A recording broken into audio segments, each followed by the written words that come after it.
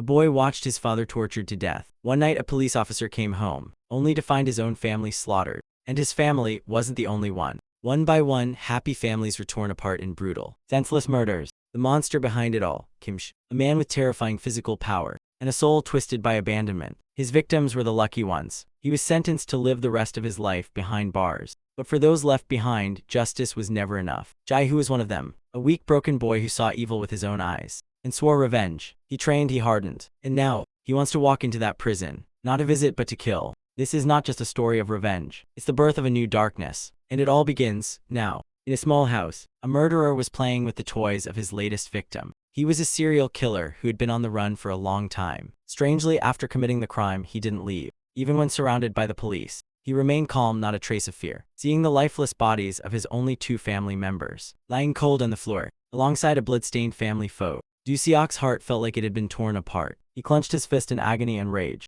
His colleague, understanding the pain, tried to comfort him. But inside Du-seok, all emotions seemed to have died. All that remained was unbearable pain and burning hatred toward Kim Shin. He gritted his teeth as tears streamed down his face. A life taken must be repaid with a life. Ignoring the pleas from his colleague, Du-seok just wanted one thing: to kill that bastard Kim Shin with his bare hands. His colleague, desperate to save him from prison, held him back with all his might. But Du-seok was a seasoned officer, talented and incredibly strong, so even alone, he could handle all the cops here, even if they had weapons pointed at him. Chaos broke out into full-on brawl, until the chief's gunshot echoed through the room. The police chief was a close family friend of Du-seok, which made him even more determined to stop Du-seok from making a tragic mistake. He raised his gun, pointing it directly at Du-seok, and begged him to stop. But to Du-seok, the family he loved most was already gone. He had nothing left to lose and nothing to hold him back. If accepting that monster's crimes means being human, then count me out. Du-seok kept walking straight toward Kim Shin. His face showed he had completely lost all sense of reason. With no other choice, the chief fired a shot grazing Du-seok's leg. He cried out helplessly, begging Du-seok to stop. But hatred and fury had completely blinded Du-seok. As he lunged forward with reckless abandon, reaching out to grab that scum, the chief reluctantly shot him in the leg to stop the madness. Du-seok collapsed onto the floor, yet he still crawled toward the murderer, desperate. Why wouldn't anyone finish this? Why? After Kim Shin was arrested, his identity was instantly broadcast across the country. His targets were families with children, and the current confirmed number of victims he killed is over 28. At the Central Police Department, reporters and citizens crowded the entire area. Facing the press, Kim Shin calmly gave a cryptic response. Families are meant to stay together, he said. Everyone froze after hearing that. Nobody had any clue what this sicko was trying to say. The families of Kim Shin's victims, seeing his smug attitude, were outraged and broke down in heartbreaking tears. Kim Shin, instead of being scared, actually looked satisfied. Later, Kim Shin was forced to cooperate with the police to reenact the crime scene. Before the break-in, the mother and her child were peacefully sleeping in each other's arms. Hearing a noise, the mother groggily woke up, thinking her husband was home. But as she turned around, she saw not her husband,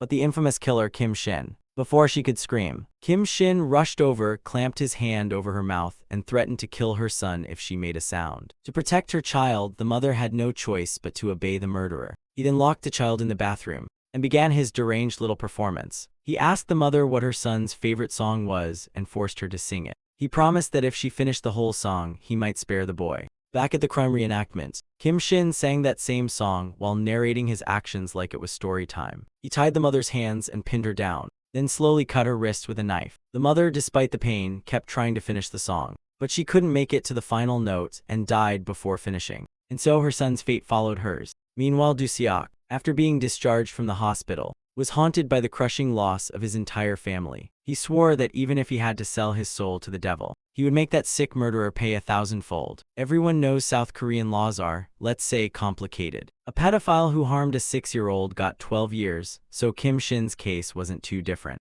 Though sentenced to death in court, South Korea hadn't carried out a death penalty in 15 years, so he got life imprisonment instead. This enraged the public and the victims' families alike. Among them was a boy named Jai-hoo. Jai-hoo was once just an ordinary, happy kid, until that monster Kim Shin shattered his entire world. A kind police chief adopted Jai-hoo out of pity. But after Kim Shin's sentence was finalized, Jai-hoo's personality did a complete 180. He became colder, more withdrawn, and developed a talent for causing chaos, making the chief constantly apologize at school. Strangely, Jai-hoo's antics were always reserved for bullies and jerks. According to teachers, Jai-hoo had gotten into 4 fights so far. Even if the other kids were wrong, he should have reported it to the teachers first. But when the police chief asked him why, Jaihu simply said that even if they told the teacher, the bullies would just get a light scolding at most. Bad people need proper punishment so they won't dare to do it again. The police chief was stunned by Jaihu's serious and terrifying expression. He held the boy's hand, trying to talk about kindness, justice, and forgiveness. The police chief hugged Jaihu and gently comforted him. He didn't want this kid to grow up into a cold-blooded killer. Jaihu agreed just to humor the old man,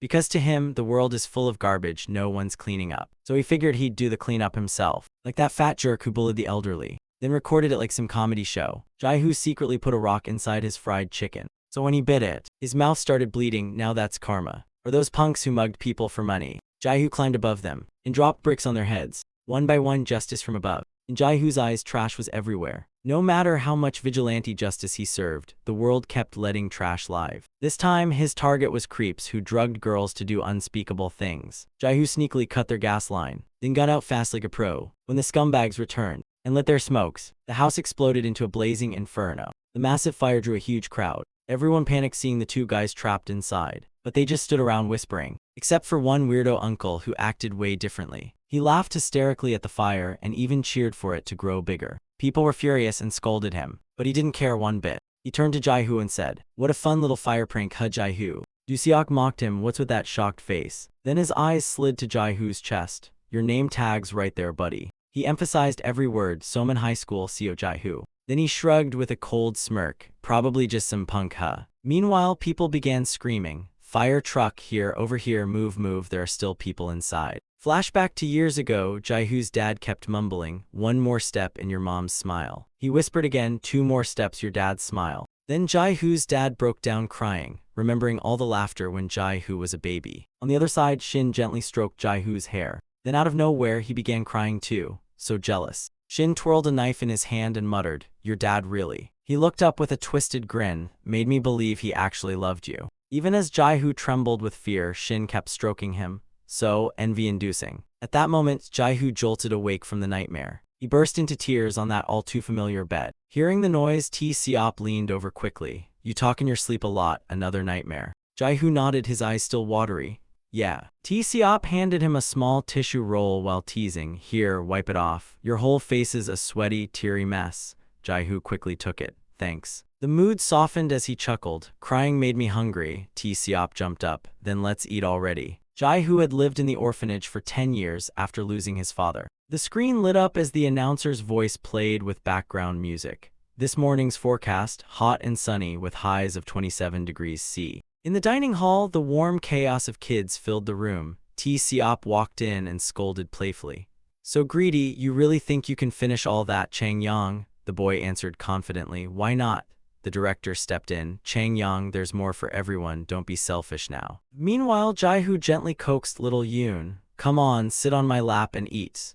The baby squealed, reaching for the meat. T-Seop instantly intervened. "No grabbing with your hands, okay?" Chang-yang made a disgusted face. Yo, her wet little hands touched the cold meat. Another kid nearby groaned, "Gross." T-Seop casually teased, says the kid who still poops his pants. Jaihu quickly joined in. "Aren't you guys still in elementary school?" Chang-yang stood up to protest. "I cleaned it up okay," he half growled, half boasted. "Oh really? How many times have I washed your blanket, huh?" The director walked over. "T-Seop, I used to wash your blanket just like that too, you know." T-Seop looked annoyed. "Dad, why are you embarrassing me in front of the kids?" The director dramatically replied, "The amount of laundry I've done for you could cover all of South Korea." Later, he looked at the kids with a soft gaze. "How's school lately? Anything fun happening?" T-Seop replied quickly, "Senior year's all study, nothing else." Jaihu gave him a sideways glance and smirked. "You, studying?" He smiled while letting out a snort. "Yeah, right." Right then T-Seop blurted out, "Oh yeah." His eyes narrowed a bit. "Remember that house fire involving some classmates, Ju Yong from grade 6, you know him?" Jaihu didn't look up and replied lazily, "Really? Didn't know." T-Seop sighed. "You should pay more attention. I heard he and his friend were hospitalized with full-body burns." The director's face darkened. "Full-body burns? He's only 19, poor thing. The Lord must have prepared a big challenge for him." He turned his gaze toward the cross. "Let's pray for them together." Everyone in the room bowed their heads, hands tightly clasped.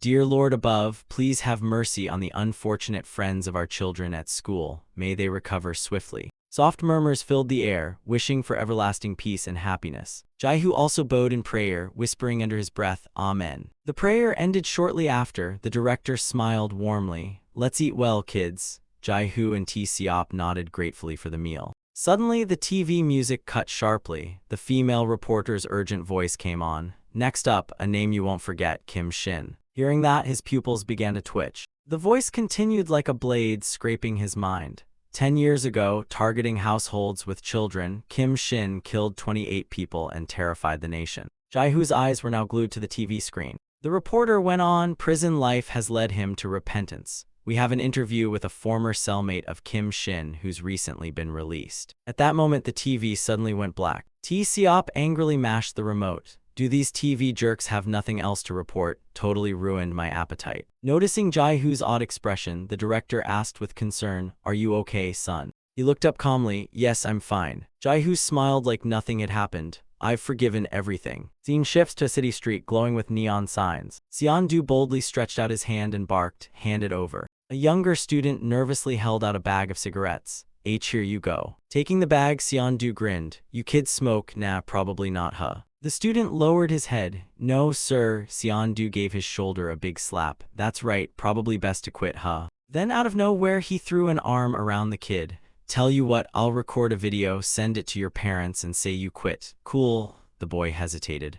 Ooh, maybe that's a bit. Seeing that, Seon-do glared. What's your problem? You don't like it or something? Faced with his hostile stare, the student bowed in fear. And no, Seon-do smirked again. That's right, now show your love to your dear all parents. Immediately after, Seon-do excitedly directed, Okay, look at the camera. And action. At that moment, Jaihu was quietly recording it all. Inside the video, the boy timidly muttered, Mom, I'm sorry for smoking. I promise I won't do it again. The boy blushed and added, I love you, Mom. Hearing that, Seon-do chimed in loudly, Say you love your dad too, duh.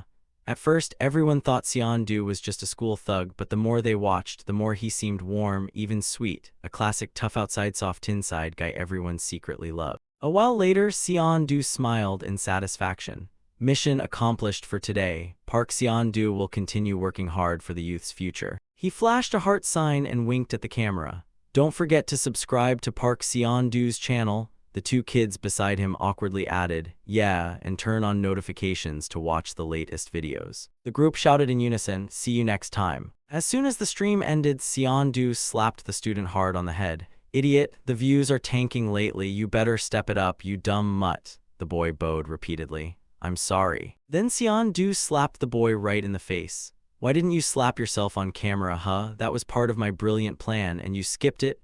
Even so, the boy kept bowing. I'm sorry. But Seon-do kept hitting him. You moron, what did I say when I picked you to act with me? He gritted his teeth and raised his hand again. If the views drop again, you're done. Think I'm soft, huh? Park Seon-do, 23 years old, ex-high school meathead and full-time bully. Rewind to a few years ago, back when he swung his arm without mercy. A thunderous slap landed straight on a man's face. Seon-do stormed up and shouted, You crazy old man, so what if we're drinking and smoking, huh? His buddy chimed in, This geezer's got guts. Faced with Seon-do's aggression, the old man covered his face in fear.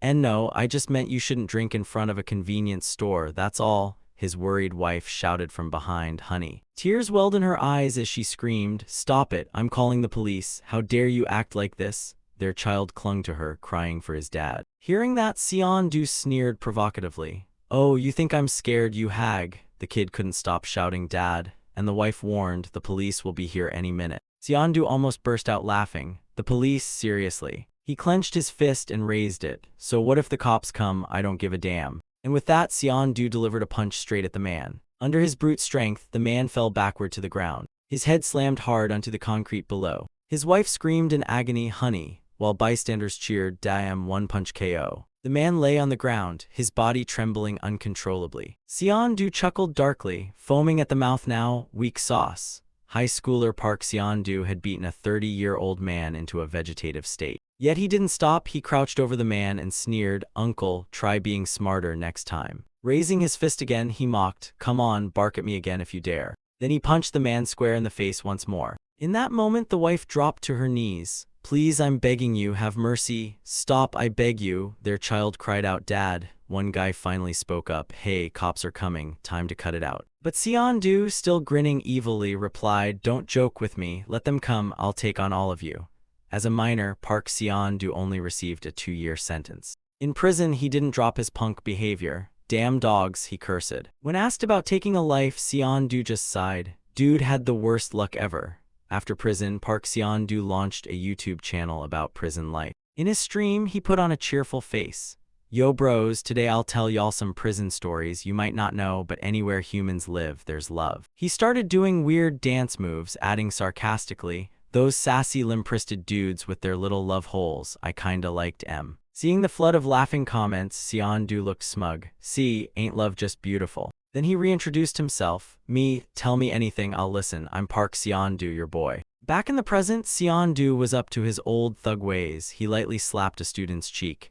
"Do better next time, all right?" The kid nodded like crazy. "Why yes, I will." As he turned away, he muttered insults. "Bunch of brainless worms." Still, the student bowed politely. "Take care, boss." Jae-hoo had quietly witnessed everything. He muttered trash. Later, Jae-hoo strolled down a quiet, empty street. Seon-do looked at his phone with disgust. These privacy-digging losers again, turning decent people into vegetables on screen. A shameless influencer, totally disgraceful. He couldn't help but curse, "Can't say it to my face, so you backstab me, huh?" Then he smirked proudly. Park Seon-do's chilled out now, otherwise y'all would be dead meat. Suddenly, he noticed a scratch on his car. What the hell is this? He shined a flashlight on the car, cursing nonstop. "God damn it, which bastard did this?" Seon-do growled through clenched teeth. "Damn it, these mutts, damn it. If I ever catch you, you're dead." Moments later, his whole body trembled. "Why you dare? What the hell do you think you're doing?" Jae-hoo stood with a hammer raised, aimed right at Seon-do's head. While he was distracted, Seon-do lunged forward and tackled him, locking Jae-hoo in a tight hold. The hammer slipped from Jae-hoo's hand and clattered to the ground. Seon-do grabbed his neck tightly. "Another damn mutt with a death wish, huh?" He tightened his grip and snarled, "You were gonna smash me with a hammer." Jae-hoo, pinned underneath, furrowed his brows. That hit wasn't strong enough. Seon-do smirked at his small hands. "That was a punch, really." Then he slowly raised his fist. "Now this is a punch." He slammed it hard into Jae-hoo's face, adding a lesson. "See, that's how it's done." He raised his hand again. "You little punk, sneaking up on me." With that, he smashed Jae-hoo again, enraged. "You crazy bastard." Jae-hoo seemed to shrink under Seon-do's hulking figure. Seon-do's fists didn't stop raining down. His fingers were now dripping with Jae-hoo's blood. Jae-hoo was slipping into unconsciousness. He struggled to keep his eyes open. No. But his consciousness faded. Suddenly, Seon-do shouted, "What the hell?" Jae-hoo could only faintly hear his furious voice. "Let go of me, you bastard." At the same time, Seon-do was lifted into the air by a chokehold, thrashing wildly. "Let go, you damn mutt." Just then, Do Seok popped into view. His opponent was 50 pounds heavier. He lectured calmly, "No matter how strong the hit is, if it doesn't strike a weak point, it's useless." Meanwhile, Seon-do pleaded, "Easy, take it easy." But Do Seok gently twisted his arm. "Target his vulnerable spots and escape danger." The pain shot straight into Seon-do's brain, making him scream in agony. Despite Seon-do howling, Do Seok continued teaching, "Then counterattack by exploiting your enemy's openings. That's the best technique." Do Seok locked his arm around Seon-do's neck and kindly reminded, "Choke him out. Doesn't matter how big he is, once the carotid artery's blocked, he's out cold in 3 seconds." Just as Do Seok said, Seon-do passed out completely after only 3 seconds. Meanwhile, Jae-hoo listened intently to every word of his instruction. Do Seok's voice continued, "But this isn't the end yet." He placed his hand on Seon-do's neck again. "If you keep tightening, the body will weaken and eventually lock up." At that moment, Seon-do's whole body trembled violently, then went completely still. Do Seok kept his chokehold tight, face as cold as ice. "If you keep going like this, your opponent's 100% gonna suffocate." Jae-hoo couldn't take his eyes off Do Seok's movements. While he was still dazed, Do Seok kept teaching. Whether it's a kid, a man, or a woman. Jae-hoo's eyes widened with every word. Even the elderly can die, there are no exceptions. And in that moment, he suddenly remembered the murder of his father. Do Seok's words echoed in his young mind again, "Even if it's a monster." At that very moment, Shin appeared before Jae-hoo, smiling. Back in reality, Do Seok growled through his teeth, "Then his fate will still be death." Jae-hoo's eyes widened fully, shock written all over his face. Meanwhile, Seon-do had lost all ability to fight back. Seeing him fatting, Jae-hoo quickly shoved Do Seok. No. Seon-do's body flopped to the ground as a result. Jae-hoo immediately began performing CPR. Seeing this strange act, Do Seok looked baffled. "What are you doing?" Jai-hoo kept pressing down on Seondu's chest. From his mouth came a desperate cry, "You can't kill him." Moments later, thanks to Jai-hoo's efforts, Seondu barely came to. Seeing him wake, Jai-hoo mumbled softly, "Just killing him would be meaningless." Jai-hoo hissed through gritted teeth, "This garbage needs to feel every bit of pain he caused his victims." His fist clenched so tightly around the hammer handle, his knuckles cracked. Jai-hoo stared coldly at Seondu, thinking of the pain of losing the use of one's limbs forever. His voice was filled with hate, but his eyes were chillingly in control. He needs to die, slowly, crushed under the weight of his own sins. As he finished speaking, Jai-hoo raised the hammer high. With each thud of the hammer, Do-seok smiled proudly. And above them, the sky had turned to a deep, haunting black. He casually pulled out a cigarette. In the silence, Do-seok held the pack out in front of Jai-hoo. "Want a smoke?" Jai-hoo didn't take it, instead looked up at him warily. "Who are you, old man?" Do-seok glanced at him and answered slowly, "Someone who's been through the same and wants to help you." As if it were a joke, Jai-hoo replied coldly, "I can handle myself, don't need help from anyone." At that, Do-seok sighed a little, eyes filled with a hint of mockery. "If someone as weak as you has managed to survive this far, that's nothing short of luck." Do-seok's hoarse voice echoed in Jai-hoo's ears. "But at this rate, you'll be joining your dad in the grave real soon." The words stabbed straight through Jai-hoo. He grabbed Do-seok by the neck in rage. "Who are you?" Jai-hoo growled each word. "What do you even know about me?" In contrast, Do-seok stayed completely calm. "Me." He looked him straight in the eye, his tone growing serious. "I was the lead investigator hunting down Kim Shin, and I lost my wife and son to that monster." Jai-hoo froze, his entire body falling still. Before he could recover, Do-seok suddenly grabbed his arm. "And I'm the one who's going to make you stronger." Then, without warning, he flipped Jai-hoo hard onto the ground. Do-seok looked down at him and frowned. "That weak, you call that hero material? There'll be plenty more days like today, you need to toughen up." Enraged by the insult, Jai-hoo clenched his teeth. He quickly broke free from Do-seok's hold. Jai-hoo raised his head. "I never wanted to be a hero." He snapped, unable to hold back. "If you're so damn capable, go handle it yourself. I've got my own way." Seeing words wouldn't work, Do-seok played his ace. "If you team up with me, you can kill Kim Shin." Jai-hoo froze, his eyes flashing with a mix of surprise and suspicion. In that moment, Do-seok declared loudly, "We're the kind of people who have made it our only purpose in life to make Kim Shin writhe in agony before he dies." Jai-hoo repeated the word, confused. "We." Do-seok silently extended his hand to Jai-hoo. "That's right, the bow that'll pierce through Kim Shin." Then he made a serious proposal. "You be my arrow." He looked Jai-hoo in the eyes, each word heavy with pressure. "Go to prison and kill Kim Shin from the inside." But just then, Seon's voice snapped Jai-hoo back to reality. "Who was that bastard who hurt you?" Jai-hoo's voice went quiet, like he was hiding something. "It's nothing, I just tripped on the stairs." Seon stared at his injuries. "What kind of stair fall leaves you looking like that?" Seeing Seon didn't believe him, Jai-hoo kept going. "Really, I fell and smacked my face straight into the steps." Seon next to him also looked doubtful. "Even if you tried, you couldn't fall that badly on purpose." Despite Jai-hoo's denial, Seon drew her own conclusion. "Someone hit you, didn't they?" He quickly shook his head. "No way," but she pressed on. "Tell me who it was, I'll wreck them, got it?" He laughed and teased her. "Seon's turning into a tiger lately." Seon chimed in, "With hands as fragile as tissue paper, she can't even slap a mosquito." Seon pretended to get mad. "Wanna test that theory?" A moment later, she softened her tone. "You guys should start working out or something. Studying 24/7 isn't healthy." Seon just smiled. "Oh really?" Hearing that, he fired back immediately. "You work out too, so why are your grades so?" Bam! Seon landed a solid punch to his stomach. "Getting brave today, Seon." Jai-hoo burst out laughing. "Oof, she got you again." She then switched to a gentle tone. "What are you guys doing tonight?" He seemed to think for a second. "Tonight." Meanwhile, Seon was still curled up, groaning, "Can't breathe." After a pause, Jai-hoo replied briefly, "I'm not sure yet." Suddenly, he looked down at his phone. Seon was still moaning. "Ow, my ribs are still ringing." A message popped up. "If you're interested in becoming the arrow, come to the place I mentioned. I'll be waiting." While Jai-hoo was lost in thought, Seon suddenly spoke up. "My mom wants me to watch the store tonight. Wanna help out?" Seon jumped in instantly. "Sounds like a sweet part-time gig. I'm starving, count me in." Seon scoffed. "You, what are you even good at?" As they continued bickering, Jai-hoo suddenly mumbled something. Scratching his head awkwardly, he said, "I just remembered, I promised to meet Chang-soo today. Sorry, you two go ahead."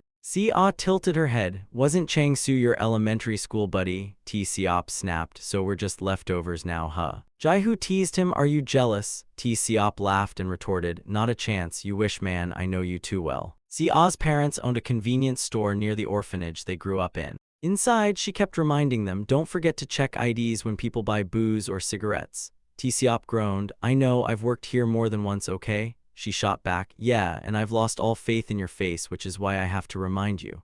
That's how Jai-hoo, T-Seop, and Si-ah had been like family since childhood. Suddenly, she pointed at the window. Hey Jai-hoo, over here. He peeked out quickly. This guy been stuck to Chang-su like glue lately, huh? Inside, Si-ah's lips suddenly moved, and her eyes curled down in a strange expression. She and T-Seop both pulled the same ugly face, complete with a classy middle finger. Jai-hoo stood there smiling. What are you two doing? How come your timing's so perfect? He laughed to himself, then slowly faded into silence. Jai-hoo quietly turned away, his lips pressed tightly together. A moment later, Jai-hoo walked alone down an empty street. The scene shifted to a remote mountain area. He walked forward, flashlight in hand, lighting the way. After a while, Jai-hoo was panting heavily from exhaustion. Suddenly, his father's familiar voice echoed once more. One more step and you'll see your mother's smile. Two more and you'll see your father's. Jai-hoo stared blankly. Dad, this is what you wanted, isn't it? Behind the trees, his father mumbled to himself. Just looking at you as a child filled me with laughter. Yet Jai-hoo chose to walk right past him. He suddenly stepped on a warning plaque. It read, "This is military territory. Trespassing and unauthorized filming strictly prohibited.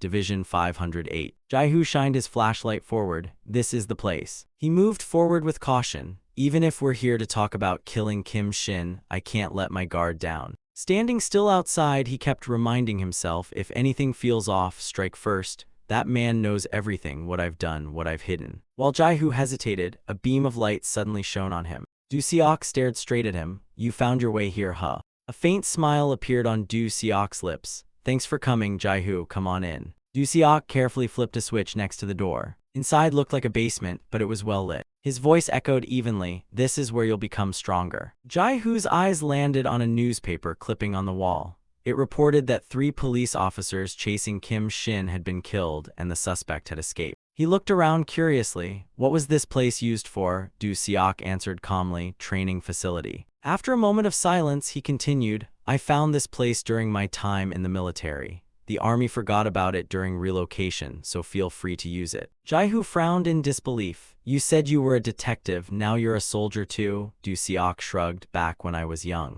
He stood firmly in front of a map. I used to be special forces. Jai-hoo didn't hesitate anymore. So, what do I need to do to kill that smug bastard Kim Shin in prison? Without giving him time to overthink, Do-seok replied bluntly, get stronger. He looked Jai-hoo dead in the eye, and survive me. Jai-hoo blinked, confused. Wait, what? Before he could finish, Do-seok suddenly punched him hard in the neck. As Jai-hoo groaned in pain, Do-seok casually continued, Kim Shin isn't just a killer. He's a monster who murdered 3 elite detectives barehanded. He moved in, locking Jai-hoo in a tight chokehold, his voice low and sharp like a blade.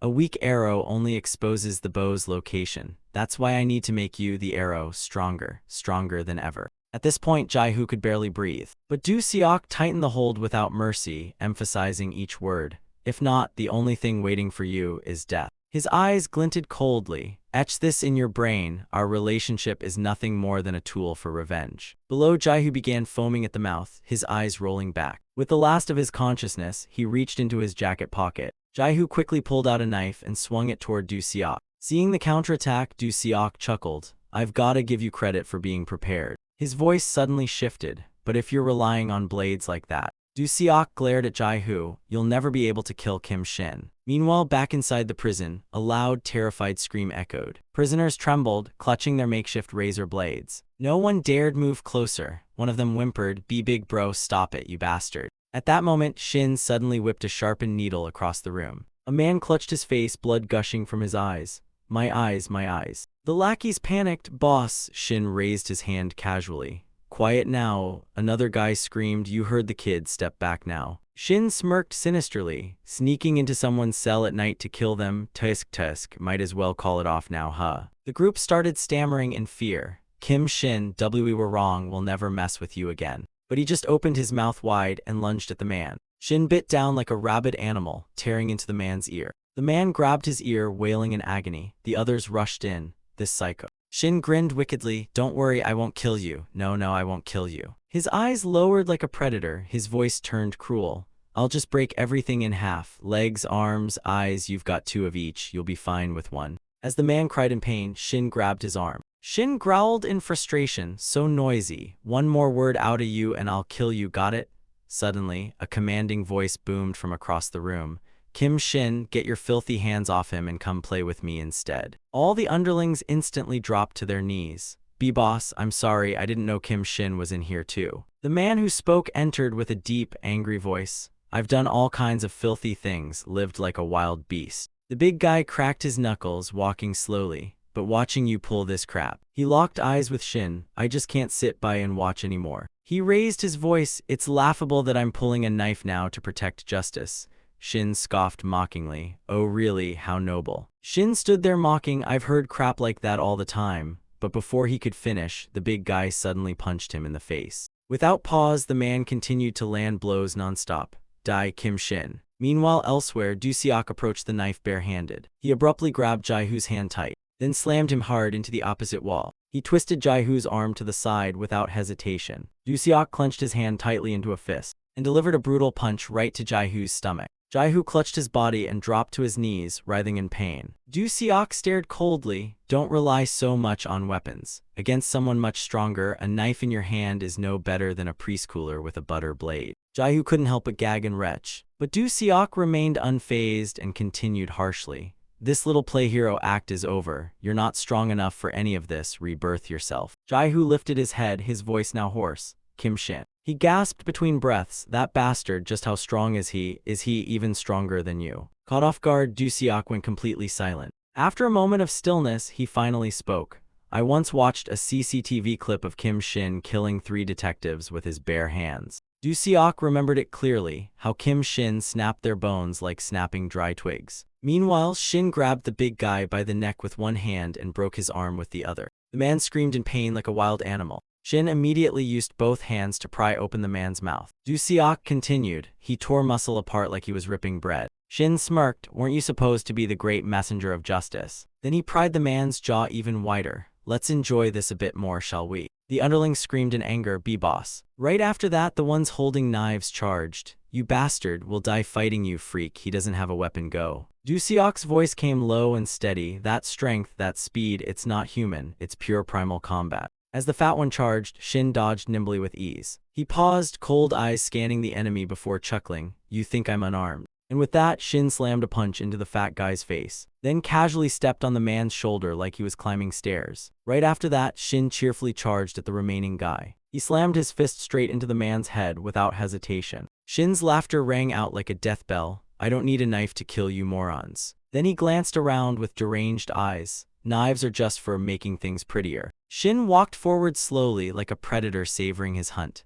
A scream echoed, no, don't come near, get away, you monster. But it was too late. He eagerly swung his arm at the man. Shin struck him hard in the stomach. He smirked, his voice filled with both nostalgia and madness. Back in the day, some punk kids used to call me that too. Shin looked the prisoner in the eye and whispered, so now I have 6 fingers and 6 belly buttons. Elsewhere, Du-seok's voice trembled. He doesn't even need a knife, his hands can punch straight through a person's stomach. In the blink of an eye, the prisoners lay scattered all over the floor. Meanwhile, young man clapped with delight. What a magnificent performance. He smiled with eerie pleasure, as if he just witnessed the most beautiful massacre in history by Kim Shin. Shin burst into laughter, wild and untamed. It's so much fun. At that moment, Kai Young entered from outside, followed by a group of subordinates. Kai Young muttered in annoyance, damn it, here we go again, cleaning up corpses. He kept grumbling, boss is obsessed with that psycho. A murderer like him doesn't even see the mafia as a threat. Bodies were dragged out one by one. Prisoners scrubbed desperately to wipe the blood away.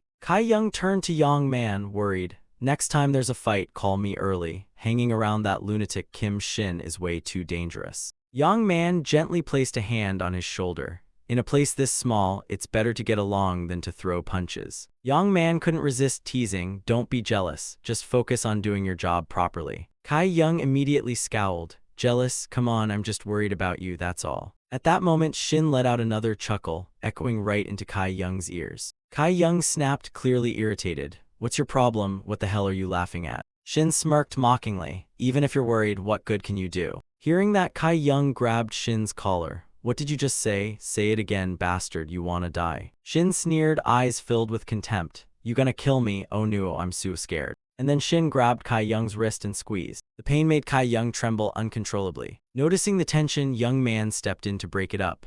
All right, settle down. He smiled gently. Family members should live in harmony, you know. Then young man suddenly paused. Oh right, some photos were sent over last weekend. Totally slipped my mind. He pulled out a thin envelope. Elsewhere, Du Seok spoke in a flat tone.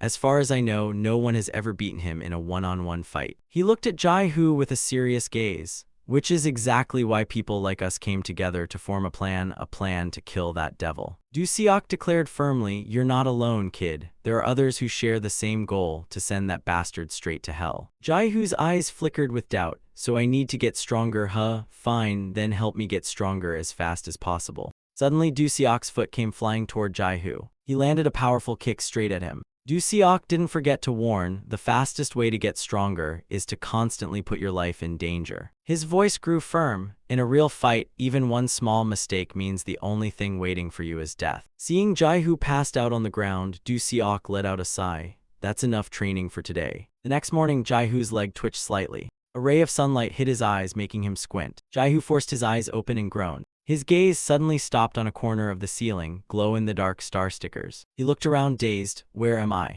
In one corner, he spotted an old toy box, and on the wall hung a photo of a happy family of 3. Jai-Hoo stared at it. It was a family photo. Looking at the expression in the picture, he couldn't help but mutter, so he used to smile like that too. After a while, Jai-Hoo cautiously opened the door. He stepped out awkwardly, surrounded by plastic trash. The foul stench filled the air, making Jai-Hoo wrinkle his nose. That stinks. He looked around in disgust. That room was neat and tidy, but out here, it's a freaking pigsty. In that moment, Jai-Hoo sighed. How long's it been since this place got cleaned? As he walked, his foot accidentally stepped on something. He picked up a postcard. It clearly said, Sender Kim Shin, recipient Kim Du Seok. Jai-Hoo lifted the envelope, his fingers brushing over the slanted writing as his mind sank into deep thought. Kim Shin. The messy, scribbled handwriting inside whispered like a confession. Dear Dad, how have you been lately? It's been 10 years since I've been here. You've probably changed a lot by now. Still, I'm sure I'd recognize you instantly. I'm doing well. I exercise. Jai-Hoo froze mid-read, his face stiff. Dad. Just then, Du Seok suddenly appeared. Awake already, huh? Overcome with curiosity, Jai-Hoo shouted, What's your relationship with Kim Shin? Why did he call you Dad? Du Seok immediately snatched the letter from Jai-Hoo's hands. He lost control and tore the postcard to shreds. It's nonsense, don't pay it any mind. Jai-Hoo was losing his patience too. He called you Dad in that letter. Explain that to me. Why did he write that? As the pieces of paper fluttered down, Jai-Hoo grew even more furious. What relationship? What kind of connection is this? In a fit of rage, Du Seok screamed, I don't know anything. He stumbled back a few steps, gripping his head with trembling hands. I don't know. Then anger suddenly exploded in him. Why would that bastard call me Dad? Why me? Meanwhile, Kai Young rubbed his wrist and muttered, that freak's always into some twisted crap. He mumbled in confusion, why does he ask for pictures of the kids' dads every week? One of his men replied bitterly, he's a nutcase. How would we know what's going on in his head? At that moment, Shin was lovingly gazing at photos of Du Seok. He chuckled to himself, Dad's still all alone, huh? Must be lonely. Back with Du Seok, he began speaking uncontrollably. 15 years ago, I met Kim Shin and his mother. His voice dropped, soaked in regret and pain. Not a day goes by that I don't think about it. If I hadn't met them at that park that day, none of this would have happened. Flashback to 15 years ago, the scene focused on a patch of trees. Du Seok groaned, hidden behind cover. This is so boring. He gritted his cigarette with annoyance. Damn it, when's this guy gonna show? Maybe he already bylaid. His partner complained, it's Tuesday already. How long do we have to keep waiting like this? Suddenly a voice called out, Honey, is this where we're meeting? Hearing the voice, Du Seok froze in place. Jin Seok beamed brightly. We must be destined for each other, huh? His brows furrowed, face full of confusion. Who the heck is this woman? A voice from behind teased, Your girlfriend? Du Seok barked, You wanna die or what? But she ignored him and kept playing her role. Sweetie, it's me, Jin Seok. Oh, Jin Seok, our love is so real. Du Seok frowned and tried to stay calm. Ma'am, we're police officers. Keep talking nonsense and I'll cuff you. She suddenly whispered, Come here. His partner kept teasing, "Are you sure she's not your girlfriend, senior?" Over here, Jin Seok was still desperately pulling someone's hand. "Come on, sweetheart, say hi to daddy." She smiled happily. "Honey, this is our son, his name is Kim." Shock flashed across Do Seok's face, quickly replaced by rage. "What are you trying to pull with that kid? Are you insane?" Startled by his expression, Jin Seok backed off. "See, calm down, don't raise your voice like that." Nearly losing it, he growled, "How the hell could he be my son?" His partner jumped in. "Whoa, senior, you're getting too worked up." She whispered under her breath, "I have proof, you know." Do Seok froze, his eyes full of doubt. What proof?" Jin Seok looked down, mumbling, "You and I were in love, and Shin is the result of that love." Right after that, she pulled out a grimy paper bag. Jin Seok nervously held it out in front of him. "Take a look for yourself." Do Seok stared at her, his face frozen. She just smiled and gave the bag a little shake. "Our love's memories, it's all in here." Jin Seok waved the paper bag in front of Do Seok. "Everything in here." Her smile twisted into madness. "The memories of our love." Seeing him hesitate, Jin Seok urged him again, "Just open it and see for yourself." Do Seok frowned, visibly annoyed. "What is this crap, are you nuts?" After a moment of hesitation, he finally snatched it from her hands. Ignoring his words, her eyes lit up like a kid at Christmas. "I kept it so carefully, just waiting for the day I could see you again. Don't you remember me and our precious memories?" Trying to stay calm, he peeked into the bag. "This is." His fingers touched the first item, just some junky flyer. His colleague sighed and shook his head. "Lady, on something, clearly." Another cop chimed in threateningly, "Ma'am, we're real cops. Keep this up and you're in serious trouble." Do Seok finally exhaled, "So that's all it was." But Jin Seok suddenly lunged forward. "What do you mean, honey? You're calling it trash, how could you?" She clung to him in agony. "There are precious memories." The officer rushed forward. "Ma'am, step back." Despite everyone trying to stop her, Jin Seok clung tightly. "I'm your one and only, your true love. Oh, Jin Seok is here, honey." And then she screamed in despair, "Why do you keep pretending you don't know me? You mean everything to me and our child." Do Seok grew increasingly annoyed and shouted in anger, "What the hell is wrong with this crazy woman? You're taking things way too far." At that moment, Shin suddenly grabbed Jin Seok by the hair. He stood there and spoke in an icy tone, "Stop it." Shin glared at her coldly. "Let's go home." Jin Seok turned to him, sobbing, "Shin, I finally met your father." Seeing that, he approached her with a chilling glare. "Cut it out and move, you're an eyesore." She paused, then slowly nodded. "Yeah, I guess it's time we went home."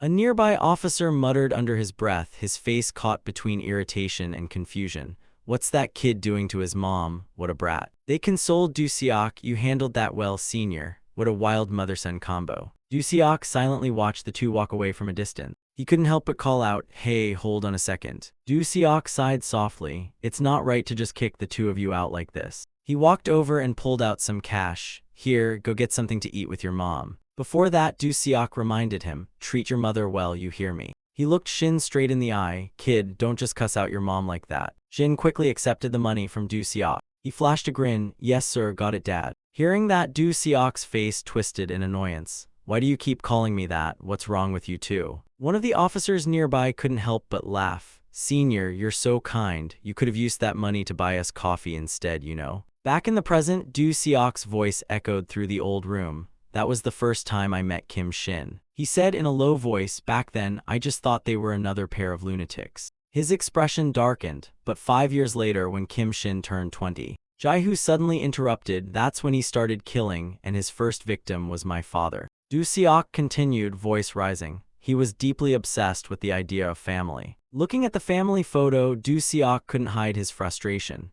He kept calling people dad, and seeing happy families triggered his urge to kill. He emphasized the haunting pain. Especially happy families, the happier they were, the more. As a child, Jae-hoo had once looked up at the sky in awe. "Whoa, it's really a plane." He excitedly pointed it out to his dad. "It's so close, Dad, you're the best." His dad smiled warmly at him. "Looks like our little pilot is loving this, huh?" On the other hand, Jae-hoo now clenched his fists in fury. "Let me be the one to kill Kim Shin." Jae-hoo raised his head high, determination burning in his eyes. "As long as I can kill him, I don't care how, just make me stronger." Seeing his bravery, Do Seok nodded. "All right, but burn this into your mind." He warned sternly, "You're no longer human, you're an arrow now." A few days later, Jae-hoo went to school like usual. Si-ah suddenly tapped his shoulder from behind. "Seo Jae-hoo, why are you wandering around all alone like this?" He suddenly groaned, clutching his shoulder. She looked confused. "What's wrong with him now?" Feeling everyone's worried stares, Jaihu quickly explained, "Oh, just sore muscles. Did too many push-ups yesterday." Si-ah frowned. "What kind of muscle pain makes your face look like that?" He quickly replied, forcing a small smile, "I fell, that's all." Her suspicion deepened. Again. Si-ah stared at him. "You fell twice, and both times your face hit the floor." Si-ah joined in. "What have you been up to lately?" "No, seriously," he insisted. "I really just fell." Jaihu looked at his phone with sparkling eyes. "Anyway, I've got a meeting with Chang-su. Gotta run." Hearing that, Si-ah scowled. "That Chang-su guy again, have you ever even seen him?" She shook her head. "Nope." His silhouette faded away, leaving Si-ah still standing there in doubt. What the heck is Seo Jaihu even doing these days? Meanwhile, his body was being mercilessly kicked. A group of thugs took turns punching and kicking Jaihu. One of them rushed in angrily. "What? This bastard just barged in and barked like a damn dog." He kicked Jaihu like crazy while cursing, "You on crack or something." Suddenly, they heard police sirens. The leader flinched. "Shit, someone called the cops, let's go." The gang bolted, leaving Jaihu alone and battered. Jaihu slowly regained consciousness after blacking out. At that moment, Du Seok stepped out holding a megaphone. He checked his watch. "4 guys you dropped in 3 minutes and 20 seconds. Du Seok scoffed. "You lost because you lack strength and stamina." Later, he muttered to himself, "Each of these punching bags weighs 80 kilos. Time to build your strength and endurance." Jaihu trembled under the weight. Du Seok continued, "Especially your base leg balance and landing matter most." Then he ordered seriously, "Chug it all. Eating's part of the training too." Jaihu didn't hesitate and downed the whole bowl of porridge in one go. Watching him vomit, Du Seok reminded again, "Force it down. You need to gain weight to have the strength to face Kim Shin." The nausea came in waves, but Jaihu gritted through it. Eventually, Jaihu managed to swallow it all down. Just then, Du Seok suddenly threw his arm around Jaihu's neck. In a firm voice, he growled, "Even when you're eating or taking a dump, don't ever let your guard down." Du Seok continued, eyes staring straight through him. "Keep your body ready. This training is pure hell, a cycle of brawling in the streets till you pass out and then doing it again. But hey, it works." Sometime later, Jaihu was finally able to knock opponents flat. Another thug charged in, yelling, "You little punk, how dare you." Jaihu instantly launched a kick at them. From that moment on, he noticed how light his body felt. Jaihu swung his fist straight into the enemy's face. Deep in thought, he realized he could actually feel the movement. At that exact moment, a metal rod suddenly slammed into Jaihu's head. The man gritted his teeth, cursing at the boy. He raised the rod again. "You think you just hit anyone you want, brat? You think you alone can do jack shit." The rod came crashing down on Jaihu's head again. The man clearly had no intention of stopping and shouted, "You think this is a playground?" Just then, a hand grabbed him from behind. Du Seok smirked coldly, "Wow, you guys really brought out the toys, huh? Swinging weapons because you can't take down one punk." Seeing him, the thug snapped, "Who the hell are you? You wanna die, bastard." Screams echoed through the entire room immediately after. The thug's limp body was tossed straight onto Jaihu by Du Seok. He calmly asked, "You planning to lie there all day or what?" Du Seok turned to him, "Training not over yet, you know." Jaihu's small fists kept slamming into the tree in front of him. From behind, Du Seok kept nagging, "Earlier, you knocked the guy with the rod down, but he got back up. Turn those hands into weapons, hard and sharp." Du Seok's words kept echoing in Jaihu's head. "You need to finish them in one blow." At that moment, Jaihu threw another powerful punch forward. 4 months later, Jaihu's fist flew straight into his opponent's face. Jaihu was seen taking down enemies one by one with his bare hands. At the same time, a man suddenly locked Jaihu in a chokehold. "Gotcha now." This time, Jaihu calmly lifted him and slammed him to the ground. The man's body slid across the cold, hard floor. His face twisted in pain, and Jaihu's foot came down hard on his face right after. The scene shifted. Jaihu's face was dripping with sweat. He carried a heavy sack of rice on his back. In an instant, he launched a powerful kick at the opponent. Another thug charged in with a knife. "Die, you mutt." As the blade lunged forward, Jaihu spun and dodged it with ease. Seizing the chance, he smashed a punch into the guy's face. Meanwhile, the wooden training post showed signs of wear. Actually, it wasn't just one. Multiple logs had been worn down. At that moment, a lunatic grabbed Jaihu. "You little shit." The man slung Jaihu over his shoulder. "You ain't on my level yet, rookie." The guy shouted cockily, "Wake up, Chihuahua." Then Jaihu vanished. The man looked around, confused and paranoid. Before he could even curse properly, Jaihu dove in and rained down punches. In the final moment, Jaihu's hand shot toward the man. He landed a punch square on his face. Du Seok nodded approvingly from the side. "Much better now." He smiled with satisfaction. A sharpened arrow finally ready to pierce enemies. At that moment, Jaihu appeared taller, buffer, totally jacked. Even his eyes had changed with time. Du Du Seok barked an order, let's move out. The scene cut to a bustling street. Dupel was cussing nonstop, you bastards, how dare your company ignore me. He quickly unbuttoned his pants with practice speed. While taking care of business, Dupel kept ranting, damn it, just cause I've got a record, you scumbags think I got nowhere else to go, huh? Du Seok's voice came through the earpiece, target, 47 years old. Oh, Dupel. Brutally murdered a waitress while drunk but got out in just 6 years for mental and physical weakness. After a while, he returned to his room, exhausted. Those damn animals, I'll kill every last one of them. Seeing Jai-hoo, Dupel jumped and screamed, holy crap, you mutt. He stumbled backward in fear. Who are you? How did you get in here? Jai-hoo suddenly stood up and walked toward him. Dupel's panic was written all over his face. What is this? On the other side, Du Seok continued calmly, training you to fight is done. Now comes the part where you learn to kill. If all this time was training to fight, this part is training to end lives. Jai-hoo looked straight at him and introduced himself. I'm an arrow. Du Seok said in a chilling tone, remember, the next guy is also a killer, just like Kim Shin. His gaze turned ice cold. He too murdered innocent people brutally. Du Seok's words echoed in Jai-hoo's ears. He's not even human anymore. He paused, voice deepening. An arrow that can't pierce the enemy is a broken arrow. Suddenly, Du Seok stared into Jai-hoo's eyes, and a broken arrow kills its own comrades. Meanwhile, Dupel screamed in panic, who the hell are you? His face twisted with rage. How dare you break into my house like this? Dupel grabbed Jai-hoo's collar in a fury. You little shit, here to rob me.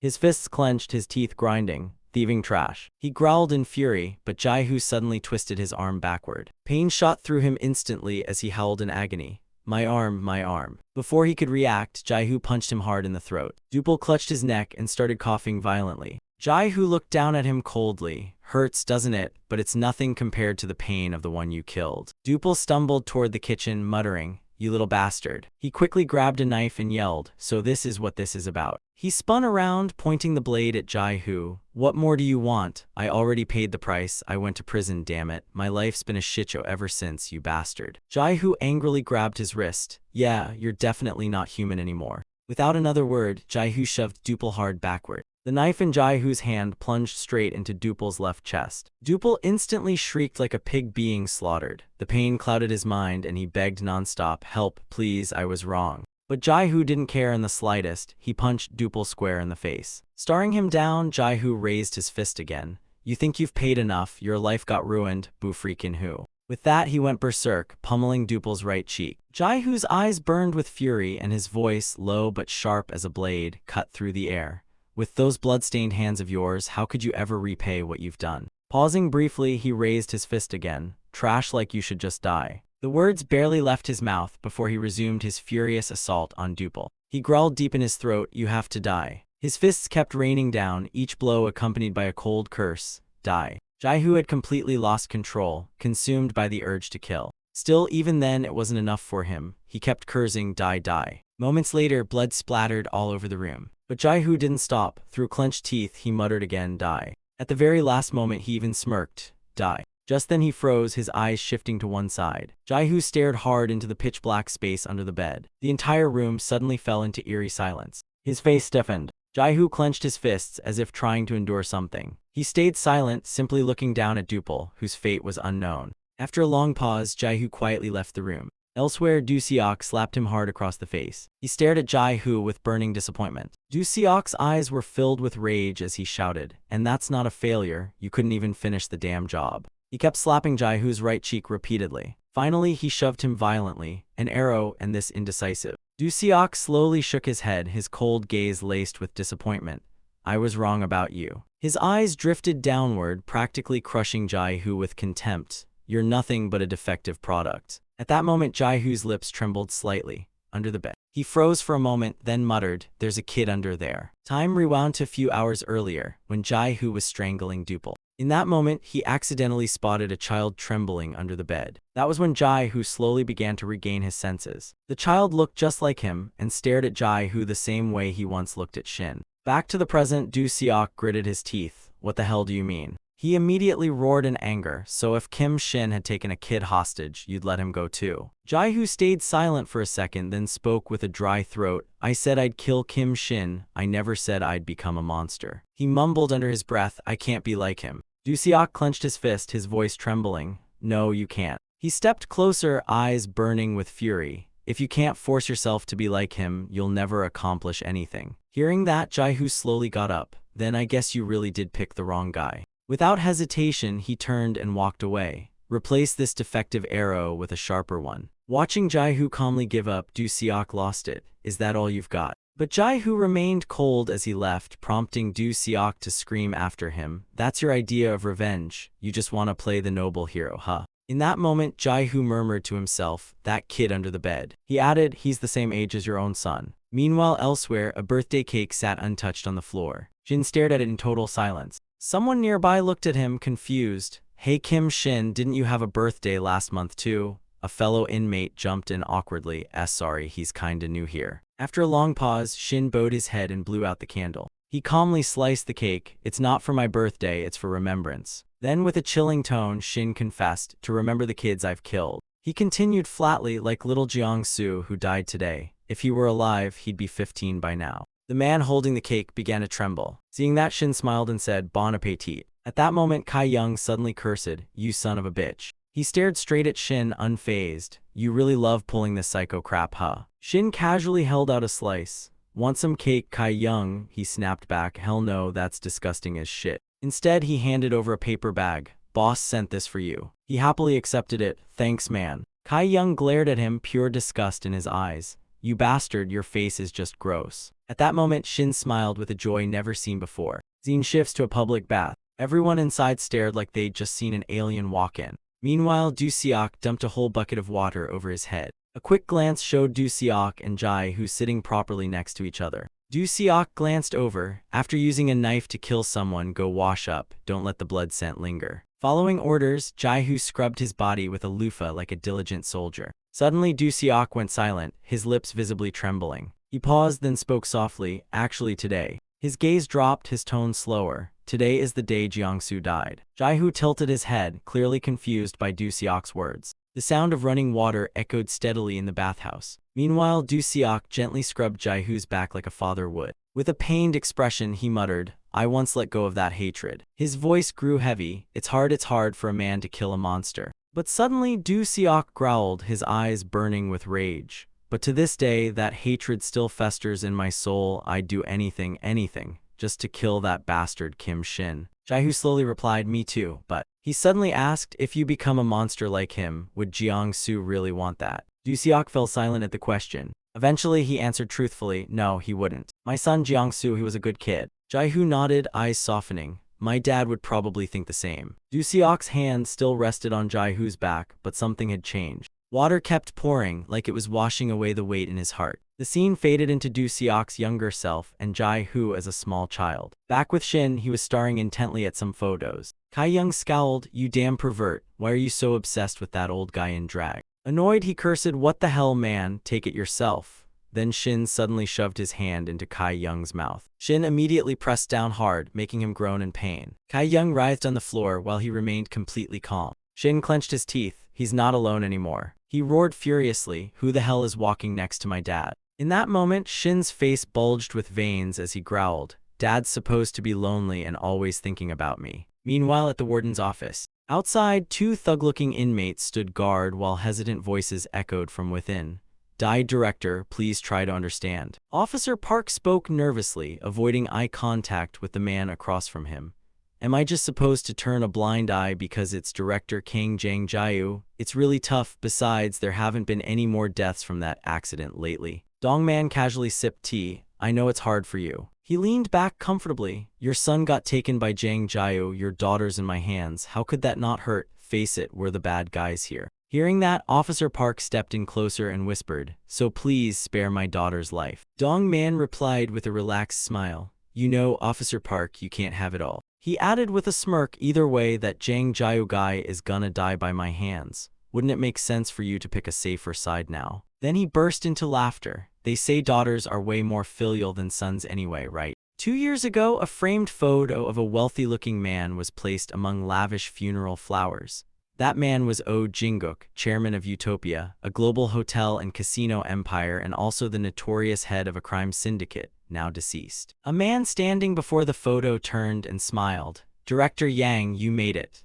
according to rumors, a brutal civil war erupted to seize the throne. Dong Man, bloodied and bruised, said through gritted teeth, "I came to see the chairman one last time." His hands were cuffed, 2 guards flanking him. Enraged, Dong Man cursed loudly. That bastard and Zhang Yang Man were thrown into prison during that whole mess. Zhang Jiu looked him dead in the eye and smirked. "Take care of yourself, Director Yang. Word is, even the lockers are dangerous these days." But Dong Man didn't back down. He sneered, "What's out there is worse than prison. Maybe you should worry about your own neck, Director Kang."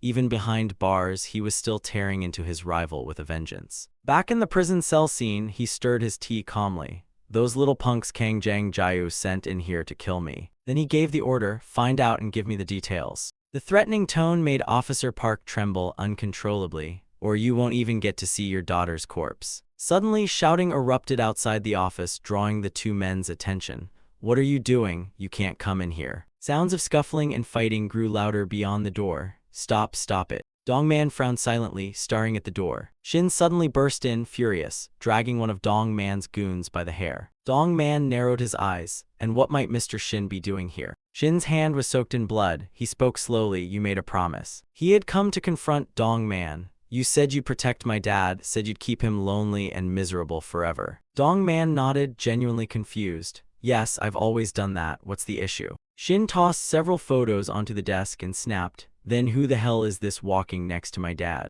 Dong Man quickly picked up the photos and inspected them. "Probably just someone who got in the frame by accident."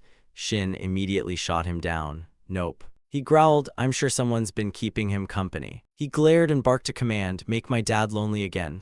Now." Meanwhile, at Jaihu's school office, the teacher smiled at him kindly. "See, I told you, just fill it out and you'd get in. Don't waste your talent and future over silly doubts, right?" Then he added, "Congratulations, you passed the university exam and got accepted into K Aviation University." But Jaihu didn't seem excited. The teacher cheerfully joked about Jaihu's future. "When you become a pilot, don't forget to give your old teacher free flights, okay?" Jaihu stayed silent, his face showing no sign of joy. After class, he quietly went straight home. Jaihu opened the door and called out, "I'm home." Suddenly, fireworks exploded around him, showering him in sparkles.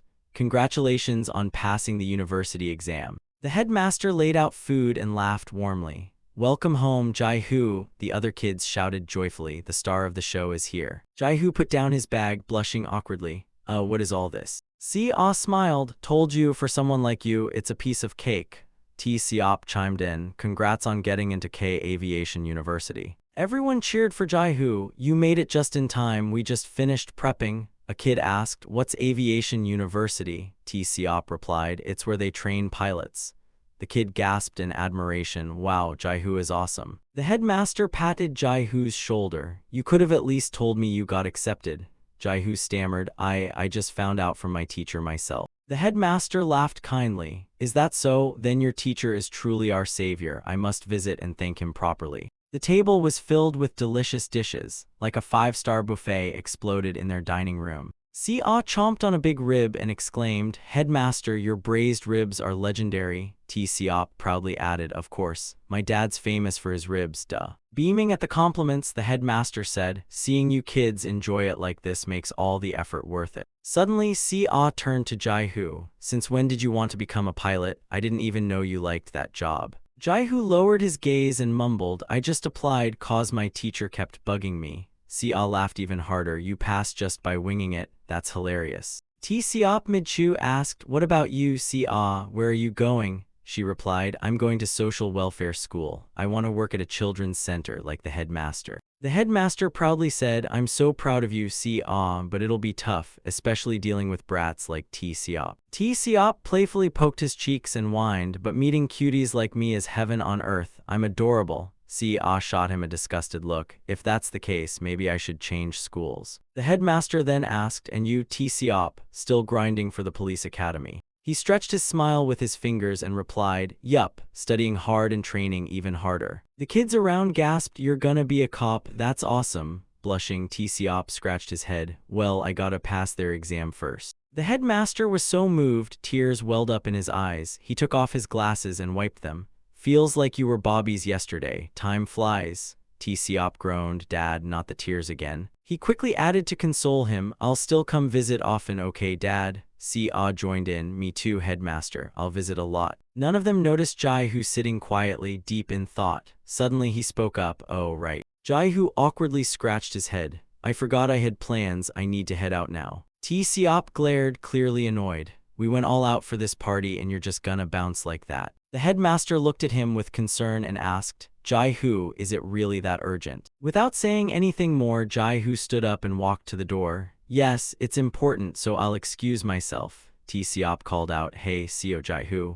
Outside, Jai-Hu gently closed the door behind him and muttered, sorry. The door shut with a thud, no hesitation, no second glance. Si-a worriedly asked, what's wrong with him these days? T-Seop pouted, forget it, let's eat all his share too. Still grumpy, he kept ranting, don't leave him a single crumb, what a terrible friend. That night, Jai-Hu walked alone into the dark forest. He used a flashlight to light his path. Suddenly, a mysterious smile crept onto his face. Jai-Hu mumbled, Si-a really has a beautiful dream, wanting to be like the headmaster. Step by step through the dark woods, Jai-Hu kept muttering, T-Seop suits the police force perfectly. He's such a kind guy. After a while, he stopped in front of a strange door hidden deep in the forest. They'll both become good people. He gently pushed the iron door open. Jai-Hu had promised Du Seok he would enter prison when he turned 20. Inside, Du Seok was already waiting. You're here. Jai-Hu would commit a crime and go inside with Kim Shin. Jai-Hu removed his glasses, his face full of resolve. Yes, let's begin the training. Meanwhile, T-Seop rubbed his bulging stomach after the feast. I'm stuffed. Si-a laughed at him, you eat like a bottomless pit. T-Seop shot back, I just didn't want to leave anything for that Jai-Hu guy. Still sulking over Jai-Hu walking out mid-celebration, Dad worked so hard preparing everything, that brat, I really don't like his attitude lately. T-Seop kept complaining, and he never answers anything when we ask. Si-a teased him, yet you're wearing his shirt, huh? T-Seop grinned, his stuff is my stuff, we even shared underwear as kids. She laughed hard, gross. Night had fallen and the moon hung high above. Si-a walked along, her face gloomy. Lately, I feel like Jai-Hu's going to just vanish one day. T-Seop tried to reassure her, you think he's running away from home? Don't worry, if he does, I'll drag his butt back myself. Si-a quickly replied, no, that's not it. Her eyes suddenly filled with sorrow. It's more like he'll just turn to dust one day and disappear from the world. T-Seop furrowed his brows after hearing those words, deep in thought. He turned his head, avoiding eye contact. You worried Jai-Hu will disappear like a Thanos snap? Come on, he's just a dude, not some interdimensional dust. In no time, they arrived at Si-a's house. We're here, she said, sounding grateful. You really didn't have to walk me home, you know, I'm tough. T-Seop laughed, true that. He waved goodbye, see you tomorrow, she nodded gently. Yeah, get home safe. After saying goodbye, T-Seop briskly headed back, still mulling over what Si-a had said. His expression turned thoughtful. Why would Jai-Hu just vanish like that? He instinctively pulled out his phone. Everyone's here, dad, friends, even the kids. If that weirdo disappeared, how the heck would that even make sense? Suddenly, someone ambushed him from behind. T-Seop collapsed on the ground. The thug held a baseball bat. This the punk. The guy behind confirmed, yeah, hoodie, came from the orphanage. T-Seop groaned in pain, crumpled on the pavement. The thug grabbed his collar with one hand, raising the bat with the other. Damn it, let's just get it done. I need to report back. A bunch of photos of Du Seok lay scattered on a desk. Shin tore them into tiny pieces and shoved them into his mouth. He chewed the bits like they were the last cookies on Earth. Then he ripped another photo and munched it like a man possessed. With each bite, he whispered to the photo, I'm not giving you to anyone. The last photo showed only a young man in a hoodie. Shin held it in his hand, staring at it deeply. Dad belongs to me and me alone. Meanwhile, other inmates were chatting. Boss, you're really just gonna let that Kim Shin guy do whatever he wants. Kai Young replied, that lunatic's unpredictable, flips moods like pancakes. Other prisoners had already been beaten to a pulp by Shin. Dong Man stroked his beloved dog while holding it in his arms. I'll keep my promise, just this once. Then he hugged the dog tightly, face tense with anger. A dog shouldn't bark in its master's face, either leash it or cook it. On this side, Jai-Hu kept training relentlessly, his whole body dripping with sweat. Du Seok was training alongside him. Jai-Hu had learned to react and dodge Du Seok's attacks. Even more impressively, he learned how to counterattack. Now Jai-Hu was strong enough to effortlessly lift Du Seok off the ground. He aimed a blow at Du Seok's shin, hopping to knock him down. But as the saying goes, old ginger is spicier. Du Seok dodged easily and jabbed Jai-Hu in the head with his elbow. Jai-Hu leapt backward into a defensive stance. After that last move, Du Seok nodded in approval. You've improved, but you still need to be faster. Jai-Hu's face was now swollen, bruises blooming across his cheeks. Yes, sir. Du-seok turned and said, let's take a break, time to eat. Jae-hoo blinked in surprise. Eat, you mean, that watery mashed up porridge again? Du-seok chuckled at the naive question. Eat that every day and I'd be 6 feet under. You like black bean noodles, right? With that, Du-seok took Jae-hoo to a small restaurant. Jae-hoo's favorite noodles were laid out on the table. Du-seok lifted a glass of soju. I heard you got into college, planning to go. Jae-hoo quickly replied, no way, then blinked and asked, wait, why are you asking? Du-seok calmly responded, I told you, I've been keeping an eye on you. He sipped his soju. Even now, doesn't it feel creepy being watched all the time? Jae-hoo didn't look the least bit offended. No, I get it, I'm the arrow after all. When did you start watching me? Du-seok answered honestly. From the very beginning, you were the only survivor of Kim Shin's case. He continued, from when you entered the orphanage to your first day at your new elementary school. Jae-hoo raised an eyebrow in surprise. Even when I won first place in the school sports day races. Du-seok recalled, after elementary you celebrated with sweet and sour pork with the other kids. Then middle school, high school, I saw it all. He smiled fondly, you were such a tiny kid, and now look at you, time really flies. Jae-hoo listened in silence, just watching him quietly. Lost in thought, he didn't reply until Du-seok prompted him. Eat up before the noodles swell. Jae-hoo gently replied, yes, sir. Even after all this time, he still didn't see his father in Du-seok. Just as Jae-hoo picked up a bite of noodles, his phone suddenly rang. He answered, hello, Si-ah. On the other end, Si-ah's voice trembled with sobs. Jae-hoo, come quick, Si-ah, he's seriously hurt. Upon hearing the news, Jae-hoo's entire expression darkened in an instant. Without another word, he rushed to the hospital. In the emergency room, the monitor kept flickering with unstable vitals. Si-ah lay unconscious, hooked up to a ventilator. Jae-hoo stood frozen, unable to utter a word at the sight. The director knelt by the bedside, sobbing helplessly. Si-ah, what happened, why? Through tears, Si-ah replied, the doctor said Si-ah's pinky finger was severed. His pinky on one hand had been chopped halfway off. She continued, and the tendons in his legs all cut. At that point, both she and the director could only cry silently beside the bed. Jae-hoo stood frozen. Si-ah looked at him, pleading, who did this? Why would they hurt Si-ah? Do you know who it was? Jae-hoo clenched his jaw, his body trembling with rage. Si-ah remained unconscious. Jae-hoo's whole body tensed up. I'll kill them. Suddenly, he turned and walked away. Si-ah looked at him, confused. He marched coldly out of the hospital room. She shouted, wait, where are you going, Jae-hoo? Outside, the rain was pouring hard, thunder crashing above. Jae-hoo pulled out his phone to make a call, his left arm and leg. Soaked by the rain, Jae-hoo kept walking and speaking. It happened exactly like last time. Do you know who did it? Meanwhile, Du-seok answered the call with a frown. I suspect the Yoongi faction, led by Yang Dong-man. Du-seok speculated further. They were probably targeting me but mistakenly went after you instead. Jae-hoo responded coldly, where are those bastards hiding? I'll hunt every last one of them down. Du-seok tried to stop him. No, if you reveal yourself, it's over. I'm sorry about what happened to Si-ah, but it's precisely this that has helped keep your identity hidden. Jae-hoo exploded, I don't care, my friend got hurt. Du-seok went silent. This is my burden to carry, so let me be the one to handle it. Then he added with resolve, you go finish the plan. Kill Kim Shin even if I'm not with you. Jae-hoo froze, what do you mean you're leaving me? Without another word, Du-seok hung up the phone coldly. He stopped in front of a tall building and looked up into the sky. Director Kim was stripped and beaten. He sobbed, I am sorry, I'll sign the contract, just don't hurt me. The thugs laughed at his pitiful state. Now you get it, huh? If you just listened from the start, you wouldn't be in this mess. The thug lit a cigarette and leaned in close to Director Kim. Damn it, thanks to you, Director Kim, I can't get any closer to Boss Yoongi. Director Kim groaned on the floor. I'm sorry, please let me go home. The thug growled, not until you accept the deposit money, then maybe you can crawl home. His partner grinned slyly. I'll try my best to bleed him dry. Another lackey chimed in from the side. Boss, we haven't even had a taste of salt yet. The thug smirked. You guys take the loss this time. Suddenly there was a knock at the door. Delivery. The thug glanced at his men. What's this? Did one of you order something? The lackey shook his head.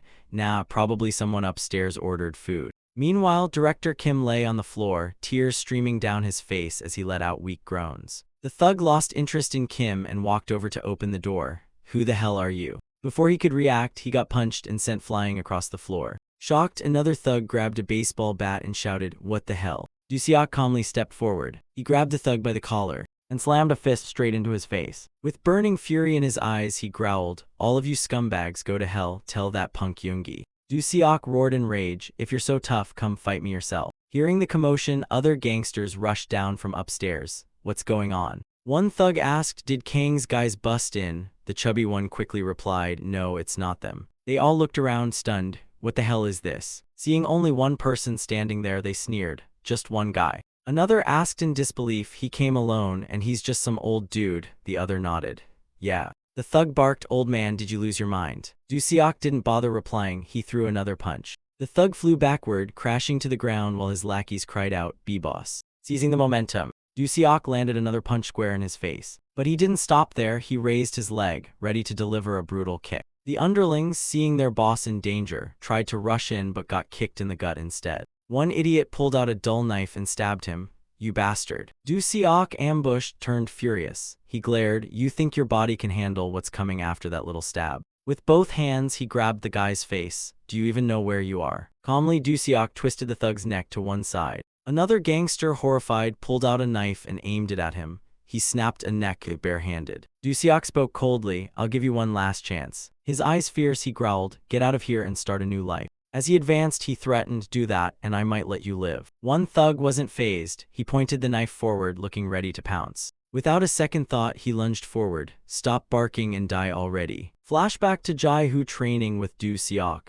If I keep training like this, can I take on 10 guys at once? Du-seok replied seriously, that only happens in comics. No matter how much you train, your body has limits. The gangsters charged in. One screamed like a maniac, surround and attack him from all sides. Du-seok punched the screamer, landing a clean hit to the face, warping it like wet clay. Without pause, he kicked another thug away. One tried a sneak attack with a bat. Die, you bastard. Du-seok spun around and dealt with him effortlessly. He turned and glared at the rest, his eyes now burning with righteous fury. He repeatedly pounded his fists into another thug's face, then charged forward, slugging yet another square in the jaw. Like a machine, his fists tore through the enemy ranks. The thug spat blood, teeth flying like popcorn. After a brutal fight, bodies lay scattered everywhere, but the remaining ones still gripped their knives, waiting for a chance. Go, attack him already, stop shoving. Du-seok folded his arms, watching smugly. There's no way you're winning this. Cut back to his talk with Jai-hoo. Still, there's a way. If you make most of them hesitate, your chances go way up. Jai-hoo was completely surprised by what he just heard. Most of the enemies, what do you mean, sir? Du-seok raised his fist and thought to himself, enemies always believe they can crush us with sheer numbers, thinking safety comes from being in the majority. Meanwhile, he continued knocking them down one by one, remembering his advice to Jai-hoo. Shatter that belief with your overwhelming strength. The thugs still pointed their knives at him, but their terrified faces said it all. Du-seok held on to this principle, instill fear in their hearts. Du-seok confidently stepped over the defeated gangsters, glaring and smirking provocatively. What are you all doing? Why haven't you charged at me yet? The gangsters were drenched in sweat, trembling as they huddled into a corner. He walked toward them slowly, one step at a time. If you're not coming, then. In their eyes now, Du-seok looked like a straight-up monster. Then I'll do it myself. His words to Jai-hoo echoed again, and at that moment, the advantage of numbers disappears. The thugs backed away with every step he took forward. Du-seok calmly beat them down and walked over their bodies without hesitation. He looked at the remaining ones, just enemies paralyzed in fear. Suddenly a voice shouted, what the hell are you all doing? Yoongi suddenly appeared from behind a wall, stopping in his tracks. Seriously scared of one old man, the others turned and shouted, boss. He walked up and smacked one of his goons on the head. I was just a little late and look at you idiots. Geez, you useless mutts. Du-seok narrowed his eyes. Is that Yoongi? Yoongi threw his arm around his trembling goon and laughed mockingly. Look at this one, he pissed his pants. No, wait, that's just how big your little buddy is, huh? Then his gaze landed on Du-seok. Why so scared you're all wetting yourselves? How do you expect to grow taller with fear like that? Du-seok thought the fear he just instilled vanished the moment this brat showed up. Yoongi confidently approached. Didn't expect an old man like you to wreck my precious boys this fast. He stood face to face with Du-seok without a hint of fear. You're pretty strong, huh, old dude? But he sneered, still, can you even move now? Seeing Yoongi's attitude, Du-seok suddenly froze. Yoongi noticed his trembling and smirked. You tried to hide it, but looks like your body at its limit, huh? He glared arrogantly. If you fight me now, you're dead meat. Du-seok didn't say a word. He just threw a punch straight at his smug face. Outside, the rain kept pouring, thunder crashing all around. A thug was on the phone, clearly pissed. Are you kidding me? I gave you more time, borrowed my money, and now you're just chillin' like nothing happened. Standing in the middle of the road, he kept yelling. Damn it, then go sell a kidney or an eyeball or something and pay me back. He kept ranting, not noticing someone had appeared behind him.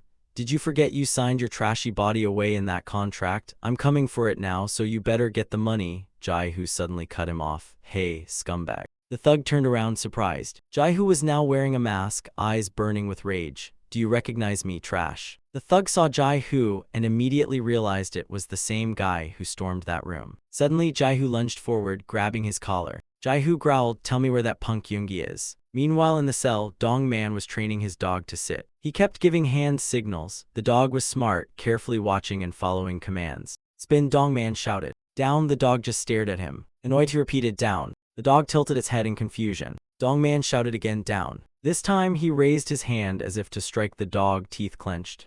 I said lie down, you mutt. The dog trembled in fear at his anger. Suddenly, Kai Young burst into the cell in a panic. Boss, I heard that Do Seok guy stormed into Yoonga's place. Dong Man looked puzzled. Kim Do Seok, the one that Kim Shin calls father. Kai Young nodded quickly. Yes sir, and he's stronger than we thought. Should we send reinforcements? Dong Man casually picked up his dog with a deadpan face. No need for that. Then he grinned wickedly, because I personally trained Yoongi for moments like this. Back to the thug, he was now trembling on the floor after Jai-Hoo's beating. I really don't know. I'm way too low level to know someone that terrifying. Jai-Hoo kept the lesson going. Terrifying, huh? The thug stuttered in fear. He's Yang Dong Man's top enforcer, Lee Yoongi. Everyone calls him Yang Dong Man's dog. Meanwhile, Yoongi tilted his head and pulled something from between his teeth. Holding a tooth in his hand, he chuckled, wow, that's surprising. He sat down on the floor, staring at the tooth and smiling. Is that even human? You really are a monster, old man. He looked at Do Seok with wild excitement. First time I've met someone this strong, so why'd you want to see me? Yoongi leaned against the wall while Do Seok lay collapsed on the ground. If you hadn't come to meet me, you might still be alive right now. He looked at Do Seok and waved. See you later, Grim Reaper. Elsewhere, Shin suddenly lunged and bit a fellow inmate's hand like a rabid beast. The victim screamed in agony, yanking his hand back. Someone stop him. Another inmate rushed over to help. Kim Shin, stop, get a grip. Whatever that guy was saying, Shin didn't hear a word of it. He went straight for a punch to the guy's cheek. The poor guy, even while getting pummeled, still managed to stammer, "See, calm down." Shin pulled back his fist and glared at the rest of the inmates. Who the hell said you could touch my dad? I told you to just scare away the punks hanging around him. Still fuming, Shin turned and started choking another guy until he couldn't breathe. Then with extra cruelty, he grabbed and squeezed the poor guy's manhood, real hard. Lifting the inmate high in the air, Shin snarled while the guy screamed, help, help me. Shin stared blankly at the inmates trembling below. The only person allowed to hurt my dad is me. One bloodied inmate, face a mess, pleaded in terror, Kim Shin, please calm down, we're on the same side here. Shin didn't care. He tossed the guy he was holding straight onto the floor like garbage. The inmate lay frozen in shock, jaw dropped, too scared to say a word. Shin slowly stood tall, repeating the guy's words with a sneer, we're on the same side, huh? He slicked his hair back and grinned wickedly. I'm the crocodile, you guys, just the little birds pecking scraps out of my teeth. And all I have to do is close my mouth to eat you whole. Suddenly someone shouted, Kim Shin. A rough, calloused hand slapped Shin hard across the face. It was Dong Man. After all his underlings got wrecked, the boss finally stepped in. That's enough. Shin held his swelling cheek but just smiled like nothing happened. Perfect timing, sir. I've got a few questions for you. He forced a smile, but there was clear threat behind it. Gotta say, your warm welcome really caught me off guard. Mind answering my question now? Dong Man squinted at Shin with a look of pure disdain. For a rabid mutt like you, a beating is the best kind of training. Shin smirked as he walked past, mocking him. Are you actually dumb or just playing dumb? Shin's fist clenched and ready, he could strike Dong Man at any moment. When you see a rabid dog, shouldn't you be running for your life or you'll end up getting bit? Suddenly, a piece of paper was shoved in his face, making Shin freeze mid-action. Dong Man arrogantly held up a photo of Do Seok lying in a hospital bed. Now, who do you think's holding that old man's life in their hands? He threatened coldly, with one phone call, I can have that old man tossed into the sea. Shin stared at the photo, clenching his teeth in fury. His eyes flared with rage. Try laying one finger on my dad, I dare you. He's mine to kill, not yours. Now having the upper hand, Dong Man laughed heartily. Be a good boy and the crazy old man's all yours. Then he pulled out another photo, Do Seok barely clinging to life on a ventilator. but if you keep growling like this, say goodbye forever. Back where Du Seok was being held, Yoongi asked, so what's his condition? Dr. Kim answered casually, completely paralyzed. He grinned, hearing and sight still work, but brain-wise, he's toast. One of Yoongi's men grumbled, boss, do we still have to clean up this bastard's poop and pee? Yoongi chuckled. Well, someone's gotta do it. Staring at the bedridden Du Seok foaming at the mouth, Yoongi teased his underling, you're the chosen one for this noble task. As he was about to leave, Yoongi patted his lackey's shoulder and warned, wash your hands real good. Don't want any lingering stink, yeah. The guy pouted, come on, boss. Yoongi kept teasing with a smirk, I'm being serious, dummy. Keep this up and I might not invite you to the next office party. Just as Yoongi turned to go, Du Seok suddenly groaned out a word. Jin-gu. Dr. Kim looked shocked. He can still mumble, seriously? Du Seok struggled, D.I. Yoongi looked back and smiled, nah, this old man's our leash for keeping Kim Shin under control. We need him alive. Du Seok lay limp on the bed, breathing through a tube in his throat, but still managed to croak out a few words. Kill me. Yoongi pinched his nose and leaned in close. Still trying to say something, old man, just keep living like nothing ever happened, okay? Then he looked at him and flashed a devilish grin. Sweet dreams forever and ever. Time slipped by. 4 months later, everyone was shouting sweet wishes. Happy birthday, happy birthday, happy birthday, dear Jai-hoo. Jai-hoo happily blew out the candles as everyone cheered. Happy birthday, Jai-hoo, babes, happy birthday. He scratched his head shyly. Thanks, everyone. The director gently broke the awkward silence. Got any plans for tomorrow morning? Now that exams are over, you better go have some fun. Jai-hoo quickly replied, yeah, I'm going to the amusement park with Si-ah and T-Seop. Soon enough, the three of them headed off to the amusement park together. On the roller coaster, Jai-hoo couldn't stop soaking up the thrill. He screamed at the top of his lungs, letting all his emotions fly. The trio then munched on park snacks together. Jai-hoo and T-Seop hopped on the animal carousel while Si-ah snapped photos to capture the moment. They hit another spot dressed in cute costumes and posed for wacky photos to lock in the memories. After a fun park day, they decided to grab some pizza. Jai-hoo took a huge bite, cheese stretching like a mozzarella bridge. One big pizza, 3 warm hearts, one delicious moment. T-Seop then dragged them off to karaoke. Jai-hoo and Si-ah danced and wobbled to T-Seop, heavenly vocals. After a full day of fun, T-Seop passed out in the car, dudes' heads bobbing like a broken dashboard toy. Si-ah giggled, probably screamed too much at karaoke and short-circuited. Seeing T-Seop drooling in his sleep, Jai-hoo burst out laughing. The more Jai-hoo looked, the harder he smiled. He even wanted to doodle something on that sleepy face. Suddenly, Si-ah looked at him with sparkly eyes. Jai-hoo, I'm really glad you're back. Jai-hoo blinked, confused. Huh, what do you mean? Si-ah hesitated, looking away. Lately, you felt different, like you were about to disappear or something. Then she smiled brightly. But maybe it was just my imagination. You're still the Seo Jai-hoo we all know and love. Hearing her heartfelt words, Jai-hoo fell silent. He stared off, slipping into deep thought. Si-ah suddenly pulled something out of her bag. Oh right, I almost forgot. She handed him a gift wrapped simply in craft paper. Here, your birthday present. Jai-hoo held the package and asked, what's this? Si-ah looked a little shy. It's a hoodie. She whispered, but after buying it, I didn't want to give it to T-Seop anymore. I was afraid it might remind him of something sad. Jai-hoo smiled gently, thanks. Si-ah shared her thoughts. I think we'll grow up, go to college even if we become old and wrinkly. Her eyes sparkled with emotion. I still hope we'll always be friends like we are now. Suddenly Jai-hoo called her name, cutting her off. Si-ah, he looked down, avoiding eye contact. I'm sorry. Si-ah widened her eyes in disbelief. What? The car door had already shut. Jai-hoo, who had been standing next to her, had vanished without her noticing. Si-ah whispered in shock, Jai-hoo. Jai-hoo quietly walked along the subway platform, deep in thought. He clenched the gift tightly in his hands. Sorry, everyone, I'm really sorry. In a rundown building, the lights were off, lit only by headlights outside. A thug sat beside Du Seok's bed, grumbling. Looks like the old man, about to croak. I thought joining this gang would be epic, not scrubbing up human nastiness, damn it. The others sneered at Du Seok in disgust. Screw this, I'm not cleaning up crap, it reeks.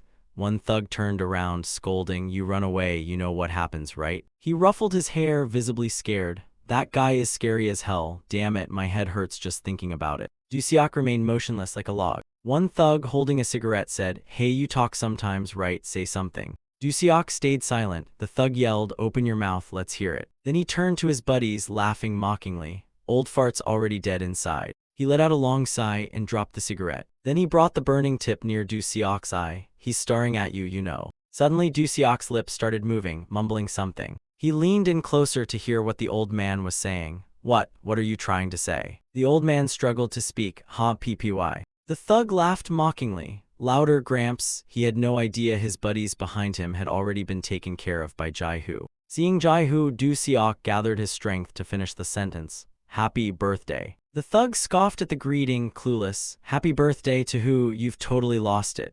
Then he added, figure's body, still here, but the brain clocked out long ago. Before he could keep talking, Jai-hoo landed a full-powered kick straight to his face. Du Seok remained still on the hospital bed. After dealing with the thug, Jai-hoo approached the bed. Uncle, just like you planned, I endured until today. Seeing Du Seok's current condition, Jai-hoo couldn't hold back his tears. What the hell happened here? What is all this? Du Seok whispered faintly, we will. He kept trying to speak. Will do. Jai-hoo clenched his fists, burning with rage at Du Seok's condition. The bastard who did this to you. Tears streamed down Jai-hoo's face. I'll kill him. A black car pulled up outside the building. Yoongi got out and scolded his lackey. You got a death wish or something? Who told you to leave him with those punks? I just left him with them for a bit, boss. Yoongi pinched the guy's ear and growled, that's your problem. Now get those morons out of here now. The guy squirmed and whined, I'm sorry, so sorry. But as Yoongi stepped through the door, he froze in shock. Seeing all his men knocked out cold on the floor left him stunned. What the hell? Before he could recover, Jai-hoo popped up and drop-kicked him in the guts. Jai-hoo lunged again, ready to finish the job with a punch. But his punch was blocked midair. Yoongi had shown up too, smirking. Surprise, look who's dropping by for a checkup. Jai-hoo glared and shouted, you're Yoongi, aren't you? Yoongi smiled as he heard his name. Oh, you know who I am. Then he leaned in with a twisted grin. So you know who I am and still came here? Man, you really are stupid. Prison shower room. A prisoner charged in with a knife, shouting, you freakin' monster. Shin just stood there blankly, not an ounce of fear in his eyes. Even when the blade nearly touched his eyeball, he didn't flinch one bit. Sensing the perfect moment, Shin calmly smacked the guy's face with one hand, blocking the attack. The guy's head slammed into the wall, leaving a crack, his face smeared with blood. Shin pressed harder, burying the prisoner's head deeper into the wall. Still, his face remained cold and emotionless. He stared with those soulless eyes at the man in front of him. The prisoner collapsed to the shower floor like a sack of potatoes. Outside, Dong Man observed the scene. The guys Kang Jang Jiu arranged in prison were really nothing special. He watched as Shin finished off the prisoner and muttered with awe, that Kim Shin sure is talented at killing people. Kai Young replied cautiously, still, we should stay on guard. Who knows what that psycho Shin is plotting inside that messed up head. Dong Man laughed, acting all experienced. Murderer or not, people are all the same. He glanced at Shin standing motionless near the shower. As long as we control their ambition and weakness, they're just dogs waiting to be ordered. He smirked confidently, knowing he held the ultimate bargaining chip. As long as that old man stays under my thumb, nothing can go wrong. Dong Man was fully confident in his master plan. Keep the leash tight and that rabid dog will chew Kang Jang Jiu to bits for me, then I'll reclaim the throne that's rightfully mine. Meanwhile, Shin remained in the shower room, silent, surrounded by the corpses of fellow inmates. Elsewhere, Du Seok lay half-conscious, watching the brutal clash between Jai-hoo and Yoongi. Jai-hoo and Yoongi kept trading blows, neither side backing down. One punch was blocked, so Jai-hoo swung with the other hand. He lifted his leg, gathering power for a kick to break the deadlock. Jai-hoo swiftly launched a kick straight to Yoongi's head. He glared, furious. You did this to my uncle, didn't you? Yoongi smirked, why don't you take a wild guess? Then he smashed a punch hard into Jai-hoo's face. The barrage continued. Jai-hoo raised his arms to block. Fine, taste this and see how it feels. Jai-hoo couldn't counter, only defend, waiting for an opening. Spotting his chance, he spun and kicked Yoongi right in the gut. Caught off guard, Yoongi couldn't block it. He let out a grunt of pain. Jai-hoo seized the momentum and charged forward, throwing another punch.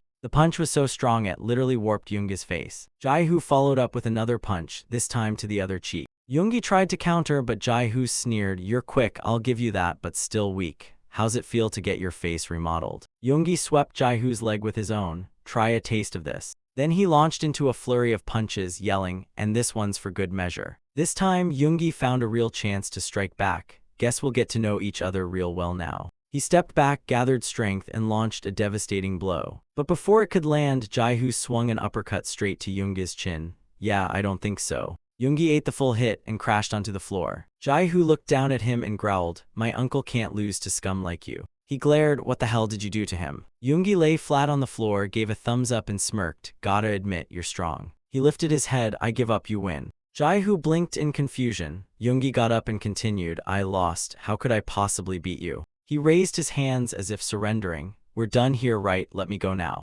Jae-hoo stared at him, baffled. What the hell are you babbling about? You think this ends here? Yoongi stood, wiped the blood from his nose. What do you want, huh? I'll do whatever. Should I go turn myself in or something? That set Jae-hoo off. He charged again, punching him hard. Cut the crap, you lying bastard. Yoongi stumbled a few steps, limping. Knew it, you and I, not made for conversation. He turned and bolted. Time for the noble art of running the hell away. Jae-hoo raged and sprinted after him. Stop right there, what the hell are you doing? Suddenly, Jae-hoo noticed his fingers were all twisted and warped. What's going on? His body began acting strange, fingers wriggling on their own. My body. Yoongi had stopped running and was calmly watching him.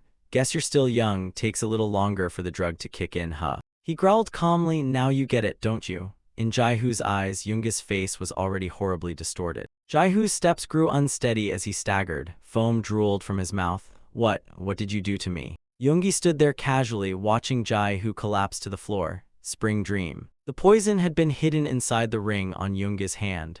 It's one of our organization's finest products. Yoongi explained cheerfully. Once it kicks in, your body relaxes and you drift into a blissful dream. Feelin' better already, aren't you? Jae-hoo collapsed on the floor, gritting his teeth to speak. My uncle, you did this to him too. Yoongi smirked. Yep, he's flying high right now. He glanced at the IV bag. Wanna guess what I dropped into that little drip there? A fly landed on Du-seok's eyeball, but he didn't react at all. Du-seok lay completely motionless, oblivious to the world. Seeing this, Jae-hoo clenched his jaw in fury. He roared, you bastard, I swear I'll kill you. But the drug paralyzed him, and Yoongi stomped hard on his head. With one foot pinning Jae-hoo's head down, Yoongi laughed arrogantly. You're no match for me. He grumbled, keeping that old fart alive cost us a fortune, you know. Then a light bulb went off in his twisted little brain. I've got a great idea. Yoongi began explaining again. Spring Dream isn't like the other drugs. As he spoke, he pressed Jae-hoo's head harder into the ground with his foot. Once it's in, it stimulates the hippocampus in your brain. The drug's side effects clouded Jae-hoo's mind, replaying his happiest memories like a highlight reel. Holding his phone, Yoongi grinned and stared. Watching people drown in their happy little dreamland, priceless. Even though it's all fake, some folks still pay good money to relive the good old days. Jae-hoo was now fully immersed in the illusion, eyes blank and soulless. Yoongi lifted his phone to his ear. Yo, it's me. Even in his delusional state, Jae-hoo could faintly hear the call. There's something that needs to be delivered to Dr. Kim. After a few more moments, Jae-hoo finally blacked out. In the dream, he saw a small hand reaching toward a metal fence. It's really a plane. Jae-hoo turned around excitedly and showed his dad. It's so close to us. Dad, you're the best. His dad smiled warmly, eyes full of love. As long as my little pilot's happy. Jae-hoo, do you really love planes that much? Little Jae-hoo answered innocently, of course, when I grow up I'm definitely gonna be a pilot. He grinned and shared his dream. Then I can take you on trips abroad every single day. His dad nodded proudly. Jae-hoo, you make me so proud. Then his dad lifted him up like a flying airplane. Let's see how good my little flyer is. Jae-hoo giggled. Dad, I'm not a baby anymore. I'm in first grade now. His dad chuckled lovingly. To me, you'll always be my little boy, the one who doesn't even cry when dust gets in his eye. Jae-hoo beamed, his face glowing with happiness. That's right, I'll always be your baby. His dad kept lifting him up and twirling him like an airplane. It was pure bliss for Jae-hoo, one of the happiest moments of his life. Outside the dream, Jae-hoo's real face showed a gentle, peaceful smile. Yoongi sat nearby smoking, grinning. Honestly, shouldn't you be thanking me? Jae-hoo was completely stripped down and hooked up to some strange IV. Thanks to me, you get to live in this happy little dream forever. Dr. Kim walked in with a pleased look and sat down. This one's got a solid body, all set. Yoongi ordered, don't leave anything behind, take it all. Dr. Kim grabbed the scalpel with a wicked grin. All right, let's get started. And remember to join me in the spring dream after we're done. Du-seok lay weakly on the bed, whispering, no, don't. Jae-hoo's eyes were dazed. He'd completely lost consciousness. Back in the dream, Jae-hoo as a kid stuffed a big kimbap into his mouth. He exclaimed, wow, this is delicious. Dad's kimbap really is the best. His dad laughed. Then why'd you take the carrots out? Jae-hoo gave an awkward grin. Well, everything except the carrots is perfect. As the mood turned warm and fuzzy, his dad suddenly lowered his head, looking wistful. Jae-hoo, I'm sorry I can't spend more time with you. Little Jai-hoo answered innocently, but Dad, you work hard for me, right? I'm not a baby anymore, you don't have to apologize. His dad ruffled his hair. That's right, my son, grown up so much, when did you get this big? Jai-hoo wished he could grow up faster to help his dad. I'll become a pilot soon, so you won't have to work anymore. Suddenly, an unfamiliar voice interrupted their sweet moment. Well, hello there. Shin appeared behind them out of nowhere, smirking. Such a happy little family. Jai-hoo's dad turned his head with a puzzled look. Yes, but is something wrong? Shin smiled creepily. So nice, I want to play with you all too. Outside the dream, Jai-hoo was groaning nonstop. Dr. Kim saw his condition and instantly recognized it. Having a nightmare, huh? He spoke in a tone both calming and sarcastic while still moving the scalpel toward Jai-hoo's chest. There, it's just a dream. Life itself is just one big illusion anyway. Jai-hoo's dad frowned in confusion. Play with us? What do you mean? This is just a family picnic. Without another word, Shin suddenly rammed his elbow hard into the man's side. With a menacing glare, he barked, let's play together. Don't hog all the happiness to yourself. Jai-hoo watched the scene in terror, his face going pale. Dad. Shin then turned to him and placed a hand on his shoulder. Kiddo, what's your favorite song? Jai-hoo's dad lay collapsed to one side, trembling as he reached toward him. No, do. He struggled to yell, Jai-hoo, do. Outside, Do Seok reached his trembling hand toward Dr. Kim's shoe. No. He leaned forward, gasping, Jai-hoo, do. Dr. Kim turned in disbelief. What the? How'd he get this far? Do Seok cried out, no. Suddenly, a foot slammed down, smashing his head to the floor. Yoongi snarled with hatred, glaring down at Do Seok. You're such a damn nuisance, I swear I'll kill you. He stomped on him a few more times, each one with fury. While stomping, he cursed, you're just a dog chain, act like one. Just lay down and stay asleep. Suddenly, a loud scream caught Yoongi's attention. Jai-hoo abruptly jolted awake, sitting straight up and even muttering something about wooden logs. Yoongi's eyes widened in disbelief. What? How the hell are you awake? I pumped you with a dose fit for 10 people. Jai-hoo stood up and lunged forward, throwing a massive punch. Luckily, Yoongi barely blocked in time. Jai-hoo's lips moved again, whispering faintly, hurry. He kept crying out, Dad, I'm sorry. Turns out Jai-hoo was still stuck in the dream. In that dream, he was tied down on the grass, tears streaming down both cheeks. He saw his father hanging on the iron fence, having died protecting him. Outside, even with lifeless eyes, his tears kept falling. I couldn't protect you, Dad. Do Seok lay collapsed on the floor, groaning. Jai-hoo too sobbed, Dad, I'm sorry. Without hesitation, he charged forward and slammed another punch into Yoongi. Yoongi screamed in pain, wait. Even in his half-conscious state, Jai-hoo had the strength to pin Yoongi down. One side of Yoongi's face was completely twisted from all the punches. Jai-hoo hurled an uppercut from beneath, smashing into Yoongi's chin. He cried as he punched, Dad, I'm sorry. Another blow landed on Yoongi's nose. I'm sorry. He straddled Yoongi and continued pounding his face nonstop. Jai-hoo sobbed through clenched teeth, I'm sorry. A flash of young Jai-hoo came to mind. Dad, I'm sorry. Finally, his voice returned to normal as he shook off the drug's control. He sat by Do Seok's bed holding a note. Jai-hoo, happy birthday. Even now that we're grown up, our friendship is forever. Jai-hoo lowered his head, reading each line carefully. Suddenly, a voice called out, didn't expect I'd contact you directly. Jai-hoo looked up in surprise, seeing a middle-aged man standing in the doorway. Thanks to Do Seok, I've heard a lot about you, Jai-hoo. With sorrowful eyes, the man bowed deeply. I sincerely apologize. Jai-hoo asked, Detective, you're the team leader, right? Then he added, there's nothing to apologize for. This was all on me. You were a victim too. Looking at Yoongi's corpse on the floor, he didn't deny his actions. I'll turn myself in for the murder. Even now, he still thought about Do Seok lying in the bed behind him. Please look after him. The man immediately accepted the request. I'll take good care of Do Seok, you take care too. Not long after, Jai-hoo was taken to a reformatory. Before he knew it, he was already wearing the same uniform as the other inmates.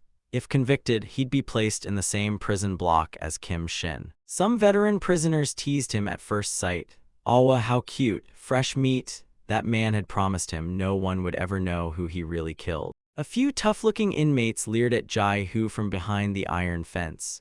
Welcome to hell, loser. What kind of crap are you pulling? Smells like privilege. Come visit our cell sometime. Beyond the bars, Shin was seen silently staring at a photo, lost in thought. Jai-hoo glared at him, unable to hold back the hatred. He was here, just like he planned to kill Kim Shin. Meanwhile, the man dragged Yoongi's body into a dark tunnel. That night, on your birthday, you got drunk and wandered alone. He carefully instructed Jai-hoo to match the alibi. They ran into each other, fought, and he accidentally killed Lee Yoongi. Then he gave Jai-Hoo a new identity. From now on, you won't be Seo Jai-Hoo anymore. Your name is Kim Young-hoo. Hearing the name, Jai-Hoo blinked in surprise. Kim Young-hoo. The man nodded quickly. It's a name Du Seok personally chose for you. Jai-Hoo figured it out. Jeong-soo and me. He combined his son's name with mine, didn't he? The man lowered his head, voice heavy with sorrow. I've lived with regret. I should have shot Kim Shin that day, not Du Seok. As he cuffed Jai-Hoo's hands, he added, that moment still haunts me every single day. He kept mumbling, if only, showing just how much it tore him up inside.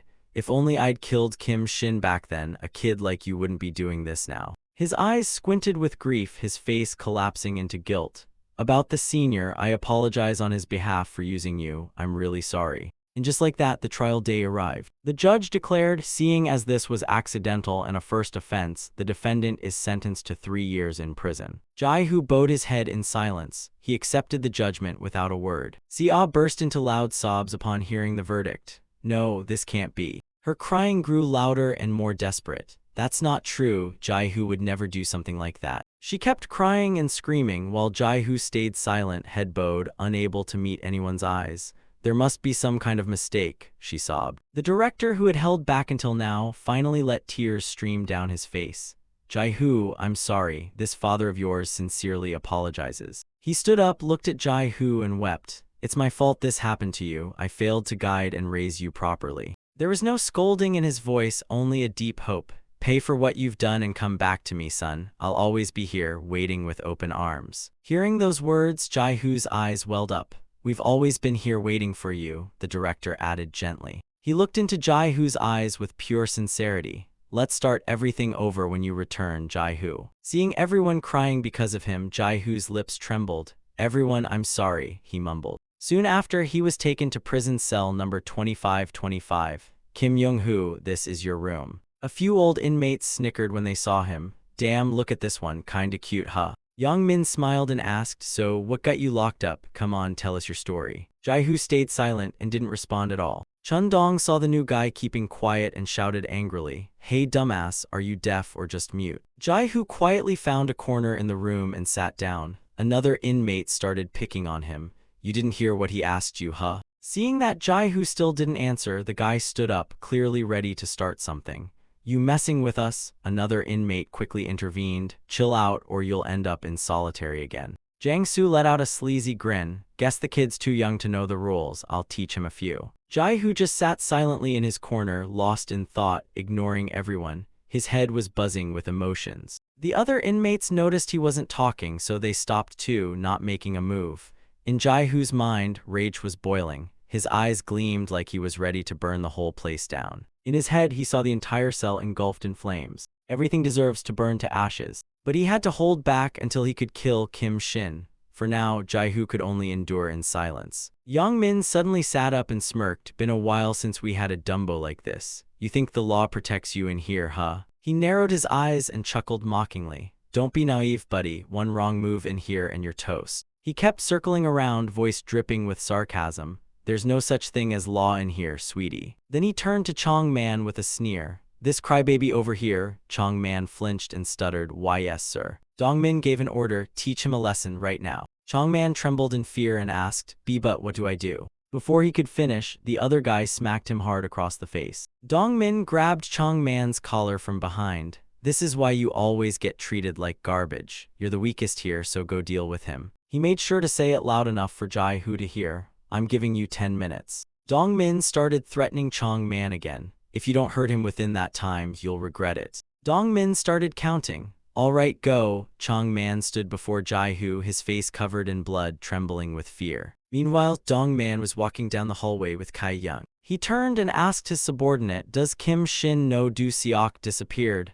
Kai-young nodded confidently. Don't worry, I've been feeding him photos every week like we used to. Dong-man reminded him, under no circumstances should he find out. If he learns the leash on his neck is gone, who knows what might happen. Dark thoughts began to swirl in Dong-man's head. We need to replace Kim Shin with a new pawn. Suddenly, something odd happened in the cell next door, causing Dong-man to glance over. Inside, a fight had broken out. Chong-man was stomping on Jai-Hoo's head while shouting insults. You little bastard, do you even know where you are? You stinkin' newbie. Jai-Hoo didn't fight back, just curled up, using his arms to shield himself. Chong Man kept yelling, "Beg us for forgiveness." Despite the cursing, Chong Man's eyes welled up with tears. "Beg the boss to spare you, hurry up you damn mutt." Dong Min sat nearby, laughing hysterically. "These two beating each other up is hilarious." Chun Du chimed in, "The crybabies punching while crying, classic." Suddenly, something outside startled Dong Min. He quickly shouted, "Everyone freeze." Dong Man glared through the cell window. "It's lights out, what the hell are you clowns doing?" Dong Min began trembling. Sir, it's the newbie, didn't know the rules, so we were just giving him a little education."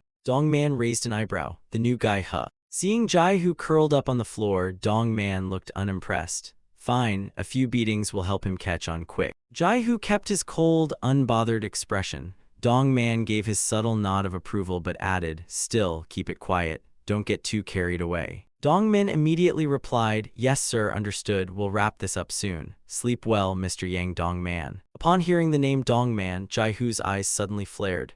Yang Dong Man. Dong Man kept walking, grumbling along the way. "No one in this damn prison is useful, just a bunch of idiots." Loud yelling erupted again from the prison cell behind him. Dong Man cursed, "These damn lunatics again." He quickly stormed back, "Didn't you hear me earlier? Shut the hell up and go to sleep." Through the cell window, he could see Chong Man trembling in a corner. Jai-Hu stood still in the middle of a room full of guys knocked out cold. Dong Man's eyes widened in shock, took down all three in just a few minutes. Jai-Hu had taken out the entire cell using only his fists, no weapons at all, which made Dong Man even more astonished. Jai-Hu cast a cold glance at Dong Man. He recalled the words of the man who handcuffed him. This prison is completely under Yang Dong Man's control now. That man had warned him the only way to get close to Kim Shin is by working under Yang Dong Man. Jai-Hu had become Du Seok's final hope, so his first task was to become Yang Dong Man's eyes and ears. Dong Man looked very pleased with the scene. He smirked and asked, "Nice job, rookie, what's your name?" Jai-Hu answered coldly, "Kim Young-Hu." Dong Man entered the cell with a sleazy grin. "All right, Young-Hu, how would you feel about working for me?" He added, "You'll be my spy. Got any conditions? Say it, I'm listening." Jai-Hu stayed silent for a moment. Then he muttered, "I want." He glared at Dong Man, eyes full of fury. "Yeah, I want all the garbage like you to be wiped out completely." Just as he finished the sentence, he lunged forward and smashed a fist right into Dong Man's face. Jai-Hu's expression was terrifying. "All I want is for trash like you to be cleaned out, every last one." He stayed silent, deep in thought. Turns out, everything he just imagined hadn't actually happened. Dong Man was still smiling, waiting for a real answer. "So, name your terms, anything." Jai-Hu clenched his jaw, trying to suppress his rage. "Yang Dong Man, all because of you." In his mind, he saw Du Seok's motionless body lying on that hospital bed. He also remembered the moment T. Seop was operated on and T. Seop himself. But to kill Kim Shin, that was the only goal. He tensed up, trying to suppress his emotions. "I need to endure this, just keep enduring."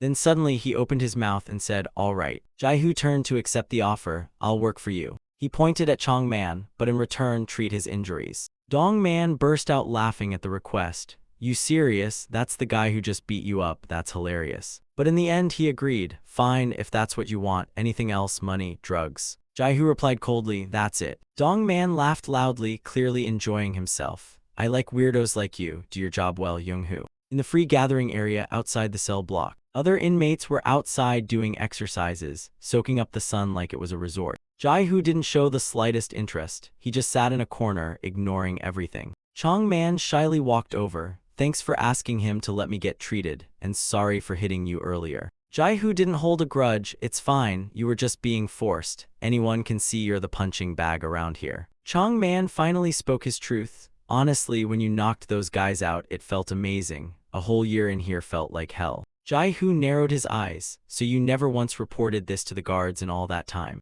Chong Man stammered, I did kinda, but..." Suddenly, a group of inmates started yelling at each other. "What the hell did you just say, mutt? Show me what's in your pocket. What, my missing cigarette has nothing to do with you." Without another word, they started punching each other like a no-holds-barred wrestling match. "You hit me, you dog." Chong Man looked at the scene and explained, "This place ain't like other prisons." Outside, the fight escalated. "Come on then, tough guy." Other inmates ran over like it was a spectator sport. "Yo, fight going down." Chong Man explained the situation here. No one cares if there's a fight, injuries, gambling, or even smoking.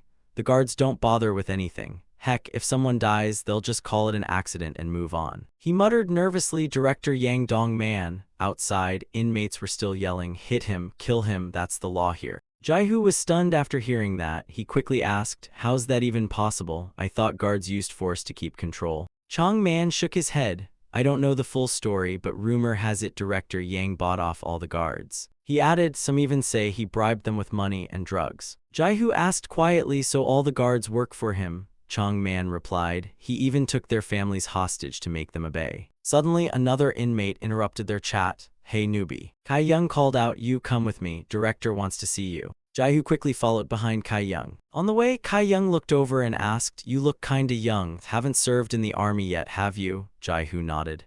Nope. Kai Young continued, so what landed you in here? Jaihu, calm as ever, answered, I got drunk, got into a fight, and accidentally killed someone. Kai Young burst out laughing. So it's manslaughter, huh? Impressive, you don't look the type to kill a guy. He smirked again, just got here and already caught the director's attention, lucky bastard. Jaihu kept walking while thinking to himself, just like planned, I've finally infiltrated Yang Dong-man's organization. Now I wait for the contact to tell me the next step. But more thoughts swirled in his head. Who is that contact anyway, and what exactly is the next step? Meanwhile, in a room decorated with framed awards, Du Seok was being cared for on a hospital bed. Du Seok, I'm seriously starting to regret helping you with this insane plan. A man wiped sweat from Du Seok's forehead, clearly worried. That kid Jaihu has been sent to prison. He whispered to the unconscious Du Seok, and he'll be the key to that crazy plan of yours. Du Seok lay motionless, completely unconscious. The man continued, even though I knew I couldn't stop it, but don't forget. He lowered his head and slumped into the chair. We're committing a monstrous crime here too. Even if you die, you won't reunite with Jiang-su or Hai Young. His eyes suddenly burned with bitterness. We've made a pact with the devil. We're all going to hell for this. Meanwhile, Jaihu was brought in to meet Dong-man. Director, I brought the new recruit we just picked up. Dong-man had a whole feast laid out in his room. He pulled out the chair next to him and smiled warmly. Come sit next to me so I can introduce you to everyone. He raised his glass and announced, today we welcome a new member to our family. This is Young-hoo. Don't let his baby face fool you, treat him well. The other inmates tensed up and shouted, yes sir. Then Dong-man suddenly shifted to a serious tone. As I always say, we're a family here, one big, crazy family. Dong-man patted Jaihu on the shoulder. Just treat your seniors here like older brothers or uncles. With a creepy grin, he added, and you can treat me like your dad, Young-hoo. Jaihu replied coldly, yes. Dong-man, clearly pleased, raised his glass. All right, fill him up and bottoms up. He was in high spirits. You all worked hard this week. Let's celebrate and recharge for next week. Cheers. Suddenly, Shin appeared out of nowhere. Hold up. He entered with a big box, shut the door, and said, I brought cake to share. Seeing him, Jaihu felt like he'd been struck by lightning. Kim Shin. Shin looked at the table and grinned. Whoa, lots of good stuff today. He quickly took the cake out, stuck some candles in, and placed it on the table. Kai Young sneered, bringing that cursed cake of yours again. Beat it, psycho. Dong-man was in too good a mood to care. It's fine, it looks pretty good. Who's the cake for? Shin lit the candles with a lighter. For So Hyen. He stared at the cake and smiled. A sweet little girl with pigtails. Kai Young grumbled, great, lost my appetite now. Shin continued, she was walking with her dad in the park. Hearing this story from Shin, Jaihu was filled with rage but kept it bottled up, forcing himself to wave politely at everyone around. The girl didn't just greet people, she waved at dogs, cats, trees, and even flowers. As he told the story, Shin squinted with a sweet, blissful smile. I couldn't let her beautiful image rot away. Jaihu clenched his fists tight. I have to be patient. I can't make a move now. Suddenly, Shin brought the cake right up to Jaihu's face. I don't remember seeing this face before. You new here? Jaihu gritted his teeth, barely holding himself back. He replied coldly, I'm Kim Young-hoo. Shin beamed at him. Nice to meet you, Young-hoo. Since it's your welcome party, wanna blow out the candles? Shin's face now looked disturbingly twisted. Up in heaven, pray for So Hyen. Suddenly, a hand slammed Shin's face straight into the cake. Jaihu couldn't take it anymore and stopped him the only way he knew how. Dong-man, witnessing the scene, panicked. Hey, what do you think you're doing? Shin slowly lifted his face. I remember now. Jaihu stared with fierce eyes, ready to pounce at any second. Shin rose, licked the cream from around his mouth, pointed at Jaihu, and said with a smirk, yeah, I've seen that face before. Cake smeared across his face, he licked his lips and added, I remember now, I have seen you. Jaihu froze, sweat pouring down his face. Damn it, I lost control. What do I do now? There are too many people here. The other inmates turned pale after witnessing the scene. New guy, what the hell just happened? Chun-do asked. Dude, what did you just do? Jai-hoo stayed silent, fists clenched. Before these thugs come at me, I need to take Kim Shin down, now or never. Suddenly, Shin stood up and pointed a finger right at Jai-hoo's nose, leaving the other inmates in shock. Jai-hoo stared wide-eyed, confused about what Shin was doing. Then Shin grinned like nothing had happened. Just like back in the day, kids always played rough like this. Then Shin burst out laughing and smeared a bit of cake on Dong Man's face. I always wanted to try this. Turns out it's kind of fun. He quickly scooped more cream and turned to Kai Young with a big grin. Come on, Kai Young, join in. Kai Young jumped back like lightning. Stay away from me, you lunatic. Dong Man, standing to the side, chuckled out loud. He placed a hand on Jai-hoo's shoulder, laughing heartily. I knew you were weird, but turns out you've got a funny side too. Seeing the tension fade, the other inmates quickly played along. Yeah, kids these days are different from our generation, huh? Jai-hoo was still trembling, unable to shake off the shock from earlier. Meanwhile, Shin kept giggling as he flung cake bits onto everyone. This is kinda fun. After that chaotic joy, the cell block fell silent again. Dong Min and Chun Dong sat far apart, avoiding each other's eyes. Jai-hoo sat alone, leaning against a cabinet, reflecting on everything that just happened. His heart was restless. I couldn't sense him at all. He replayed the moment Shin touched his nose. He hadn't reacted in time. What if it had been an attack? The thought made Jai-hoo's heart skip a beat. His eyes widened in alarm. I would have been toast. Lost in thought, Jai-hoo didn't notice Chong Man approaching. Hey, Young-hoo, do you follow any religion? Jai-hoo heard the question but was puzzled. Religion, what do you mean? Chong Man scratched his head, a bit embarrassed. Today's the day for religious activities. If you're bored, you should come. Time passes quicker and you might feel better. At the prison chapel, a few inmates had already gathered for service. As they entered the hall, Jai-hoo asked, were you Christian before prison? Chong Man smiled. Nah, I only started going to church after I got in here. He bowed his head and explained softly, this is the only place where I don't get bullied. It's the only time I feel at peace. Hearing this surprised Jai-hoo. Why'd you end up in here anyway? You don't exactly look like a bad guy. Chong Man confessed, I had this classmate who bullied me since we were kids. One day, I snapped and stabbed him. Chong Man continued, he was still alive back then, but I was too much of a coward to finish it. Hearing that, Jai-hoo had no words. He just quietly watched Chong Man. Chong Man looked pitiful. Not that things have gotten any better. Even in here, I still get bullied. Suddenly, a voice interrupted. Peter, is that you? Hello, my child. Chong Man's face lit up. Father, when did you get here? Seung-jin greeted warmly. How have you been lately, Peter? Chong Man nodded. I've been okay, father. Then the priest turned to Jai-hoo. I don't think I've seen you before. Jai-hoo responded politely. Hello, I'm Young-hoo. Even though it was their first meeting, Seung-jin pulled Jai-hoo into a hug like a long-lost son.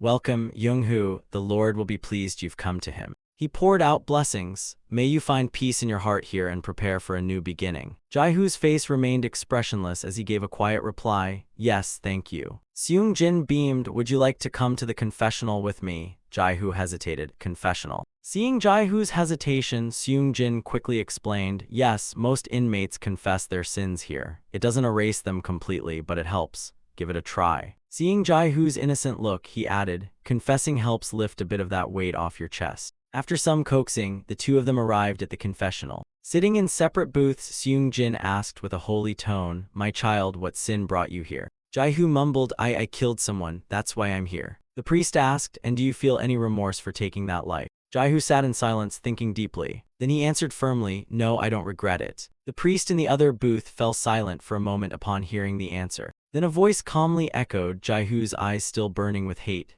Yes, you must not regret it. Seung-jin added that bastard Yoongi should have died a long time ago. Jai-hoo was shaken to his core hearing that. As he continued, Seung-jin smiled and admitted, I've heard a lot about you, Young-hoo. I am also a beau. While they were discussing things in the chapel, back in the cell block, the other inmates were gossiping about their own business. Kai Young was summoned and spoke up, Director, you called for me, what's going on? Dong Man ordered, look deeper into that guy Young-hoo. Kai Young looked confused at the order. Young-hoo, the new guy, sir. Dong Man saw Kai Young's hesitation and explained, no matter how spaced out Kim Shin might have been, there's no way he'd get caught off guard like that. This order revealed Dong Man's growing suspicion of Jai-hoo. His background and the reason he's here, investigate everything thoroughly. Meanwhile, Jai-hoo, having heard the plan, asked, "So what's the next step? What do I need to do now?" Seung-jin replied helplessly, "Actually, I've run into a few issues. The other bows acted on their own." Jai-hoo looked surprised. "Acted alone?" Seung-jin nodded. "Yes, there are 3 more in here." Seung-jin added, "Since losing contact with Do Seok, things got messy. They decided to kill Kim Shin in his private cell. I tried to stop them, but it was no use." That night in the cell block, an inmate holding a knife sneaked into a cell, standing in front of another prisoner's bed. Seeing that the prisoner appeared sound asleep, the trio decided to make their move. One of them, his face full of rage and tears flowing, raised the knife high.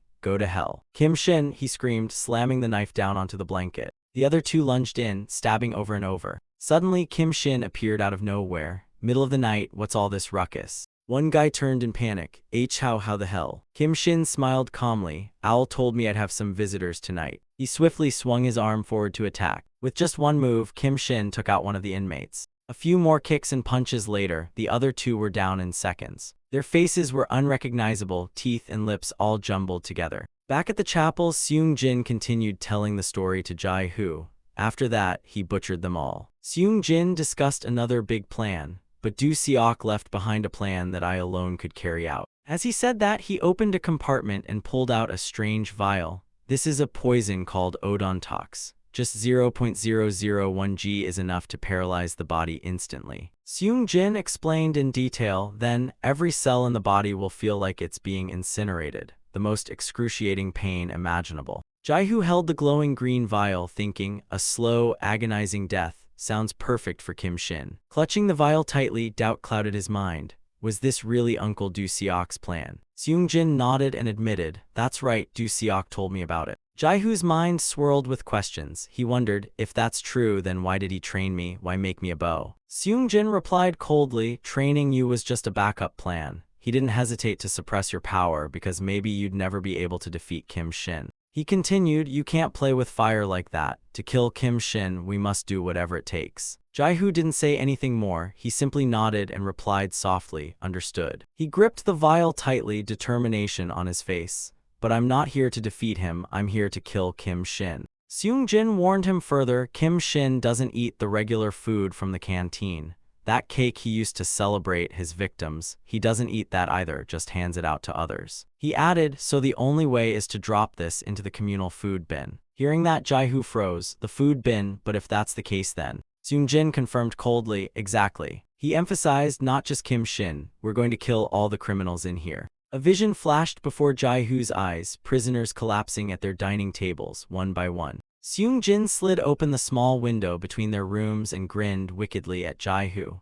"We're going to wipe out this entire trash heap." Back in his cell, Jai-hoo sat quietly, staring at the poison in his hand. His gaze grew heavier. Scum like them, full of guilt and crime, maybe they do deserve to be punished, but to kill Kim Shin. Jai-hoo's expression darkened. "Do we really have to trade all their lives for his? Uncle, is this truly your will?" Out of nowhere, Chong-man appeared and cut off his thoughts. "Hey, Young-hoo, how was the confessional? I bawled my eyes out the first time I went." Seeing him, Jai-hoo quickly hid the vial in his pocket.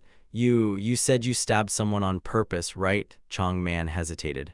"Yeah." Jai-hoo asked again, "Why did you do it?" Chong-man went silent, then stammered, "I am just a countryside bumpkin." He continued, "In a rural area with schools from elementary to high school." His face turned pale and sadness filled his eyes. "So I was bullied non-stop growing up. Someone like you, Young-hoo, I bet you can't even imagine." Chong-man described his hometown, surrounded by thick forests everywhere. He was bullied by kids his age, kicked in the head, used as a soccer ball. Back then he was terrified, covering his face with his hands, crying and begging, I'm sorry, please stop." The kids his age still didn't let him go. They laughed and kept up their nasty behavior. "Don't you guys find this crybaby so damn annoying? Let's play until he runs out of tears." Seeing Chong-man bawling just made them go harder. What a total crybaby, geez. Then Chong-man recalled his elementary school days. His friends forced him to eat weird stuff. "Open up, crybaby, do it yourself or I'll shove it right in." They made him swallow cockroaches, disgusting to the max, straight up puke-worthy.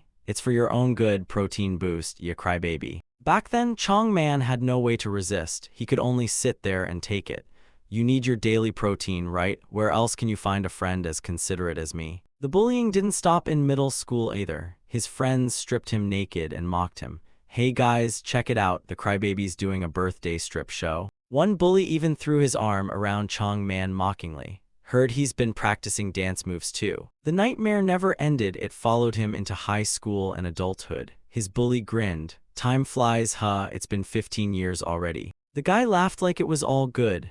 "After all these years, we're basically BFFs, right?" Chong Man replied reluctantly. "Yeah, right." To Chong Man, it had all been a living hell, but the bully shrugged it off. "Man, we had fun as kids, didn't we? I was just messing around, no hard feelings, you get me?" Chong Man nodded slightly. After a few drinks, the guy started stirring things up again. "Hey, it's kinda boring with just the two of us drinking, don't you think?" He suggested. "Call your little brother over." Chong Man blinked, confused. "My little brother?" Chong Man smiled awkwardly. "He's still a student, not allowed to drink yet." The guy didn't care. "Exactly why you should call him over." With a creepy grin, he added shamelessly, "Last time I saw him, he looked pretty tasty. Tell him to bring some snacks too." Chong Man tried to refuse, stuttering in fear. But he's asleep right now, so let's just drink, the two of us." Before he could finish, the guy slapped him hard across the face, knocking his glasses off. He glared at him threateningly. "What's with all the yapping? Call him out now." Then came the insult, "Stupid crybaby." Hearing that, Chong Man froze. Tears streamed down both cheeks. After finishing his story, Chong Man spoke with fury. "Getting bullied in the countryside means you're stuck with it forever." Facing the thug, Chong Man forced himself to speak. "You too, right? Tears fall because it hurts." The bully was now crying too, shouting through his tears, "Damn it, you psycho." Chong Man couldn't take it anymore. Driven by rage, he smashed a bottle and struck the guy, knocking him to the ground. Everyone cries when it hurts. All the years of humiliation poured out as Chong Man yelled, "I'm not your pathetic little crybaby, you bastard." He even confessed everything. "There's no denying I committed a crime." His voice trembled with long-suppressed fury. "But sometimes I wonder, why was it me who ended up here, not him? I just don't get it." Jai, who had been silently listening all this time. Elsewhere, a brawl was erupting among the inmates. Two big, muscular prisoners were going at it like wild bulls. One took a punch to the face so hard his features got rearranged. The other guy got smacked in the nose and sprayed blood like a fountain. "Damn it," he cursed. But his opponent didn't stop. He just kept charging like a maniac. Other inmates stood around cheering like they were ringside. 3 wins in a row. This dude's the real deal. Cell 7's undisputed champ. The victorious inmate smirked as his opponent lay sprawled. Another prisoner went around collecting bets. "Losers, cough up those smokes." The guys who lost were grumbling. "I really thought I had this one." Riding the high, the winner bellowed, "Who's next? Anyone feeling lucky, come get this smoke." Suddenly a slow clap echoed through the room, cutting the tension. Dong Man strolled in with his crew, grinning. 3 wins in a row, impressive. The champ froze. Director Yang. Dong Man squinted and smiled. "So no matter who steps up, you'll fight huh?" Then he casually pointed toward Shin. "How about a match with Kim Shin then?" The inmate's face went pale, sweat poured down his temples. Kim Shin, why you want me to fight him?" Seeing the guy hesitate, Dong Man chuckled. "Relax, it's just a friendly game. Shin, what do you think? It's been a while since you stretched your legs, right?" Shin let out a bored yawn. "Fine, I've been dying for some entertainment anyway." The inmate freaked out, trembling all over. "And no way, Mr. Kim Shin, I surrender, please forgive me." Dong Man's smile vanished, his voice dropped like a hammer. "Surrender." He radiated raw menace, glaring at the inmate. "If you're that useless, then why'd you act all tough in the first place, pathetic little worm?" The inmate shrank under Dong Man's killing aura. He bowed his head, couldn't even make eye contact, shaking like a leaf. I spoke without thinking, please have mercy, sir." Disgusted, Dong Man scoffed openly, then he turned to the crowd. "Kids these days talk big but can't back it up, so anyone else feel like challenging Kim Shin?" To spice things up, he dangled an offer. "Beat him and you can have whatever you want, anything at all." Hearing that tempting offer, a hand slowly rose from the crowd. Jaihu stepped forward. "I want to join the fight." The atmosphere tensed instantly as everyone stared at him like he was crazy, except for Dong Man, who burst into laughter. "Look at our rookie, but are you sure? Kim Shin's no joke." Jaihu replied with a firm face, "It's fine." Clenching his fists, he reflected on what had just happened. This match might be his only hope. If he beat Kim Shin, there'd be no need for the poison plan. Shin walked over, grinning. "Young-hoo, you're hilarious." Everyone else ran off in fear, just like the cake incident, huh? Before Shin could finish, Jaihu smashed a punch right into his face. Jaihu wasn't holding back. He couldn't let Shin make the first move, go all in. He threw punch after punch, hammering everything he had into him. Jaihu's eyes lit up, burning with hope. Then he landed a heavy blow straight to the jaw, dropping him. Whispering like a war prayer, "Now die, Kim Shin." Jaihu shouted silently in his head and dashed forward again. But suddenly Shin caught his next punch midair. The man grinned and called out his name, Young-hoo. Shin's cheeks were flushed and somehow his eyes sparkled with joy. "This is amazing. I haven't had this much fun in ages, Young-hoo." Jaihu froze for a second. What the hell is wrong with this guy? He's enjoying this. Shin struck back, driving a fist deep into Jaihu's stomach. "Let's get even closer, shall we?" The blow to Jaihu's chest sent him flying. No way, I hit his pressure point dead on. Another hit, this time smashing Jaihu's head against the floor. As his skull kissed the tiles, Jaihu finally realized none of his punches had done anything.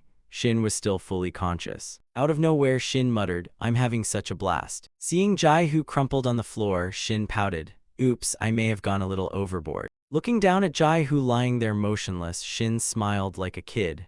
"Young-hoo, sorry about that. You asleep yet?" Jaihu stayed face down, completely silent, not even twitching. Then Shin turned to Dong Man and asked sweetly, "Director, make sure you treat Young-hoo well, okay? So we can play again later." Dong Man froze in disbelief. Suddenly, Jaihu sprang up and locked Shin in a chokehold. Before he could react, his eyes rolled back in shock. Being attacked from behind, Shin had no time to brace himself and just stood there like a statue.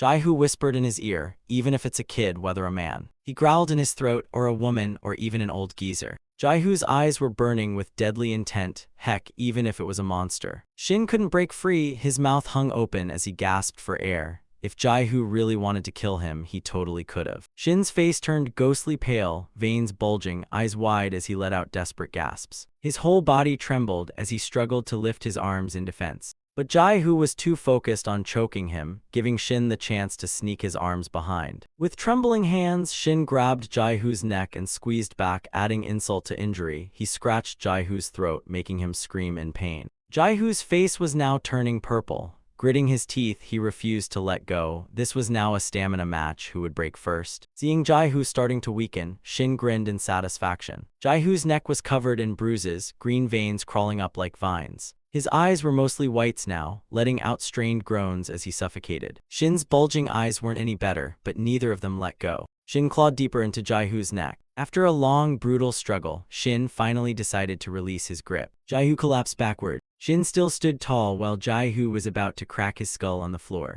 Shin was drenched in sweat, exhaling with relief. He looked down at Jaihu rolling on the ground and complimented, "Hugh, you almost choked me to death. You're the best." Jaihu lay unconscious, not saying a word. Shin continued, "Seriously, I almost died." With that, Shin gave a casual goodbye. "See you next time, Young-hoo tilde." Dong Man, who had been stunned a moment ago, muttered, "I thought that guy could give you a bit of fun." He chuckled louder, but who would have thought he'd go that wild with Kim Shin? That's insane. Jaihu lay motionless on the floor, foam dribbling from his mouth. Dong Man added, "Rookie, nah, Kim Young-hoo." He kept praising him. "What an interesting fellow. We've got to train him properly now."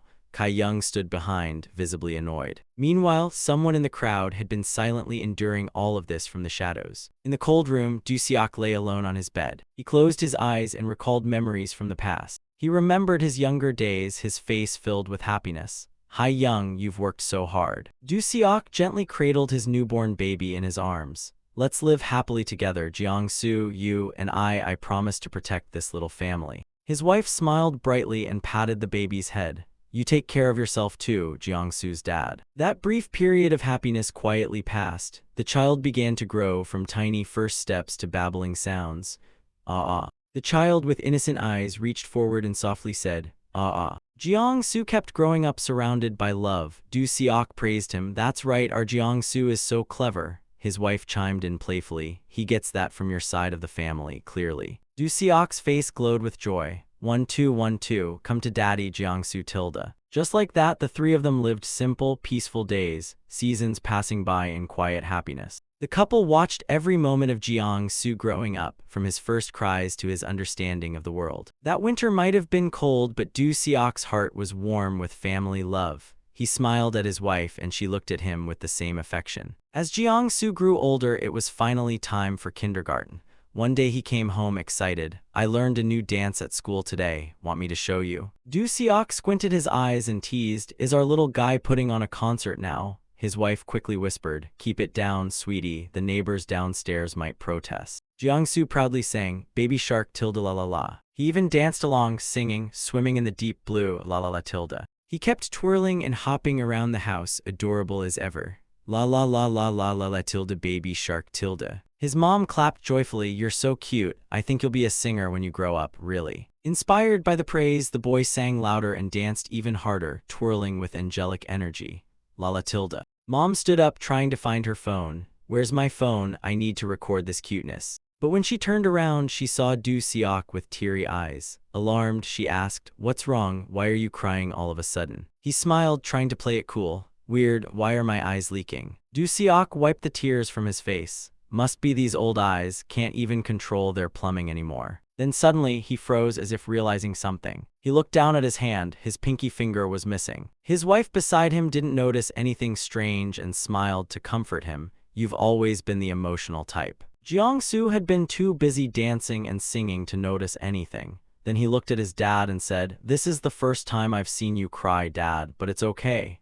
My teacher said boys can cry too." The tears in Du Seok's eyes kept falling, and he mumbled softly, "Jiangsu Hai Young." He looked at his hands, eyes full of reluctance. "It's time for Daddy to go now, there's something I forgot to do." Hearing that, Hai Young panicked, not understanding a thing. "What are you saying? You're scaring me, go where?" Jiangsu's smile vanished as he begged, "Where are you going, Dad? Please don't go, stay and play with me." Du Seok rushed to hug him tightly, head bowed. "I'm sorry, Jiangsu, Hai Young, just wait a little for me, I won't be long." The family photo of the three of them hanging on the wall suddenly showed small splatters of blood, and Du Seok's appearance reverted back to his current elderly self. "I'll come back soon, okay?" Suddenly, the door to the room creaked open. A man came in holding a basin, looking alarmed. Seeing Du Seok dazed on the bed, he asked, "Du Seok, are you all right?" Tears streamed down Du Seok's face as he stammered, "How's Jai-hoo?" Meanwhile, at the infirmary, Jai-hoo is still unconscious on the hospital bed. He slowly opened his eyes and looked around. A voice called out joyfully, "See letter 1EADU Young-hoo, you're awake." Jai-hoo shot up in surprise. Priest Seung-jin quickly said, "If you're still tired, maybe lie down a bit more." He had just woken up, but this Seung-jin guy rushed in like a nosy fan. "So, how'd it feel fighting Kim Shin? Think you can beat him?" Jai-hoo's whole body was covered in injuries. He muttered, "If only I had managed to land one more hit, then maybe." But before he could finish, Seung-jin cut him off. "Nope, see letter 1EADU Young-hoo, there's no way you're beating Kim Shin." He explained, "If Kim Shin hadn't been off guard, you wouldn't have even had a chance to grab his neck. And that choke, totally useless, bro." Seung-jin finally looked closely at Jai-hoo's body. "Oh, you've got a broken rib too, huh?" He judged coldly, "With a body like that, beating Kim Shin is out of the question." Jai-hoo just hung his head in silence, not even arguing back. After dancing around the topic for a bit, Seung-jin got to the point. "You should just use the poison I gave you. This is an order from the palace, meant just for that guy." With that, he stood up, opened the door, and left. "Excuse me now." Before leaving, he didn't forget to drop one last line, "Young-hoo, I hope you'll stop thinking about anything else." Those words echoed in Jai-hoo's ears, leaving him frozen for a moment. Just thinking about how his father was murdered by Kim Shin was enough. Right after exiting the room, Seung-jin hurried away, not wanting to deal with any more drama. As he walked, he bumped into another prisoner. That prisoner intentionally slammed into Seung-jin's shoulder. The prisoner barked angrily, "What the hell's your problem?" Seung-jin immediately backed down, "Sorry man, I was deep in thought and didn't watch where I was going." The other guy grumbled, "Next time, open your damn eyes, got it?" The prisoner turned and walked away, still muttering, "Day's already crap, and now I run into this damn priest." Seung-jin suddenly called him back and handed him a candy. "Hey, I'd like to give you this as an apology. Do you like sweets? I heard sugar helps with stress." The prisoner looked at the candy, puzzled. "Candy, what am I, 5?" Though still annoyed, he unwrapped the candy and popped it in his mouth. "Watch where you're going next time." Seung-jin bowed deeply until the prisoner walked away. "Yes, I apologize." After leaving the infirmary, he returned to the church. Seung-jin knelt before the large cross. "Dear Father," he pleaded, "please guide Young-hoo so he won't lose his way." His hands clenched tight and help him make the right decision. Meanwhile, the prisoner who ate the candy started feeling weird. His face twisted strangely, and his steps became wobbly. Back in the chapel, Seung-jin continued, "Please grant Young-hoo the courage you once gave me." The prisoner's hands began twitching and curling uncontrollably. He collapsed on the floor, his body spasming. Other inmates panicked. What's going on?" After a few more convulsions, he started foaming at the mouth, eyes rolling back. The others shouted, "Guards, get the guards here." Seung-jin asked for one more thing, "Please help Young-hoo." As he said it, his expression twisted bitterly. "But don't make him grovel to you like I did." Meanwhile, a delicious piece of meat was placed into a lunchbox. Dong-man laughed heartily. "Eat up, Young-hoo." Jae-hoo took the meat with a suspicious look. "Thanks, I guess." The meat was just an excuse to strike up a chat.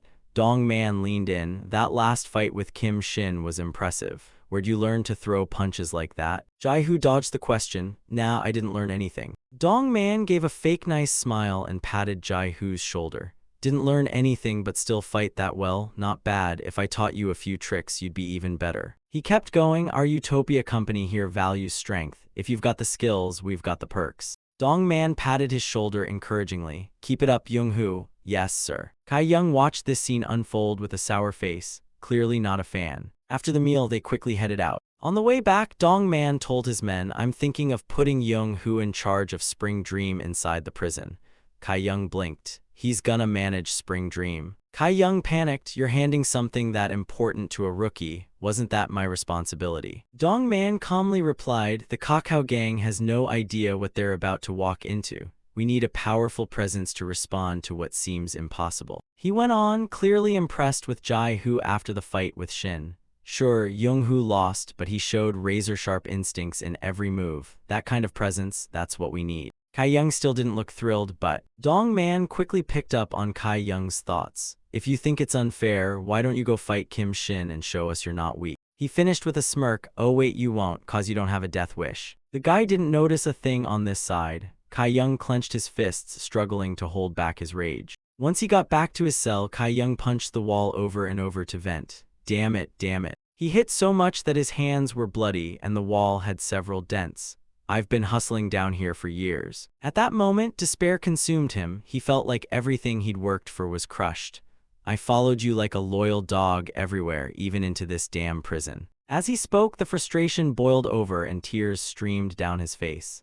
"But I wasn't crazy enough, huh? So now you pick some rookie chicken to nurture." Suddenly a guard appeared and called out, "Kai-young." Seeing the mess before him, the guard flinched and stuttered, You've got a visitor." Hearing that someone wanted to see him, Kai-young turned around, shocked. "A visitor for me." In the inmate visitation room, a government worker spoke up. "I extracted some data from the CCTV near Yoongi. The footage was mostly corrupted, but I managed to get this one image." Kai-young raised an eyebrow. "So, did you find the bastard who did that to Yoongi or not?" The staff member placed a file on the table. "Yes, but I've never seen this person before. No matter how we dig, there's zero info." Kai-young picked up the file and flipped through it, skeptical. "Could be someone that Kang Jae just recently trained." The agent nodded. "Exactly my thought. I've already planted an informant near that old man." Kai-young pulled out a specific sheet from the file. "Whatever, this guy's not." He glanced at the info and suddenly laughed like a madman. "You're even more interesting than I thought, our rising star."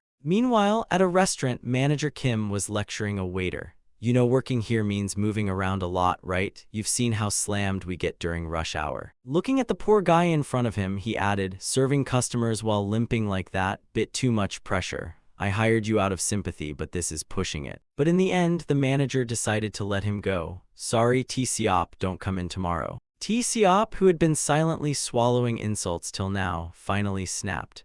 "You pay less than minimum wage, make me do double the work, and now you're firing me." He scowled in anger at the man in front of him and barked, "Check my payment again. All the wages and overtime I'm owed, every last one. If it's even one short, I'll sue you." Director Kim, seeing his once obedient employee now talking back, snapped, "Sue me? After all I did to give you a job out of pity." T-Seop stood up, put on his coat, and walked off. Director Kim shouted furiously, "You brat, once you leave, you'll never find another job in this whole town. I'll blacklist your sorry face everywhere." But before he left, T-Seop turned around and said, "Oh, one more thing." He stared coldly and spoke each word like a warning. "Watch your mouth, or I'll burn this whole place down. An orphaned, crippled guy like me, got nothing left to lose." After being kicked out, he went to a fast food joint to fill his empty stomach. Sia tried to comfort him. "Cheer up, T-Seop. You'll land another job soon." T-Seop took a bite of his sandwich and muttered gloomily, "Yeah, right. Who's gonna hire a guy who's orphaned, disabled, fresh out of school, and basically invisible?" Hearing that, Si-ah snapped, yelling, "Hey, shut it, Si-op, don't talk like that, okay?" Realizing he was out of line, he apologized quickly. "Sorry, I've already sent over 100 resumes and no one's replied." His face turned even gloomier. "My head's just full of depressing thoughts now." He lowered his head, his eyes filled with despair. "Can I even survive like this?" Si-ah could only sigh. Si-op started reminiscing about the old days at the orphanage. "I used to love playing with Jai-hoo." Just then, his phone screen lit up with a notification. Si-op picked up his phone to check the message. Suddenly, he shouted in excitement, "Oh my god, Si-ah, you were right." His eyes sparkled. "I think I just got a new job and at a great place too." Seeing him smile again, Si-ah's mood lifted as well.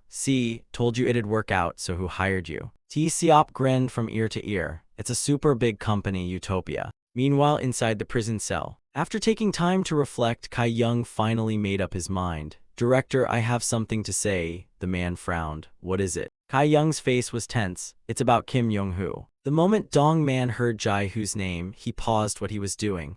"What about him?" Kai Young stayed silent for a moment, then nervously began, "Director, what I mean is." Instead of the bold tone from earlier, Kai Young now spoke more gently. "About managing Spring Dream, could you please reconsider and let me handle it instead?" He tried to reason. "I've followed you for 15 years, and now you're handing that over to a rookie who's been here less than a month." The man replied calmly, "Yeah, I get it." Dong Man stood up, placed a hand on Kai Young's shoulder. "Already getting sentimental? 15 years, huh? I still remember how you used to scurry around me when we first met." He looked over at the dog nearby, chased after me everywhere, even dealt with the messes at the casino. Dong Man went on. Kai Young kept his head down, silently listening. "So yeah, being tossed aside for a rookie probably stings, huh? I understand, but Kai Young." He smiled now. "You've been with me this long, so you must know this, right?" Every word out of Dong Man's mouth felt like it erased all of Kai Young's efforts.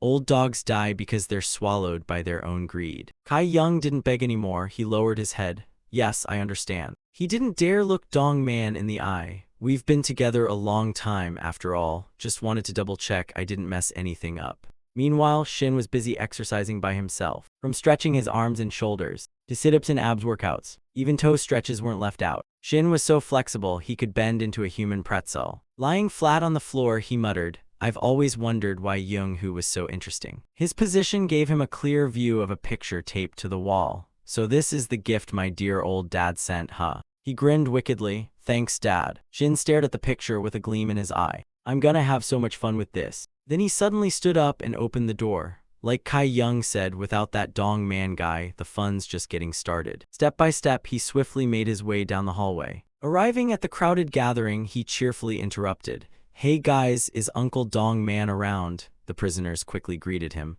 "Hello, Kim Shin." "He's talking with the warden," one replied, before Shin slammed an elbow straight into his throat. And just like that, Shin went on a rampage, smacking one guy after another. Is this his version of saying hello? The other inmates, clueless and trembling, looked on in terror. What's going on? Why's this happening?" Shin walked up and kicked another poor guy right in the chin. He grinned in satisfaction. "Aw, so refreshing." Seeing this, a group of inmates quickly formed a human wall to block him.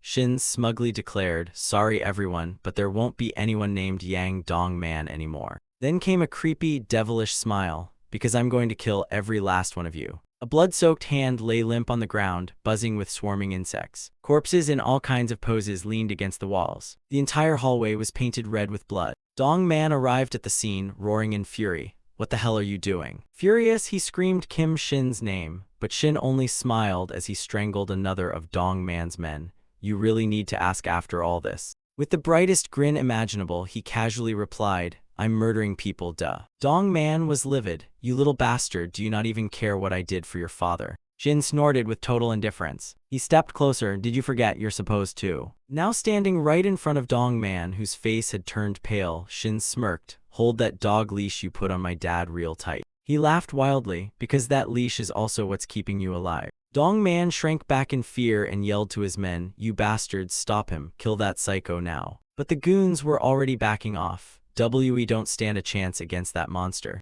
Suddenly, a voice called out from behind, "Director." Dong Man turned around relieved. "Kai Young, you're here." By instinct, he barked out an order, "Quick, do something about that damn Kim Shin." Kai Young no longer obeyed Dong Man. He bowed slightly and said calmly, "Director, you once told me." Kai Young's eyes flared. Old dogs die choking on their own greed. Hearing those words from Kai Young's mouth, Dong Man stood frozen like a statue. Kai Young pulled a knife from his pocket. Dong Man's voice trembled, "Why you?" Dong Man's face turned pale in an instant. What the hell are you doing?" Without a word, Kai Young shoved the knife into Dong Man's hand. "Go fight Kim Shin and prove something." He leaned in close, face nearly touching. "Prove you're not weak." Dong Man held the knife, his whole body shaking from a mix of fury and fear. "You bastards, how dare you?" His eyes flared red with rage. "You must dare bite your own master now." Slowly rising to his feet with the knife, Dong Man growled, "Fine, I'll show you." He got into a fighting stance. "Why I climbed my way up here, and why they call me the Cerberus of Utopia." Shin scoffed with a mocking grin. "Cool nickname, uncle."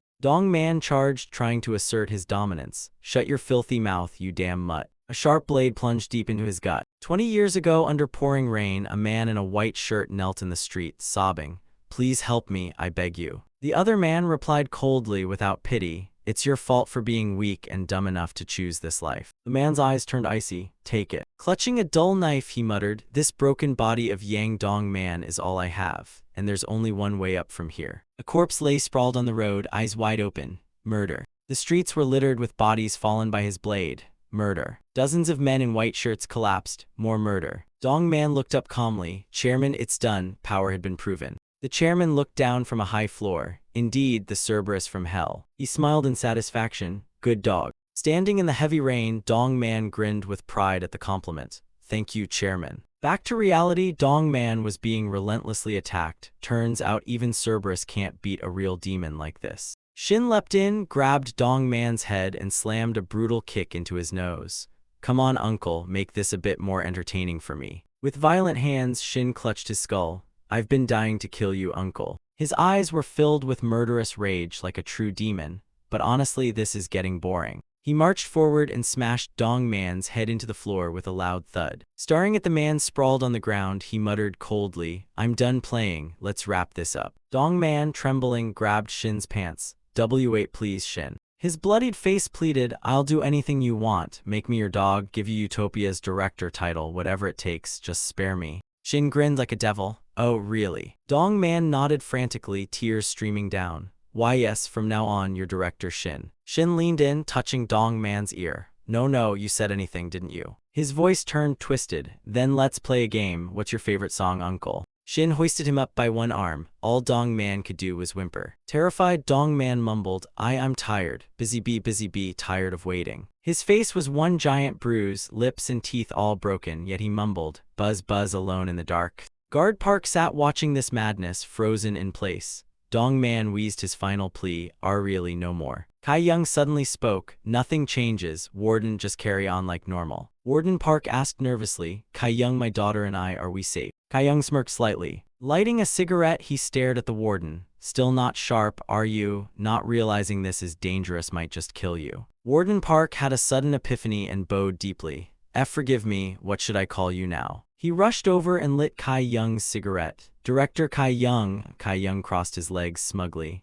"Well, of course you should." Meanwhile, Dong Man was still mumbling, "Buzz can't stop buzzing." After a while he went silent. Shin's hands were dripping in blood. "That's it, bare hands really do kill faster than knives." He scoffed, "At the very least, finish the first verse before dying, uncle." How disappointing. Truly, deeply disappointing. Dong Man collapsed on the floor, and Shin casually turned his back and walked away. Before leaving, he glanced back and asked Warden Park, "Oh right, Mr. Warden, can you do me a quick favor?" Warden Park nodded, "Yes, what is it?" Shin requested, "Let me out for a bit. I'll be back right after I'm done." Hearing that, Warden Park's face turned pale. Outside, "No, I'm sorry, that's strictly off limits." Shin stepped closer, unfazed. "Really? But I'm not Dong Man, I'm way more fun." The warden looked down, unable to meet his eyes. I'm sorry, but that's beyond my authority. People would definitely notice." With just one finger, Shin pressed against the warden's glasses, and they cracked like candy. Shin smiled menacingly, "I'll be super quick, and no one will ever know, promise."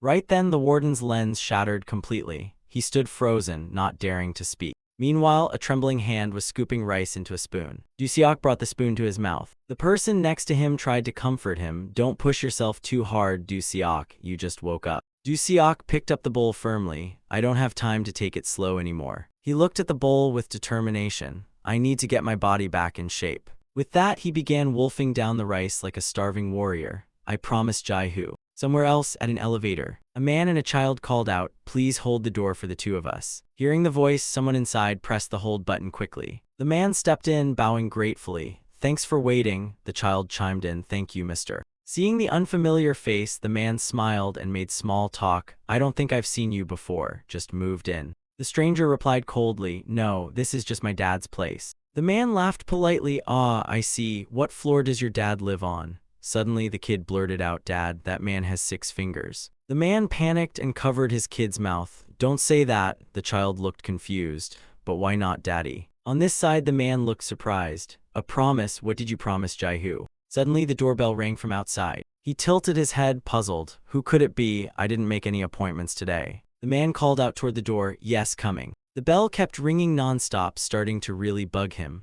All right, already, stop ringing, I'm coming. The person outside kept pressing the bell like they were stuck on repeat. The door swung open. Shin was standing there with a big grin. Dad, I'm home. The doorbell kept ringing, even though the man had already responded. He gently turned the doorknob. Yes, I'm coming out now. Seeing the stranger in front of him, he was stunned. Who are you? The pink-haired girl snapped after waiting too long. Why didn't you hurry up and open the door? I nearly died running here. The girl barged into the room. This smell, this whole place reeks, must be because of you too. Open some windows, old man. Unwilling to let a stranger walk in like that, he quickly grabbed her backpack. Hold on, who even are you? She turned around, visibly annoyed. So annoying, do you know how much effort it took me to get here? Du-seok slowly stepped out from inside. I called her, she's a bow wielder and a hacker. Du-seok introduced her name, Deok Pal. Deok Pal smiled at him. Uncle Du-seok, you look like a walking skeleton now. The man looked shocked upon hearing her name. Deok Pal, I thought that was a guy's name. The girl pouted, duh, it's a fake name. You ever seen a hacker use their real name?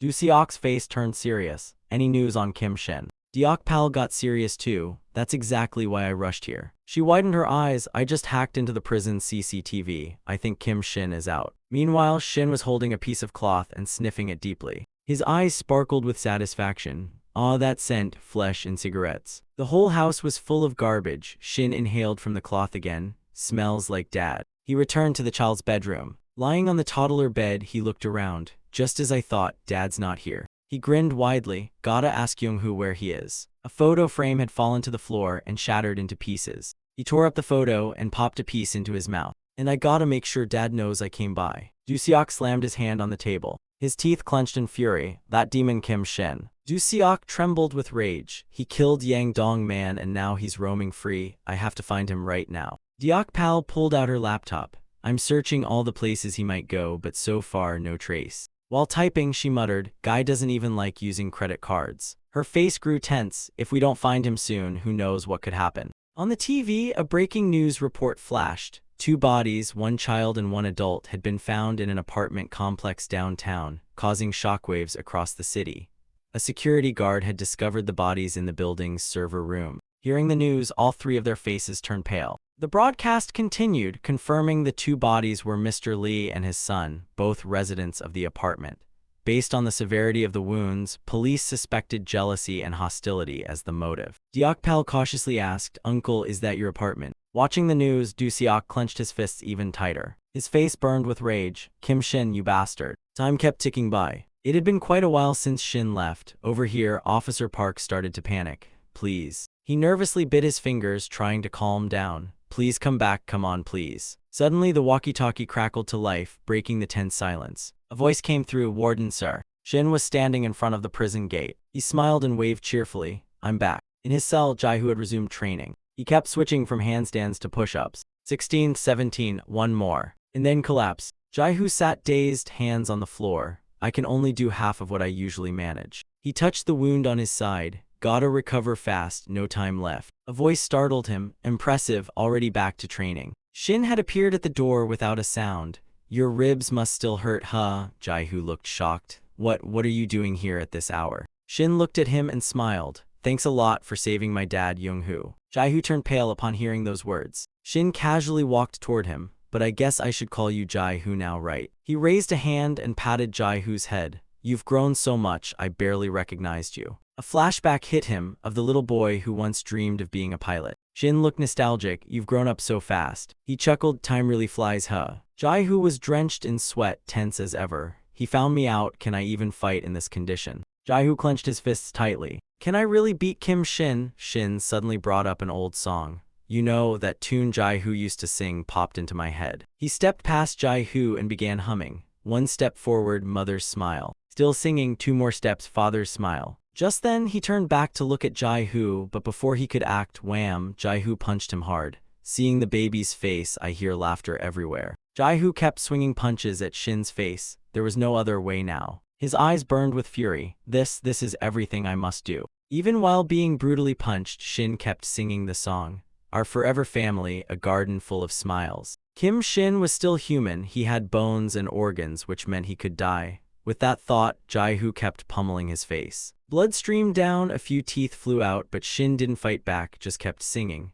Mom laughing ha ha, dad smiling so bright tilde. Jaihu shouted and charged, die Kim Shin. As the song hit the happy family part, Shin suddenly grabbed Jaihu's arm. A garden full of smiles, he sang, mouth full of blood and shattered teeth. Holding Jaihu's arm tightly, Shin grinned. There, I finished the song. Then he used his other hand to snap Jaihu's shoulder. With just one move from Shin, Jaihu's shoulder bone cracked. Jaihu screamed in agony, you bastard. Watching him writhe, Shin simply smiled. Grabbing Jaihu's wrist, Shin commanded, now it's your turn, Jaihu, sing for me. He twisted Jaihu's arm back, just like Jaihu's dad once did to him. Another crack echoed as Jaihu's bone gave way. Jaihu collapsed to the floor on his knees. Shin smiled again, if you don't feel like singing. He suddenly asked, then just tell me, where's my dad? He forced Jaihu to choose. You only get one option. Shin threatened, sing or tell me where my father is. Otherwise, I'll start with this arm. He clenched his hand tighter, and then, every single bone in your body. Despite the pain, Jaihu gritted out, me and Uncle Du Seok trained every day just to kill you.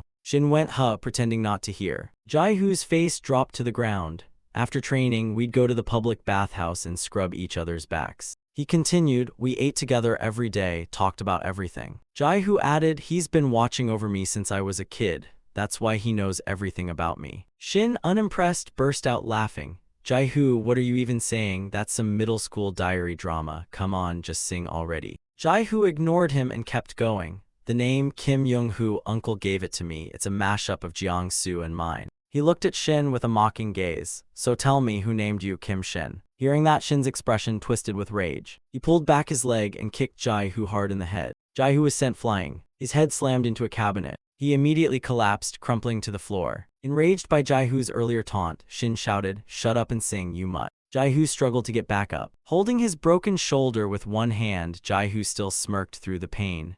You look hilarious when you're mad, that kick earlier. Jaihu shot Shin a provocative glare. That just reminded me, I remember how to kill you now. Across from him, Shin cupped his cheeks with both hands like enjoying a comedy skit.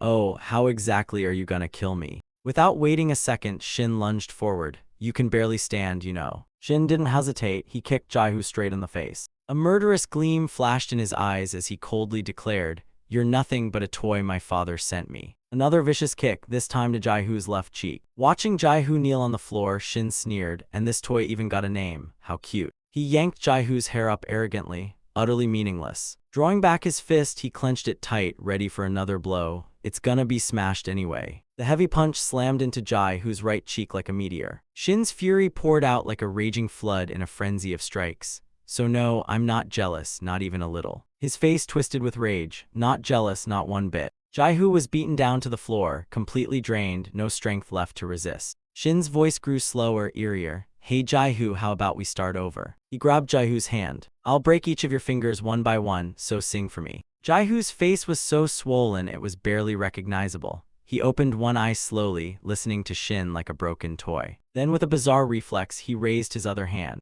and jammed 2 fingers straight into Shin's mouth. Shin jolted back, hands covering his mouth. What the hell did you just do? Jaihu said nothing, just stared at him, squinting like he was savoring a fine meal. Then he started laughing and kept laughing, a steady, eerie chuckle. Shin growled annoyed, what's so funny? You're seriously just a child, Jaihu. This time Jaihu spoke slowly. I laced it with that poison. On the floor, the shattered crystal boy container spilled a thick liquid like a silent death sentence. Shin froze, his face turning pale as Jaihu continued, right on my fingers. In a desperate panic, Shin shoved his hand into his mouth. He tried to puke the poison out of his system. Jaihu's glare turned cold and satisfied. Too late. Even a tiny, tiny bit absorbed is enough to paralyze your entire body. His voice was low and eerie. You'll die writhing with your whole body burning in pain. Shin's eyes flashed a ferocious red. Give me the antidote before I kill you. Jaihu trembled, slowly pushing himself up. There is no antidote. Bracing himself on both arms, he steadied his body.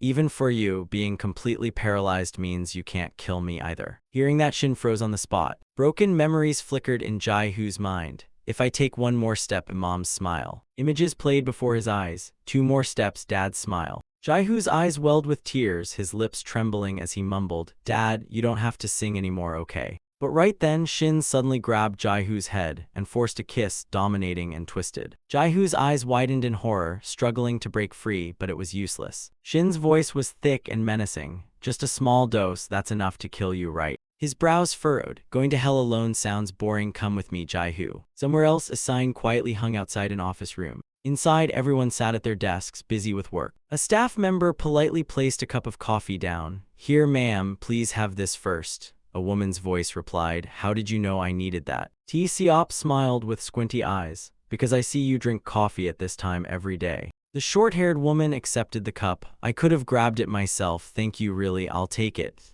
Yes, ma'am. A man across the desk spoke up. T. Siop, yes, sir, make 10 copies of this, will you? T. Siop turned his head quickly and nodded with his usual energy. Yes, sir. Director Kim waved from the side. T. Siop, please call Mr. Kim for me. T. Siop grinned like fatigue had never existed. On it. Another voice chimed in. T. Siop, this room's filthy. Mind cleaning it up? As always, he replied, yes, sir. Director Kim stood silently in the corner, observing T. Siop. In front of the coffee machine, he asked, how's the work environment, T. Siop, everything okay? T. Siop accepted the coffee and gave a small bow. Yes, thanks to everyone's support, it's been smooth. Director Kim's eyes gleamed with warmth. I admire your strength. My son's your age and all he does is play video games. T. Siop scratched his head shyly. Oh, come on now. Kim raised his cup, then slowly spoke as if revealing a long-kept secret.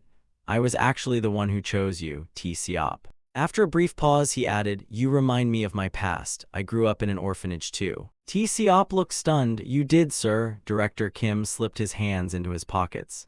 Yeah, I used to call it the orphanage too. He reached out and patted T. Siop on the shoulder. Hey, T. Siop. His voice lowered. I know what it feels like, groping through a dark tunnel, but someday you'll see the light. He continued, work hard, Mr. T. Siop. If you do, I'll help recommend you for a permanent position. Hearing that, T. Siop's eyes welled up. Yes, sir. He bowed deeply, voice trembling but full of determination.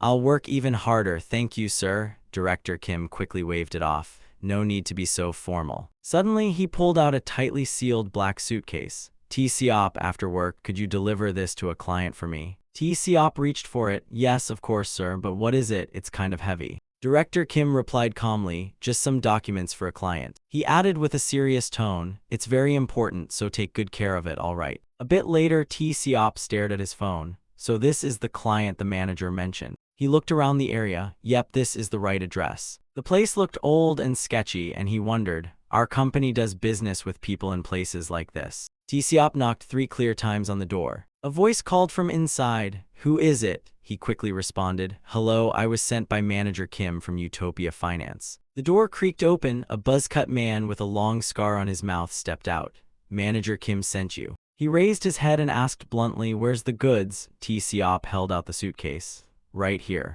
As the man grabbed the handle, T. Siop caught a tattoo on his wrist and thought, yikes, mobster maybe. Still, the man's tone softened. Thanks for bringing it. He smiled slyly. Please send my regards to your manager and thank him for me too. T. Siop froze slightly, replying instinctively, why yes, I will. Then thought, maybe I judged this book by its cover too soon. On another afternoon, Director Kim placed a similar suitcase in front of him.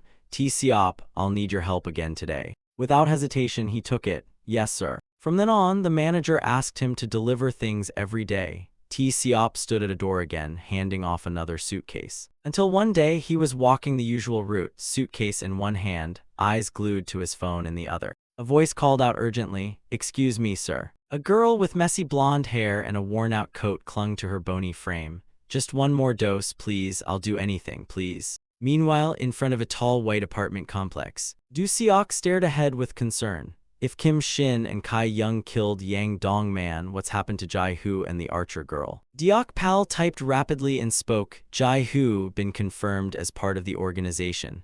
I don't know what's going on with him now. A pause, she hesitated, uncertain. Her eyes stopped at a line in the report. During the ambush to kill Kim Shin, they were all killed. Duseok couldn't believe it and shouted, what? No, that can't be, I told him to wait. She stared at the computer screen and replied, I don't know, I don't even know why. It's like they were controlled by someone and suddenly launched an attack on Kim Shin. Duseok's hand clenched into a fist. Damn it, why would they do that? His whole body trembled with rage. I told them not to act without permission until the arrow was in position. Why? Yang Min's voice cracked in the air, thick with sorrow. They're all dead, all three of them. She lowered her head and whispered, yes, all of them are dead. Now only Jai Hu is left, locked up alone. At the same time, down a long, desolate hallway, only footsteps echoed sharply in the silence.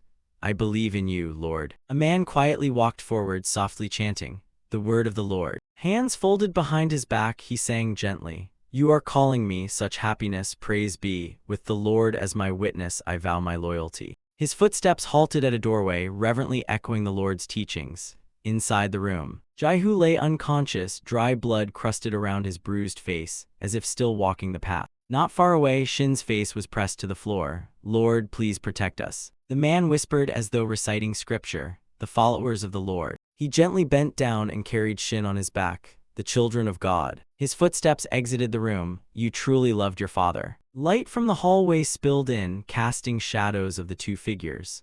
I understand what it's like to grow up starved for love better than anyone. A silver crucifix swung gently from his hand as he walked, because I was just like you. His voice carried a strange, almost eerie empathy. I'll help you be reborn. Seung Jin looked straight ahead and spoke with conviction, to live again like Jesus. Seung Jin grabbed a vial of medicine and began pouring it into Shin's mouth. His other hand gently supported Shin's head, like a priest performing a baptism for a sinner reborn. Seung Jin placed Shin on his lap. I've always thought about this moment. Sunlight pierced through a gap in the wall like a sewing needle. It shone directly onto a crucifix. Dear Lord. He shut his eyes tightly and muttered, why did you create me? Why make a demon like me? In the still darkness, memories rushed back like a cold wind. A butterfly appeared. A painting filled with butterflies of all kinds. My dear Seung Jin, caught this many bugs, huh? The father's voice echoed, ever since I was a kid, I knew I was special. You probably ranked first in the entire school for your summer homework, huh?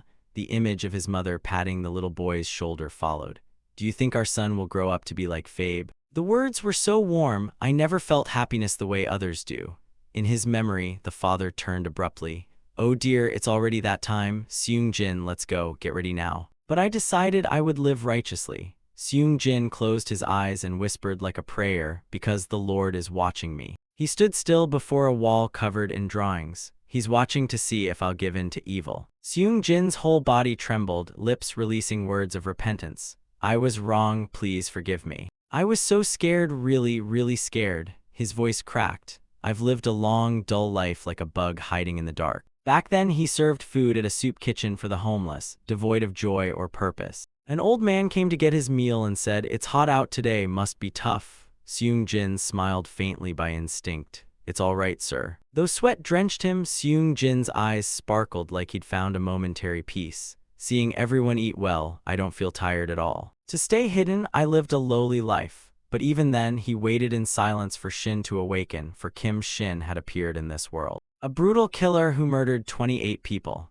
The news report showed his cold, expressionless face filling the screen. Seung Jin sat before the TV, trembling. He looks a lot like me. He didn't take his eyes off Shin's face on the screen, but he's a fearless demon. Seung Jin spoke, I was curious how the Lord would punish Kim Shin, so I went to the prison. He turned his head toward the light, but he wasn't punished at all. Seung Jin looked at the cross on the wall. Kim Shin, you're still not a coward. The cross remained there bathed in sunlight, and it made me start to doubt. Seung Jin let out a laugh. Maybe God doesn't care about us at all. Am I really the only coward here? So I decided to test it. He quietly followed an old homeless man for a while and then called out, excuse me, sir. Seung Jin pulled out a candy and smiled. Would you like a sweet treat? The old man collapsed, body twitching on the ground. Why did you do this? 2 people, then 3. A man slumped over, blood trickling from his lips.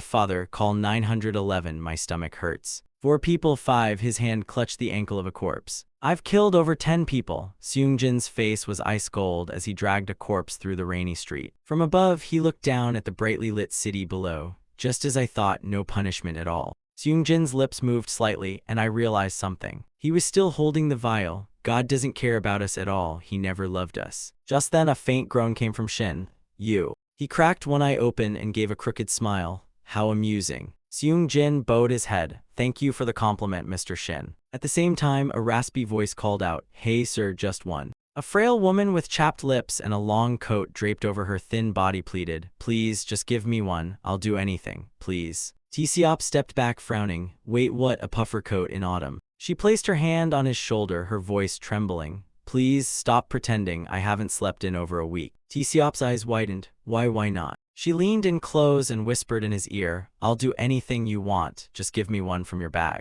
Her other hand reached for the suitcase by his feet. Honestly, one won't be enough. Startled, T-Seop shoved her away. What are you doing? Clutching the suitcase, he explained, Why, you must be mistaken. This is just company documents. The woman laughed darkly. Documents. Her sunken eyes glared at him, madness gleaming. I asked nicely, but you're still not cooperating. She lunged, grabbing the suitcase with both hands. I told you to give me one, damn it. T-Seop panicked and shouted, I'm gonna die of a nightmare today, let go. He yanked the suitcase back, yelling, Why is this happening? Let go. They struggled, both tugging at the case. Give it here, I said, give it. Suddenly the lock popped open, and tiny white pills scattered everywhere. They rolled across the floor in all directions. The woman collapsed, scooping up the pills with her hands. I knew it, dream bliss. Her eyes sparkled, drool pooling at her lips. I can sleep now, I can dream again. T-Seop just stood there, clutching the now empty suitcase. Lady, what even is this stuff? Seeing her walking away, he called out, Hey, wait a sec. Heart racing, T-Seop chased after her. Stop, you wait. She didn't stop, cradling the pills in her hands like treasure. This much, easily a year's supply, no, 2 years. Suddenly, she slammed into someone standing ahead. Director Kim looked down at her and said, Miss, this won't do at all. She looked at the 3 people blocking her way. How did you know? She collapsed to the ground like a wind-up doll with its string cut.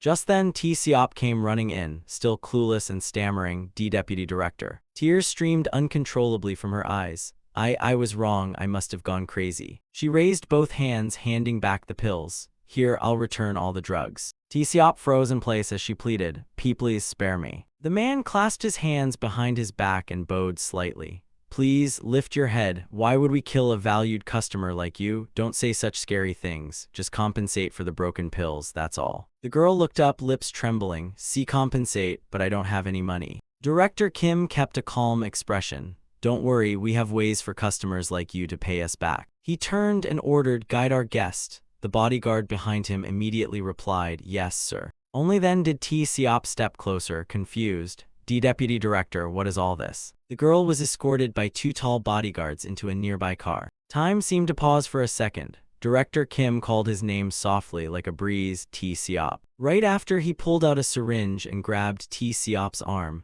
That's why I told you to guard that bag properly. T-Seop froze. The cold touch of the needle tip grazed his skin. He whispered, feeling his whole body go limp, WHY Deputy Director. The man's voice was void of emotion. You worked very hard and I was truly pleased, such a shame, really. On a table nearby were surgical tools and someone muttered, Oh Lord. Dr. Kim, holding a scalpel, grumbled, 2 surgeries in one day, that's a bit much.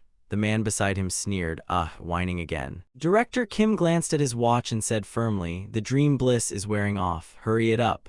The doctor frowned, Geez, you're so uptight, Deputy Director. On the operating table, T-Seop slowly opened his eyes. Noticing, Dr. Kim asked, I think he's waking up, should we give him more? The man pulled out a medicine box and replied flatly, What for? He's going to die anyway. No point wasting good stuff. He brought the scalpel close to T-Seop's stomach. Yeah, I get it. It'll probably hurt a lot. T-Seop weakly opened his mouth, voice like a breeze. Deputy Director, why are you doing this to me? Director Kim sneered and echoed, Why? Tilting his head, he replied, I chose you for this from the start. You're an orphan, right? No one's going to miss you anyway. At that moment, a clicking noise came from the door lock. The sound of metal being turned urgently echoed through the room. Director Kim, still holding the pillbox, frowned. What's that? Who's trying to open the door? The sound of the door unlocking suddenly stopped. Then the door creaked open. Du Seok's face appeared.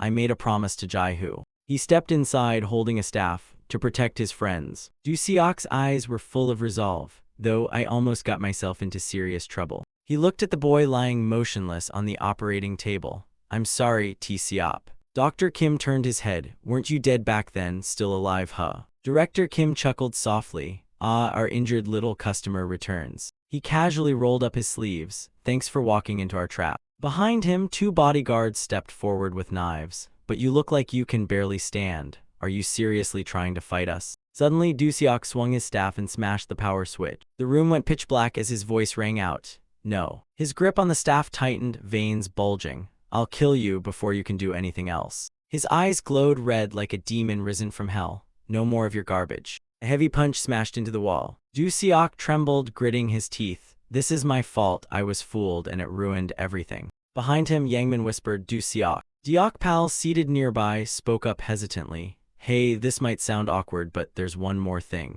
He turned, startled, listening as she continued. T-Siop, the one you asked me to look into. Deok-pal's eyes briefly flickered. It seems he was lured into Utopia. Doo-seok's face darkened. What are you saying? Her fingers flew over the keyboard. Lim T-Siop started working at Utopia 1 month ago. Deok-pal couldn't hide her concern. Everyone working there is either a dream bliss addict, homeless, or an orphan. Images began flashing on the screen. I tried ordering Dream Bliss through their company website and… Yangmin interrupted, horrified. Wait, are you saying Jaiho's friend is a Dream Bliss delivery guy now? Deok-pal answered quickly, yes, but that's not even the worst part. Her voice grew heavier. Every employee with no known family disappears without a trace after a while. Suddenly, she looked up in alarm. Where are you going, uncle? Seeing Doo-seok putting on his coat, she asked, Don't tell me you're going now. Yangmin rushed forward in panic. Doo-seok, what are you thinking? Your body, not even healed yet, you can't fight like this. He didn't turn back, I made a promise. Her body stiffened at his words.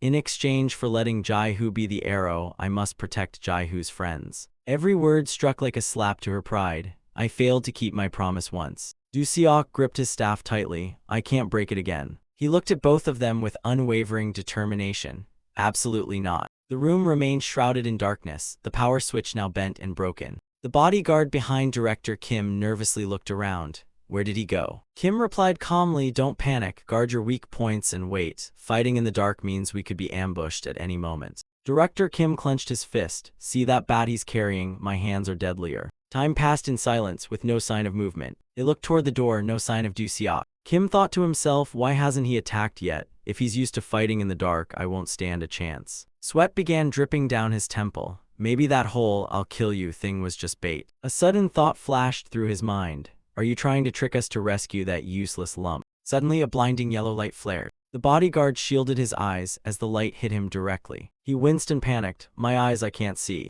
Wham! A blow from Doo-seok's bat came down like thunder. The other guard yelled, knife in hand, You bastard. Just as he charged, the darkness swallowed the room again. The bodyguard growled in frustration. Where'd he go again? This is like hunting wild animals. Director Kim stayed quiet, thinking. He hides in the dark, uses sudden light to blind us, attacks, then disappears again. He smirked. If you're gonna hunt wild animals, you need bait, right? The bodyguard's hands shook, sweat pouring like rain. Suddenly a light poke touched his back. He spun around and swung wildly. You damn bastard. His other arm slashed the knife forward. You're there, aren't you? His face twisted with rage. Where are you? Show yourself. Just as he yelled, the light came back on. I said come out. Another blow landed right on his head. The guard collapsed before he could react. Right then, a whisper came from behind. Why did he suddenly show himself? A hand clamped down hard on Doo-seok's shoulder. Director Kim's voice rang out from behind. Gotcha. He threw his full weight to slam Doo-seok to the ground. Game over. Their bodies spun through the air. Kim's glasses went flying across the floor. I win. His eyes burned with murderous intensity.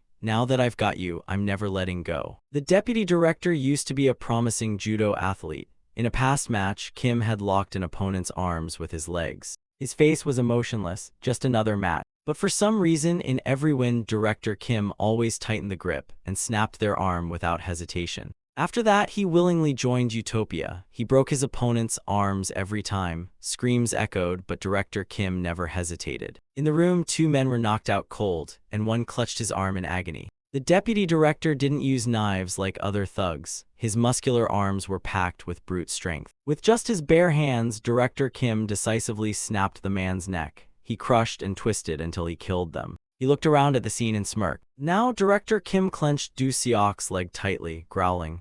With androgen, I can't even feel pain. I mean, you'd need to see blood to know you've been stabbed. His eyes were wild, but the pain of broken bones and torn ligaments was a whole different beast, impossible not to feel. Kim's hand squeezed Du Seok's leg like he meant to shatter it. Fighting spirit and pride gone. His voice kept going, the kind that makes you want to scream just to stay sane. Suddenly, the headlamp on Du Seok's forehead lit up. He lifted his head and spoke steadily. Is that all you've got? Du Seok jabbed his finger straight into Director Kim's eye, making him scream in panic. What? I already broke your arm. Kim clutched his face in agony. My eyes, my eyes. Du Seok grabbed his head and growled. Compared to losing your family, the pain of a broken bone is nothing. He now looked furious. The people you killed, they were someone's family too. A flash of memory hit Du Seok. Just because they didn't have parents doesn't mean they didn't have family. They mattered to someone. He tightened his grip around Director Kim's neck. Kim's flailing hand slowed and then stopped. Seeing this, Du Seok released him and gasped for air. He looked around thinking, what's left to do now? Suddenly, a baseball bat slammed into the back of his head. Dr. Kim appeared from behind. Great, another corpse to deal with, what a nightmare. He raised the bat again. With dream bliss, I could just be having a happy dream instead.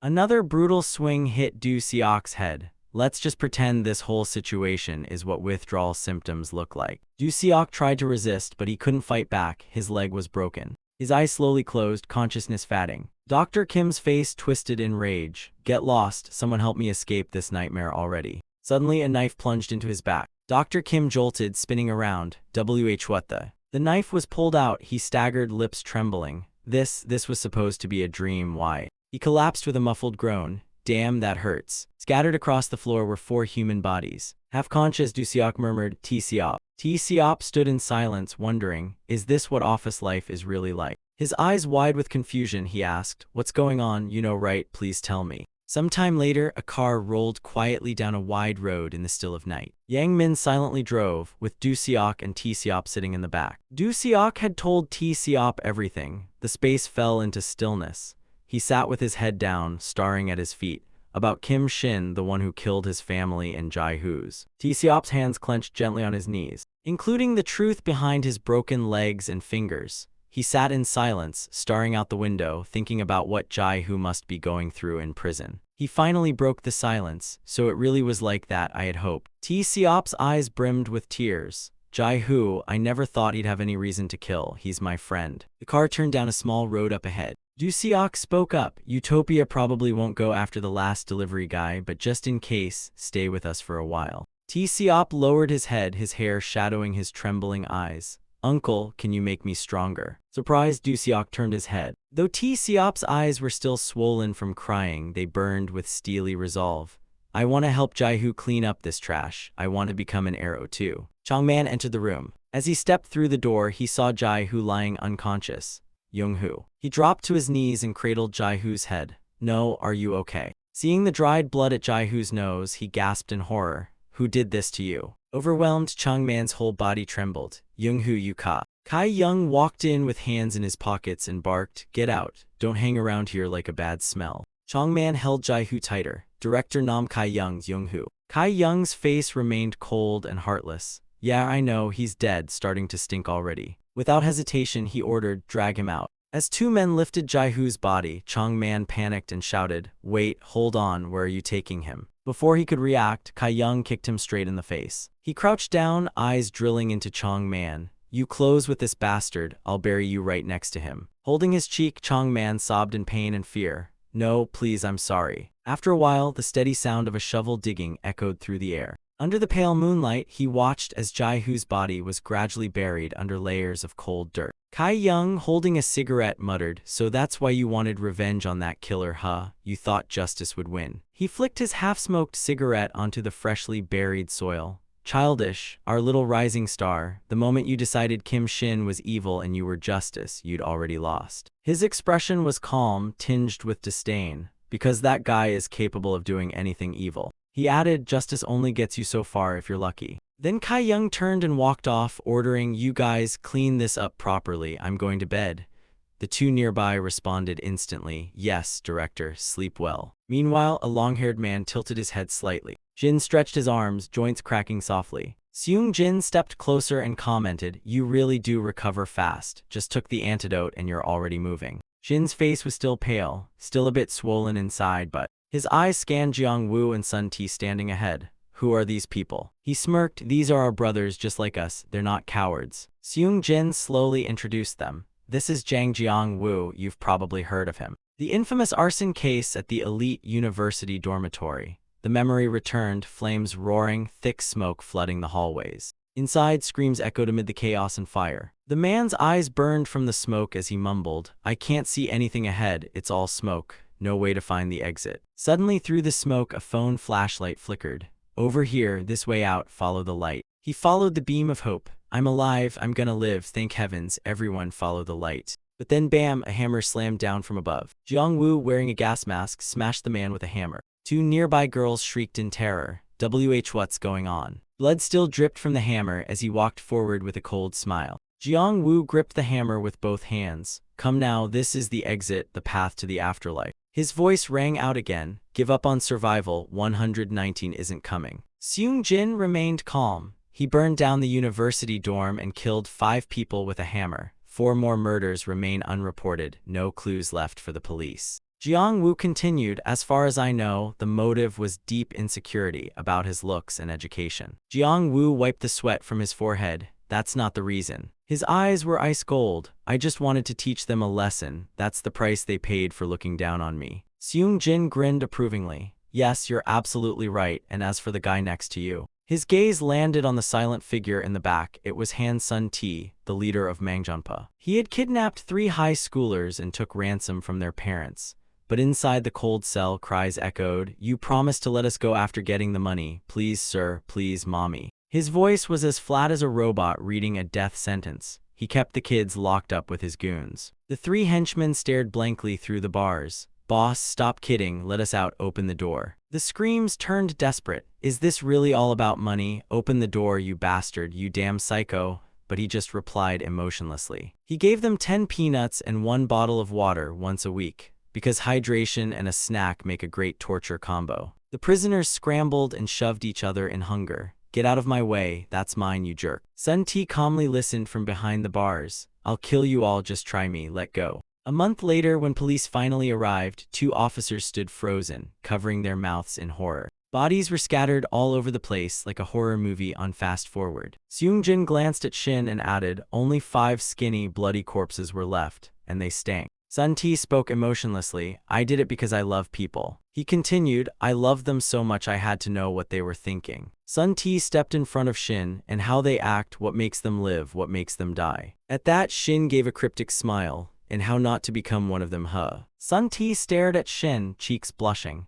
The reason I joined this plan was you, Kim Shin. I'm really curious about you, really curious. Seung Jin tilted his head. They may not have stood out in prison, but there are many like us. I'll find more. The guy declared like a prophet, we'll create the Kim Shin Legion. Shin replied calmly, voice like a breeze, a legion, huh, sounds fun. His eyes lit up with mischief. But first, let's go on a field trip together. Time passed, the tension was tighter than a violin string. Then a voice shouted, Director. A man bit his nails, trembling all over. This is really dangerous. A police officer reported nervously, this is like releasing lions and tigers into a daycare. The monitor showed the backs of 3 men walking out of the prison. You released all 3 at once. The man gnawed on his nails louder. So noisy, I know, okay, I know. Tears streamed silently down Warden Park's cheeks. I never should have come here, I never should have taken this job. Meanwhile, the city was still lit up and buzzing late into the night. Jiang Wu jumped up and shouted, freedom, sweet, sweet freedom. He waved his hands like a hyperactive toddler at a birthday party. Sun Ti walked calmly, then asked Kim Shin, aren't you curious? His eyes locked on Shin. The 5 dead in my case, don't you want to know who survived? Shin replied like he already knew everything. The most evil one did right. A soft smile curved Shin's lips, slicing through the night air. I'm curious about that journey too. Tell me all about it someday. Sun Ti blushed like a shy teen and whispered, yes, I'll tell you when the time is right. A little while later, Shin came to a stop and announced, we're here. He pointed toward the towering building ahead. Let's start our little field trip, shall we? In a luxurious room, wine glasses were filled. Someone spoke, you all heard, right? Yangdong man got killed. Word is, he was bitten to death by his own psycho dog. Zhang Jiayu, sitting at the head of the table, gently swirled his wine. He probably passed peacefully. Anyway, I'll be resuming my former position. Things at the company are a mess. His face radiated confidence. "Trust me, everyone, follow my lead," Director Zhang bowed politely. "Yes, sir." Another added, "Please take good care of us." A guy in a yellow suit cut in. "Now that Dong Man's gone, I feel way lighter inside." Director Zhang turned to ask, "When should we hold the inauguration?" Chairman Kang Zhang Jiu. Zhang Jiu replied humbly, "Oh, come on now. You're all working so hard, just keep it simple and modest." But the old man wouldn't let go. "Simple? No way. We should rent out the Olympic Stadium. Mr. Chairman, you have guests." Zhang Jiu's face turned stern. "Don't you know how to work with the board? Are you completely clueless?" The man outside nervously announced, They said they absolutely must meet you." Zhang Jiu's eyes narrowed in suspicion. "Must see me? Who are they?" Jiang Wu strolled in, dragging a guy by the hair with Shin and Sun Ti casually following behind. "Wow, stuffy in here." Director Zhang jumped up and shouted, "Who the hell are you people?" Shin walked to the center of the room. "Who else would we be?" His eyes swept across every face. "We're those mad dogs you were just talking about." Shin casually introduced himself like he was at a polite dinner party.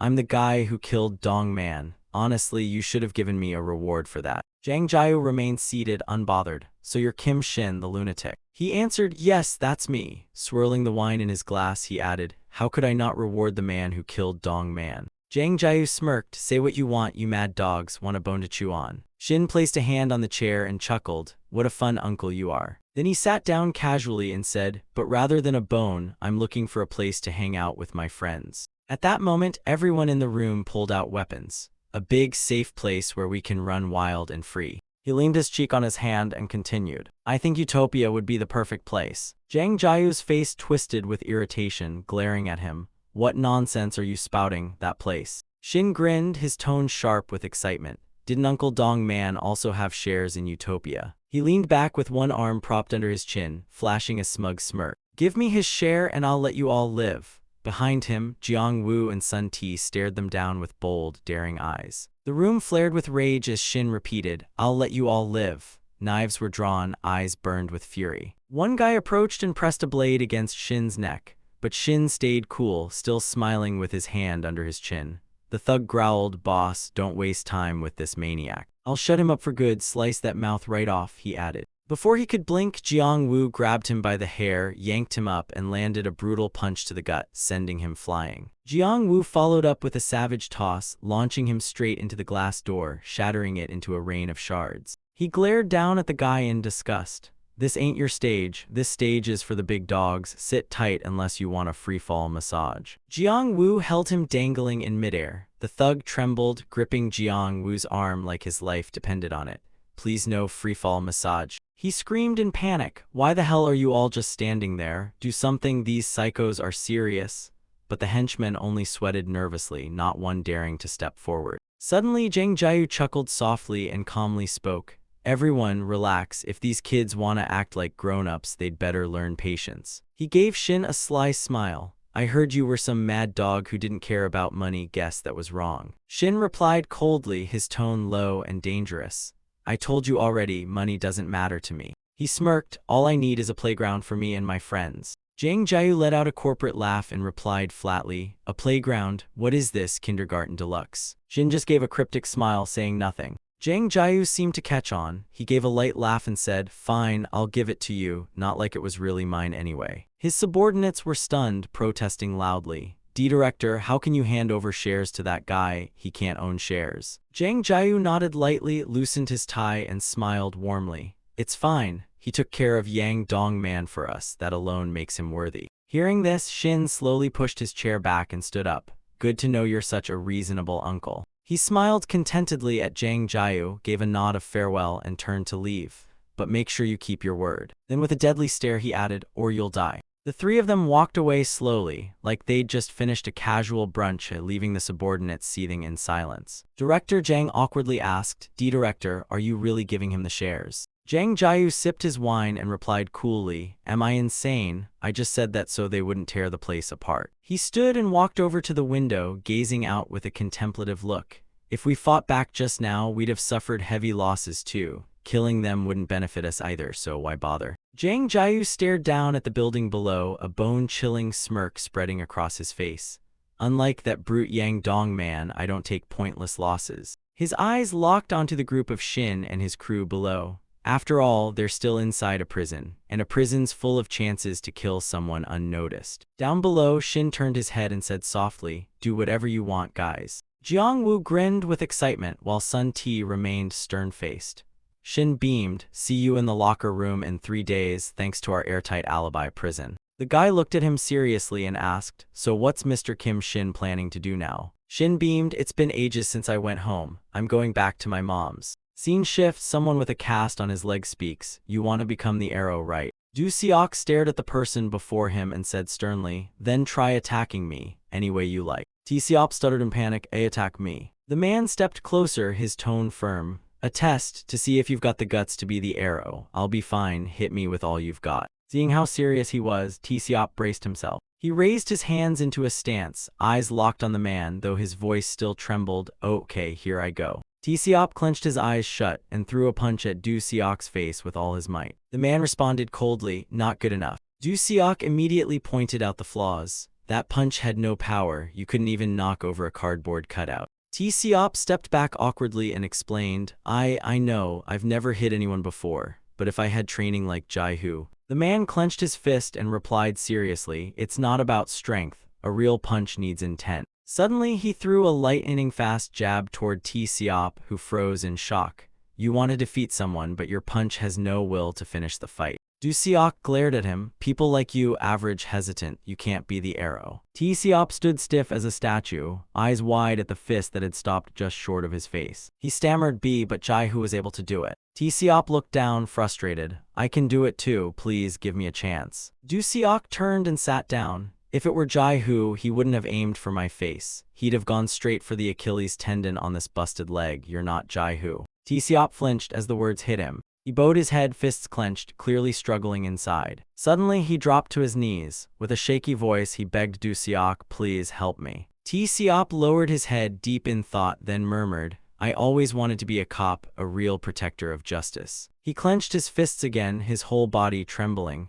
"But this weak body, it let me down." Suddenly, his face darkened with anger. "People who treat lives like trash, I want to wipe them off the face of the earth." Du Seok said coldly, "You want to rid the world of evil, huh?" Slowly, he reached into his pocket, his voice deep and ominous. "If you mean it, go find a murderer out there on the street." He pulled out a small knife and held it in front of T Seop. "Kill them." T Seop stared at the blade, horrified. Du Seok's gaze sharpened. "Then, and only then, I'll acknowledge you as the arrow." The scene fades, time passes quietly, like a heavy breath held too long. The old man looked at Du Seok with a puzzled face. "Why the heck did you make T Seop do that, hunting down criminals and straight up murdering them?" Du Seok lowered his head and replied, "Because I couldn't drag T Seop into this mess. Just involving Jai-Hu was already an unforgivable crime. He'll quit soon anyway." Hearing that, the man could only stay silent, helplessly watching Du Seok. Du Seok spoke again, "Sure, the world's crawling with scumbags, but finding them and punishing them isn't exactly a walk in the park." Scene shifts to the city at night. T Seop scanned the surroundings. The streets were packed, people chatting and laughing everywhere. He glanced around, keeping a sharp eye on every single movement, like a low-budget Batman. T Seop put his hand in his pocket, walking slowly, deep in thought. "Find the killer and kill him, huh?" His eyes darted suspiciously left and right. "Can't just go picking people at random." He sighed and kept walking.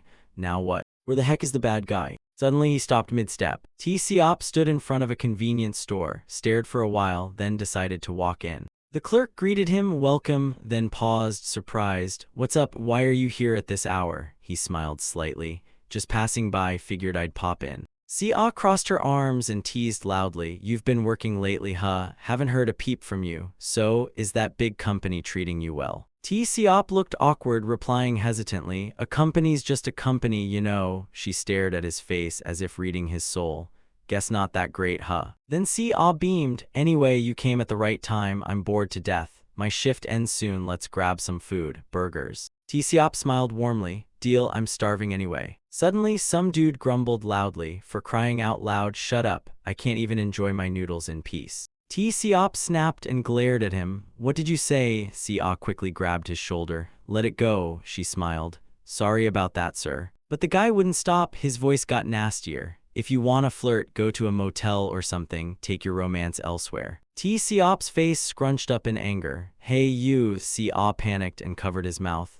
Don't, weirdos come out after dark. The guy stood up furious. Screw this, I've had it. He stormed out, mumbling curses. Should wipe out all these idiots from convenience stores, seriously. T-Seop scowled at the guy's back. That lunatic's off his meds. C-Ah sighed, let it go, he's not worth it. T-Seop looked at the mess that guy left behind on the table. Did we ignore him because he's gross or because we were scared? T-Seop glared at the man's retreating back with a bitter expression, plotting revenge with a side of fries. Suddenly he growled and shouted after the man, hey you. T-Seop glared furiously and shouted, you eat and just leave your mess like that, and don't you know you're not allowed to drink in here? Step by step he approached the guy, clean it up before you go, but the man completely ignored him. T-Seop got close, slammed his hand on the guy's shoulder and yelled, hey. The man froze, then gave a creepy grin, his voice turned chilling. Damn, bad luck already and now this, what to do, huh, seriously. He raised his hand and moved it to the beat. Roz, check it cup, I only ate a few noodle packs. He kept rapping and dancing like he was in his own concert. You try to stop me but I'm vibbin'. Look, see, but I like it. Suddenly he turned around. Turns out the mysterious guy was Jiang Wu. He stared at T-Seop like a horror movie villain. Let's begin then, today's your Memorial Day. Cut to another scene. Shin turned and asked softly, don't you have anything you want to do? He looked at Sun T. It's been a while since I went out and you're tailing me. The guy stared at Shin seriously. I want to know about you, Kim Shin. Then Sun T looked at Shin's house and said awkwardly, but since you went to your mom's, I couldn't follow you. They both slowly stepped inside. Shin led Sun T into the house. As soon as the guy entered, he couldn't help but glance around. Come in, first time I've ever brought someone home. Sun T carefully observed a family photo of Shin's. Suddenly Shin spoke, pretty right, that's my mom. Sun T leaned closer to the photo, asking in a low voice, and this kid? He stared hard at the boy in the picture. Is that you, Kim Shin? Shin didn't respond, just stared quietly, lost in thought. Sun T's whole body trembled a little. He asked seriously, can you tell me about your childhood? His face lit up with excitement, eyes sparkling. I'm dying of curiosity here, anything, please. Shin glanced at Sun T and smirked mysteriously without saying a word. Then he started to remember, a superhero robot held high. A cheerful voice shouted, honey, I'm home from work. June raised a princess doll and answered, welcome back, dear, I made you some cake. The two boys burst into laughter. Cake, I want some too, mommy. They began serving fake cake to each other, laughing and playing like two Michelin-starred toddlers. At that moment, Shin giggled innocently, so tasty, as expected my cake is the best. Suddenly, a distant voice called out, Shin. He turned brightly and responded, Mom. Jin Seok walked over to the kids, smiling gently, Mom's home, sweetie, it's dinner time. Shin gave her a loving smile, yes ma'am. Jin Seok took his hand and led him home. On the way, she asked sweetly, what do you want for dinner tonight? Shin cheerfully replied, cake. She looked at him and chuckled, it's not even your birthday. Why do you want cake every day? The boy clung to her arm and whined, just this once, please. Jin Seok gave in, gazing at him fondly. All right, but sing for me, okay? Three Little Sheep. Shin beamed, okay. Shin believed this was the most memorable moment of his life. The child's voice echoed brightly, three little sheep in a cozy home, Daddy Sheep is strong. Back then he thought he meant nothing in the world, but behind a tree, a shadow silently watched the mother and son, listening to their song.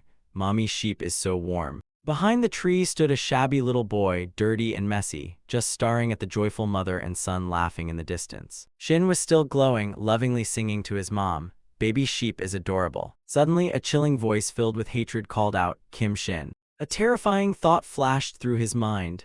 I want a name. Not long after, Shin vanished. His mother posted missing child notices everywhere. In a panic, she asked everyone she met, my child's missing, please take a look. Jin Seok looked devastated. Rain or shine, she stood on the streets handing out flyers, praying someone would help her find her beloved son. Please call me if you see him. Slowly her eyes became filled with despair, yet her mouth kept mumbling. I lost my child. Before you throw it away, please just take one look, please, someone help me. The missing child poster stayed up. Her pain poured down like a heavy storm. Please help me. Time passed, he reappeared before Jin Seok, but she, lifeless and empty, shook her head repeatedly.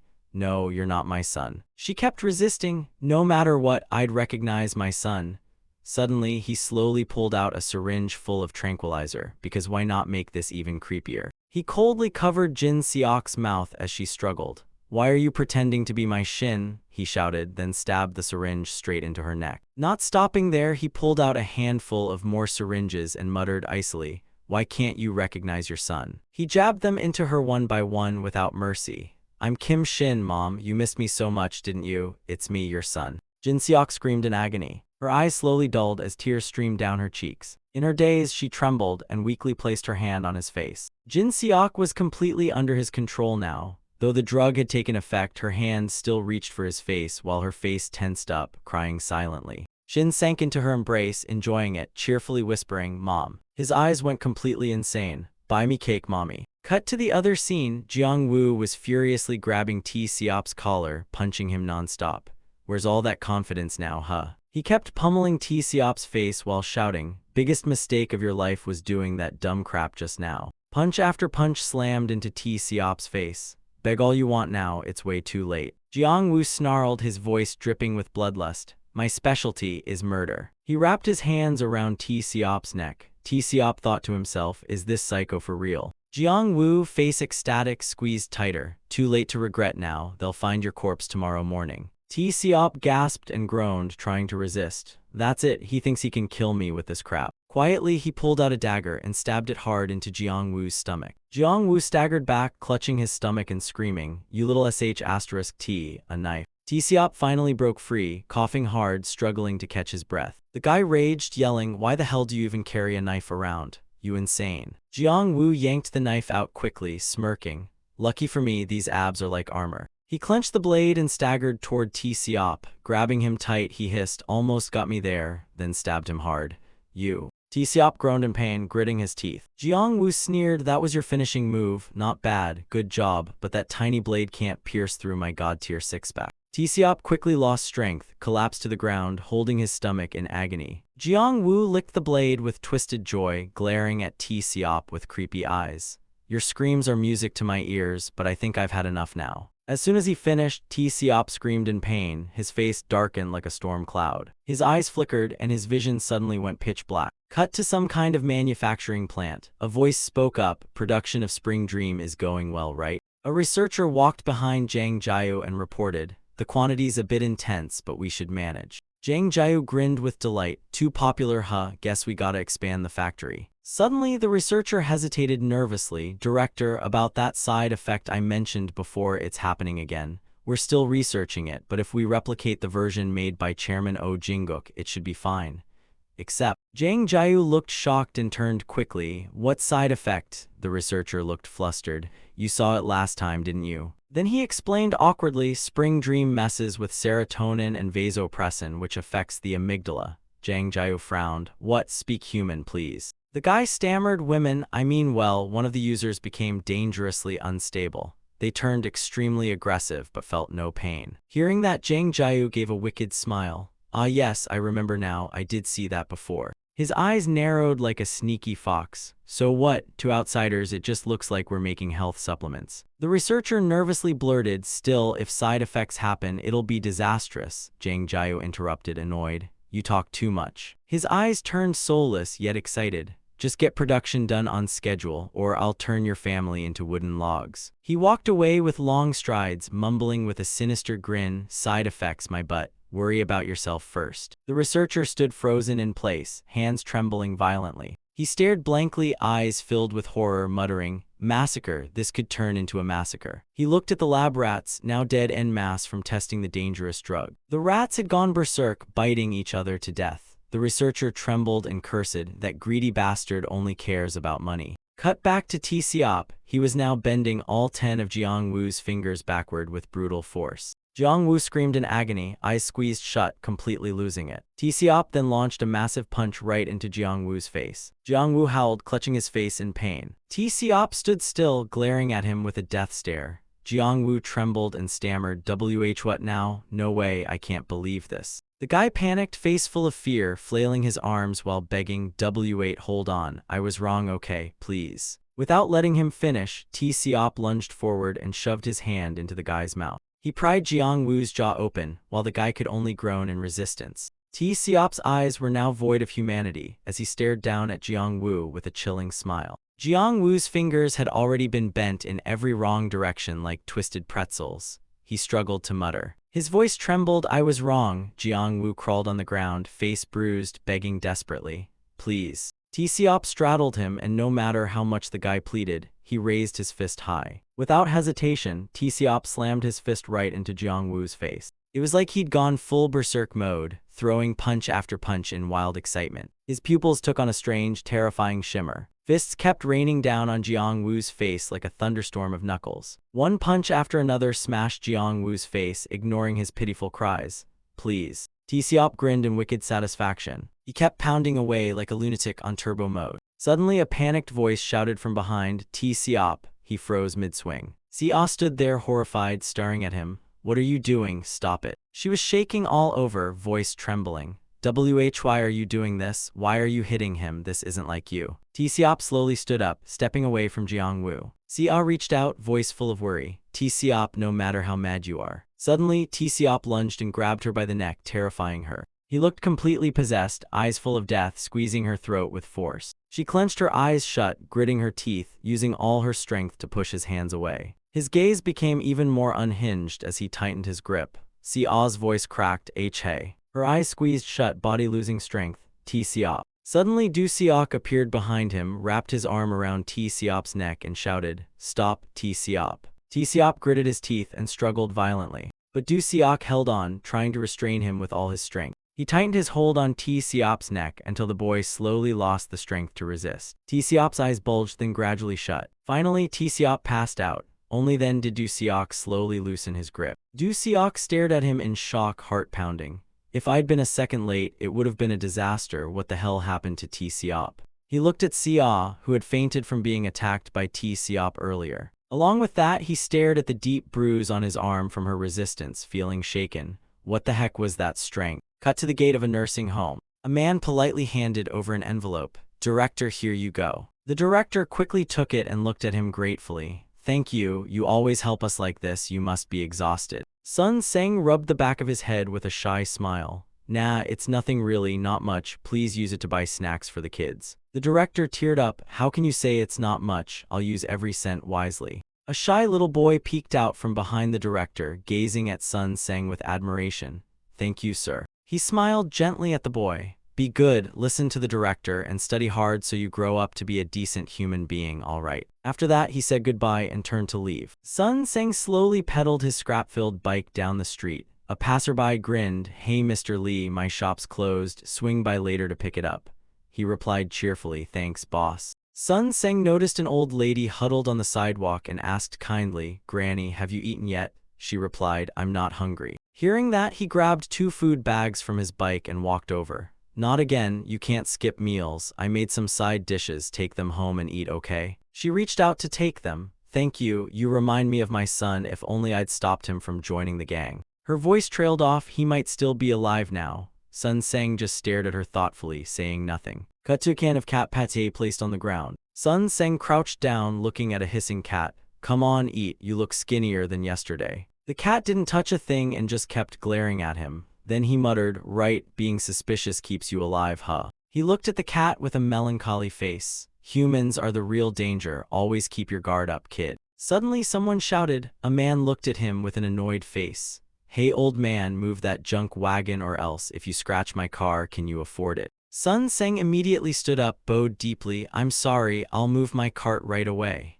The man still barked angrily. "Damn it, are you blind or what?" Sun Sang scratched his head awkwardly. "I'll be more careful next time, sorry." Cut to late night at a high-rise building. An employee approached Jang Jiao and spoke up. "Director." Director Jang stood straight and reported seriously. "I've selected a few men to go into prison and kill Kim Shin. Just waiting on your order."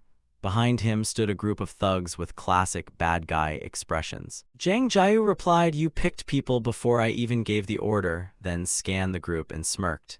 "You think these guys can kill him? You need someone way more reliable." Director Jang looked surprised, stammering, if it needs to be certain then." With a stern face, Jang Jiao declared, "I'll send Lee Sun Sang, the deadliest butcher in Utopia." Meanwhile, Sun Sang was slowly pulling his scrap cart down the road. Suddenly, he spotted some thugs in an alley bullying a student. "Hey idiot, is buying alcohol really that hard? Just ask someone, you loser. You deaf or what, moron? I'm gonna lose it." One of them smacked the student hard across the face. The thug raised his hand again, threatening, "My boys are waiting on their booze and you just killed the vibe. Damn it." Suddenly Sun Seng stepped in. "Hey now, what are you kids doing? Cut it out." The group turned to look. Two of the thugs sneered mockingly. "What's your deal, old man? Mind your own business and walk away." Cut back. Director Jang looked stunned. Lee Sun Seng is really that strong. Jang Jiayu slowly sat down and explained, "Chairman Oh Jinguk, ever wonder why a guy with so many enemies lived long and died peacefully? If not for Lee Sun Seng, he'd have been shanked ages ago, and Utopia wouldn't exist." Hearing that, Director Jang stood frozen in disbelief. Jang Jiayu turned his back, hands behind him, and continued, "Remember when the Chinese triad tried to enter Korea? Chairman Oh sent Lee Sun Seng alone." Jang Jiayu recalled the scene, armed thugs glaring at their opponent with smug grins. Just one guy, wanna talk or get wrecked. Standing opposite them was a young Sun Seng. He calmly loosened his tie, stared them down, and said coldly, "If you want alive, run, I won't chase you." Jang Jiayu's voice turned grave. Chairman Oh sent a message to the triads under Lee Sun Seng's name. He warned them not to come to Korea. There's a monster here. In just a blink, he took down hundreds of enemies like they were bowling pins. His gaze turned terrifying as he looked at the men behind him and growled, "Compared to that brat Kim Shin, Lee Sun Seng, no, compared to anyone, he's still the strongest." Cut to Sun Seng pushing a bottle of alcohol forward. "Here you go." He looked at the bullies and said sternly, "Now that you've got the booze, leave the kid alone, got it?" The punks looked at Sun Seng and started laughing. Yeah, we'll all live in peace now, hilarious." Suddenly one of them piped up, "But uncle, can you spare some pocket money too?" Another one smirked and added, "I think he thinks you're joking." "Joking? I'm serious, just a little pocket change, please." Sun Seng just stared at them silently, like a storm cloud holding back lightning. One punk, totally clueless, grinned. "How much you got? Bet if we shake you down, you've got, what, 101? Dang, that's some next level broke." Just as they were laughing, a luxury car came speeding up and stopped right beside them. The two punks looked stunned, clearly out of their league now. A scary-looking man with a long scar on his face stepped out of the car. Immediately, his crew bowed 90 degrees and greeted respectfully. "Greetings, Mr. Lee Sun Seng. We've come to escort you." The punks and the student froze, jaws dropping in unison. The scar-faced man spoke solemnly, "Sorry for dropping by like this. Director Kang Jang Jiayu insisted we invite you personally." The two punks turned pale, shaking like washing machines on spin cycle. The man bowed deeply. "Please come with us, sir. Let me handle things here." Sun Seng's face instantly changed, his gentle grandpa vibe replaced with terrifying killer energy. Cut to the prison 5 days ago, a man was furiously digging with a shovel when he stopped. "That should be deep enough, right?" His partner replied, "Yeah, we're good." He stretched his back and complained, "Damn, been a while since I dug a grave, I'm beat." Outside, someone was silently watching the scene, a shadowy figure studying them from afar. Once they left, Chong Man rushed over to the mound of dirt. He stared at it closely, trying to make sense of what he just saw. Then Chong Man dropped to his knees and started frantically digging. He remembered how he had checked Jai-Hoo's chest earlier, faint, but the heartbeat was still there. Chong Man was overjoyed, he's still alive. "Thanks to Young-hoo, I got away from those guys," he muttered while gritting his teeth and digging harder. "Now it's my turn to save you, Young-hoo." After a while, Jai-Hoo's body emerged from the dirt. Chong Man cried out, begging, "Please live." Carrying Jai-Hoo on his back, he could faintly hear breathing. He's still breathing, weak, but still alive. Chong Man trudged forward, his whole body wobbling under the weight. Step by step he moved, his mind racing. "What the heck am I supposed to do now?" Suddenly, a voice shouted, "What are you doing there?" making Chong Man jump out of his skin. Warden Park approached with a stern face. "Why aren't you asleep? You think this is a public park or something?" Chong Man stuttered, Lieutenant," his heart pounded. "I'm screwed, Young-hoo's screwed." But then the warden took a drag from his cigarette and said calmly, "Not bad, kid. I thought you were a coward like me." He looked at Chong Man and asked, "Can you really save him?" The question left Chong Man stunned. Suddenly, Warden Park's expression changed, his whole body trembled, eyes filled with something dark. "There's only one way out of this hell now." Staring at Jai-Hoo, he said seriously, "Save him and make them fight again." Meanwhile, Sun Seng raised his glass with a scowl and said coldly, "Chairman O is dead. I've got nothing to do with Utopia anymore." Jang Jiayu chuckled, "Nothing to do with it. You're basically one of the founding fathers." Still chewing his steak, he grinned. "Heard about your legend, paying off families of the guys you killed. I heard you've been living like a turtle in a shell." Sun Seng slammed his hands on the table, furious. "That's none of your business. Don't ever come looking for me again. Live or die, handle it yourselves." Jang Jiayu calmly wiped his mouth and said, "Sit down." He squinted and grinned, trying to flatter Sun Seng. Mr. Lee Sun Seng, you're still part of Utopia. Chairman O may be dead, but the contract's still valid. Sun Seng grimaced in disgust. Keep talking and I'll rip that big mouth of yours in half. Zhang Jiayu smirked, slipped his hand into his coat pocket.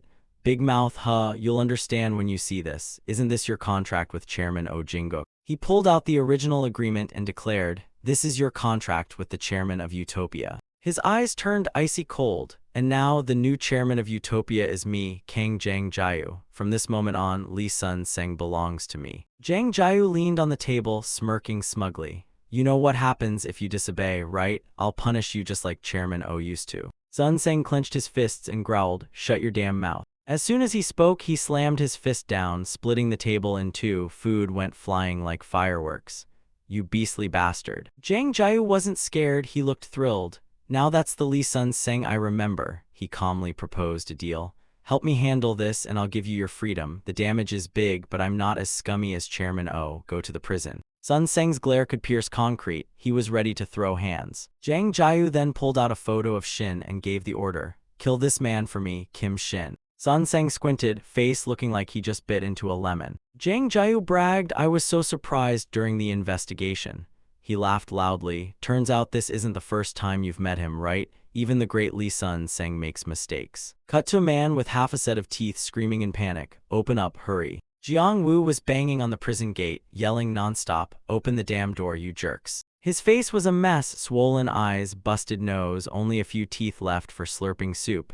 He looked like he'd been chewed up and spit out. After a moment, the gate slowly creaked open. Shin and a group were there to welcome him. You're late, Jiang Wu. Jiang Wu raised his hand and stammered, I ran into some trouble. This psycho almost killed me. I didn't mean to be late. Hearing that, Shin burst into laughter. A psycho, huh? Wiping tears from laughing too hard, Shin grinned. A killer nearly dying to a lunatic, and now that's comedy gold. Suddenly, his face froze in a twisted grin. Though still smiling, his voice turned chilling.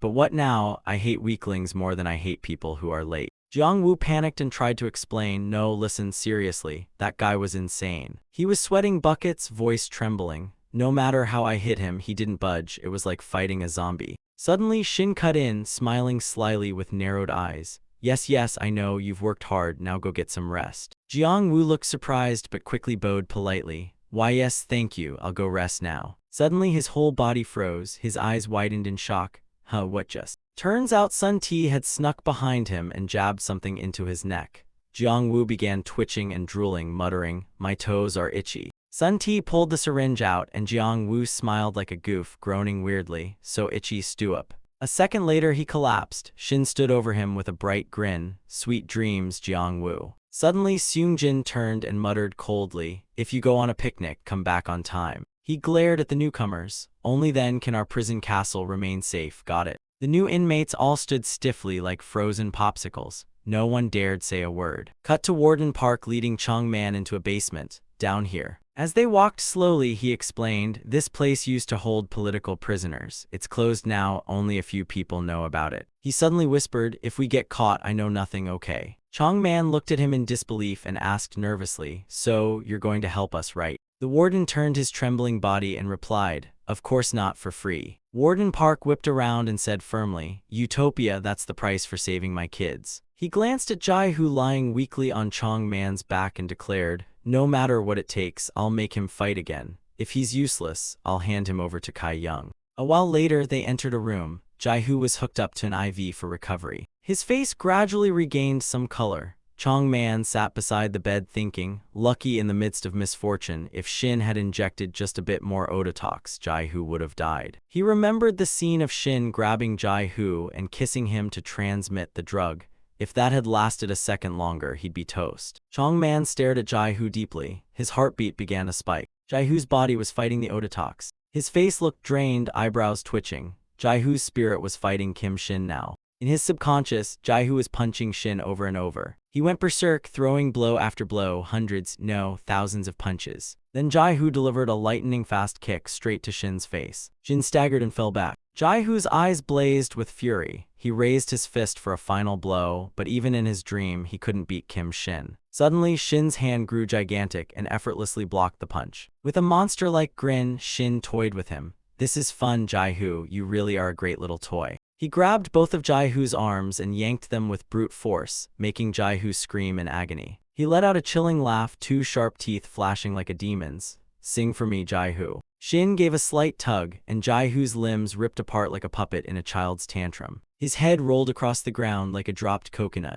At that moment, he saw an image of his father tied up ahead. Then a voice began to sing, "Take one more step, your mother's smile. Two more, your father's grin. Just seeing you fills them with laughter." Jai-Hoo stared at the vision, tears pouring down as he cried, "Dad, Dad." Suddenly, the voice turned icy. "You are a failed product." The figure sneered at him, voice flat. "Anyone who can't kill Kim Shin is defective trash." Jai-Hoo cried out in pain, "Uncle, I'm sorry." Suddenly, more shadowy figures appeared, crying and glaring at him. "Jai-Hoo, help us if you don't kill Kim Shin. These creepy fingers will just keep coming, and we'll all die." Suddenly, Jai-Hoo slowly opened his eyes. Changman saw it and burst into tears of joy. "Young-Hoo, you're awake." Jai-Hoo opened his mouth weakly. "I'm scared." His eyes were vacant as he muttered over and over, "Kim Shin, I'm scared." Cut to a prison gate as a transport vehicle rolled in. Sun Seng sighed deeply. He glanced around and murmured, "This place still hasn't changed, huh?" His face grew thoughtful as he stared into the distance. "I promised myself I'd never come back here."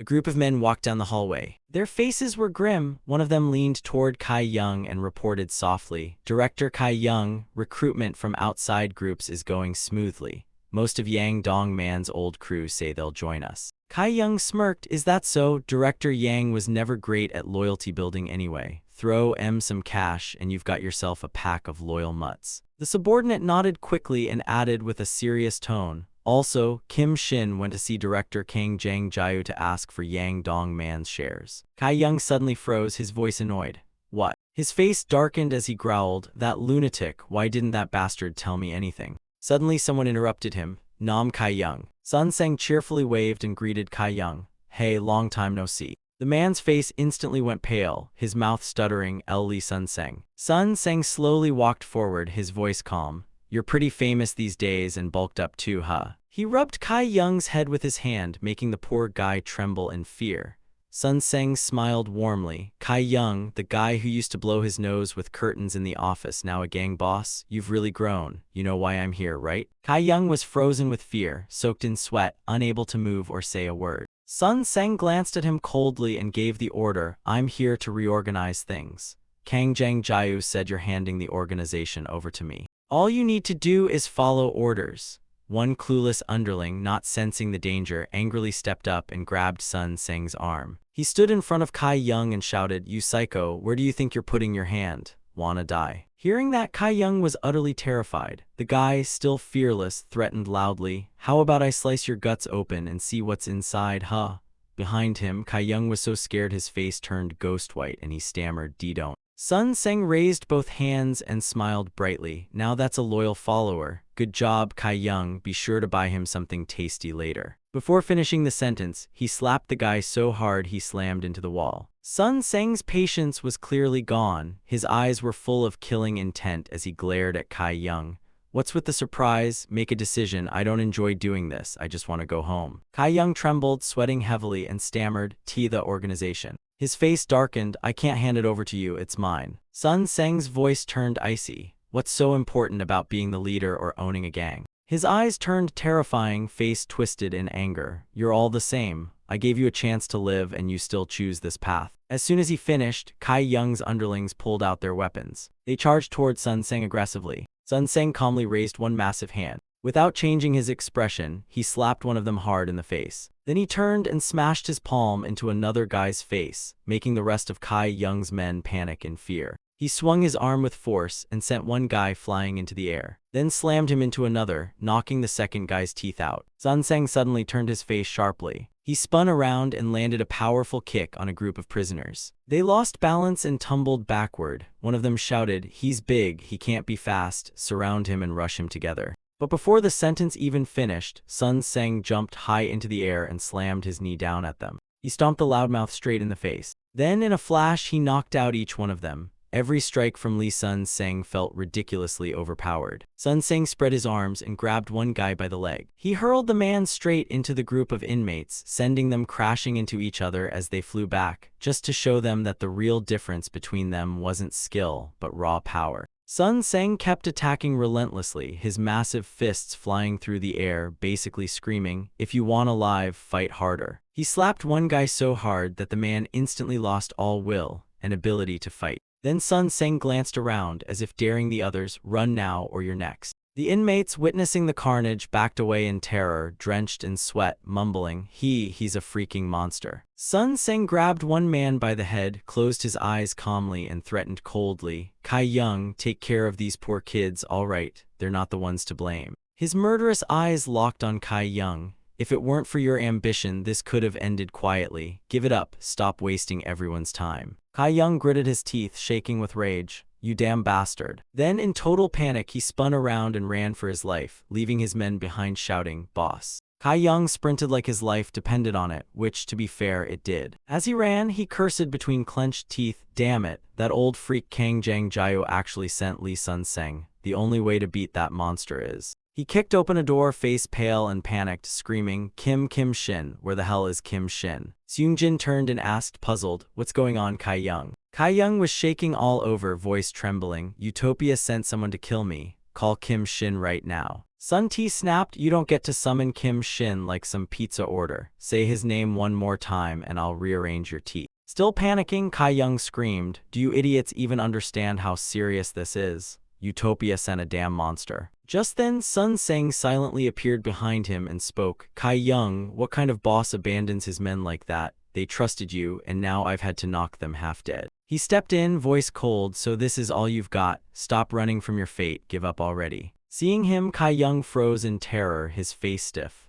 "Damn it, do something, aren't we supposed to be allies?" Sun Seng glanced at the others and asked calmly, "You guys with Kai Young?" Seung Jin responded immediately, "No." He smiled politely and introduced himself, "I'm Park Seung Jin, the priest in this place. These folks are my humble flock. Please feel free to carry on, don't mind us." Kai Young gritted his teeth in rage. "You bastards." Sun Seng stepped closer, smirking.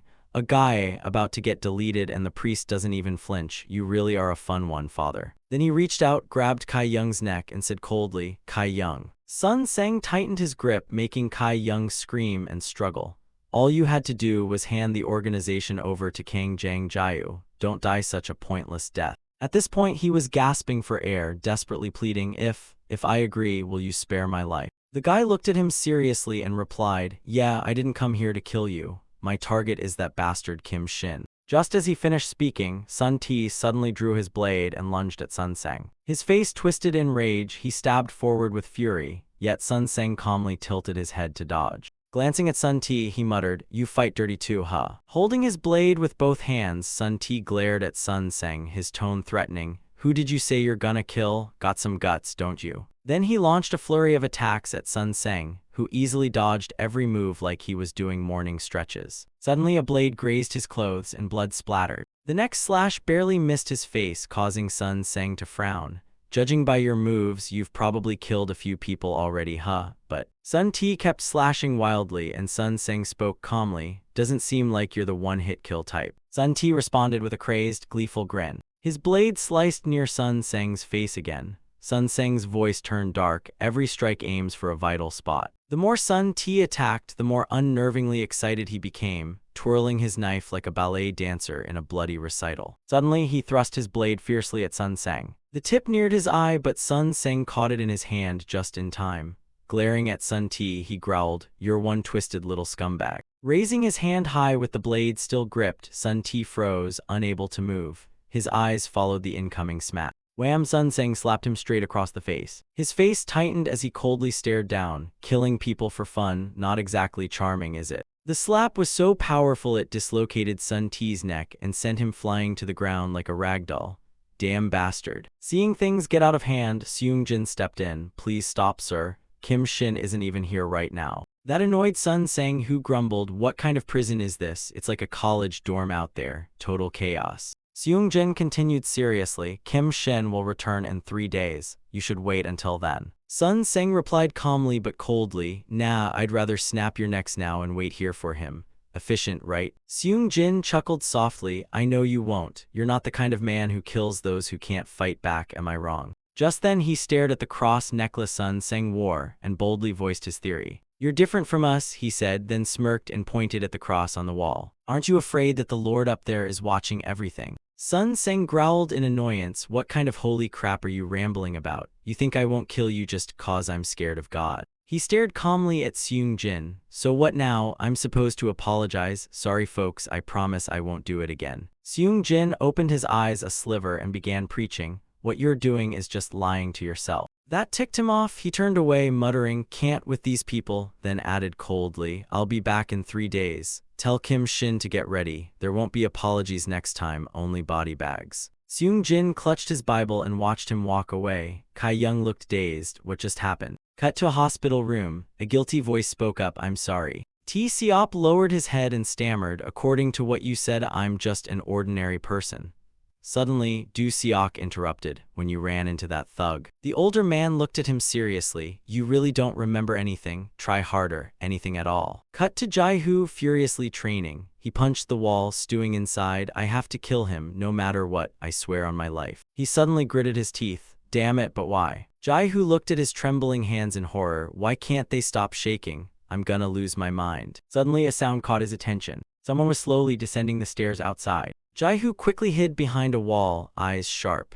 "We agreed to give a signal. Who is this guy? Could it be one of Nam Kai Young's men?" Then his face paled, eyes filled with dread. He bit his lip. "Kim Shin." He clenched his fists, trying to stop the trembling. "Whoever it is, if they don't signal." His eyes firmed with resolve. He pressed himself against the wall, ready to ambush. No signal equals not a friend. He furrowed his brow, summoned all his strength, and launched a strike at the figure. The man effortlessly caught Jai-Hoo's punch with his massive hand. Glancing down with a cold voice, he said, "Who the hell are you supposed to be?" Before he could finish, Jai-Hoo swung his other fist at Sun Sang. His punch flew straight at the guy's face. Sun Sang, still calm, muttered, "Are you a ghost or something?" Jai-Hoo gritted his teeth and glared furiously. Sun Sang gave him a side-eye and scoffed, "This ain't no human punch, just what are you?" Jai-Hoo quickly twisted around and launched a side kick. Sun Sang casually caught it and commented, "Fast strike, I'll give you that." He stared at Jai-Hoo with a disdainful look. "But if you're human, shouldn't there be some actual power? What a weird kid." Just as he finished speaking, Sun Sang clenched his fist. Then he threw a punch at Jai-Hoo, who barely raised his arms to block it.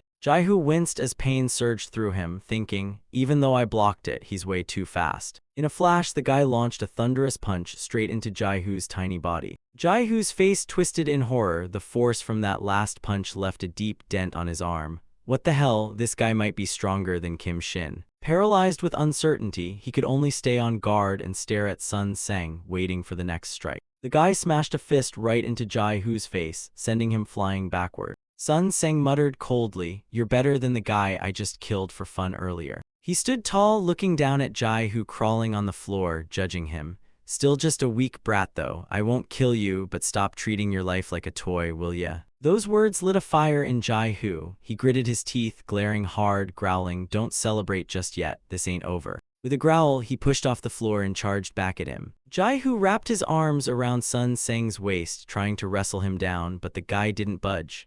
Sun Sang scoffed, "This kind of wild bull charge ain't gonna work, buddy. What are you even trying to do?" Suddenly, Jai-Hoo puffed up his cheeks like he was building pressure inside. A second later, he raised his head and spat a mouthful of blood right into Sun Sang's face, making him instinctively shut his eyes. The guy rubbed at his eyes with one hand. Jai-Hoo tilted his head back, his eyes now gleaming with killing intent. He roared, "Die." Then he slammed his forehead straight into Sun Sang's face. He pulled back and shouted again, "Die," and just kept bashing his head over and over into Sun Sang's face like an angry woodpecker with a vengeance. His eyes turned red with rage, fully determined to defeat the man in front of him. Sun Sang squinted in pain as the headbutts kept coming.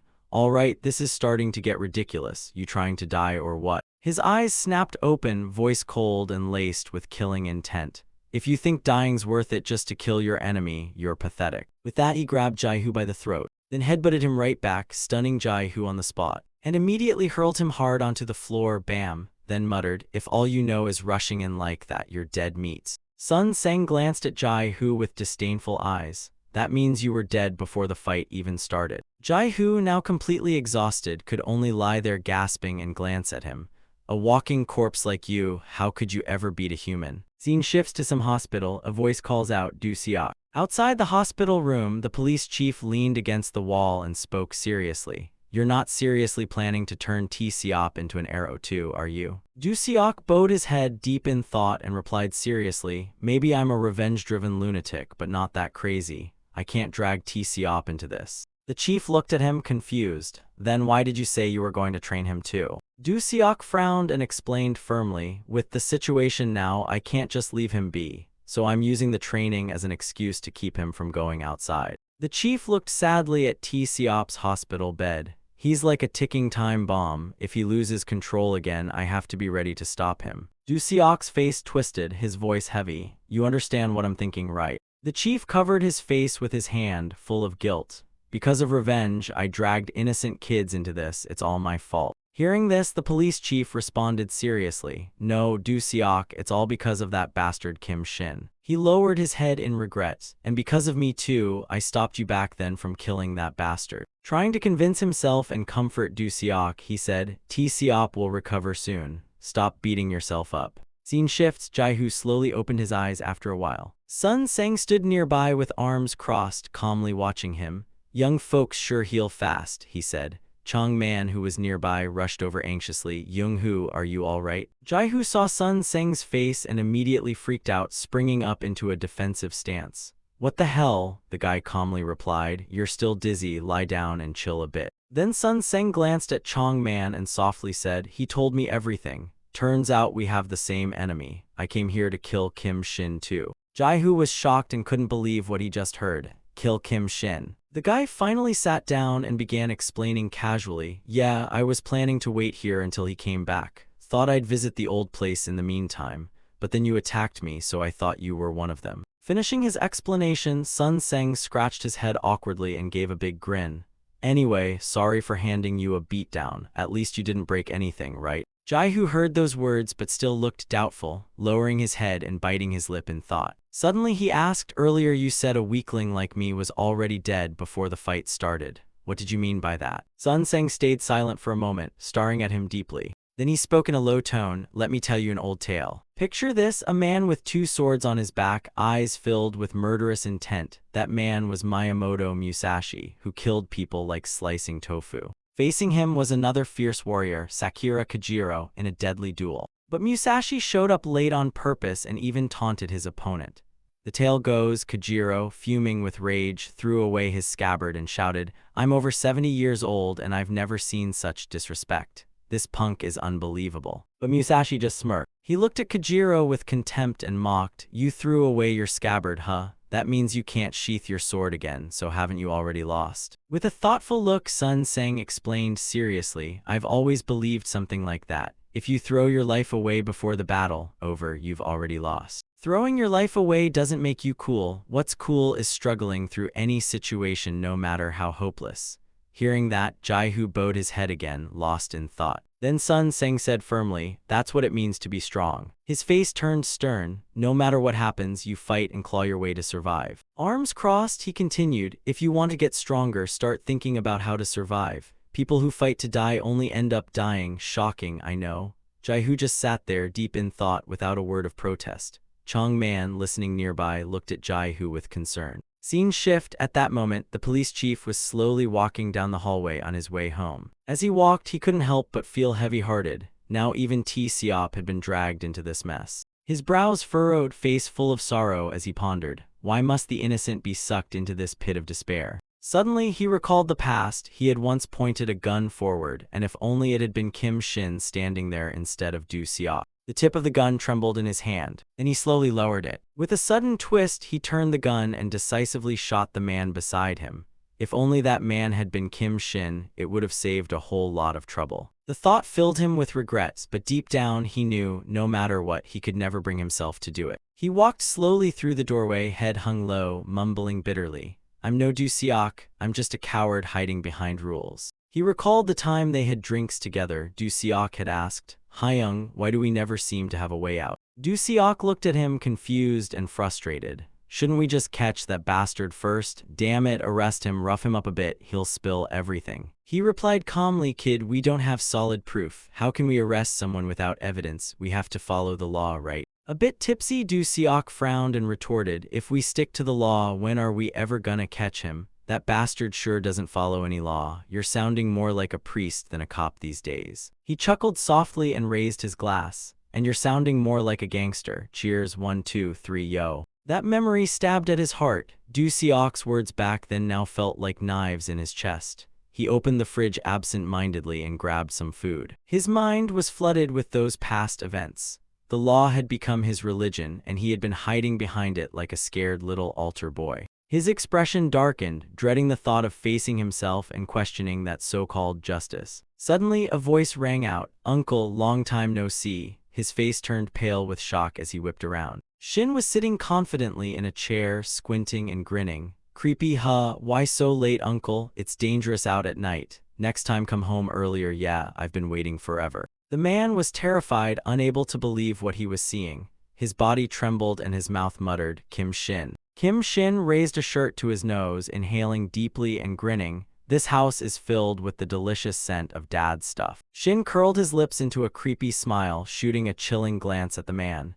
"My dad lived here, didn't he?" The man, still frozen in shock, trembling like a leaf in a blizzard. He tried to steady himself and muttered in a low voice, "I always knew this day would come." As soon as he finished, his hand slid into his jacket pocket. Without delay, he pulled out a weapon. His eyes turned cold, face tensed, gripping the weapon tightly. "The day I redeem myself is today." Shin, still relaxed in his seat, leaned back and smirked. "Wow, look at you being all heroic. Don't do it, uncle, you're gonna die, you know." The man's tone went ice cold. "No." He glared at Shin, voice laced with murderous intent. "I'll survive, I'll kill you, and I'll save them all." Cut to Du Seok holding out a knife. Seok instinctively reached out for it, staring at the blade like it just told him he was adopted. "Wait, you really want to train with this?" Du Seok replied calmly. "Of course. What did you think we'd use? Pillows?" Du Seok stared at him, serious as ever. "Nothing improves your skills faster than real combat. Now come at me." Seok looked stunned, his face stiffened, limbs slowly getting into position like an awkward first-timer in a kung fu movie. Du Seok gripped the knife, ready to strike. He thought, clearly Seok's condition is triggered by knives, but I still don't know what exactly causes the outburst. Seok took a deep breath and charged. "All right, I'm coming. Watch yourself, uncle." Du Seok dodged easily, eyes locked on Seok's every move. "I need to figure this out. It's the only way to cure him." Seok shut his eyes and swung, the blade grazing Du Seok's face like a warning from fate. Horrified, Seok yelped, "Uncle, are you okay?" Du Seok shot him a glare. "Didn't I say this is real combat? You gonna ask your enemy if they're okay too?" Inside, Du Seok noted still no strange reaction from Seok after using the knife. He braced himself again and shouted, "Don't stop. Keep going." Seok, panicking, blurted, "Why yes, sir." Suddenly, he swung around and redirected the knife. "Then what happens if he gets stabbed himself?" Du Seok frowned, flicking his arm at lightning speed, and struck out at the boy. Instinctively, Seok raised his arm to block. Blood splattered instantly as he clenched his teeth and screamed. Then he hunched over, groaning in pain. Du Seok sensed something was off and quickly asked, "Seok, you okay, kid?" At that moment, Seok saw the blood on his hand and started growling like a wild beast. His pupils began to shift unnaturally, his face twisting into a savage snarl. A second later, he charged at Du Seok like a berserker, forcing him to raise his arms in defense. Du Seok extended his arm and clamped his hand around Seok's neck. But the boy's strength was unreal. He slammed Du Seok to the floor and tried to stab down with all his might. Du Seok, now in trouble, finally understood. So that's it, getting stabbed by a knife makes him snap. Seok clawed at Du Seok's face while he gritted his teeth, thinking, fast and way too furious. No way this scrawny kid should be this strong. The pressure on his face tightened, and Du Seok's skin started bunching up like dough. Suddenly, Du Seok raised his leg and kicked Seok hard in the gut. The blow launched him into the air like a ragdoll. Seok spiraled midair before slamming into the far wall like a human cannonball. But he bounced right back up, glaring at Du Seok with a beastly growl. Out of nowhere, Du Seok threw a coat over him like a magician's final trick. Then he quickly tied it tight, restraining the wild boy. His face tensed. "Seok, I'm sorry, man." Gripping the rope, he pulled with all his strength. "I will fix you, no matter what." Seok roared and thrashed like a demon in a straitjacket. Suddenly, a nearby door opened. Deokpal stepped out inside, so his condition triggers when he's slashed by a knife, huh? Her brows furrowed, looking sad. "The ones who made Spring Dream call this state demonic dream. He acts like he's fully possessed." Deokpal slowly walked toward them. It's different each time, but usually the demonic dream state lasts about 10 to 30 minutes. She crouched down and injected something into T-Siop. Only two options, cut off oxygen to the brain, or this. His body kept trembling. The only way to stop it is injecting Spring Dream back into the host. Her face darkened, eyes hollow. What's worse, there's still no actual cure for this condition. After the injection, T-Siop gradually calmed down. No more angry growls, no more murder eyes. Just then, Seung-min walked over from behind.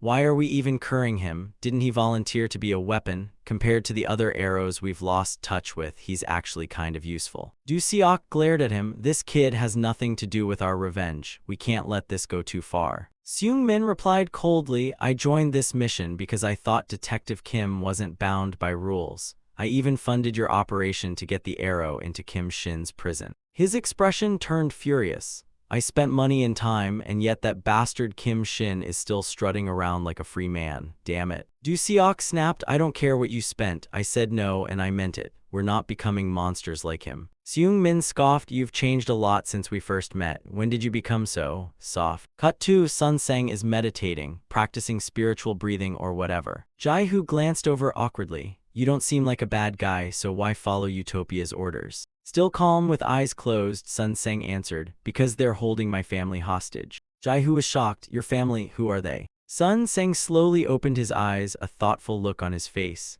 Actually not my family, but the family of someone I killed. He recalled his younger days, how drunk he was on his own strength. He cut down countless opponents. Sun Sang coldly punched a man straight in the face. I didn't just kill for the chairman's orders. His face lit up with excitement. I also did it for my own satisfaction. Then one day, the guy he was beating started crying. Grandma, I'm sorry. For once, Sun Sang noticed sounds he usually ignored.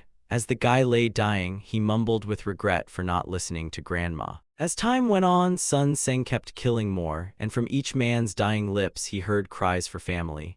Mom, I miss you, but he never cared. Sun Sang shot a scornful look at his opponent. Weaklings, to me they weren't people, they were just targets. But ever since that day, he didn't know why, but his face showed deep discomfort. Sun Sang clutched his ears and groaned, damn it, shut up, shut your mouths. Every time he lay down, the voices surrounded him. Honey, I'm sorry, please forgive me. Mom, help me. Grandma, my daughter, Daddy loves you. And all he could do was cover his ears and endure. The cries for family robbed him of sleep and nearly drove him insane. His bloodshot eyes told the story. Then, as if pushed by some unknown force, he went to the home of someone he had killed.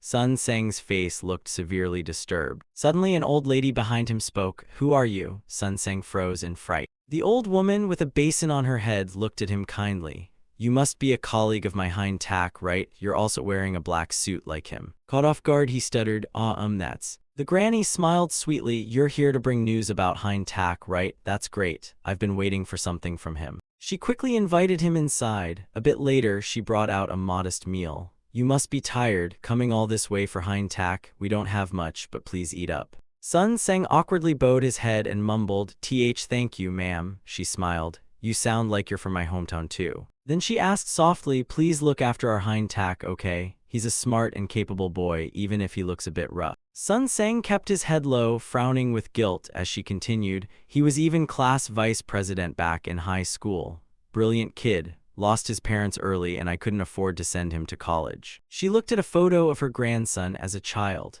If only his parents were still alive, maybe he'd be a doctor or engineer by now. Then she looked at Sun Sang and gently asked, by the way, do you know when my hind tack is coming back from his business trip? He said his company sent him all the way to America. At this, he lowered his head even more, face shadowed, saying nothing. A long while later, he left. After that, I visited the homes of a few more victims. I realized not all the people I killed were loved by their families. Some were burdens, some were awful fathers. Sun Sang stood tall, staring into the distance at the homes of those he had slain. Some were nothing but human garbage. But one thing was certain, they were all human. His face scrunched up. Sun Sang bit his lip, eyes red, full of regret. And I am the monster. His voice grew raspy. By the time I realized it, it was already too late. His eyes deepened. I finally told the chairman I wanted to quit. I didn't want any more blood on my hands. He recalled what the chairman had said. Is that so? Everyone goes through that now and then. The chairman was calm as ever.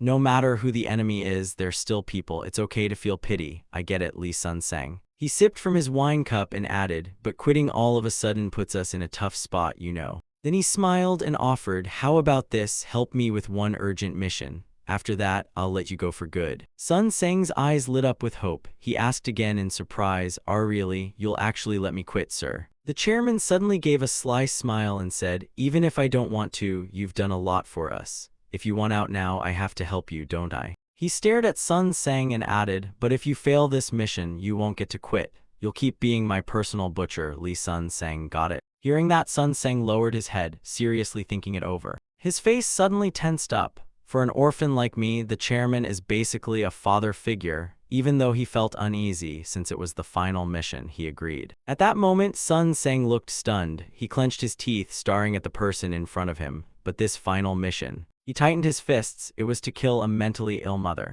In front of him stood a bony mother and her scrawny son. The little boy trembled and spoke, Mister. Then burst into tears. Are you here to kill my mom? The scene changed to total chaos. Like a deadly battle had just happened. The room was wrecked, furniture overturned, shards of glass everywhere. Shin pulled his suitcase and spoke coldly, honestly, I didn't expect much. Then his voice perked up, excited. But I didn't think playing with you would be this fun, you're not bad. Shin glanced at the suitcase in his hand. Almost killed me too. Then he gave a creepy grin. It's cramped in there, huh? Suck it up. You're the invitation I'm sending to my dad. Shin dragged the suitcase. Inside was the police chief. He looked up at the prison ahead. Shin grinned with anticipation. Finally, we'll be reunited soon. Back to the other side, the little boy, sniffling, asked again, Mister, are you really here to kill us? The mentally ill mother stepped forward to shield her son, yelling at Sun Seng, no, you can't touch my boy. If you want to kill someone, kill me instead. Jun Seok exploded with rage, cursing,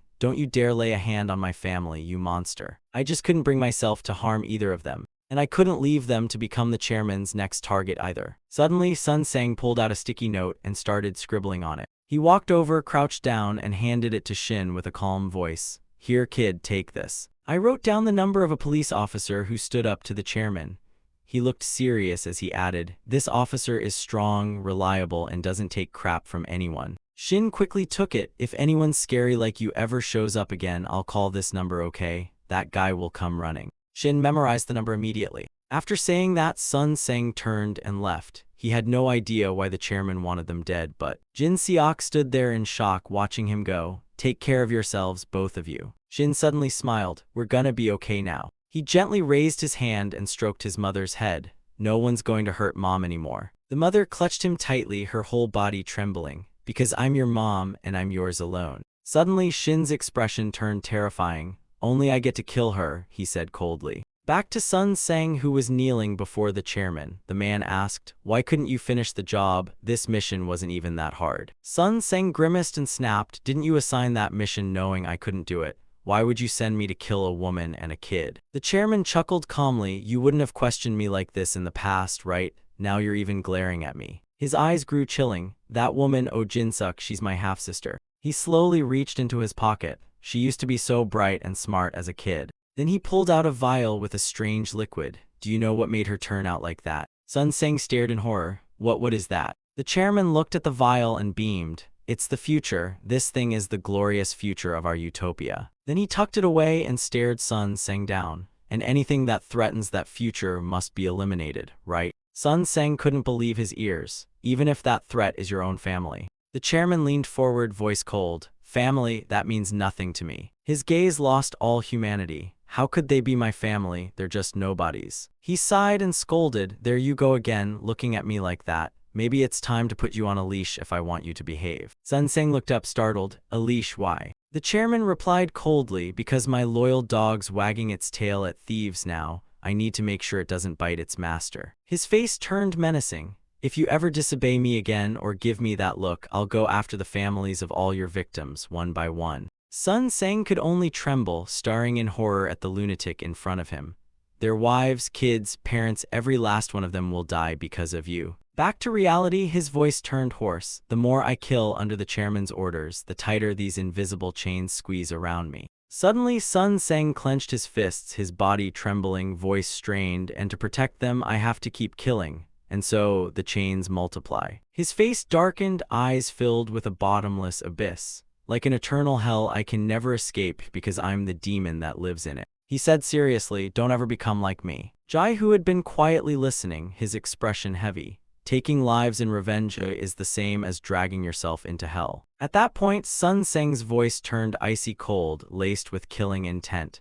Then let me be the one to kill him for you, Kim Shin. The name struck Jai Hu like lightning. His eyes widened, pupils shrank, and his brows tightened. Sun Seng looked at him softly. Go back to the people waiting for you, live a peaceful and happy life. Hearing that, Jai Hu instinctively clenched his fist. In his mind, a thought echoed in shock. He'll kill Kim Shin for me. Happy memories of the orphanage flashed through his head, those waiting for him back home. He saw himself smiling and laughing with Siop and Sia, living in peace and joy. Jai Hu's eyes turned distant. Suddenly, a melody echoed in his mind. One step forward and I'll see Mom's smile. The silhouette of a man flickered in his vision. 2 steps forward and I'll see Dad's smile. Jai Hu's whole body slumped, drained of all strength. Just seeing me always made them laugh. With that thought, Jai Hu clasped his hands together tightly. His voice turned cold. The day Kim Shin took my father was the day I stepped into my own hell. Jai Hu looked down, eyes fixed on the floor, voice firm. If Kim Shin comes back tomorrow, I'll fight him. That's the only way out of my hell. Behind Sun Seng, the image of a father appeared. Our family is a hill full of smiling flowers. Everyone's always smiling. Meanwhile, Shin was happily dragging his suitcase, humming, When Big Bro Smiles, It's So Bright and Sunny. He walked slowly down the hallway, still singing. Our family always blooms with smiling flowers. Shin looked like he was in a musical. He was vibing hard. Yep, our family is a whole flowery hill of giggles. Cut to someone staring intently at a family photo on their phone. Suddenly, a frantic police officer rushed in, panting. Chief, Kim Shin, he's back earlier than expected. The chief replied calmly, oh, that's cute. He leaned back in his chair, eyes still glued to the photo on his phone, muttering angrily, that lunatic pig bastard just comes and goes whenever he pleases. The cop hesitantly suggested, Chief, maybe we should request backup from outside. Warden Park growled, and what? If something happens to my kids, are you gonna take responsibility for that? His face twisted in rage as he glared at the guy. Besides, this mess has your name written all over it, you junkie. The officer quickly bowed his head and stammered, I am sorry, Chief. Warden Park slowly stood up. If you want to apologize, then give me that instead. The guy looked confused. Give you what? The chief answered coldly. What can a junkie even give? Just hand it over. Park's hand trembled as he gripped his phone tighter. The thing that can show me happy memories, I'll even pay for it, just give me that. His face suddenly scrunched up, tears welled in his eyes. Even if it's just a dream, I miss my kids so damn much. Cut to a guy in full-blown panic mode, gnawing on his fingernails like popcorn. One of his men spoke up, Boss, isn't Kim Shin supposed to kill Lee Sun Seng for us? Then why surrender? Kai Young snapped, panicking as he glared at his underling. You idiot, that Lee Sun Seng guy is a freaking monster. Even Kim Shin might not survive. Without another word, he ordered, tell everyone to gather outside now. The underling looked confused. Everyone like everyone. Kai Young clenched his fists, muttering nonstop, there's no other way, no way at all. He gritted his teeth, furious and bitter. Damn it, I'm not going back to being someone's lackey. That organization is mine. I'm not handing it over. Scene change, the moon now hangs high above the sky. Sun Seng is deep in dreamland, snoozing away. Suddenly a voice calls out, hey mister. He slowly wakes up and sees Chong Man kneeling in front of him. Earlier, what you said to Young Hu, did you really mean it? You really want him to live a normal life? Sun Seng turned to look at him and replied sincerely, of course I meant it. He's still young, he's got 1,000 chances to start over. Hearing those words, Chong Man immediately agreed, yeah, I think so too. I just want Young Hu to live a peaceful life like everyone else. Then he reported to Sun Seng, Kim Shin, he came back a day early. Right now he's at the sanctuary. Chong Man lowered his head, speaking softly, Young Hu doesn't know yet. He's still sleeping in the next room. Jai Hu, still oblivious, is enjoying a deep and cozy sleep. Chong Man suddenly teared up, his voice sincere. I'm really sorry, but can I ask you to kill Kim Shin for us? Sun Seng smiled gently and replied, you don't even have to ask. I was planning on it anyway. You must be a really good friend of Young Hu. He slowly walked down the hallway. Still not quite awake, Sun Seng yawned loudly, covering his mouth with one hand. Then he stretched his arms over his head and cracked his neck. All right, time to get to work. He slowly pushed open the sanctuary door, his eyes brimming with killing intent. Coldly he greeted, been a while hasn't it? Sun Seng looked at Shin and grinned broadly. You still remember me, right? Shin smiled back politely, how could I forget? You're the guy who gave me my life, remember? Sun Seng grabbed the front of his shirt. Is that so? And then he suddenly ripped it open, eyes glaring, voice like ice. Then I suppose taking it back won't be a problem, right? His expression turned ferocious. I gave it to you after all. Shin chuckled with excitement. Since when can you return gifts, old man? You're worse than a refund policy. Sun Sang lunged forward, leaping up with a flying kick aimed at Kim Shin's face. His left foot smashed into Shin's face, sending him flying backward. A foot suddenly appeared right in front of Sun Sang's face, making him flinch. Sweat trickled down his temple. While Sun Sang was still stunned, Shin landed a brutal kick right into his jaw. Sun Sang immediately grabbed Kim Shin's ankle. Shin couldn't fight back as Sun Sang hoisted him into the air like a sack of rice. With a violent toss, Shin crashed into a pile of old chairs, sending everything tumbling. Sun Sang scowled. To save a filthy mutt like you, I had to slaughter so many people. Today, I'll end this damn hell myself. At that moment, Kim Shin sat up straight, leaning slightly on the chair, resting his chin on his hand, and sarcastically replied, "Why dump all the blame on me now? Honestly, you had your chance to stop everything, old man." He ran his fingers through his hair and added, "Could have just killed me back then and ended it, right? Why didn't you? That would have been easy for someone like you." As his words ended, Sun Sang furrowed his brows and started thinking. Kim Shin continued provoking him. "You seemed pretty happy with your choice too." As he spoke, he raised a clenched fist. The guy was clearly hyped up and ready to continue the fun. The punch landed square on Sun Sang's face. Another punch followed. He didn't stop there and smashed Sun Sang's other cheek with a brutal left. Just as Sun Sang was about to say something, Shin smashed another fierce blow right into the center of his face, forcing him to slump down. Kim Shin kept rambling, his face full of contempt. "It's all so amusing, because in the end, you're just a monster like me." Sun Sang raised his fist to the sky and shouted, "Enough barking, just die." At that moment, he threw a heavy punch into Kim Shin's face. Shin's face took the full impact of Sun Sang's kick. He flew backward from the force, looking all kinds of pathetic. Sun Sang stood tall, blood dripping from both nostrils, and said calmly, "Back then, I did all that just to make sure others would be safe. If dying could have ended it all, I'd have done it 100 times, hell, even 1,000. But Kim Shin wasn't done yet. He stood up and kept provoking, "You're interesting, but now you're starting to annoy me." He grinned and added, "A liar and a scumbag. Nice combo you've got there." Sun Sang replied coolly, "Think whatever you want," then started walking toward him, "But some things can't be seen with just your eyes, punk." Suddenly someone else shouted, "Li Sun Sang, you bastard." Ignoring Shin's surprised look, the man barked an order at Sun Sang, "Stop right there and go capture Kang Jang Jiao for me." Kai Young held up his phone with the screen glowing in his face. "I've already sent the boys to find the families of the people you killed. One word from me, and they'll wipe them all out." Sun Sang's face turned cold, his eyes blank, blood still dripping from his nose. He replied, "Kai Young, do you even know what the hell you're doing?" Kai Young gripped his phone and screamed, "What the hell, man? You still think I'm just some dumb errand boy, huh? I'm the boss now." He screamed in Sun Sang's face again, "I said go capture Kang Jang Jiao," leaving Sun Sang stunned. Suddenly, a hand reached over and adjusted Kai Young's jaw mid-sentence. Kim Shin stood up, both hands grabbing Kai Young's head, twisting it to the right, and asked mockingly, "Honestly, what the hell are you even doing, Kai Young?" Kai Young cried out in pain, "I am trying to help you." Kim Shin sneered, "You really aren't the brightest, huh? If you want to help." He bulged his eyes and ordered, "Then tell your men to kill them all. I was having a blast till you ruined it. This is all your fault, Kai Young." His hand still clutched Kai Young's head. Sun Sang frowned and calmly warned, "Hey, absolutely don't do that. Trust me on this." Kim Shin slammed Kai Young's lower jaw with force, making him scream in agony. His hand still locked on Kai Young's head, sweat started pouring down the guy's face from the pain. Kim Shin screamed the command, kill them all." Suddenly, Sun Sang kicked Kai Young square in the face with such force that Kai reeled in shock. Kai tried to dodge from behind, but Kim Shin just smirked mockingly, raised his left hand like a toast. "Congrats, you're free now. No more lies needed from now on." The guy turned and walked away, but not before throwing back a question. "Do you even realize what you've just done?" Sun Sang slowly added, "You just cut off the last thread keeping me human. Now I'm the monster you said I was." He tilted his head slightly and gritted, "I'll rip you apart piece by piece just so you know what a real monster looks like." Suddenly, T-Seop made a noise. Du Seok, hearing it, paused his reading, turned to look and asked, "You awake?" T-Seop sat up, holding his head.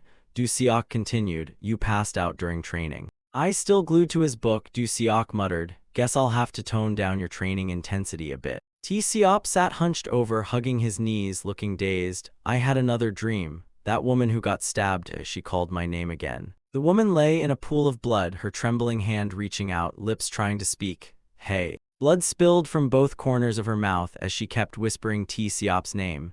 Hey. T. Siop stared down at the ground, eyes welling up. That woman who got stabbed, she was my mother. Du Siok reacted. T. Siop. T. Siop confessed, that dream helped me remember some things. He raised his wounded, poorly bandaged hand. A memory flooded back. TCK, a sound from a man in a green shirt getting choked by someone dressed in black. It was Ca, her eyes tightly shut, hands desperately trying to fight off the chokehold, crying out T. Siop's name. One eye cried a long tear while the other kept staring at the injured hand. I saw myself choking Ca, T. Siop said in despair. Du Siok sat up straight, listening intently. Tell me what really happened to you. Du Siok paused for a moment. Then he gently replied, T. Siop, this isn't your fault. He then confessed, it's my fault you got dragged into all this. I'm sorry. The clock on the wall read 1:25. And time passed. Du Siok told T. Siop everything that had happened. T. Siop was a bit shocked, silently staring at the floor with wide eyes. After a long silence, T. Siop finally spoke. He smiled softly. That's amazing. You all fought like real heroes. He chuckled more and sat more comfortably than before. Everyone was fighting evil. That's so admirable compared to a nobody like me. Du Siok, full of guilt, said, I'll find a way to heal you, no matter what it takes. I'll bring you back to normal life. T. Siop replied, didn't you say you trained me into a strong arrow? Was that a lie? Du Siok leaned forward, resting his hands on his knees, fingers interlaced, and said, honestly, I just couldn't put you in more danger. T. Siop cut in. Why? Because I'm just a nobody. He continued slowly, after all this, I finally understand why I wanted to be a cop, why I wanted to punish the bad guys. His eyes welled up again. I want revenge too. Please help me become strong like Jai-Hu. Du Siok slightly lifted his head and quietly said, I'm truly sorry, but I promised Jai-Hu I'd keep you safe. T. Siop replied in disappointment, I understand, then turned around, put on his coat and walked away slowly. Du Siok looked after him and asked, where are you going? T. Siop stopped and replied, I followed you to become stronger, not to be babysat. His hand reached for the doorknob as he glanced back and added, so if I can't become that arrow anymore, there's no reason for me to stay. Then he slammed the door shut and left, leaving Du Siok sitting helplessly in his chair. His feet echoed slowly on the stone floor. He arrived in front of a GS25 convenience store, hands in his pockets, eyes fixed on the store sign like it owed him money. Inside, a girl was staring intently at her brightly lit phone screen. T. Siop stood outside nervously. She must be scared. What should I even say to her? Suddenly, a car screeched to a stop in front of him, driven by a man with tattoos snaking up his arm and a death glare aimed at T. Siop. The driver's face was marked with a long, wicked scar.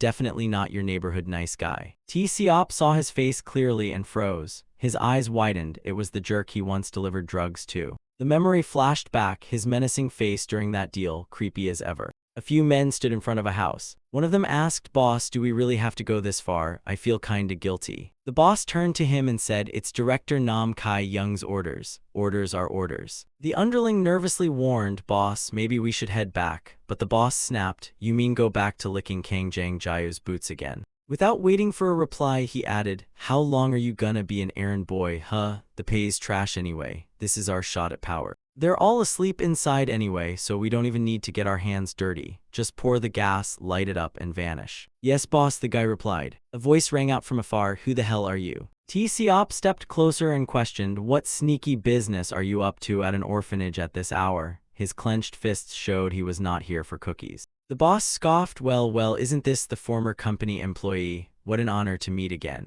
But wait, how are you still alive? He hadn't even finished when he pulled out a weapon.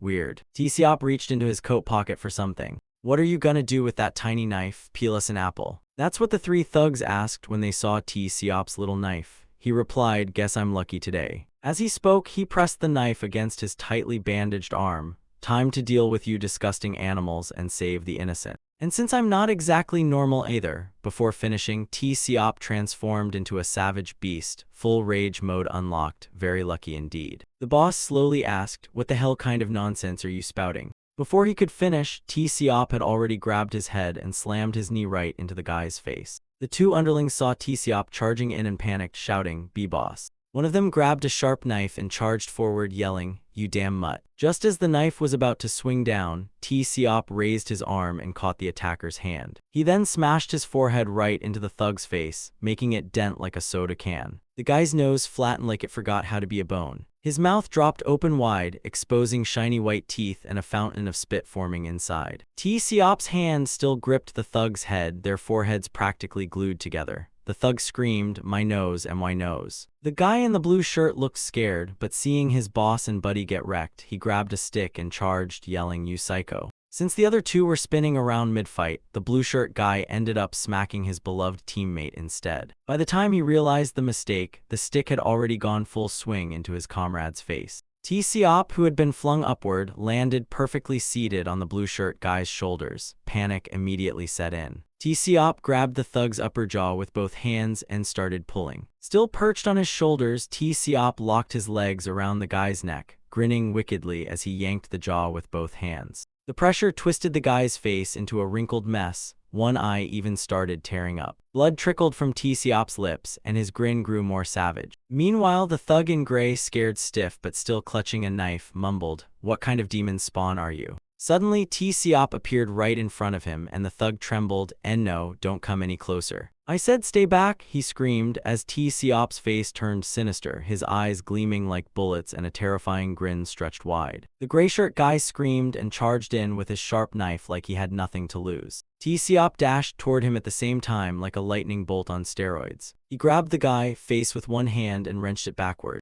then slammed his head into the ground, so hard the floor probably filed a complaint. The thug lay there flat, tears and snot smeared all over his face like a tragic painting. T-Seop wasn't done. He stomped the guy face with all the enthusiasm of a man stepping on a bug. He started laughing louder and louder, that bloodthirsty smile growing wide. T-Seop leapt into the air, aiming a flying kick like he wanted to break gravity itself. His face twisted with ferocity, eyes glowing like headlights on rage mode. T-Seop's eyes contorted, now looking like creepy wriggling worms, definitely not human anymore. Slowly, T-Seop's eyes returned to normal. He completely regained his consciousness. As the reality of everything hit him, his hands began to tremble. T-Seop turned and walked away, his face pale with fear. In a low voice he muttered, "Why you bastards deserve to die." Then he suddenly screamed, "Filthy scum like you, killing you isn't a crime, it's justice." As he was walking past a gate, someone called out from the inside, "T-Seop." He turned, startled and uneasy. It was the director. He saw T-Seop and asked, What are you doing?"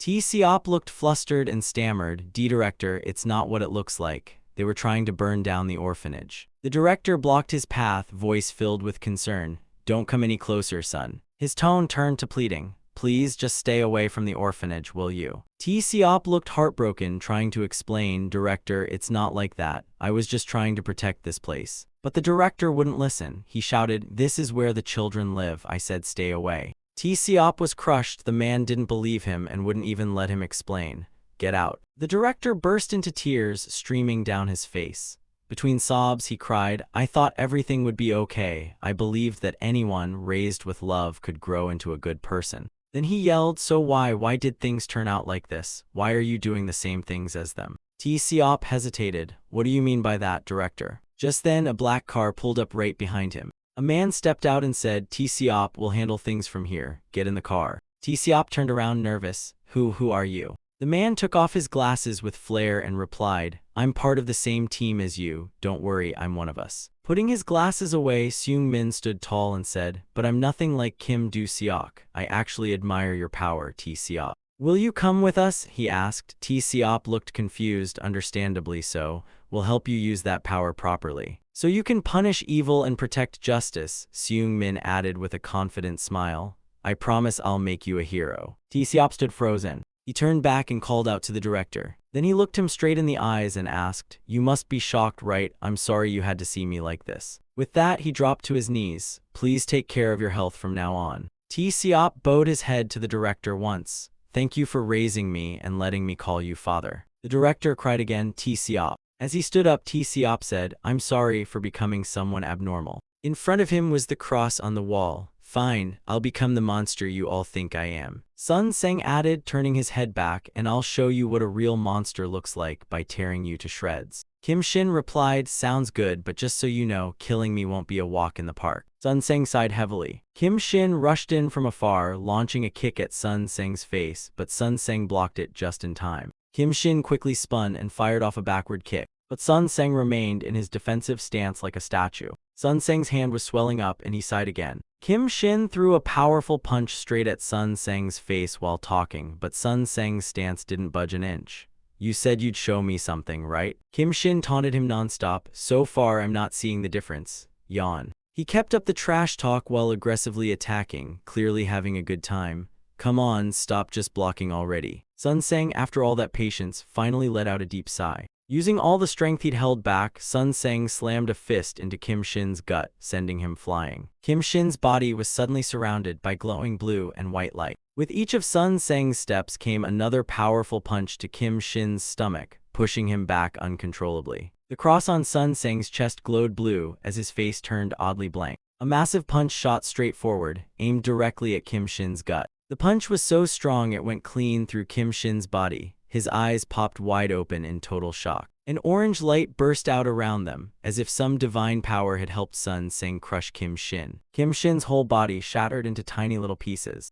What the hell is this? He asked, eyes wide in disbelief. He felt like he was being torn apart limb by limb. Sun Seng moved in and added a bonus punch that bent Kim Shin's body like a C-shaped shrimp. Every unnecessary movement in Sun Seng's punch had been stripped away. Even mid-swing, he maintained perfect form. With a strong exhale, the man let out a single heavy breath. Even in his expression, the guy looked exhausted, completely out of steam, sighing deeply like someone just told him there's no Wi-Fi in hell. All that remained was his desire to crush his opponent. That mighty fist now landed squarely on Kim Shin's face. He had stripped away every unnecessary motion. The man remained in attack stance, with every punch colder and more efficient than your ex's last text. Kim Shin lay motionless on the floor, eyes tightly shut.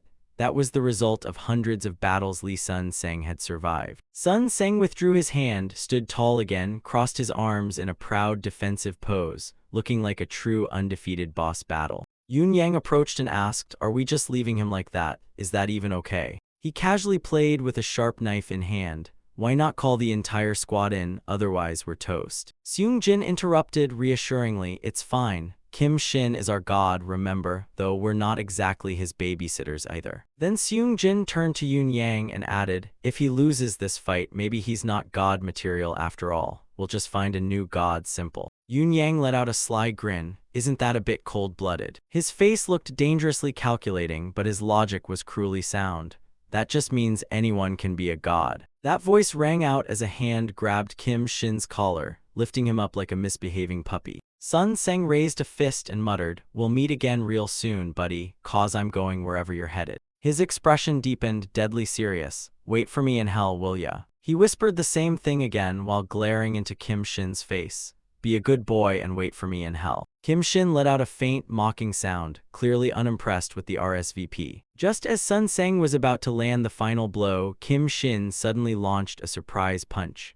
Unfortunately for him, Sun Seng dodged it with style. Sun Seng smirked, "Trying to copy me now, desperate to live, huh?" Kim Shin staggered backward, shirt torn from Sun Seng's grip. Sun Seng lost balance and crashed to the ground, his massive fist smashing the floor into rubble. And for the first time ever, even with his hand clenched, Kim Shin's fingers were trembling, as if he realized he might finally be in real trouble. He knelt on the floor, one hand planted between his legs to keep balance, clothes torn, face smudged, like a lost puppy facing a pit bull in a street fight. Sun Seng's face darkened as he asked, "I thought you only enjoyed killing others. Turns out you're scared of dying too, huh?" For the first time in his life, Kim Shin clenched his bloody teeth and actually wanted to live. He crossed his arms in front of his chest, breathing in deeply to regain composure, shaking like a phone on silent mode. He exhaled forcefully and clenched his fist, then charged straight at Sun Seng, but the guy was ready and calmly blocked it like a bored bouncer at a nightclub. Sun Seng yelled, "What the hell are you doing?" and scowled, "Now you're copying me too." Then launched an uppercut that sent Kim Shin flying into the air like a budget rocket launch. Sun Seng snarled, "This is not something a freak who enjoys killing can just copy, got it?" A man in a white long-sleeve shirt also had his fist cocked and ready. He rushed in and punched the guy in the brown shirt who was wielding a wickedly sharp knife. The punch caved in the guy's face, blood splattering everywhere, one eye shut, the other just confused. Two more brown shirts rushed in, one with a big stick, one with a knife. The man in white turned his head at the sound. In fights where lives are on the line, even when he didn't want to kill, the man in white was taken aback by what he saw. He glanced sideways, saw the stick guy charging in, and casually smacked him sideways with a jaw-breaking palm strike. Things were going south fast, and the only thing Lee Sun-seng could do for them now was send them south faster. The knife guy froze in terror behind his crumpling teammate. The only gift Sun-seng had for them, a one-hit KO. He punched the green shirt straight in the face, sending a red fountain flying. One Sun-seng was enough to handle 3 raging thugs. He knocked one senseless, terrified the knife guy, and was clearly speedrunning this beatdown. A gentle breeze brushed across Sun-seng's face. The man raised his leg and kicked the thug in the face, sending dust and dignity flying everywhere. That's what they call slaughter and compassion, 2 fists, 1 philosophy. Sun-seng only needed one solid punch to the green shirt's face to send him wobbling like a noodle. After countless moments of contradiction, he dropped to his knees. Everything that happened helped Lee Sun-seng realize something he never wanted to face. Sun-seng clasped his hands together, gripping the cross bracelet tightly, and murmured, "Please, may you all reach a better place." He muttered while crying, tears rolling down both cheeks, "I'm sorry, guys, truly sorry to every one of you." His hands still clutching the rosary like he was on a hotline with heaven. Sun-seng had tried to cut all the fluff and finish off his enemies cleanly. After dropping all 3 thugs like bowling pins, he knelt by the roadside in remorse, glowing blue around him like a holy lead warrior. Back to the brutal brawl with Kim Shin, he snarled, "You think this is something a murderous freak like you can just copy?" Kim Shin sprang up like a malfunctioning robot hitting combat mode. He drove a punch into Sun-seng's gut, surrounded by a burst of red energy. Sun-seng looked confused, then glanced at his cross necklace, which was now glowing red. He paused. Wait, what the heck? Kim Shin's fist kept flying like an angry missile. It slammed into Sun-seng's right chest, catching him off guard. Blood at the corner of Kim Shin's lips, mouth slightly open, lips puckered like a taunting duck. He exhaled, then threw another punch that painted the scene in crimson chaos. Then he mocked Sun-seng, "So this is what it feels like to ditch everything unnecessary. Feels nice, huh?" Sun-seng grit his teeth and barked back, "Cut the circus act already." Without finishing the sentence, Sun-seng delivered a mighty divine punch that knocked Kim Shin to the ground. "You damn brat, where the hell did you even crawl out from?" Kim Shin face-planted into the ground like a sack of failure, then launched himself upward, punching Sun-seng right in the chin, sending him reeling backward. With a stare that could sharpen knives, Kim Shin glared and growled each word like he was chewing glass, in every move, in every breath. Sun-seng slapped Kim Shin's cheek with his left hand like it owed him money, full of emotion and not a shred of mercy. But Kim Shin wasn't backing down either. He returned fire with a textbook-perfect punch that nearly erased his own existence. Another blow came flying in. Fat guy Sun-seng clocked skinny Shin. The punch hit Kim Shin square in the face, but the guy still had enough pride to mutter, "Letting go of everything? I've been doing that since day one." A boy with hair covering half his face stood behind a tree, looking sad. "'Cause honestly, I've never had anything to begin with." Suddenly someone yelled, "Get out of the way." Chong Man grabbed Jai-hoo by the shoulder to stop him. "You can't go, Young-hoo. That uncle said he'd handle it for you. Why are you so hell-bent on going?" Jai-hoo snapped, "So I'm just supposed to sit here like a potted plant? Get out of my way." Chong Man, face full of worry, pleaded, "Do you really want your hands stained in blood again? Isn't it enough if Kim Shin just dies?" Hearing that, Jai-hoo clenched his teeth, starting to crack. "Think, would this really be what your father wanted?" Chong Man was sweating bullets trying to talk sense into him. "Your dad fought so hard to keep you alive, not so you could throw it all away for revenge." But Jai-hoo didn't wait for the speech to end. Fueled by rage, he shoved Chong Man aside and stormed off, leaving him sprawled dramatically on the floor. Jai-hoo muttered softly, "Sorry, but I just can't sit still anymore." Chong Man cried while stammering, "Young-hoo, what your dad wanted." Then he sat down, defeated, tears pouring down his face. "He wanted you to live, really live. What you're seeing now, it's just illusions, fueled by your need for revenge." Jai-hoo paused to listen. Then he kept walking, saying firmly, "I came here for one reason, to kill Kim Shin." His hands trembled with rage. He walked away without looking back, leaving Chong Man sitting like a stunned NPC on the floor. "I'm just an arrow. If I can't pierce Kim Shin, then what's the point of my flight?" Meanwhile, Sun-seng was panting like he just ran a marathon with no finish line. One eye closed, the other half open, fists clenched like they held the last bag of chips on earth. On the other side, Kim Shin looked no better, face drained, lips pale, like he hadn't had a good meal in weeks. Both of them clenching their fists, breathing hard. Sun Sang and Kim Shin kept trading punches like a pair of malfunctioning Rock M Sock M robots defying human limits. Their faces screamed exhaustion, their instincts whispered, this next move, this is the final boss fight. Kim Shin rose slightly on his toes, he made the first move. He thrust his fist forward, mimicking Lee Sun Seng's signature move down to the frame like it was downloaded off YouTube. Sun Seng leaned back slightly to dodge Kim Shin's punch, but it was too short. Kim Shin wasn't done yet and threw another punch straight at Sun Seng's face. The surprise attack landed, maybe getting hit messed up his sense of distance. Kim Shin's fist landed right between Sun Seng's eyes. Kim Shin secretly rejoiced, I've won. Yeah right, Kim Shin, your life, about to get the final boss ending.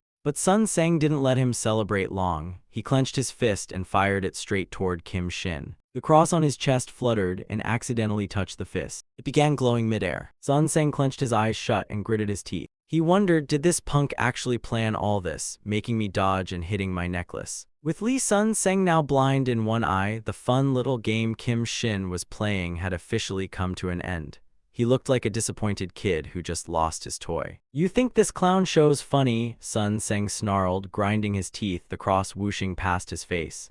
Was this really the end? Gritting his teeth, eyes closed, Sun Seng used every ounce of strength to punch that filthy animal Kim Shin. Both launched punches at the same time, parallel fists flying at each other like rival planets. Sun Seng's fist smashed into Kim Shin's chest, while Kim Shin's hit Sun Seng's stomach. Two loud cracks echoed, the punches landed at the exact same moment. Sun Seng's hand sank deep into Kim Shin's chest. On the flip side, Sun Seng's belly also caved in just as deeply. Two monsters, Kim Shin stood frozen, eyes wide, looking stupidly confused and unintentionally hilarious. Sun Seng stood still, eyes tightly shut, maybe he was finding inner peace. Neither of them moved a muscle, they both froze like statues. Just then, Jai Hu arrived at the scene, panting heavily and staring in confusion at their weird fighting pose. He clenched his jaw and shouted in fury, Kim Shin! Both Kim Shin and Sun Seng still had their fists pressed against each other's bodies like they were stuck in a very awkward hug. They stood like that, frozen. After a long moment of intense eye contact, they used the last of their energy just to breathe.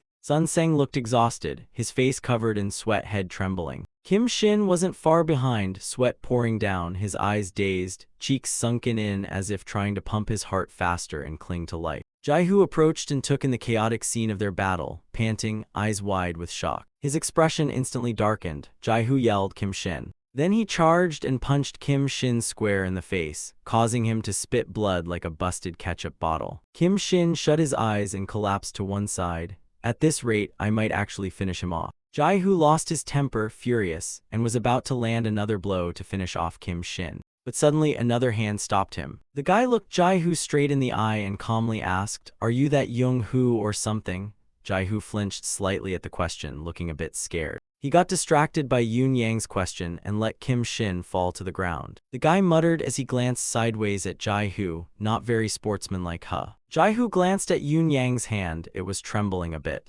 Then he wondered, wait, does he have 6 fingers like Kim Shin, huh? Jai Hu frowned in annoyance and looked at Yun Yang, calculating his move. No matter who this guy was, the only priority now was to end that bastard Kim Shin. Done calculating, he thought, I don't have time for this nonsense.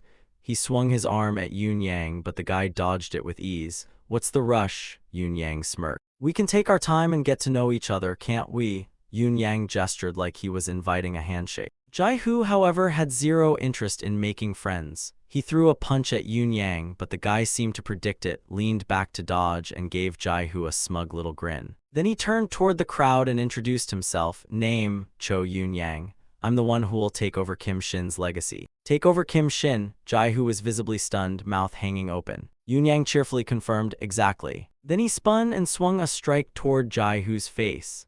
Luckily, Jai Hu managed to block it just in time. Guess the chosen one after Kim Shin still got reflexes. I don't think so, Jai Hu muttered, as Yun Yang's fingertips brushed his forearm. All I see is a wannabe copycat of that scumbag, Jai Hu hummed while giving Yun Yang's face a solid knee massage. Yun Yang's face twisted in pain and he clenched his jaw while gritting out, You're pathetically weak and oddly hard to look at. Every word he spoke sounded like he was chewing rocks. You only landed one hit, don't go thinking you're all that. He gritted his teeth, clenched both fists, and took up a fighting stance. Because I'm gonna kill you right now. But before Yoon Yang could charge, Seung Jin stepped in and stopped everyone. Enough, all of you. Stop this. Mr. Jai-hoo, you really need to stop this now, Seung Jin added, leaving both Jai-hoo and Yoon Yang confused. He held a knife to the neck of a man whose mouth was taped shut. Or I'll end this old archer right here and now. Jai-hoo panicked. Uncle Chief. Seung Jin calmly replied, no need to be so dramatic. The knife was still pressed against the man's throat. Mr. Kim Shin said he'd throw a party for everyone. Seung Jin added, and when that time comes, Mr. Jai-hoo, you'll be invited too. The scene before Jai-hoo was Sun Sang and Kim Shin lying motionless on the floor, frozen in the same pose as before. That is, if our divine warrior is still breathing. Kim Shin lay there limp and lifeless, covered in blood, hair a mess, eyes tightly shut like he just lost a shampoo commercial. On the other side, Sun Sang didn't look any better. He was also motionless, mouth slightly open like he died mid-snore. A fancy red car rolled up. I always shine with confidence, said a voice as the car stopped right at the bridge. And I'm always thrilled with excitement, it continued. Seen from above, the car looked ridiculously sleek and luxurious. Mi Jin sat inside with a proud smile, because I always have utopia by my side. Seung Min stood in a meeting room holding a tablet displaying Mi Jin's footage. This time, our company proudly presents Seo Mi Jin, the brightest star of our time, to bring a youthful, free-spirited image to Utopia's casinos, hotels, and loan services. Director Jang gave a small chuckle before asking with a bored expression, looks good, but is that all you've got? I mean, a commercial needs a bit more energy, right? He scratched his head, adding, don't tell me we spent a fortune just to film someone driving around. A man beside him chimed in, exactly. Toss in some sexy dancing or something to actually make people watch. Director Jang grinned and praised the man, now that's sharp thinking. Seung Min blandly replied, but this campaign targets young female audiences, sir. Also, we're trying to scrub Utopia's previously questionable image. A wrinkled old man with sharp eyes and a crooked grin cut in. The large X-shaped scar on his temple gave him a dangerous vibe, clearly someone who's rolled around in the underworld. He scoffed, I do quite get what Director Ju is saying. Are you implying something shady about our company's image? Seung Min hesitated. Ah well, you see. He let out a diplomatic chuckle. Wasn't Utopia considered a bit of a dark conglomerate? Director Jang's eyes bulged. What? A dark conglomerate? The man next to him quickly tried to calm him down while scowling at Seung Min. This brat's been given too much rope and now thinks he's the boss, huh? He's right though, what's wrong with everyone? Another man spoke up to defend Seung Min. It was Jang Jiu sipping tea with one hand.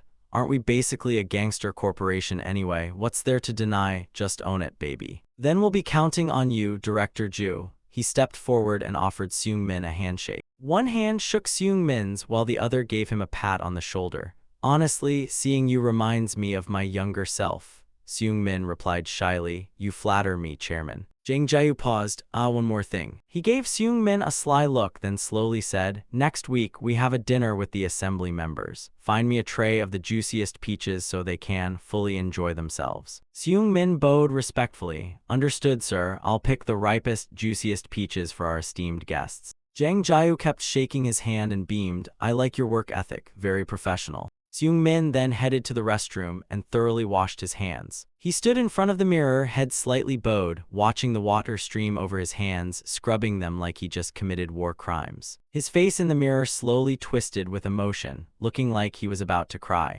Just then, Director Jang walked in with a bright smile. Director Ju, you're really dedicated, huh? Seung Min glanced at him. Jang turned to the sink, speaking casually, you know, stuff like this can be handled by staff. Didn't expect you to be hands-on.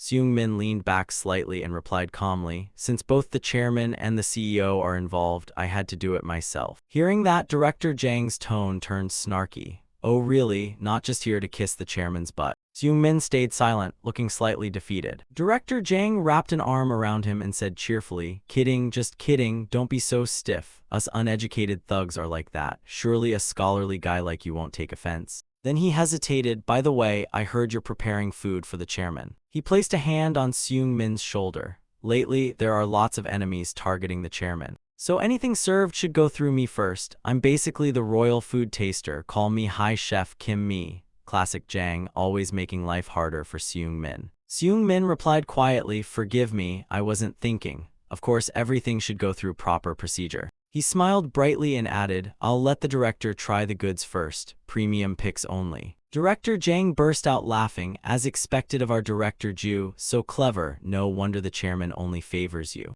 Alright, just don't forget next time, everything has to follow rules, systems. He turned to leave, but not without tossing Seung-min one last reminder. Seung-min trembled slightly. He took off his jacket and tossed it into the trash bin nearby. He stood and watched the staff quietly until they were done. Then he walked up to a woman and asked, how's everything going? She greeted him, Director Ju, you've arrived. Jai Hyan replied, everything's still in the testing phase, but it's proving quite difficult. The goal is to keep our subject in a dreamy state without losing rationality. T. Seop's face is practically mutating, veins popping everywhere. We need to get the spring dream dosage just right. T. Seop was strapped down, wearing a creepy metal mask. He screamed upon seeing Seung-min, his eyes wild, sweat pouring. Seung-min looked at him and asked, uncomfortable, T. Seop, but hey, you volunteered to be the arrow, remember? Suffering or not, you'll have to endure it. T. Seop raised his hand. The strap stretched and snapped. T. Seop lunged, grabbing Seung-min by the neck, catching him completely off guard, fear written all over his face. Jai Hyan shouted, how dare you? But T. Seop kept choking him while Seung-min desperately tried to pry him off. Jai Hyan panicked and screamed, now, inject the max dose of Spring Dream. The staff replied urgently. Seung-min choked, drooling, stop. His eyes dimmed, his hands trembling as he asked, T. Seop, can't you control yourself? T. Seop let out strange sounds, like he was trying to say something. His hand still gripped Seung-min's neck, but Seung-min managed a sinister smile right back at him. Suddenly, T. Seop released his grip. Seung-min, with a dark expression, ordered, check the Spring Dream concentration immediately. T. Seop leaned back in the chair as Seung-min said, let's go take out the bad guys, shall we? Be the hero who sends all that scum straight to hell. The door burst open. Deok Pal entered with another man, staring at the scene before her, and asked, what the heck is this? Seeing the overturned tables and chairs, she continued, what exactly happened in here? Deok Pal called out, uncle, hey uncle. The old man bent down, picked up something orange, and calmly replied, calm down. Kim Shin has taken him. He unfolded the orange paper and read it, all for the revenge plan against that devil. So many people have already been dragged to hell. Seeing her uncle turn to leave, she called out, uncle, where are you going? He hesitated and replied, I have to go. Then he held up the orange paper to show her, because he already sent me an invitation. He's planning a Christmas party and sent out cards to everyone, so daddy has to attend, right? He added, I'm counting on you to take care of T. Seop. Then he paused again, I'm going to see that devil myself. Kim Shin lay motionless on the bed, eyes tightly shut. He remained still like that, hands resting over his stomach, looking like he was at a spa retreat. One of the group sighed, it's been 3 days, and Kim Shin's still out cold. He then asked with a blank expression, what if he never wakes up? What do we do, Seung-jin answered gloomily, if Kim Shin really dies, we'll have to find a new god. But for now, our god is still alive, so the only thing we can do is wait for him to wake up. We're Kim Shin's legion, remember? The guy in the center sat with authority, while the others looked utterly miserable. Some stared into space, some read books, others fiddled with random stuff. The glasses-wearing guy sneered and muttered, every time I hear that, it's so damn cheesy. Then he looked around and said, honestly, calling him a god just cause he's good at fighting sounds ridiculous. Wouldn't it be better to just elect a new one while we're at it? Sun T warned him, hey, watch your mouth. Blasphemy can get your tongue cut out, you know. But the guy just scoffed, what a load of crap, it's just a fake religion anyway. We all joined cause we like killing just like him, God. Before he could finish, Sun T slammed his hand on the table, launched himself up, and grabbed Glasses Guy by the hair with one hand and his collar with the other, yelling, shut the hell up or I'll slice your tongue myself. The guy smiled smugly, fake as plastic, so pious, but your holy self got wrecked in one match against Lee Sun Seng. Don't forget, you're not the only killer in the room. Sun T furrowed his brows and glared, say one more word like that and I'll send you to reincarnate early, then flashed a wickedly sharp knife in front of his face. Sun T shouted in rage, if you've got a brain, get the hell out of here now. He bit down hard on the guy's blade with his teeth, then swiftly snatched the knife and yanked his hair, yelling, you insolent little bastard. Sun T, still fuming, raised his fist and growled, remember, Kim Shin is our god, serving him is our sacred duty. Suddenly, another guy charged in and landed a brutal kick to Sun T's cheek. Screw your so-called legion, this ain't some damn country. He stood beside Glasses Guy, one leg forward, mocking, and hey, this guy, got a point. we're not here to worship Kim Shin. We're all just bloodthirsty psychos, right? Sun T cracked his neck and warned, another one begging to get his tongue cut off. Glasses guy roared, move, let me kill that bastard, and Kim Shin too, I'll gut you all and have your livers for lunch. Screw your legion, I'll kill every last one of you. Suddenly, a sound came from the door. Kim Shin leaned against the doorframe, head down, slowly stepping inside. Sun T gasped with joy, brother Kim Shin. Kim Shin stayed silent, still staring at the ground, his face tired like Monday morning. Meanwhile, Sun Sang was still lying there motionless, eyes tightly shut. Suddenly, one eye twitched and slowly opened just a crack. Then he muttered, dear God, you might have gone a bit overboard this time. Still lying there, he chatted with God, but why is it when I asked for punishment, you ghosted me, and now of all times? His room door creaked open. Jai-Hu and Chong Man stepped in. Jai-Hu asked, Uncle, are you feeling better? Sun Sang sat up. How long was I out? He frowned and replied, about 3 days, sir. Chong Man looked nervously uneasy. Sun Sang murmured to himself, so I didn't die from that fight, which means Kim Shin might still be alive too. He spoke with a sorrowful tone, I failed. Jai-Hu quickly tried to comfort Sun Sang. Uncle, don't say that, it was a draw, wasn't it? Sun Sang squinted and softly replied, no it was. One of my eyes is gone, and that bastard Kim Shin, he got even stronger after fighting me. Sun Sang sounded utterly defeated. Kim Shin took off his shoes and walked barefoot toward Jong-gu. Jong-gu started sweating bullets. Crap, did he hear anything? Then he tried calming himself, nah, probably not. But if he did, what do I do? He just woke up, he must still be weak. Kim Shin stared at the ground with a blank expression, like a guy who forgot why he walked into a room. A wild thought popped into Jong-gu's head. Maybe I could kill him. A hand reached toward him. In a blink, his head and neck felt like they'd separated. Jong-gu was so terrified, he teared up at the corners of his eyes. Turned out it was all a fear-induced hallucination. Kim Shin simply placed a hand on his shoulder. Ignoring Jong-gu's shock, Kim Shin mumbled, I'm dizzy, could you move aside? Then he walked past Jong-gu, leaving him trembling like a wet puppy while his buddy stood there stunned. Jong-gu muttered to himself in terror, if I had tried anything, I'd be dead now. This guy isn't human, he thought, staring at Kim Shin's back. He's death himself. Christmas is almost here, Kim Shin suddenly said out loud. He glared around the room and growled, you've all finished preparing for the party, right? A gray car's headlights were glowing. A large hand held out a tiny gum stick. This is the result of our recent research. Seung Min held out the gum stick toward T-Seop and reminded him, just chew this dream control gum and a reasonable dose of spring fantasy will enter your system. It'll help you stay sane even in the dream demon state. This is your treasure hero T-Seop. Ignoring his speech, T-Seop remained silent, eyes fixed on the void. He glanced at Seung Min and asked, Director Yu, are you on the side of justice? Seung Min replied, nope, quite the opposite, I'm the bad guy. Then he looked calmly at T-Seop and explained, even though we deal with scum, that doesn't magically make me a good person. Seung Min warned T-Seop, after you kill Kim Shin, go ahead and kill me too. After all, you're the only real hero here. That seemed to stir something in T-Seop. He glanced at Seung Min but still said nothing. Seung Min continued, my only goal is for Kim Shin to die. As long as he's gone, nothing else really matters to me. 11 years ago, are you messing with me? A voice suddenly snapped. A man stood in a room full of framed photos, shouting angrily, the new album just dropped and you're pulling crap like this. He waved a newspaper with the headline, top singer Yu Seung Min caught dating a single mom named A. You trying to bring down everything.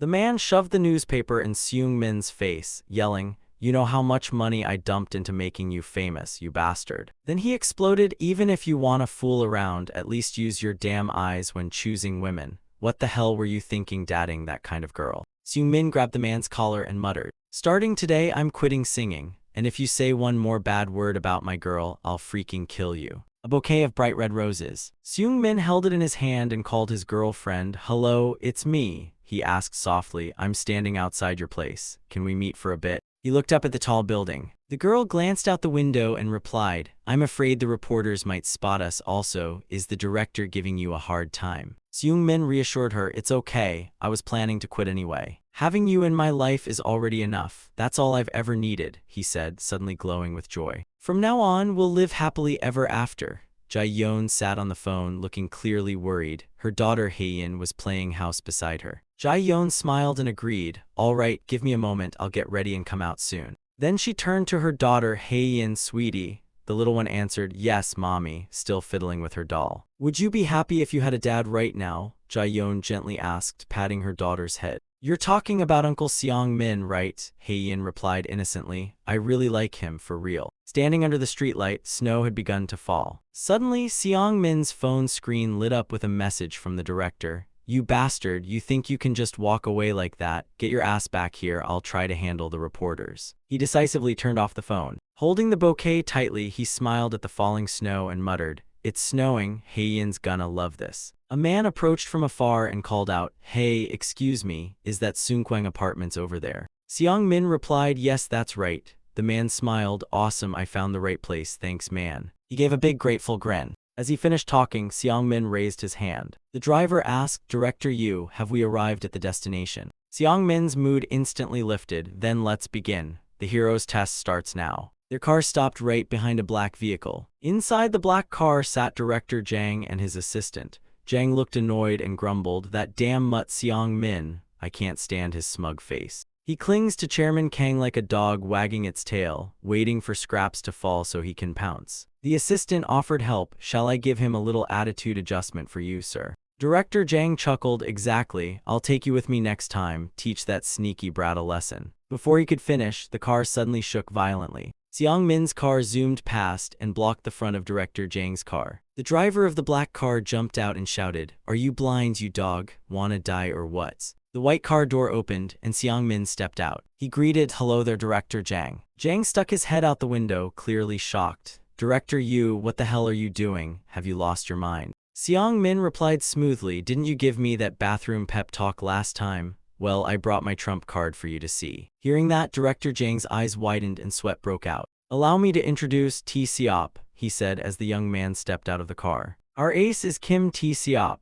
T-Seop slowly popped the gum into his mouth, looking as cold as a frozen tuna. Kim Shin turned his head and said, Christmas is almost here, huh? Then he asked, So have you finished prepping the party yet? A syringe lay next to a massive black shoe. A person stood in front of the prison guard and called out, Hey, uncle, time to wake up. The guard, still drooling in his sleep, groggily asked, What's going on? Jong-gu smirked devilishly, I've got 2 offers for you. 1, come with me, 2, die, pick one, uncle. The guards here were seriously under-equipped. The warden panicked, What do you mean? Why are we even being locked up? We did everything you guys told us to. Before he could finish, Jong-gu slapped him so hard blood spurted from his nose. The gun was only used for escorting inmates. A ripped, muscle-packed man stood frozen in the pose of just having punched the warden. The only damn thing they had to use was a baton. The flashlight beam swept across the bookshelf. Damn it, come out now, someone shouted. A man holding a pepper spray gun fired straight at the bald guy in front. Stay the hell back, he barked. The big bald dude started coughing like crazy, tears and snot running all over his face like a waterfall.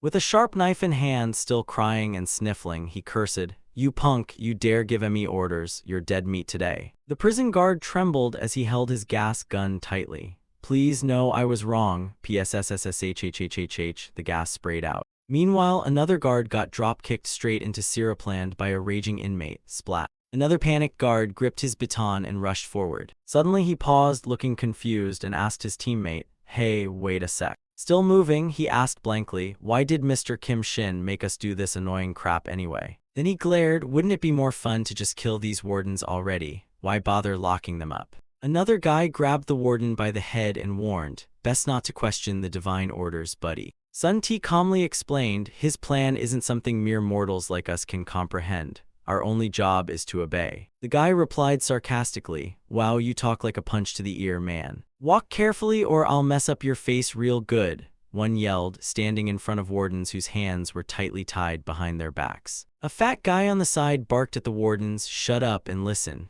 Eyes on the feet in front of you. One wrong move and you get clobbered, got it? Seung Jin teased Kai Young, Didn't expect your henchmen to actually be useful for once. What's your game plan now? Kai Young replied with a question, then continued, This is insane, we've started a riot and taken control of the entire prison. He glanced worriedly at Seung Jin. At this rate, I doubt the warden can cover for us anymore. The government might send the army to shut us down. Over there, a guy swung his baton and yelled, You plastic pig, wanna die or what? Walk straight or I'll gouge your eyes out. Seung Jin calmly replied to Kai Young, Relax, a party should feel like a party, right? He added with a sinister grin, This is how the world will come to know our divine Kim Shin. A mouth was puffed up, chewing bubblegum like a champ. T-Seop blew a blue bubble, eyes sharp as bullets. Director Jang stammered, "Are you insane? What the hell is going on here? You brought this toothpick-looking punk here to deal with me," Director Jang shouted. T-Seop frowned, pulled out a box cutter from his sleeve, and said, "So you're saying I don't look dangerous enough?" Without warning, he launched himself feet first straight toward Director Jang's car.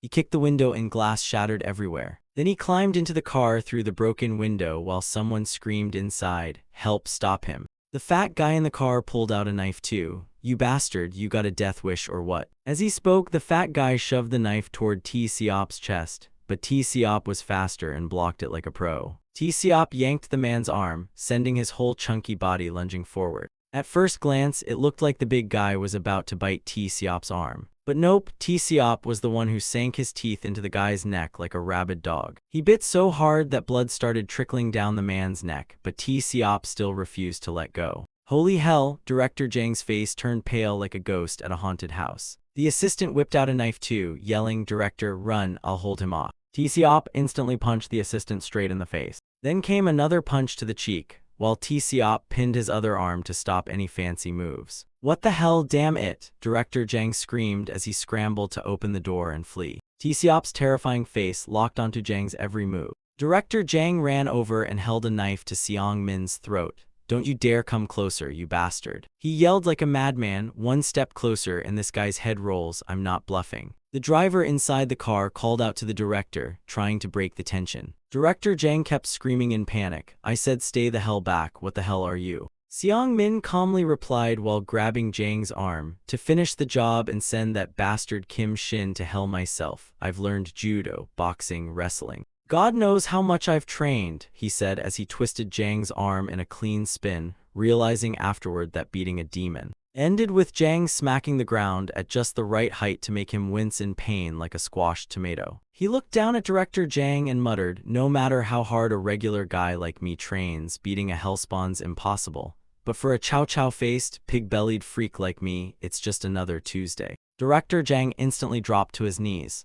"Director." With a terrified, pleading face, he stammered, I give up, just tell me what you want, I swear I'll do anything, let's talk this out please." Director Jang nervously offered a deal. "You want to bring down Chairman Kang, right? I can help, I know all his weak spots, every single one." Seong Min replied, "Figures, evil always does what evil does best." Then he sat down, aligning his face with Director Jang, and asked, "Funny huh, I'm a bad guy too, just like you, right?" Director Jang quickly flattered him, "Director, you really know how to listen. A real gentleman." Seong Min reminded him, "Yeah, me being a villain is pretty obvious, but our hero, he really hates bad guys." T-Seop grinned wickedly, his eyes lighting up at the sound of that. He was already standing behind Director Jang, waiting like a shadow. T-Seop punched him hard right at the back of the neck. Director Jang barely had time to gasp, "What the?" as 2 streams of blood gushed from his nostrils. His neck caved in deep, but T-Seop just sat on his back and kept going. T-Seop smashed another punch right into the same dent as before. He lifted his hand, now dripping in bright red blood. After 2 hits, Director Jang was already dazed and fuzzy. The bloody fist came up once more, ready for another round. A smirking mouth formed beneath T-Seop's eyes. T-Seop laughed loudly, more and more thrilled with every hit. Seong Min furrowed his brows, watching silently. Seong Min's driver tried to stop him. "And Mr. T-Seop, please, that's enough, he's already dead." But T-Seop didn't stop. If anything, he went even harder. The driver gritted his teeth. "Director, please step aside. I think this experiment's gone off the rails again." He reached into his coat. He pulled out a syringe filled with liquid. "I'll do my best to inject him with Dream Spring, though let's be honest, this guy's no hero." Director Jang lay motionless on the floor. "He's more like a monster," the driver muttered as T-Seop stood up like a zombie. Seong Min grabbed the driver's arm. Then he walked slowly toward T-Seop. The driver shouted in panic, "Director." Seong Min said calmly, "Looks like the experiment was a success, don't you think?" He looked toward T-Seop and added, "Look at him. He feels no pain, nothing can stop him now."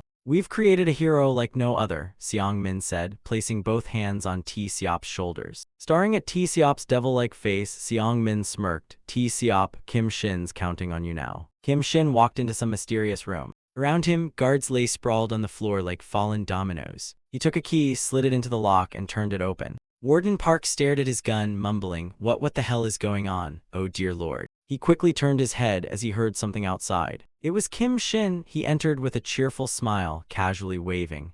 "Hello, Mr. Warden, long time no see. Sorry, I needed to clear out the place a bit." Warden Park gripped his gun in panic. What are you doing now? I did everything you asked." Kim Shin answered calmly, "Come on, no need to be scared. We're just rehearsing a little Christmas carol performance." "It'll be fun," he said with a gleeful grin. "What?" the warden blurted out. "Oh, by the way, are you actually holding a real gun?" Kim Shin asked, making the warden's hands tremble. "Why, yeah, I am." "So what?" the warden stuttered. "Then what are you waiting for?" Kim Shin said as he slowly approached. "Shoot me, one squeeze of that trigger and I'm toast. I mean, I'm just human after all." Then he casually grabbed the barrel of the gun with one hand. Kim Shin pointed the gun right at his own forehead. "Why don't you do it, or do you not think I'm human?" With narrowed eyes and a smirk, Kim Shin pressed the muzzle against his forehead. "Come on, shoot me already." Warden Park's eyes widened, teeth clenched, cold sweat dripping down his chin. "I could kill him right now." His finger pressed down on the trigger. At this range, there's no way Kim Shin could dodge. But Warden Park froze, eyes wide in terror. Why can't I do it?" Kim Shin grinned, veins bulging from his face like a madman. "What's wrong?" I said, "shoot me." Warden Park turned pale, his eyes red and teary.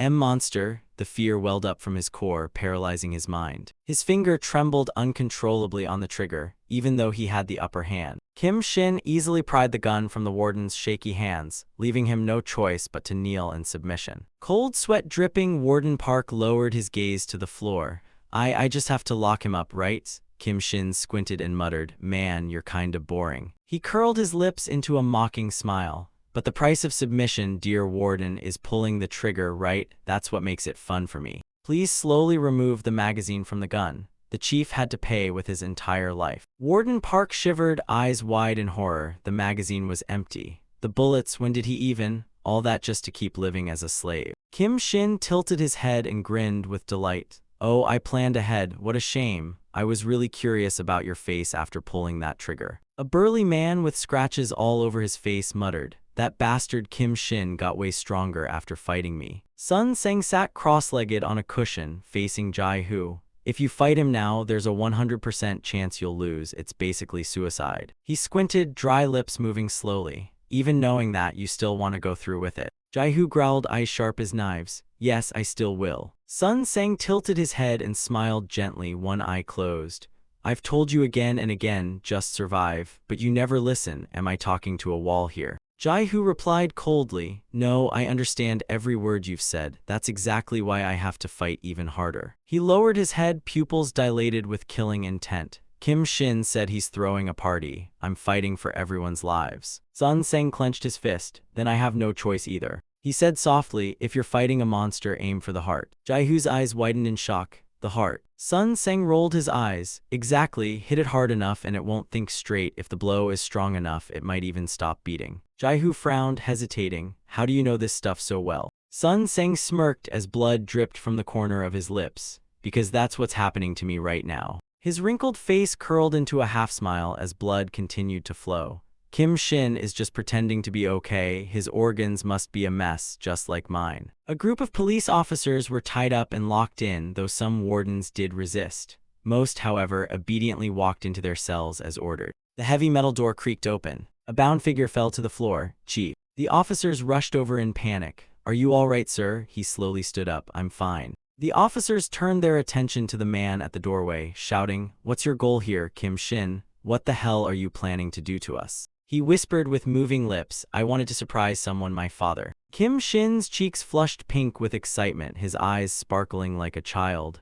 "So I'll turn everyone into a tree, a sparkling Christmas tree. Isn't that just magical?" The group of officers stood frozen, faces pale like they'd seen a ghost. What did he mean by a tree? Kim Shin turned away with a smirk. "Let's see, just a little longer and you'll all find out. Exciting, isn't it?" He walked off, leaving behind a chaotic room full of panicked shouting. Kim Shin said, "A tree? What the hell does that mean?" A deep voice echoed with delight. "A Christmas tree for his dad? I thought he was going to do something horrifying." Yun Yang narrowed his eyes, face full of murderous intent. "If it were me, that party would have been way more fun and terrifying." His name was Yun Yang. A six-fingered hand pressed against the cold stone floor. Born with albinism and an extra finger, lucky him. Oversized white shoes stomped down hard on his hand. "Damn it, the more I look, the more you piss me off." Two huge, thuggish inmates showed up. They scowled at the white-haired guy being stepped on. "Hey newbie, what did daddy say? Don't show up while I'm eating, you just ruined my appetite." Yun Yang's eye was swollen, blood trickled from his nose to his lips.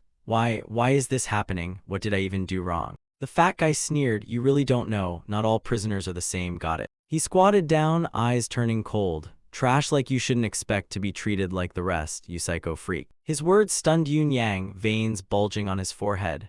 "Heard you killed your own parents." The fat guy raised his voice and kept mocking. "Got 20 years, huh? Wanna bet if you make it out or hang yourself first?" He bent down and grabbed one of Yun Yang's fingers. "Today I'll just take one little finger, consider it a warning." Yun Yang was pinned down and couldn't even scream. The fat guy squeezed his finger hard. "Keep struggling and you'll lose the whole hand. Stop faking it, freak." His face darkened with malice. "You've got 6 fingers anyway, right? Should've chopped off that cursed thing from the start." But before he could finish, a hand reached down and grabbed his head. "Maybe that'll make you less disgusting." Kim Shin approached with a grim voice and a shadowed face.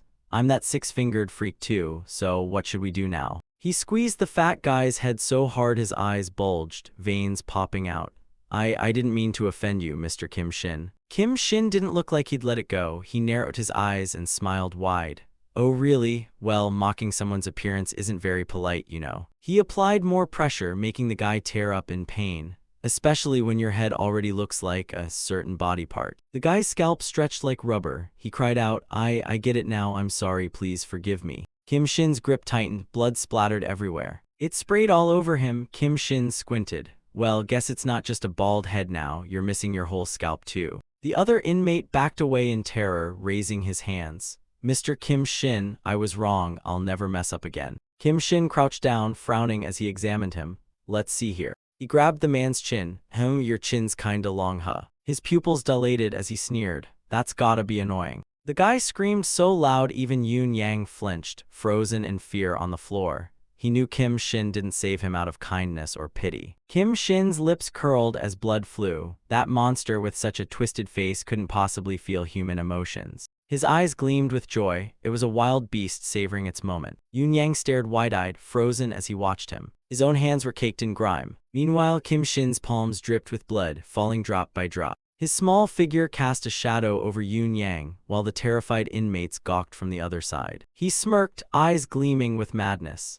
The twisted ideal Yun Yang had dreamed of his whole life had finally arrived. His lips curled mockingly, but this so-called ideal guy just keeps going daddy, daddy, daddy all day. Yun Yang stared at Kim Shin's back as he walked away. He never imagined this damn papa boy was that emotionally deprived. His face darkened, brows furrowed. "If it were me, I'd be a way better god. The terror I'd unleash on the world would be 1,000 times worse." A crumpled yellow letter unfolded, its handwriting still neat. "I plan to host a Christmas party. I've sent invitations to everyone, so Dad, you have to come too." The rugged, bearded man frowned in disgust and tore the letter in half. A Christmas party. He stood at the gate, music echoing from inside. He cursed under his breath, that insane bastard. A car rolled up. It stopped right behind him. Seong Min stepped out, smiling. "Hey, Detective Kim, don't tell me you're planning to go in there alone with that body. You know it's basically suicide, right?" The silver-haired man scowled in disdain. "Even so, I have to go. I can't let more innocent people be sacrificed." A tall figure stepped out from the back seat.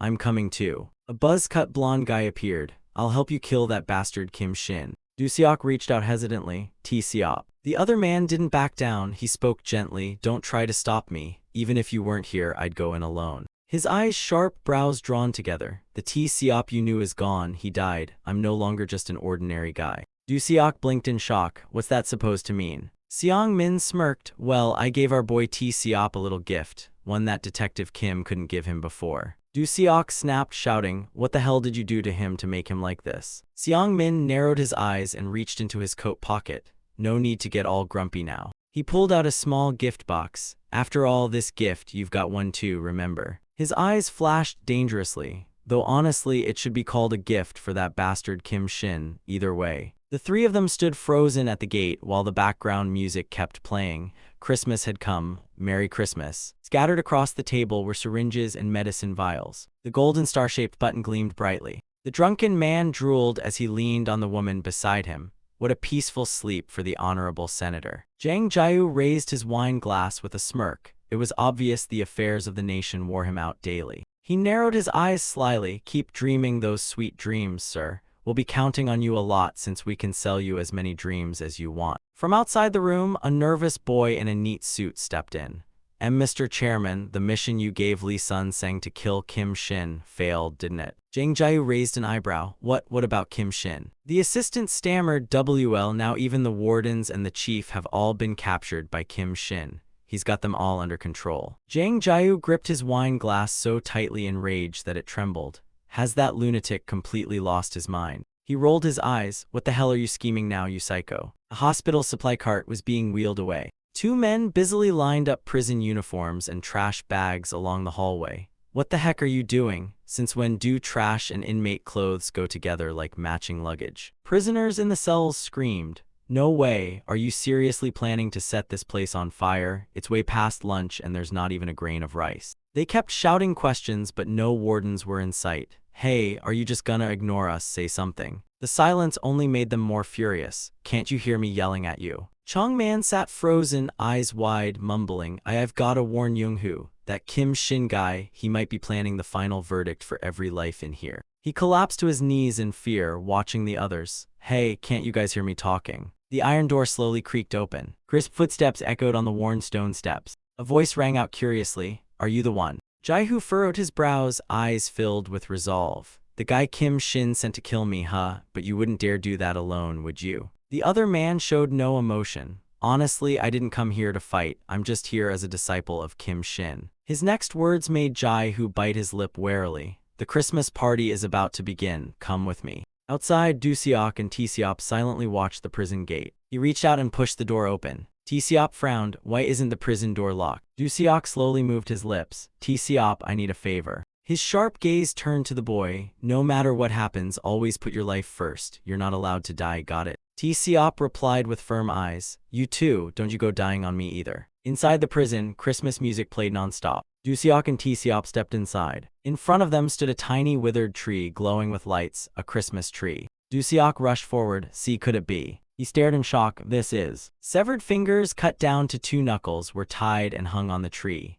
The ornaments on this Christmas tree were possibly the warden's fingers. Du-seok clenched his teeth in fury. The image of Hai Young collapsing helplessly flashed through his mind. A chaotic memory of a toy car and an open book surfaced. Was he trying to recreate what happened 11 years ago? Du-seok's eyes bulged as he forced himself to relive the horrifying memories. A teenager's sharp voice rang out. Do you like that tree? Kim Shin worked really hard to prepare this gift for you, you know. Seung-jin grinned from ear to ear as he approached. He said he wanted to see your happy face when you meet again. Du-seok screamed in rage, raising his fist toward him. Damn it, may demons drag you all to hell. Do you even value human life at all? Seung-jin, grabbed by the collar, still looked smug. If you don't let go, everyone dies and the party ends, your choice. His pitch-black pupils glanced downward and he smirked. I was only assigned to start the party, now let's go. Du-seok trembled with rage as his teeth ground together. Even if it wasn't me, Kim Shin would have come to find you anyway. Black trousers and polished leather shoes. Du-seok and T-seop followed behind him. Why the hell are you guys obeying that psycho? He squinted suspiciously. People like you don't do anything without a reason. What do you all want from Kim Shin? Seung-jin came to a halt. Sure, we're all nuts, but everyone's got their own goal. Some enjoy killing, some wanna break out, and some just want cold, hard cash. He turned away and continued. As for me, I help Kim Shin because I want to see what God would do. I've always wondered if the world turned into hell, would God just stand there and watch like now? Du-seok frowned, his face dark. That bastard Kim Shin being called a god, what a joke. He's just a sick, twisted murderer, plain and simple. Seung-jin replied calmly, tone steady. At the moment, that's true, but isn't it thanks to you, Mr. Du-seok, that the psycho killer survived this long?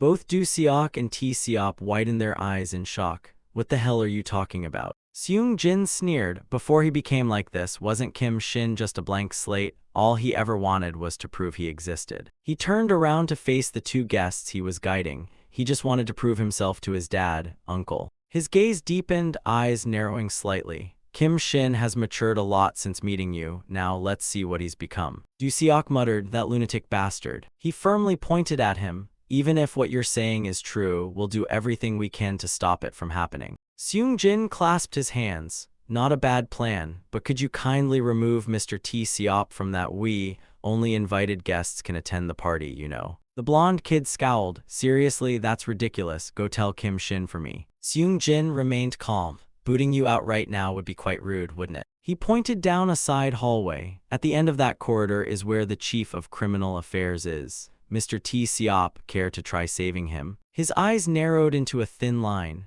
Naturally, you'll have to go alone, because if this party isn't perfect, we all die. Du Seok shouted, can you shut up with this crazy crap? T. Siop cut in, uncle. He gave a sidelong glance. Let me handle rescuing the chief, you go deal with Kim Shin. Du Seok called out, worried. T. Siop, the other man didn't even flinch. I'll join you the moment I'm done here. T. Siop winced, don't worry, uncle. He turned his back and walked off, leaving just one last reassurance.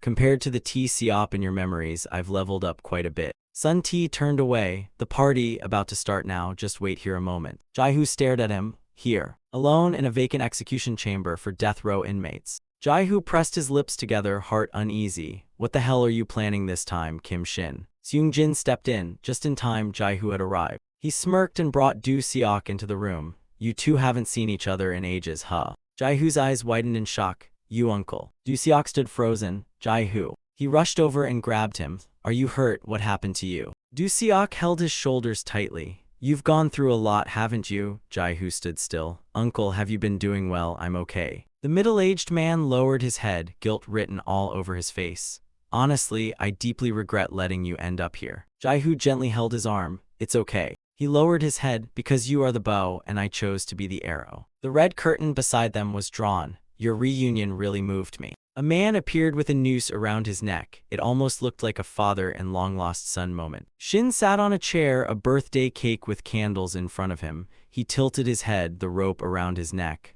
I'm a bit jealous, honestly. Du Seok roared with rage. Kim Shin. But Shin casually asked, Dad, do you like the Christmas tree I prepared for you? Du Seok shook with fury, his fist red from clenching. Don't you dare call me Dad ever again, you psycho. Du Seok gritted his teeth, veins popping. Come out now, I swear I'll kill you. Shin rested his cheek on his palm. You could never kill me. Stop resisting and just accept your sweet little boy already. He crossed his legs, eyes narrowing as he stared. Then I'll help you by dying myself. All it takes is one button in this execution room. Both Du Seok and Jaihu widened their eyes in horror. What? Shin calmly placed his rough six-fingered hand on his cheek.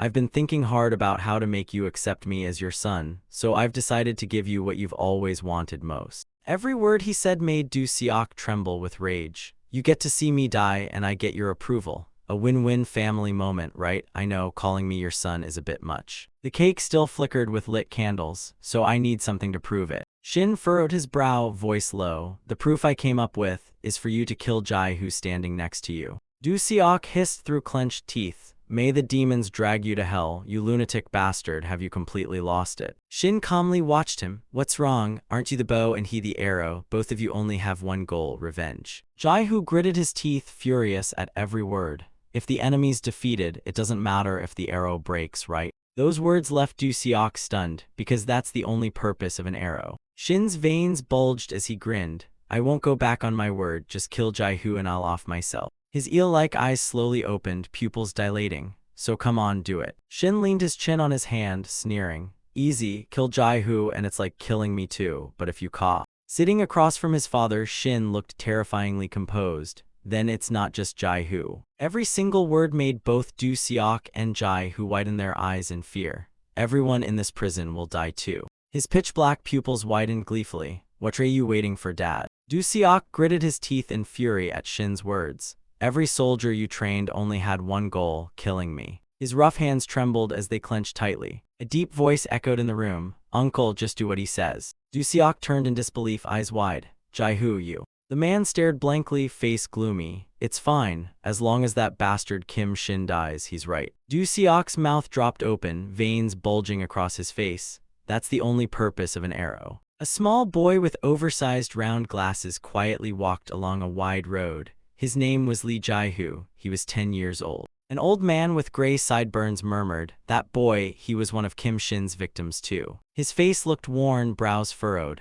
But Du Seok, are you really going to do it? The other man in the car stared intently at the small boy. Yes. He gripped the steering wheel. I will send that bastard Kim Shin straight to hell. Du-seok's gaunt face turned pale, hair messy and wild. No matter the cost. Little Jai-hoo kept walking alone. Even if I have to become a monster, I've watched everything about Jai-hoo. The headmaster looked at him gently. Jai-hoo, no matter what happens, never use violence, okay? God taught us to love all beings, even our enemies. He knelt and hugged Jai-hoo. Forgiveness is the only gate that leads to happiness. The more you forgive, the more love you receive. Jai-hoo reluctantly obeyed. Yes, I'll forgive. Du-seok hid behind a corner, watching them closely. His eyes were filled with killing intent, reflecting Jai-hoo's rage. Tiny legs ran with all their might. The little boy clenched his teeth, sprinting as fast as he could. Go Jai-hoo, run, you got this. At last he crossed the finish line. Cheers erupted. Jai-hoo came in first. He squinted and smiled joyfully as the announcement echoed.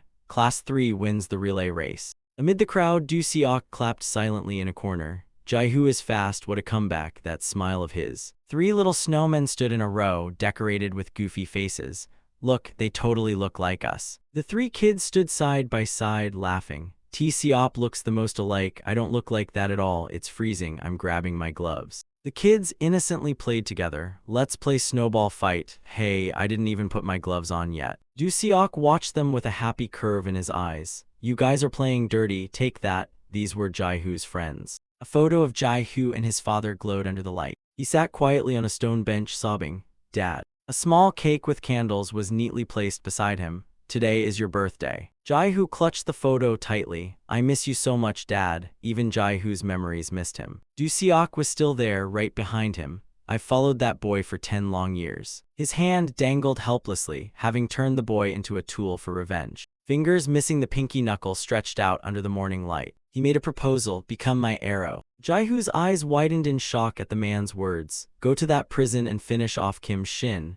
Du-seok had offered to make him an arrow, but why? Why was that boy taken away? Du-seok had bathed and cleansed him with his own hands. The current Du-seok mouthed powerlessly. Why can't I do it? Jai-hoo held his gaze firmly. If you don't kill him, everyone here will die. Du-seok spoke softly, his eyes unusually gentle. But I just can't kill you, I'm sorry. Shin pulled the rope off his neck. He's just an arrow, and an arrow's only job is to kill me. His face twisted in disgust. How could Dad give affection to him? That means he's not even an arrow. Shin clenched his fist. He violently punched the glass in front of him. Shin growled through gritted teeth. Then everyone must die. Jai-hoo, the warden, and every last soul in this damn prison. His eyes rolled white with rage. And even the people outside, everyone dies. You hear me, Dad? Once again, it's your fault. A group of prisoners sat slumped on the floor. One of them sniffed. Hey, what's that smell? A thin wisp of smoke drifted in through the door. Something's burning, I swear. The prisoners panicked. Smoke, there's smoke. 2 rows of clothes in the hallway were burning like crazy.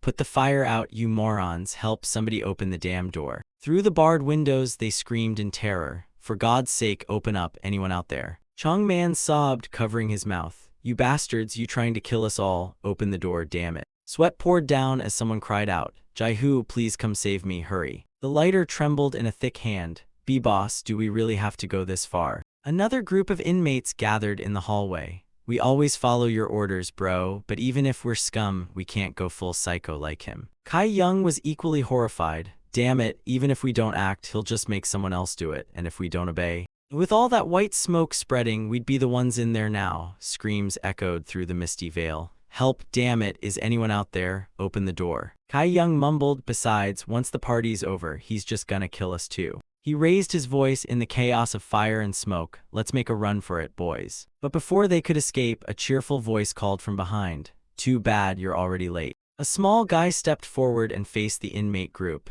If you knew you were gonna die, why didn't you run faster, huh? His eyes widened, face twisted menacingly. There's no way out anymore. The man dropped a burnt-out cigarette. So that's that. Seong Min watched the prison gleefully. The party's officially begun. His assistant rushed over. Director, you have to leave now. The cops are bound to show up soon. But the man remained unmoved. Leaving now would be such a waste. Seong Min smirked. If I could, I'd love to witness that moment myself. His eyes were cruel. The moment Kim Shin receives my little gift, I want to see his face. White smoke billowed thick from the top of the prison. A tightly clenched fist flew forward. Shin leaned back to dodge it. He twisted his wrist. Jai-hoo, you really haven't changed, have you? Shin's huge hand swiped forward. You still dare come at me, based on what, huh? Du Seok leapt in from behind, aiming a knee at his face, but Shin blocked it. Before he could recover, Jai-Hu launched a kick towards Shin's cheek. Shin ducked, causing the kick to sweep past harmlessly. Eyes wide and face scrunched, he clenched his fists. Let me temporarily turn off your breathing functions. I'm way too pissed for this. Shin landed a punch square in Jai-Hu's face, blood splattering everywhere. Jai-Hu staggered from the blow, nose bleeding. I need to aim for his heart. Shin threw another punch, knocking him to the ground. Du Seok screamed in horror. Jai-Hu. Shin furrowed his brow and lunged, slamming his elbow into Du Seok's face. Gritting his teeth, he growled, I've changed my mind. His fist rose high. I'll crush you first, Dad. A powerful punch slammed into Du Seok's face, sending blood flying. And then, we'll spice things up with a bit of spring fever. The punch twisted his face to the side, crushing his spirit completely. Shin's eyes rolled back, pupils trembling from the sheer joy, bringing everything back to how it was, just like Mother used to do. Jai-Hu gasped hoarsely, growling, Why the hell are you doing all this? His whole body shook as he forced himself to stand. The families of the people you murdered, and even Uncle. He roared, staring at Shin's silhouette. They had nothing to do with you, you bastard. Shin replied coldly, without the slightest flicker. Is that what Dad said, that he and I have nothing to do with each other? Jai-Hu looked at him, worried, as Shin continued. Jai-Hu, looks like you really know nothing at all. Shin sneered and rolled his eyes. Do you even know what kind of man your beloved dad is? Let me give you a spoiler. Du Seok shouted loudly, Kim Shin. He collapsed to the floor, eyes wide, digging into his pocket. Shut up. Shin grinned, his eel eyes curving downward. What's wrong? Doesn't Jai-Hu deserve to know too? The closer you are, the fewer secrets there should be, right? Du Seok grabbed the gift box Seong Min had given him and pulled the ribbon. Shin raised an eyebrow. What's that you're holding? A present for me? Du Seok clenched his jaw, pupils narrowing with murderous intent. You and I are dying together, Kim Shin. He raised the small gift box high, then hurled it straight at Shin. Inside, a bomb exploded, tearing through the delicate wrapping. Shin's eyes rolled wide as he stared in shock at the flying box. A thunderous explosion shook the prison. Seong Min smirked. Hope he enjoys the little gift I prepared just for him. His gaze turned dark and devilish. Merry freaking Christmas, Kim Shin. Footsteps echoed slowly on the stone floor. T-Seop was blocked in the hallway by a group of inmates. What took you so long? The chief was tied tightly to a wooden chair, bruised and battered. Beside him, a guy with glasses twirled two sharp blades. Thought you weren't coming, so I was about to take care of this package myself. T-Seop narrowed his eyes and popped a stick of gum into his mouth.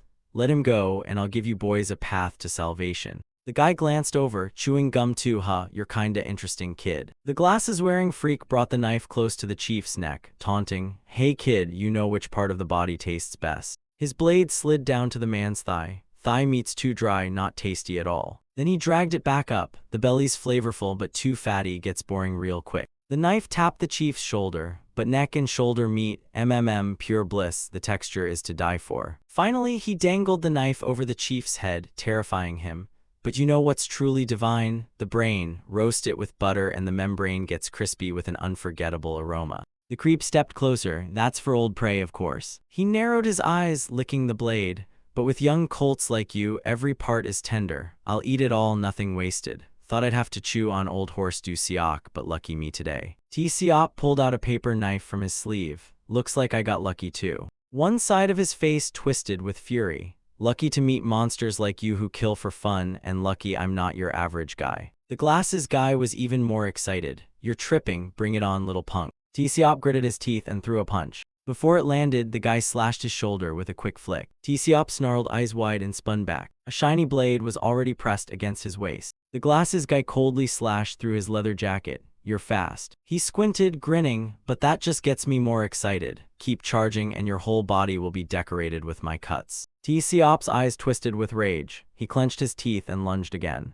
The glasses guy was grabbed around the waist but stayed calm. Why does this feel like bullfighting? His eyes were calmly insane as he charged, like a provoked beast. He slammed T-Seop to the ground and raised the knife high. You're tonight's new dish, little pony. A slash tore across T-Seop's shoulder, blood flying everywhere. Another cut appeared on his thigh. The sharp blade lunged forward again. T-Seop roared, clenched his fists, and faced it head-on. The guy drove the blade into his belly. See, one little provocation and you charge into a knife. You really are an animal. T-Seop growled in pain, grinding his teeth. The man gloated, it's over. No beast moves after getting stabbed in the gut. T-Seop shot his elbow sideways, smashing it into the freak's face like lightning. He got smacked so hard his face whipped to the side and spit flew everywhere. He staggered trying to glance at T-Seop. It's fine, his attack is too basic. The guy with glasses collapsed sideways. As long as I don't lose focus, I can dodge it. But just as he stood back up, his eyes widened. What? Why is he? Before he could finish, T-Seop kneed him right in the head from behind. The blow to the back of his skull made blood spurt from his nose.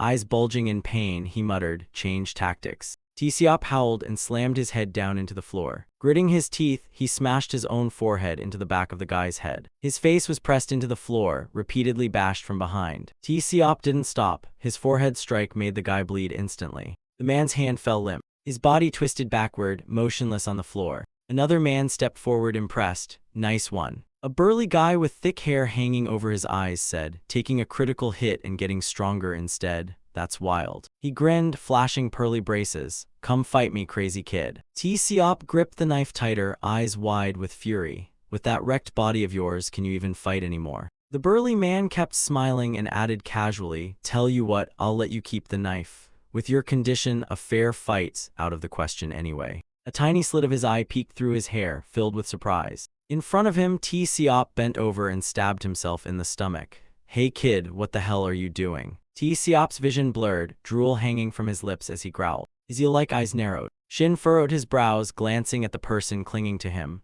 Sun T. The man's face was covered in blood, his eyes rolled back, completely still. "Is he dead?" Shin spoke calmly as he laid the body down. "Thanks, but you're heavy, man, now get off me." Suddenly Shin's eyes flew wide open. Du-Seok's body lay motionless in one spot. His trembling hand on the ground twitched. "But Dad can't die." Shin's entire body shook as he crawled clumsily toward him. "You have to accept me as your son before you die." Jaihu, filled with rage, rushed in and kicked Shin straight in the face. Gritting his teeth, Jaihu sobbed, "You bastard, why do you have to destroy everything?" His punch, full of pain and fury, slammed Shin's face to the side. "Why do you want to take everything from me?" Jaihu screamed, heartbroken, "My dad and even uncle too. None of this would have happened if you never showed up." His furious punches sent Shin crashing to the floor. Everyone could have lived a normal life. Shin's gaze fell on his father's lifeless body. His fingers twitched slightly on the ground. Shin's eye sharpened. He raised his arm and blocked Jaihu's next punch. Biting his lower lip, he growled, "So nothing happened and everyone could live peacefully, huh?" Shin glared at the man sitting on his chest. "Then clearly you don't know anything about your dad, Jaihu." His eyes reddened, veins bulging. "Let me tell you what kind of man your dad really is." A large man scribbled something onto a piece of paper. He bent down and handed it to a skinny little boy. "Here, kid, this is the number of a strong and trustworthy cop." Young Shin clutched the paper with teary eyes. "If any bad guys like me ever come looking, call that officer for help." On the paper was a name and a phone number. "He'll come right away." The rundown apartment was sprayed with red paint ever since the day Lee Sun-sang showed up. Along the dirty, dark alley were broken glass bottles and trash scattered everywhere. Mom and I ran away and lived like shadows. Jin Seok, frail and thin, hugged Kim Shin tightly. "No one touches my son, no one." Narrow eel eyes squinted calmly. "Hey, check the other side too." Shadows cast by the street lamp stretched across the door. "Damn it, all this for a crazy woman and her brat. What if we find them?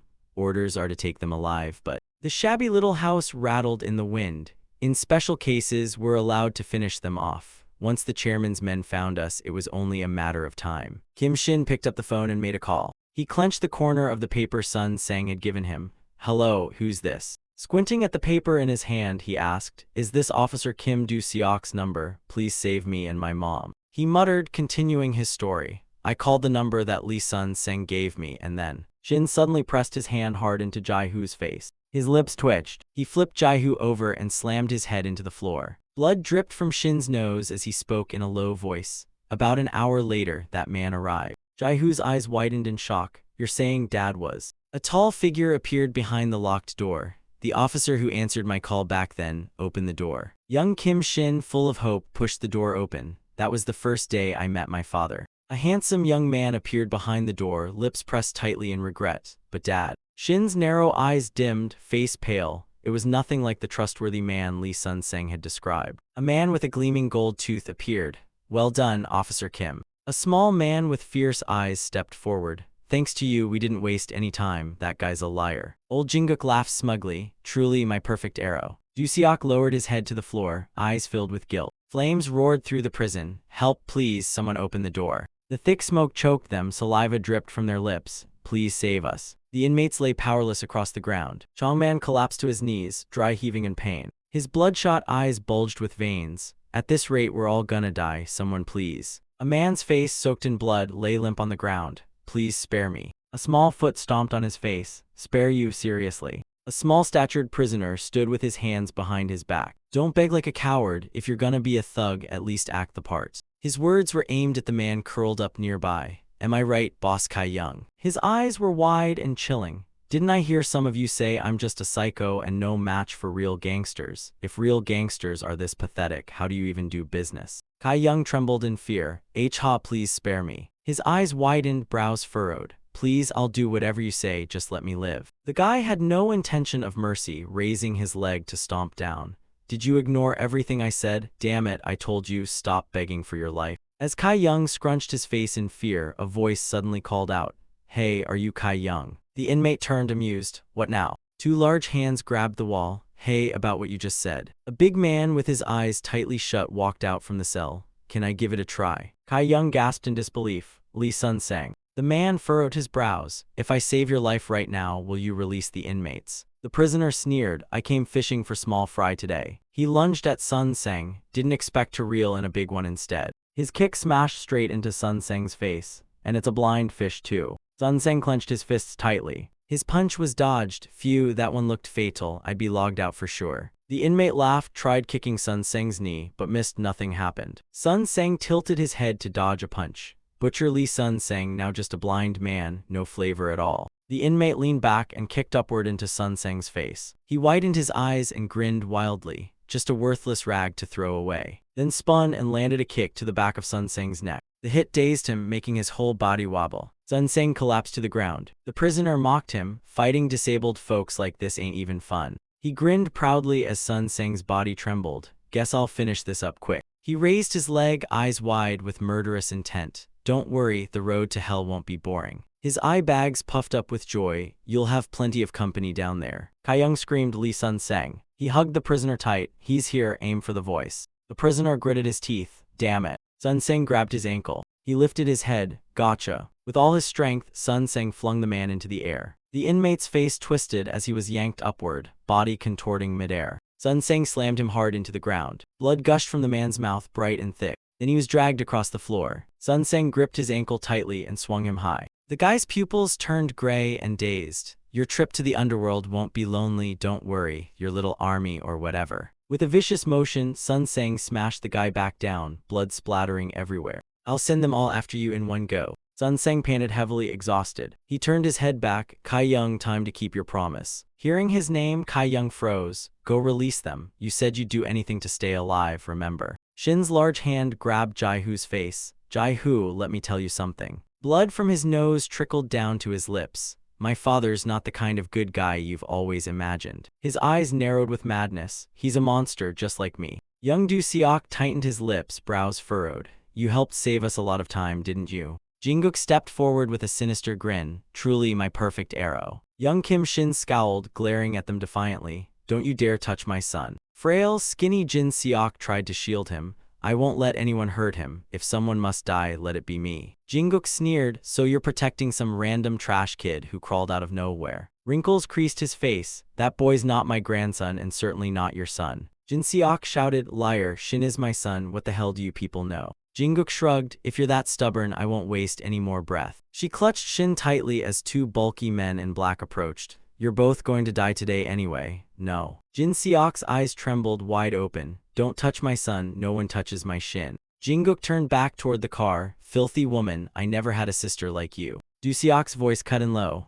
Wait. He looked at the man suspiciously. Didn't you tell me you never kill women or children? Jinguk rolled his eyes cheerfully. This isn't something a mere arrow like you should worry about. Detective Kim, just follow my orders nicely. Du Seok frowned, refusing to yield.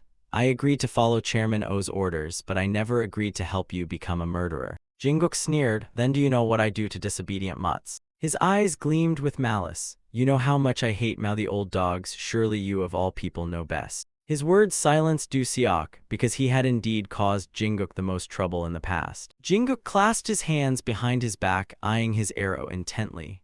Alright, no point ruining our business relationship over this. I won't kill the woman or her son. He dug into his coat pocket, but I want something in return, Du Seok frowned. What condition? The man pulled out a small glass vial. This mass-produced version of Spring Dream isn't nearly as effective as the original. This could fix it, but it's costly and time-consuming. His pupils contracted, expression turning cruel. If you can extract a better formula from that crazy B*TCH to lower our costs, I'll let them live. But I warn you, it won't be easy. Jin Seok trembled, clutching Shin tightly. No, Yuka, don't touch my son, never. Du Seok clenched his teeth at the demand, unsure if there was anything left in that madwoman's head. Jinguk laughed coldly and turned to leave. But if you fail, they and your family are done for. I'm giving you 3 days. That's why I got to spend 3 days with my father. Du Seok's eyes turned blank. What's the formula? Tell me, please. Jin Seok ignored him, happily patting Shin's head.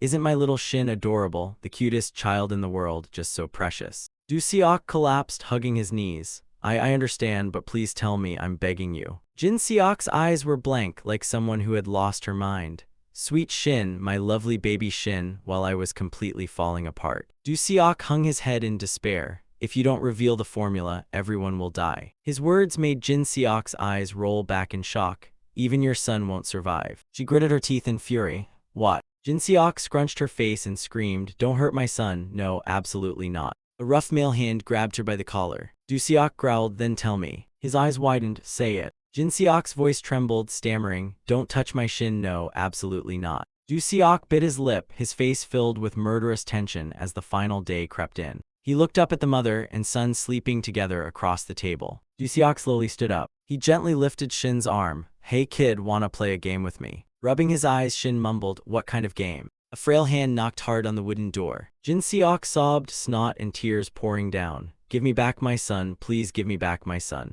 Her voice echoed through the wooden door. My baby Shin. Du Seok crouched down and held Shin's shoulders. Her shouting continued nonstop. Give him back, my child. He moved his lips slowly, voice low and hoarse. Your name is Shin, right, Kim Shin? Shin's narrow eyes squinted. That's right. Du Seok frowned, eyes red with tears streaming down. All right then, Kim Shin, what's your favorite game? The woman outside screamed even louder. Give me back my son, you bastard, give him back. Du Seok asked grimly, Shin, what's your favorite song? Shin smiled brightly. It's the Three Little Sheep song, I love that one the most. Du Seok's eyes filled with tears as he coaxed him. All right, then let's choose that one. He gripped Shin's hands. Shin, now let's play this game with me. Du Seok took Shin's hands and covered his ears. The rule is, cover your ears tightly and keep singing the Three Little Sheep song. Shin asked, sing nonstop. He explained, that's right, no matter what strange sounds you hear, you must keep your ears covered and keep singing. That's how you win. The pounding on the door grew louder. The woman outside cried out in desperation, give me back my son, you monster. Her face was soaked in tears as she shouted, my son. Du Seok stepped outside, his face full of deadly intent. The boy's mother stood frozen, stammering, where's my son? Du Seok glared coldly, unfazed by her screaming, give him back to me. Inside, Kim Shin had started singing. There were 3 little sheep. His singing echoed loudly, drowning out all outside noise inside the small house. Du Seok muttered while wrapping cloth around his hand. I'm not the chairman's arrow. In fact, I'm the one who wants to bring that bastard down the most. His face was full of despair. But that bastard is holding my child hostage to threaten me. As he explained, I'm only doing this because I have no choice. Shin's mother glared fiercely at him, still crying out, my son, my Shin, give me back my child. Du Seok walked closer and pleaded, I don't want to be a villain, please just tell me the formula. He begged, but she still demanded, bring Shin to me, I can't be away from him. Du Seok's patience was wearing thin as he said again, if you don't talk, we're all going to die. Please, I'm begging you. Tears fell as he struck her to bring her back to her senses. Tell me that damn formula. Shin kept singing Mama Sheep and Papa Sheep. He had no idea what was happening outside. And Baby Sheep. Du Seok kept shouting, say it, please, while Shin's sweet little voice sang, Papa Sheep is strong. She was punched in the face but kept repeating 2 words, my son. Shin's voice echoed from behind the door, Mama Sheep is gentle. Blood splattered on the cloth wrapped around Du Seok's hand as he begged, please just say it. Kim Shin continued loudly, Baby Sheep is super cute, growing up so fast. Du Seok's eyes turned bloodshot as he cursed, damn it, just say it, I'm Papa Sheep. His mother kept repeating one line, Kim Shin, my son, I'm Mama Sheep. Kim Shin kept singing without a care, and I'm Baby Sheep. Du Seok stopped hitting and asked again, please just tell me the spring dream formula. He begged in desperation, I'm begging you. She couldn't form a full sentence, only muttering fragments, Kim Shin, my son. Then out of nowhere he spoke up, Mom really doesn't know anything. I'm the one who made her like this. Then he smiled and offered, would you like me to give you what you're looking for instead? Du Seok looked dumbfounded. What do you mean, you know the formula? Shin grinned and nodded confidently. That's right, but in return you have to give me what I want too. He asked in shock, what is it that you want? Kim Shin simply replied, a family. He requested, please be my dad. If you do, everything will be solved. Du Seok instantly agreed. All right, I'll be your dad or whatever else you want me to be. Standing before the boy who looked tiny and harmless compared to him, he said, now tell me the formula. We're out of time. Kim Shin cheered excitedly, yay. His face lit up with joy as he handed over a notebook. From now on, you're my dad and we're a family. Du Seok stared blankly at it. Inside the notebook he gave to his new dad was a page that read, today at kindergarten I learned a song called Three Little Sheep. I also danced with my friends. It was super fun. It was a diary with drawings Kim Shin had made himself. Du Seok read intently. Another page said, today I went to Sang-hoon's house. His mom gave me strawberries. Strawberries are delicious. The entry for May 20, 2003, we played house today. I was the dad and mom and the baby bought me a birthday cake. Cake is my favorite. 3 days later he wrote, I made a new friend. He doesn't have a name. It's my first time meeting someone nameless. It's kind of cool though. The fun continued on the 24th. I played with my new friend again. He knows a bunch of fun games and we promised to play again tomorrow. Du Seok flipped through each page. Then in July there was a strange line without any drawing. Shin, are you there? Mommy misses you so much. No matter where you are, I'll come find you. Don't be scared. Just wait a little longer. Du Seok looked puzzled. Kim Shin's mom placed a hand on his shoulder as the boy smiled and asked, why are you so surprised, Dad? The diary entry dated December 6 was soaked with tears. Please, my son, come back to mommy. I miss you so much. I love you, my sweet Shin. The waiting continued into the next year. Shin, happy birthday. You're 7 this year. I bought your favorite cake. Come eat with mommy like the old days. Let's live happily again.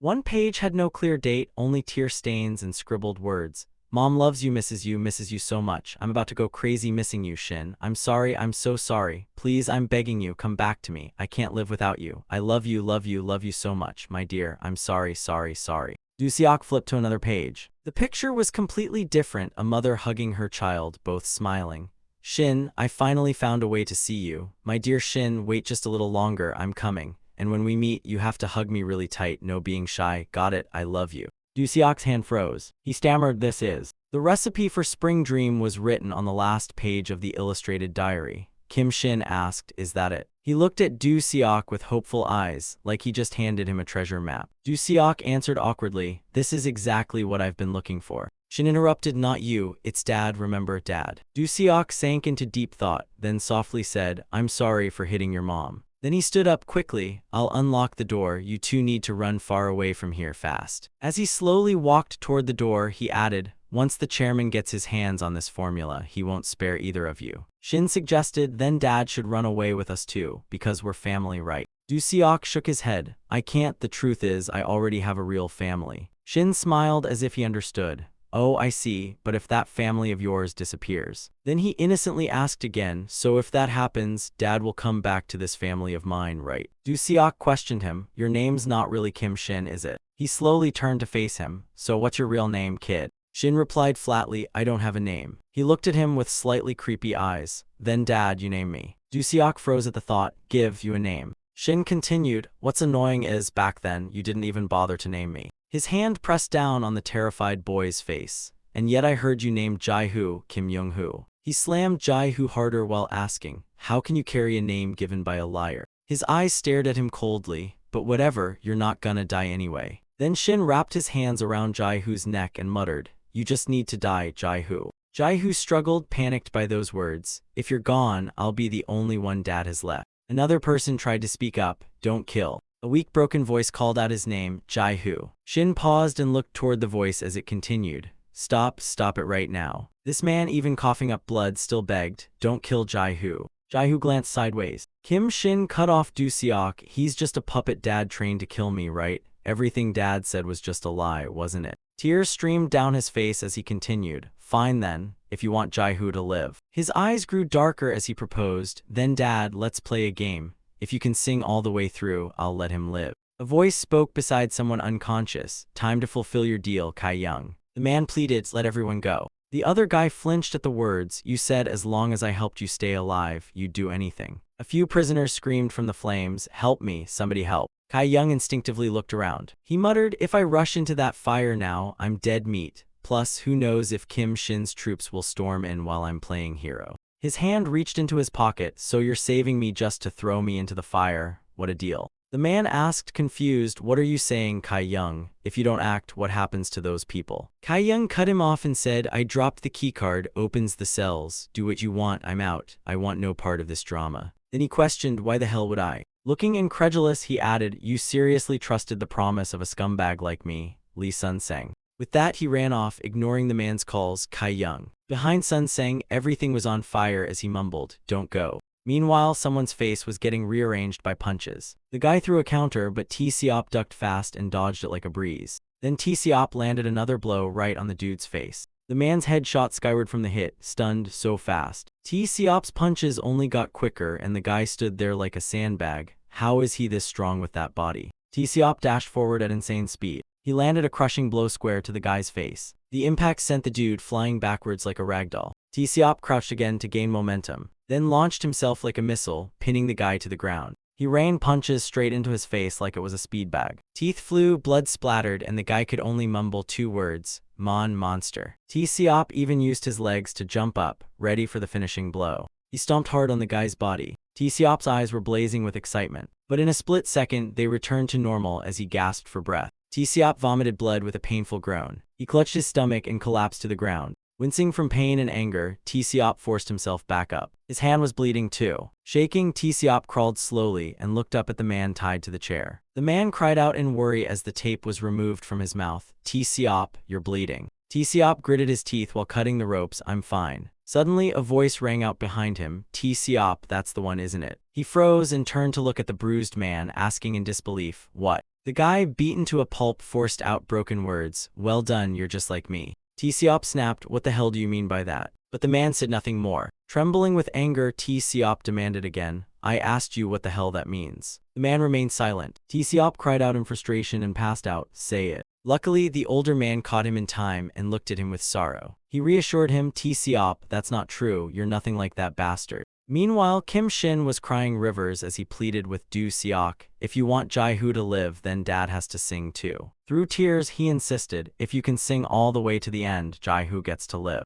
The old man lay motionless on the floor, covered in blood. His lips quivered as he struggled to utter a few pitiful words. Broken sounds escaped, but he was still singing. "Sha-do-do-do-do." Jaihu gritted his teeth and shouted, "No, you can't sing." Do Seok seemed to be losing consciousness, but he kept on living under the deep sea. His singing brought back memories. A photo of a happy family appeared. Do-do-do-do. When the cheerful child used to hum this song, "Baby Shark is so cute and well-behaved." Clapping hands joined the beat. Do-do-do-do-do-do-do. The little guy danced along. "Mommy Shark do-do-do-do pretty and kind do-do." His mother joined in, harmonizing with her son. "Mommy Shark do-do-do-do." And both of them looked toward Do Seok and sang, "Daddy Shark do-do-do-do." He stood frozen, hearing their voices sing loud and proud. "So cool, do-do-do-do." Do Seok mumbled with a groan, "Daddy Shark." The final words of the song, do-do-do-do. His mother hugged him and praised, "Well done, you remembered it all." He buried his head in her arms and said, "Last time I couldn't remember the whole thing." Do Seok looked at him blankly as he added, "Because Dad sang with me, I could sing the whole thing." The old man stretched out his trembling hand.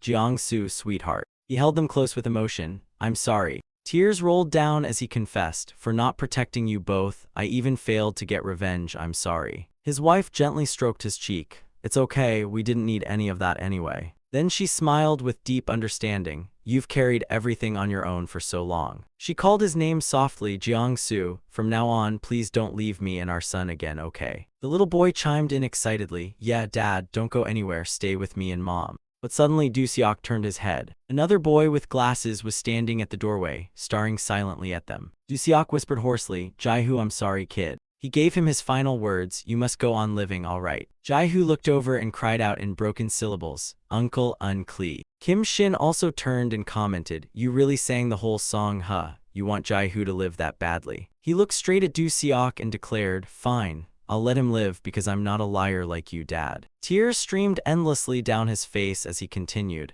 "But in return, you have to go with me, be with me. You're my dad, remember." Kim Shin growled threateningly, "You're never allowed to leave me again." Du Seok shut his eyes tight and stopped moving. "You hear me?" And just like that, he was gone. Kim Shin froze in place and unconsciously whispered, "Dad." Then he rushed forward in a panic. Kim Shin lunged, reaching for Du Seok while crying desperately, "Dad." He began performing CPR wildly, trying to bring him back. "No." Kim Shin sobbed in anguish, "You can't die, not now, not like this." But Du Seok's cold body remained unresponsive. If he had to die, Kim Shin's tears wouldn't stop. "He should have at least accepted me before dying, Dad." Suddenly, a fist slammed into Kim Shin's face. It sent him flying. The imprint of the punch was clear on Kim Shin's face. Jai-Hu stood still, arm raised, tears streaming down his cheeks.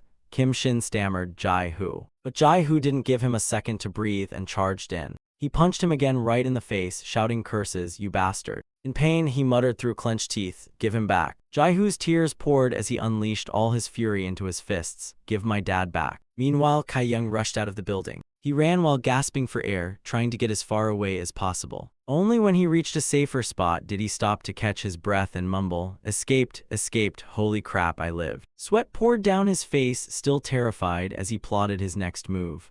"I gotta get the hell out of this cursed place and crash at the boys' hideout for a few days." Kai Young stared at the car parked in front of him. "Why the hell is there a car just sitting here?" He smirked, "Heh, the heavens are on my side. I was destined to survive this damn nightmare." He walked up and grabbed the door handle. The person inside looked at Kai Young, confused. What the who are you?" Kai Young cut them off by holding a knife to their throats. "Shut your mouth unless you want me to open it permanently." He threatened, "Drive, take me downtown now." A voice suddenly came from the back seat. "Hello there, Nam Kai Young." Kai Young turned around, startled.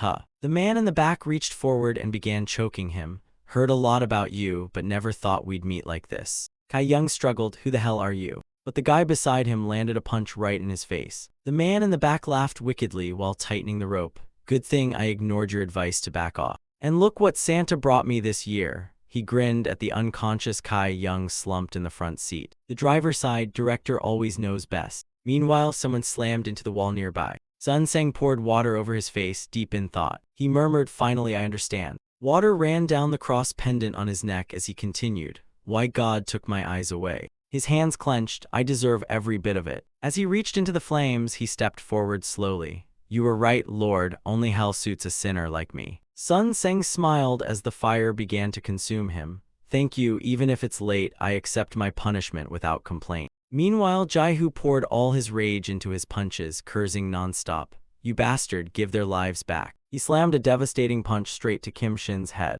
Kim Shin mumbled, "Jai-Hu, your eyes." Watching Jai-Hu's strange change, he gasped, "A dream demon." Jai-Hu cried while punching nonstop. "Why did you kill them?" Blood sprayed from Kim Shin's face. Jai-Hu screamed, "Give him back." His fists didn't stop as he shouted at Kim Shin, "Give my dad back to me." The current Jai-Hu overlapped with his past self, a little glasses-wearing kid yelling his lungs out, "Give my dad back, you bastard." The sky turned red with the sorrow of dusk, and someone was hanging on the fence. Little Jai-Hu kept punching Kim Shin nonstop. He demanded, "What did my dad ever do wrong?" Du Seok began to sing, "One more step and it's mom's smile." He mumbled even as he hung in the air, "Two more steps and it's dad's smile." Jai-Hu cried and screamed, snot and tears flying as he yelled, "Give my dad back now." A hand suddenly reached out and wrapped around Jai-Hu's neck. Kim Shin muttered, "There are only two ways to end a dream demon: inject more spring dream or cut off the brain's oxygen." He tightened his grip, snapping out of the dream. "Let's go, Jai-Hu." But Jai-Hu, still in the dream, grabbed Shin's hand. He glared fiercely at him. Kim Shin's eyes widened. This power. Jai-Hu let out a blood-curdling scream, then bit off one of Shin's fingers, blood spraying like a Tarantino film. Jai-Hu raised his fist and landed a full-force punch straight into Kim Shin's gut. Kim Shin coughed up blood. He clutched his stomach, groaning in agony. In the dream, Jai-Hu watched as Shin crawled away, then gave him a swift kick. Kim Shin was sent flying into the air. Jai-Hu, tears in his eyes, declared, "I'll make you go through." His eyes glowed with that strange power, a pain 100 times worse than what my dad endured. Shin got up and said, "Jai-Hu, you're really strong. At this rate, I'm toast." He clenched the hand over his body. "But hey, dying isn't so bad. I'll finally see Dad in the afterlife." He let out a bitter laugh. "Come on then, Jai-Hu." Jai-Hu let out a roar and charged in. The two exchanged blow for blow. Jae-hoo took a punch right to the face, but Kim Shin wasn't doing much better. He counterattacked with enthusiasm, like it was Black Friday at a martial arts store. And Jae-hoo kept slapping his face like it owed him money. Kim Shin glared at him with wide, furious eyes. In his dream state, Jae-hoo raised his fist and threw a full-powered punch, then lifted his leg and kicked Kim Shin straight in the head. Luckily, Kim Shin blocked just in time to soften the impact. Jae-hoo clenched his hand into a fist and smashed it right into Kim Shin's heart. Kim Shin vomited even more blood than before. He looked like a blood fountain. Jae-hoo spoke through gritted teeth, even if he was a liar or whatever. Tears filled Jae-hoo's eyes as he pleaded, "I don't care, give my dad back." Kim Shin coughed up more blood as he replied, "Jae-hoo." Jae-hoo paused as Kim Shin continued, "You remember what I said before, right?" Kim Shin confessed, "I was jealous." His eyes dropped to the floor, really insanely jealous. In Jae-hoo's dream, Kim Shin was crying as he muttered, "So jealous." The blade in his hand glinted as he murmured about Jae-hoo's dad. He patted little Jae-hoo on the head while he was tied up. "Seems like he really loved you." Jae-hoo stared at him in horror as he whispered again, so jealous." Shin muttered like a broken record, "It's just like back then. I'm really jealous of you, Jae-hoo." His gaze drifted to Do Seok. Living with this jealousy, it's pure torture. Kim Shin's eyes welled with tears, blood dripping from his nose and mouth as he begged, "Can you end this pain for me?" Someone nearby began to stir, and the softest little cries echoed through the fire roared toward them like it had a personal grudge. Sun Sang stood tall, even as flames wrapped around him like a warm but deadly blanket. Someone below muttered broken words, "No, don't go." That person hugged Sun Sang tightly, then heard him whisper, "Kid, I can't see a thing, so you're gonna have to guide me." Despite being seriously burned, he carried the guy on his back and said, "So don't you dare die, you gotta live, got it? We'll make it to the exit, escape this hellhole. Got that memorized, GPS boy." No matter how much he got beaten, Shin kept his creepy grin glued to his face. "Can you end it? This pain?" Tears kept pouring down his twisted face. Those words only made Jae-hoo's fists fly even harder and faster. He cursed the man responsible for it all, die, and delivered a punch worthy of an action movie finale. Not satisfied, he followed up with more hits. "You bastard." Each punch landed like a drum solo on Shin's body. Jae-hoo curled his leg back, preparing for the finisher. He kicked Shin straight in the chest, making him feel every ounce of that rage. Blood poured from Shin's mouth like he was auditioning for a horror movie. Jae-hoo didn't care one bit. He kept his fist tight and charged again. "Die already." Shin's eyes widened, staring forward. But at the same time, his fingers moved to strike back after that last punch. Blood splattered from Shin's fingers right onto Jae-hoo's face. Jae-hoo, now blinded by blood, tried wiping it off desperately. Taking advantage of the moment, Shin yanked out a rope and made his move. Jae-hoo, caught off guard, had the rope wrapped tight around him. As he hoisted Jae-hoo upward, Shin sighed dramatically. "What a shame, Jae-hoo." Still pulling the rope, he muttered like setting a twisted stage, "So even you couldn't end this pain for me." After struggling for a while, Jae-hoo began to weaken, unable to get another breath. Shin kept talking his psycho talk. "Do you know why I kill people?" Jae-hoo's hopeless tears dripped onto the ground below. Shin chuckled and explained quickly, "Even if you're still struggling, I did it so Dad would come find me." His lips curled into a villain's grin, "So he'd know I still exist, so he'd never forget me." Flashback time, Shin tightly held Jin Seok's hand and cried out, "Mom." He walked forward alongside the woman claiming to be his mom. So now that police guy, officially my dad, in that place. In front of them was a filthy slum, but he didn't care and kept on with his brainwashing monologue. "That's where our loving family once shared tender memories. Remember, Mom?" Jin Seok had no clue what was happening, just nodded along. "Yes, my son is absolutely right." It was as if she'd become someone else entirely, her sanity long gone. "We shared so much love there with your father." Shin finally cracked a satisfied grin and rambled on. "Even if Dad's not with us right now, he'll definitely come looking for me." Cut to another scene. Shin's evil grin lit up the screen. "Finally, you're here." Still rocking that creepy face, he called out, "Took you long enough. You must have been stuck in traffic for years, Dad." Do Seok burst into helpless sobs, his tears soaking the floor of despair. Cops had to hold him down, keeping him from losing it completely, even as he screamed, "You bastard, I'm not your dad, not in a million years." But Shin wasn't listening. He looked even more thrilled. "Whether you're eating or sleeping, I'll make sure you never forget me, not for even 1 second." Wearing a grin only a villain could love, he declared, "You're only allowed to think about your one and only son, me." Back in the present, Shin scanned the room again and whispered, "Because I only ever think about you, Dad." His gaze fell on Do Seok's cold, lifeless body. "But now you're gone." He then turned his eyes to Jae-hoo, still hanging midair. "Jae-hoo, what should I do now?" Jaihu hung there, motionless, seemingly brain-dead, but Shin kept talking. What's even the point of living anymore, huh? His tears kept falling like he'd just realized his own mess. Why the hell am I still alive anyway? While he was still muttering to himself, T-Seop's finger shot out like a missile. Bam, a clean hit straight to his face, pure poetic justice. At the same time, Jaihu's noose snapped, sending him crashing to the ground. Staring at T-Seop's unfamiliar face, Shin squinted. Who the heck are you? Pretty sure I didn't invite you to this party. T-Seop ignored the nonsense and calmly barked, Sir, grab Jaihu and get out of here. I'll handle this creep Kim Shin myself. The chief looked hesitant but had no choice. He picked up Jaihu and got ready to leave. T-Seop, you're in a dream state too, it's dangerous. T-Seop just nodded. I'll be fine. But his eyes weren't fine, they were blazing with pure hatred. This is what heroes do, he muttered. The more the chief thought about T-Seop's safety, the more he fretted. Don't get yourself killed, all right. Mid-exit, Shin's eyes snapped wide with rage. Who the hell do you think you are taking Jaihu away from me?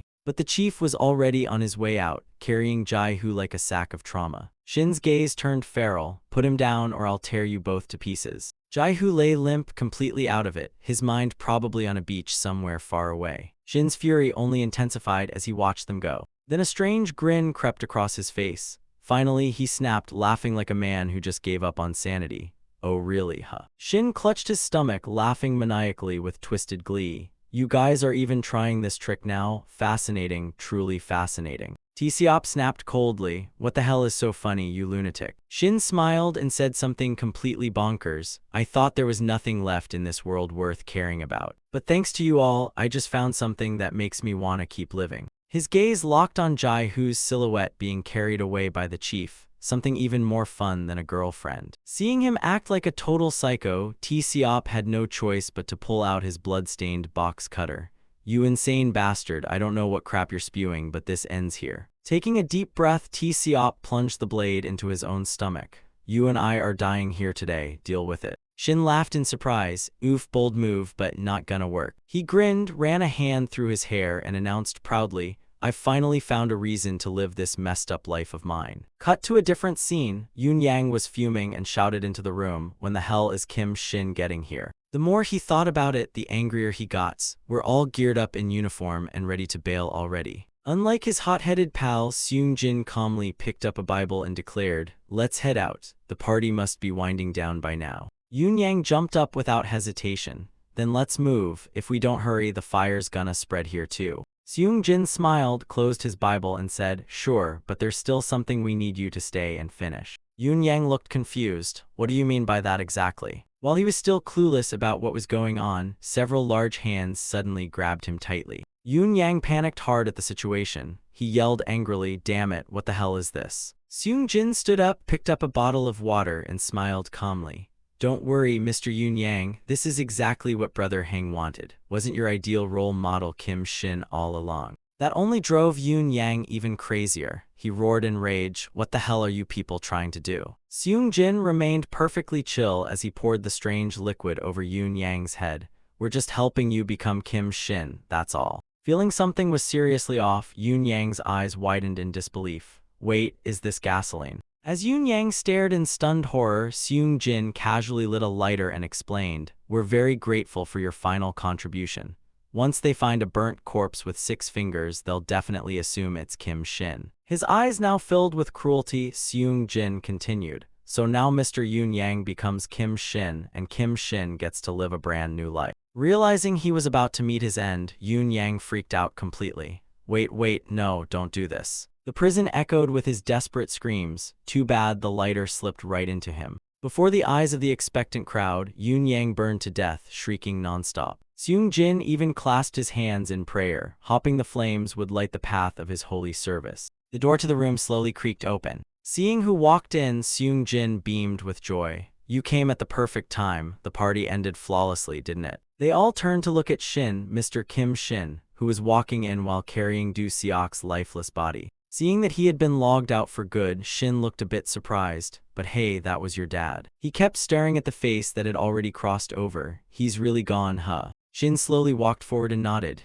Yeah. He gently laid the corpse on the table, muttering, but it's okay. This time, he directly raised a knife toward his own pinky. now I can. Without flinching, he cleanly chopped off his own finger like slicing tofu. Send this to Dad. Shin even gently placed his severed pinky onto Du-seok's hands. Meanwhile, on the other side, the chief was still carrying Jae-hoo on his back. Jae-hoo. Though exhausted, he kept begging, "Don't die on me, okay? You gotta live." Just as he was about to collapse, Deok-pal pulled up in a car and shouted, "Over here. Everyone, get in the car." Her face was full of panic as she asked, "Why are there only two of you? What about the chief and T-seop?" The chief remained silent, not answering her question. The scene shifted to inside the prison, where T-seop lay unconscious on the floor. Apparently, Shin had attacked him, and T-seop hadn't been able to fight back. Flames were now roaring bigger and brighter in that room. And next to his pinky, an extra finger had been placed there. Seeing Shin so gloomy, Seung-jin tried to comfort him. "You know, eventually our parents do leave us." Shin immediately nodded, "Yeah, now the party can finally end." He looked down at Du-seok's body lying there. This party was really. Tears streamed endlessly down his face, like a never-ending Netflix drama. His voice echoed in the small room. "Right, Dad?" Du-seok just kept peacefully sleeping like a log. Tears of anguish streamed down Shin's face as he cried, "This party has been going on way too long." He stared at Du-seok's lifeless body. "Right, Dad?" Seung-jin, talking on the phone, announced, "Mr. Kim Shin, we gotta move, need to get out of here before the cops show up." Hearing that, Shin nodded and prepared to leave the House of Horrors. "Yeah, let's go. I've got something important to do after this." Seung-jin raised an eyebrow, clearly intrigued. "Something important?" A strange smile crept across Shin's lips. "Yes, very." His twisted brain couldn't help but keep going. He cheerfully told the others, "I need to find myself a new family." Looking at Du-seok's cold corpse, he grinned wickedly. "Thanks, Dad, for bringing me little Jae-hoo." Time passed quickly, and the fire brigade finally arrived to extinguish the blaze. They stared in horror at a tree full of severed fingers. What the hell kind of party was this? The prison was now total chaos, everything swallowed by flames. "We need backup and stretchers fast." Even news outlets were on the scene. A massive fire has broken out at Wangsan prison. Footage of the disaster was broadcast live. Bodies of inmates and officers are still being discovered. The death toll may rise further and no solution is in sight. The reporter's voice droned on. "Some of the bodies show signs of violence unrelated to the fire." Meanwhile, Deok-pal silently kept watching, unfazed. Inside the secret base, Jae-hoo was still sound asleep, completely unaware of what had happened. Meanwhile, she silently listened to the news. Police are actively investigating the prison brawls. Some dangerous inmates reportedly escaped during the chaos. His face had gone paler than ever, as if the sickness was ready to win the battle. His eyes were tightly shut, like he had already lost all hope in this frosty, messed up world. Back in the past, when Jae-hoo was freaking out, T-seop approached teasingly. "Hey, you screamed pretty loud earlier, another nightmare, huh?" Jae-hoo quickly took off his glasses and mumbled, "Nah, nothing serious." Noticing how weird Jae-hoo looked, T-seop gently offered, "Go wash your face, man, you're dripping with sweat and tears." Jae-hoo nodded, touched. "Thanks, bro." While wiping away his tears, Jae-hoo suddenly suggested, "Cried too much, I guess, I'm starving. Let's go grab some food." Out of nowhere, T-seop got dead serious. "Jae-hoo, I'm just gonna say this one time." As he walked out, he said over his shoulder, "It wasn't your fault." Jae-hoo froze in place, totally thrown off. "Wait, what do you mean by that?" Before Jae-hoo could ask more, T-seop was already at the door.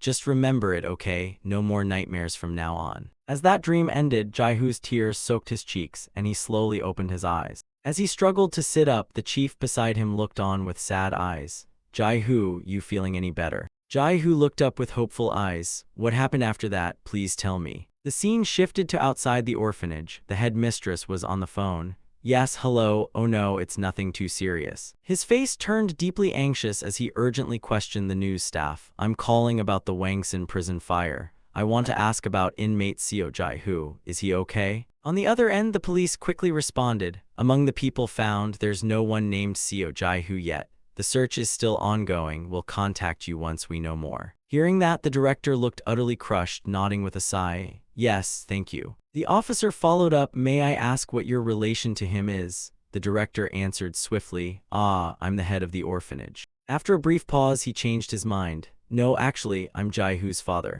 The police respectfully acknowledged, "Yes, sir, we'll get back to you as soon as we have news." He sighed with hope, "All right, I'm counting on you all." After ending the call, the director stared at his phone wallpaper. Everyone looked so happy together. While he was still gazing at that joyful photo, Shin walked up with a chuckle.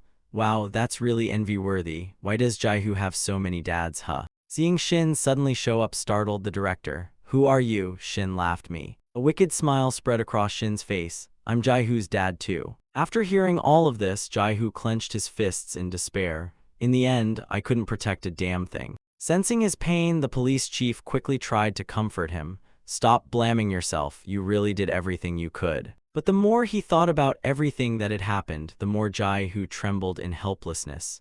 Everyone died because I was useless. Meanwhile, Shin's cold hands had already squeezed the life out of the director. With a twisted grin on his face, he muttered, I once made a mistake with my own father by killing everyone around him. Not only did he kill Jaihu's real dad, then his foster dad, but now he also murdered the director, the last companion Jaihu had, just so dad wouldn't think of anyone else but him. But in the end, it didn't work. Staring at the photo of the happy family, he laughed creepily and declared, so this time I won't make the same mistake with Jaihu. I'll do it cleanly, flawlessly. His face twisted into a perverted, bizarre expression, convinced this plan was perfect, not sloppy like the last one. Meanwhile, Jaihu's tears of despair kept falling nonstop. It's all my fault. He recalled everything, the promise to make Shin pay. He once asked Do Seok while bathing, if I turn into a monster like Kim Shin, would people still love us? Those memories raced through his head, making him clench his fists in despair. Just the whining of a weakling like me, and now it's all gone up in smoke. The more he thought of everyone's sacrifices, the more he burned with rage. I'm a failed arrow, I'm trash. Fast forward 2 years, a wooden statue of Do Seok had been carefully carved. On the table, there were also framed pictures of others, T. Seop, the director, and a few more who didn't get a happy ending either. Jaihu sat there in silence, completely lost in his own thoughts. Suddenly, his phone rang with a notification chime. He quickly read the message that had just been sent to him. Song Kyung Min, Park Man-gu, Sungsan District 2114. Jaihu's room was now overflowing with garbage, so dirty it could be declared a biohazard zone. The scene shifted to a bustling, crowded city filled with people coming and going. The wooden wall was plastered with wanted posters for escaped convicts. Any tips from citizens are a huge help to our investigation.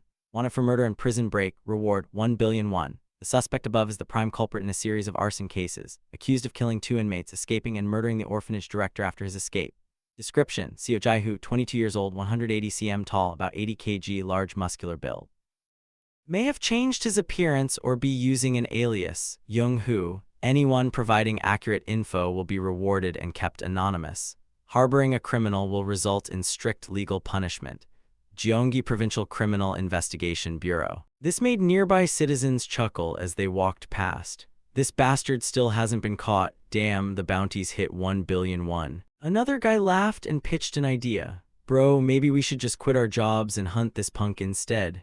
They all laughed like it was just idle gossip. Please, man, if I saw him, I'd probably pee myself on the spot. Every harsh word reached Jaihu's ears as he walked down the street. That guy's the most disgusting psycho killer demon out there. You know how many people he's wasted. He soon arrived in front of an old building on the verge of being abandoned. His footsteps were firm and unwavering as he approached. Seeing a stranger barging in, 2 guards outside quickly blocked his path. Hey, stop right there. How the hell did you get in? One of them even tried to act tough. Get lost before I send you straight to chicken heaven, punk. Before the guy could finish his sentence, Jaihu coldly smashed him with a hammer, then followed up with a swift punch to the face. For the other one, Jaihu decided to let the hammer finish the conversation, permanently. Realizing how bad this was turning out, the guy began to plead desperately. No, please don't. After taking out the 2 guards, Jaihu calmly unlocked the door and stepped inside. As he passed by, the guards' bodies were soaked in blood. Entering with a hammer in hand, he coldly asked, which one of you is Song Kyung Min? Upon hearing that, the gang members immediately pulled out weapons and stepped forward. Who sent you here, mutts? The hell are you?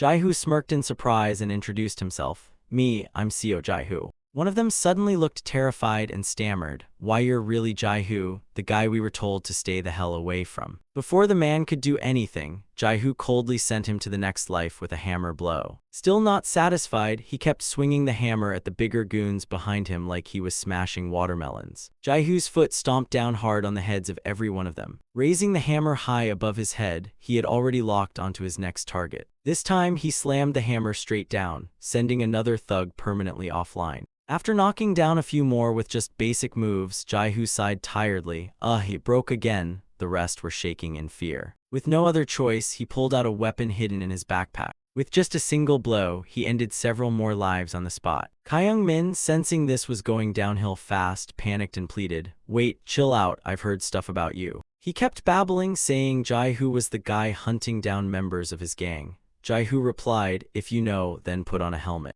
Seeing Jae-hoo unresponsive made him even more scared. He gestured desperately, trying to bargain with his life.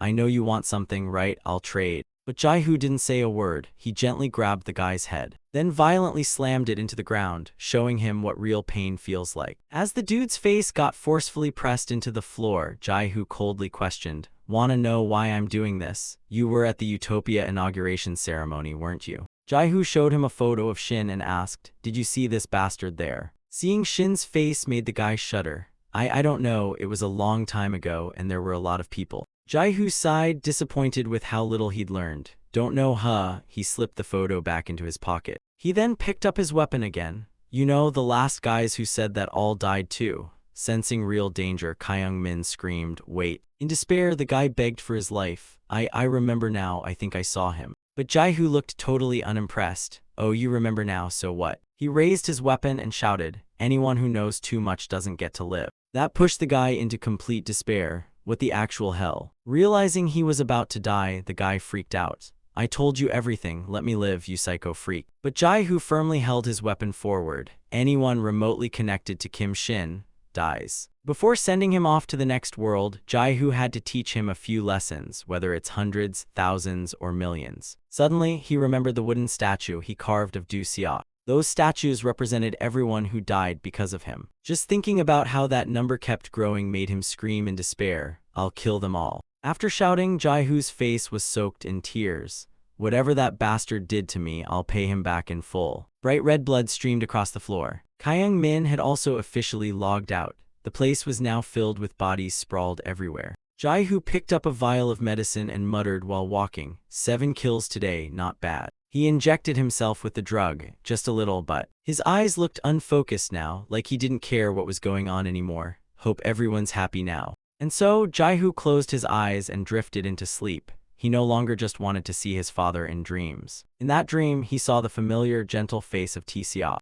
He also met the director again, the man who was like a second father to him. Of course, there was Du Seok, cold as ever, but who still taught him the harsh truths of life. Ever since he decided to enter that prison, there was no turning back. Just remembering everyone made tears flow uncontrollably down his face. He suddenly recalled the photo taken at the happy orphanage days. Back then, he didn't realize those little moments were the happiest of his life. When Jae-hoo woke up, his eyes were filled with sorrow. After everything, only suffering remained, like being buried in hell. He no longer knew what was happening to him. All he felt was this endless, aching longing. While Jae-hoo was still drowning in grief, the door slowly began to open. Seeing Jae-hoo this mentally wrecked made Seong-min irritated. "You used dream dust again, didn't you? I told you to stop that crap already." He calmly wiped away his tears and replied, "What does that have to do with you? I don't even want to live long anyway." Seong-min sighed and kept talking. "Who the hell has time to care about your health? I'm just worried you'll fail your sacred duty as an arrow."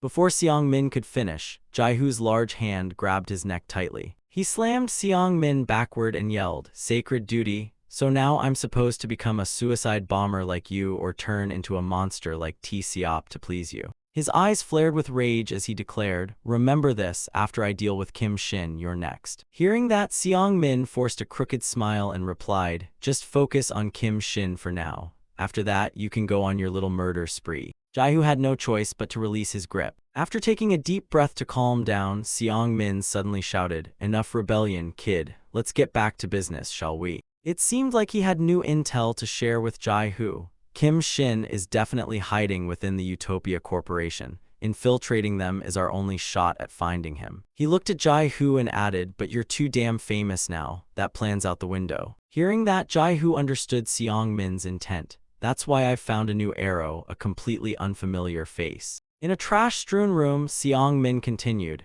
"Each of these guys has their own reason to send Kim Shin straight to hell, just like you and me." Time now shifts to a wide, sprawling school campus. Inside classroom 2-3, the sound of greetings echoed loudly. "Hello, everyone." Cheol-soo smiled and introduced himself to the students. "I'm the new homeroom teacher assigned to this class for the next year. My name is Park Cheol-soo. Just one look at his handsome face had the whole class bursting into laughter and chatter. Teacher, you're so good looking. That made him smile. Thank you, everyone. Teacher, how old are you? He chuckled and replied, I'm 28 this year. An excited student chimed in, Teacher, show us a cool talent or something. Cheol-soo had no idea what to do. Then another male student quickly asked, Teacher, do you have a girlfriend? He announced to the class, Nope, I don't have a girlfriend, and added, because my fiancé won't allow it. That made the class explode with laughter. So cute, teacher even did a finger heart. After class, Cheol-soo told everyone, let's do our best together this year, okay?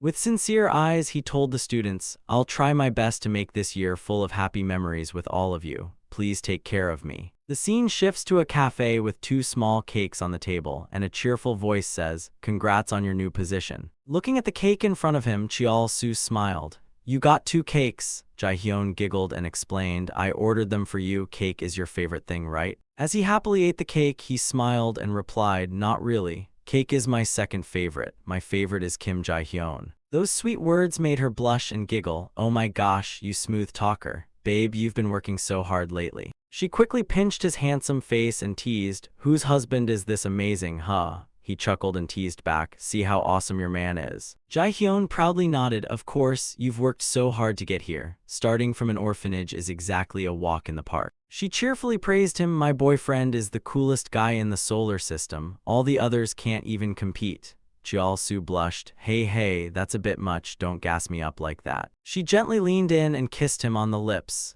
That's what you get for being too amazing. He quickly warned Jae-hyun, people are watching. She laughed and teased, let's give em some lovebirds action. Neither of them noticed Jae-hoo sitting far away, silently reading a book. Jae-hoo quietly murmured the name he just heard, Park Cheol-soo. He suddenly recalled last night when Seong-min had warned him, This guy has a reason to drag Kim Shin into hell just like us. Maybe he doesn't even know it himself yet. Seong-min pulled out a phone showing a photo of Cheol-soo. His name is Park Cheol-soo, 28 years old. Seong-min calmly explained, A forest ranger found him unconscious at the bottom of a cliff when he was 6.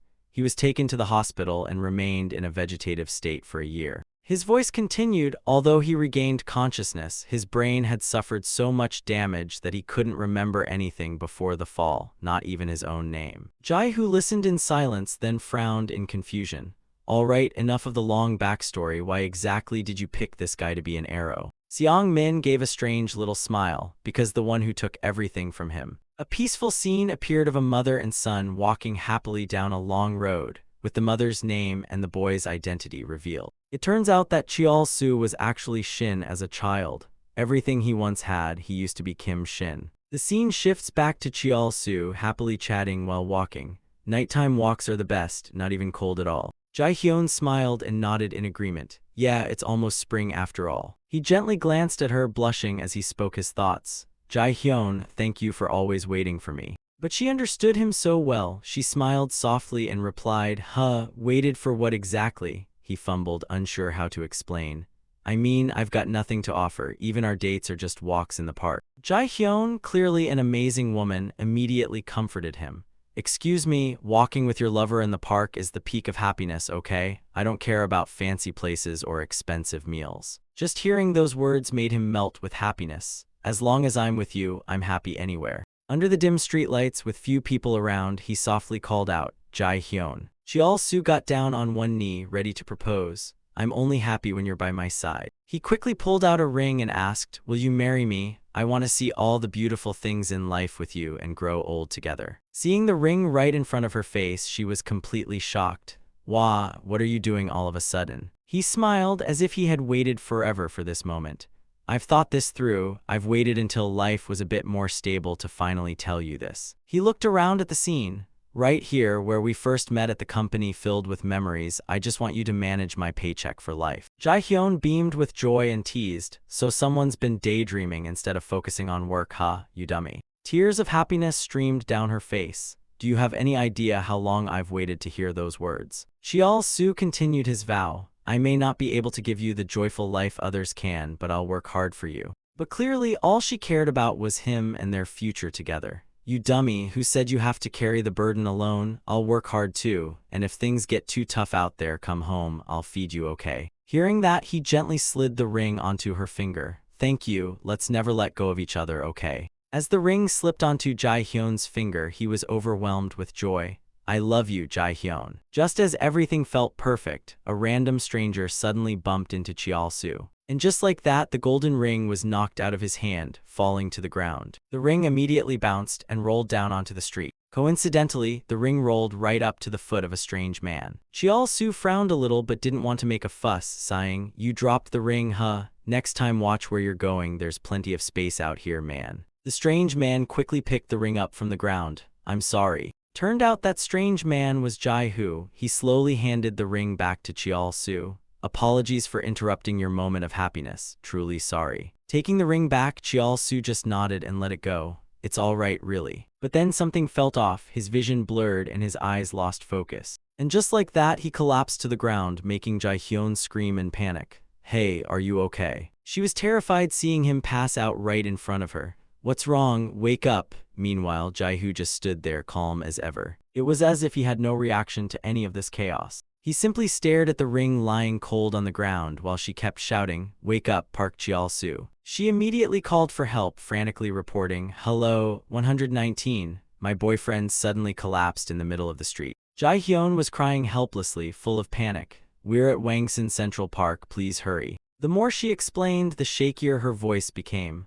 I don't know what happened. He was fine just a moment ago, but after bumping into some strange man. But when she looked up again, Jae-hoo had vanished without a trace. Far away down the road, Jae-hoo was calmly walking away. His lonely silhouette cast by the streetlights looked absolutely miserable. He recalled that night shocked when Seong-min told him that Cheol-soo guy he's actually Kim Shin, even knowing that. The more he thought about it, the more confused he felt. But what if he doesn't want revenge? What if he actually prefers his current peaceful life? But Seong-min's brain was wired for chaos. He quickly suggested, then we'll just have to give him a reason to want revenge. That thirst for vengeance had turned Seong-min into a completely different man.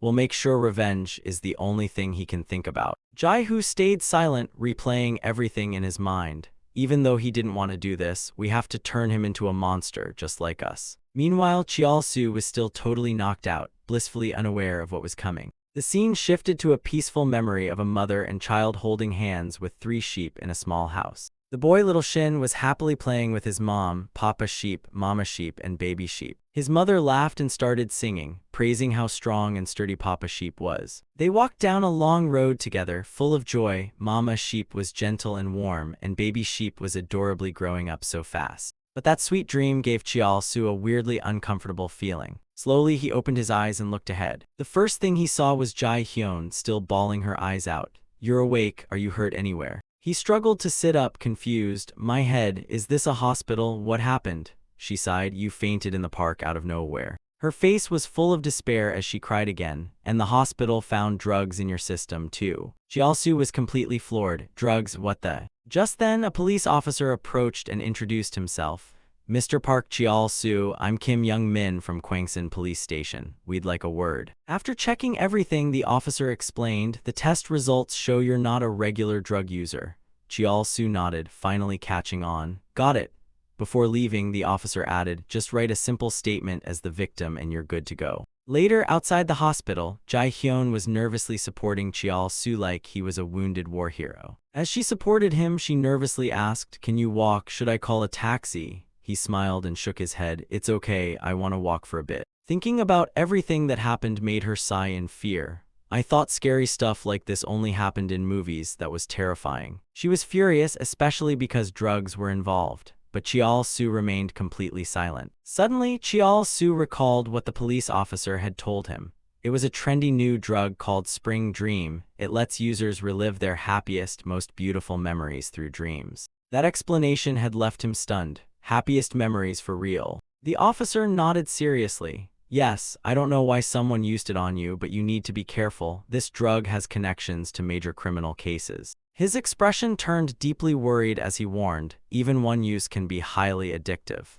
If you feel anything strange, go to the hospital immediately. That thought left Cheol-soo completely torn inside. So, everything I saw in that dream, were they really pieces of my lost childhood? He suddenly remembered his mother's smiling face from the dream. His eyes sparkled with hope. Could that woman really be my mom? While he was still lost in thought, Jae-hyun walked up smiling, trying to cheer him up, even though something bad happened. Her cheeks turned red as she said softly, "I'm still really happy right now." Seeing him stand there frozen, she giggled and added, "I mean, when you proposed to me, dummy." She gently looked at him and said with all her heart, "Silly, I love you." As usual, Cheol-soo made a finger heart and replied, "I love you more." His current life was already enough to make him happy, so he didn't have anything else to worry about.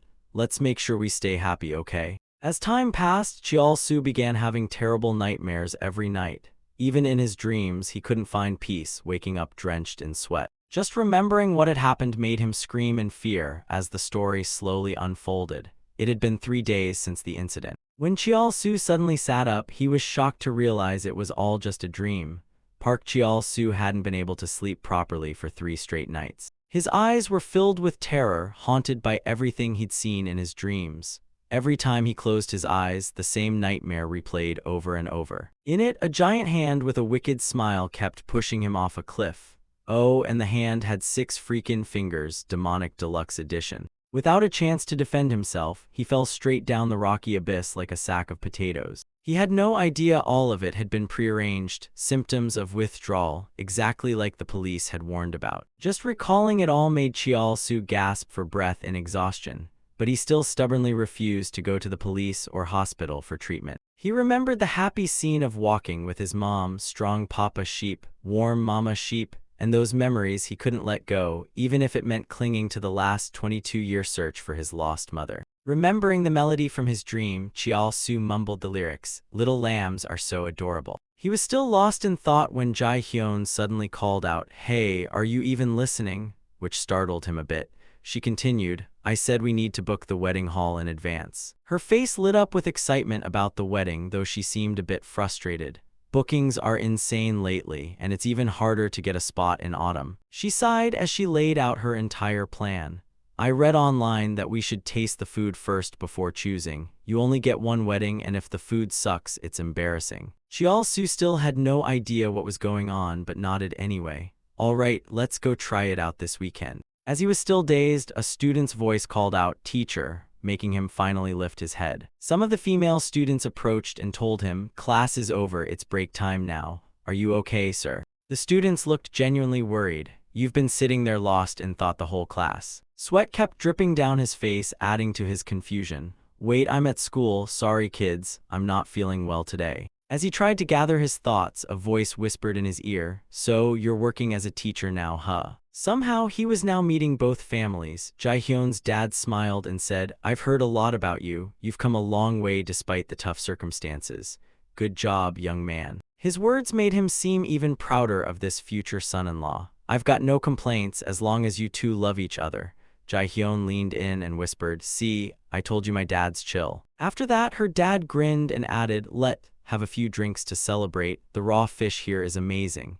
Jae-hyun's mom shot him a glare. "Seriously, you just met our future son-in-law and already planning to booze." But the dad clearly liked him a lot. "A day without wine is a day without wind, right?" Cheol-soo just stood there stunned. What the heck is going on? I don't remember any of this. Why is everything spinning? When he tried to make sense of it again, Jae-hyun was standing in front of him asking, "What's up with you lately? You never respond when I talk." Her frustration grew as she scolded him. "Even yesterday when we were with my parents, you were cold and distant. What's going on? Answer me." But he didn't know how to respond. I'm sorry, Jae-hyun," he sighed in defeat. "I just started this new position and the pressure's been a lot, that's all." Hearing that made Jae-hyun anxious, and she lowered her head, asking in a trembling voice, Is it that you don't want to marry me?" He panicked, blurting out, No, that's not it, Jae-hyun." She weakly hit his chest. "Then why are you acting like this?" Everything that had happened recently wore her down, and she slumped into his chest. "You're not the same Cheol-soo anymore." The more she spoke, the more hopeless she became. "Please bring back the old Park Cheol-soo. Give me back the man I fell in love with." Her voice trembled, "Please don't change." But Cheol-soo remained silent, deep in thought. Park Cheol-soo had been thinking for a long time. His eyes turned strangely blank. He told himself just once. Really, just this one time. When he came to his senses, he was already at the deal location. "Your DM, right?" He knew what he was doing. "I want to see my mom again." The shady man handed him the drug and signaled, "Transfer to the crypto wallet." Cheol-soo nodded. "I understand." he reminded himself he'd go to the hospital for treatment afterward. Back at home, Cheol-soo quickly pulled the drug from the bottle. He tried to reassure himself to live on like normal. And so Cheol-soo injected the drug into his own body, just once. His eyes filled with anxiety as he realized what he had done, just once. He slowly drifted into sleep under the drug's effect. With his eyes tightly shut, Cheol-soo surrendered to sleep. In his dream, he saw a woman gently placing a birthday cake on the table. She lovingly patted the boy's head and asked warmly, "Do you really love cake that much?" As she handed him the cake, she smiled and said, "Looks like mommy needs to learn how to bake now, just for my little sweetie." Turns out Cheol-soo is actually Shin, happily munching on cake. "From now on, mommy will make you cake every day, my little Shin." The moment he woke up, his eyes shot open and stared straight ahead. He slowly recalled his not-so-happy past, and tears of surprise rolled down his face. Shin. Sunlight crept into the room. He smiled and asked himself, "So, that's my real name." Immediately, Cheol-soo called his girlfriend to tell her, "Jae-hyun, can we meet after work today? You're right, lately I haven't been myself." He firmly made up his mind. "From now on, I'll find the person I used to be again. I'm sorry for making you worry." After listening to her words of comfort, he nodded with understanding. "Yeah, thanks. Let's meet at the cafe after you get off work." Finally, a gentle smile returned to his face. "Yeah, I love you too." Hanging up, Cheol-soo made a quiet decision. "All right, time to go back to being the real me. Too bad I couldn't see mom's face in the dream." Though his expression was still a little sad, he felt oddly satisfied. The past can't be more important than the present, right? When he got to work, his colleagues immediately noticed his bright mood. "Mr. Park, what's with the glow up today?" Cheol-soo laughed. "Nothing much, I actually slept last night." One colleague looked shocked and said, "Honestly, I was getting a bit worried. Lately you've looked like a ghost and your classes were kinda haunted too." The colleague patted his shoulder kindly. "Keep smiling like this, alright, you got this." But then something odd flickered in Cheol-soo's eyes. He suddenly lost all sense of balance and collapsed to the ground. He couldn't hold himself up anymore. He fell into a void. Panicked, he turned around in confusion. And then bam, a terrifying six-fingered hand shoved him hard from behind. Even the glass of water in his hand went flying. Cheol-soo clenched his teeth in pure rage over everything happening. Unable to hold it in anymore, he jumped up and attacked the one who had shoved him off the cliff. The screams of his coworkers snapped Cheol-soo out of his fury just a bit. When he looked down, he saw his coworker lying flat on the ground, beaten to a pulp. "Mr. Kim, somebody call an ambulance." They quickly gathered around, signaling to each other, "Oh my God, stop the bleeding first." This time they stared at Cheol-soo with wide-eyed fear. "Mr. Park, have you lost your mind?" Everyone kept scolding him for what he did, while he just stood there confused. He looked at his blood-covered hands in horror. I just wanted to punch the demon, that's all." A vision appeared, the orphanage where Jae-hoo used to live, but now it was engulfed in flames. Jae-hoo dropped to his knees, tears of despair falling down. "No, this can't be happening." He knelt in front of the burning orphanage, screaming in utter anguish, "No." At the same time, Do-seok slowly appeared and scolded him. "It's all your fault. Your weakness caused this." Turns out Do-seok was now imprisoned within those strange fingers, blaming Jae-hoo. "You failed to stop that bastard Kim Shin." The voices of the others echoed, "We died because of you." Jae-hoo stood frozen, speechless. The orphanage director cried tears of despair from behind him and begged, "Jae-hoo, please kill that scumbag."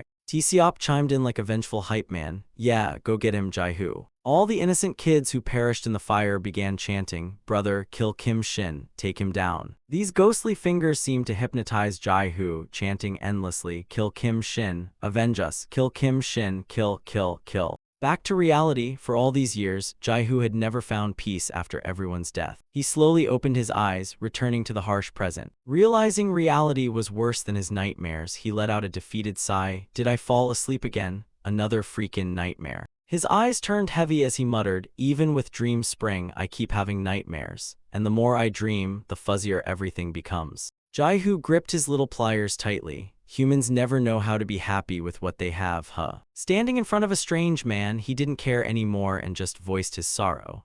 "Only when everything's gone do we realize what mattered. Too late, of course." He sighed, feeling how lonely his life had become amidst all these twisted events. "Man, I'm talking way too much today." This time he looked up ahead, his eyes turning cold as steel. "Sorry, I usually have no one to talk to. Kim Shin killed all of them." Staring at the thug he had tied up in front of him, he raised his voice. "All right, let's try this again." He gently peeled off the tape from the man's mouth. "Where is Kim Shin?" The guy panicked, stammering as he spilled everything he knew. I don't know. After we escaped, I bolted. Only a few stayed to plot some rebellion against Utopia. Jaihu clearly didn't care. He slowly brought the pliers closer to one of the thug's fingers. Start talking, everything you know. Life had twisted him too much. He was a different man now. You were part of Kim Shin's squad, weren't you? One more dumb word and your last sentence will be a scream. After throwing in a few threats, Jaihu calmly snipped off one of the guy's fingers. The thug screamed in agony. You're insane. I really don't know anything, I swear.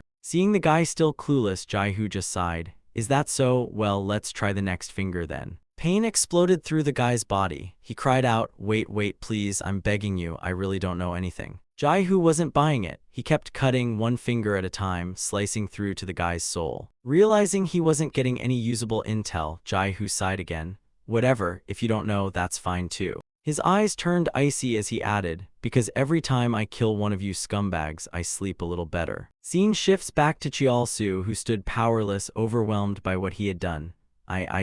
Looking at the coworker he had attacked made him feel even more helpless. I just wanted to hit the demon, that's all. His hand trembled as he gripped his cup tightly. This really wasn't what I meant to do. Time passed slowly. Sitting alone in the room, Chial-su trembled while holding a coffee cup. The head teacher approached and gave him some somber news. Mr. Kim said he won't press charges. He doesn't want to blow this out of proportion. Chial-su nodded shakily, understanding. Thank you. Though it hurt to say, the head teacher added, still, for everyone's safety, the faculty, including myself, had to make a decision. Her face remained incredibly calm as she announced something important to him. Given Mr. Park's current condition, we truly can't let him teach anymore. She was even kind enough to offer advice. What you need most right now is probably rest, and maybe a good therapist. Chial-su nodded in understanding. Yes, ma'am, I get it. When he looked again, he was already standing in the middle of a heavy downpour. A delivery man handed him a strange little black pouch. Turns out he went out to buy more Spring Dream again, just to see his mom. Powerless, Chial-su called out in the pouring rain, Mom, I miss you so much. The image that appeared was a delicious birthday cake sitting on the table. Jae-hyun had been waiting for Chial-su at the restaurant for a long time. She waited from afternoon till late at night. Even the staff came to say, sorry, but we're closing now. That hit her right in the feels. Yes, okay. She had tried calling Chial-su dozens of times, but it was hopeless. Meanwhile, the phone was ringing, but all it reached was a puddle of dreamy spring rain. Still lost in his daze, Chial-su mumbled a plea, Mom, please, this time, let me see your face. He didn't care about anything else that had happened. I miss you, Mom. Time kept ticking. A whole week had passed just like that. Jae-hyun's hand slammed hard against this massive wall. She shouted without pause, Chial-su, open the door, Park Chial-su. Chial-su slowly stepped outside and asked in surprise, Jae-hyun, what's going on? Jae-hyun was deeply frustrated and kept blaming him. You seriously have the nerve to ask that? Why haven't you picked up my calls for the past week? The more she spoke, the angrier she became. And what's this about you quitting your job at school? Do you have any idea how worried I was? But clearly he had no intention of facing any of it. He just glanced off in another direction. I'm sorry, I was just too tired, so I stayed home and slept. That left her stunned in disbelief. What, you slept? How could you even say something like that? She assumed he was still lying and reached out to open the door. Even if you're going to lie, at least make it sound reasonable. Do you think I'm some kind of idiot? Jae-hyun kept yelling and made a scene throughout the entire place. Move out of the way. She even tried to enter further into Chial-su's room. I have to see what you've been locking yourself in here for. Suddenly, he pushed her away with his hand. It was the first time he had ever pushed her down to the ground. Her eyes filled with disbelief at what just happened. He was helpless and didn't know how to explain. I'm sorry. Jae-hyun, powerless, broke into trembling tears. She had no idea how to deal with what he had become.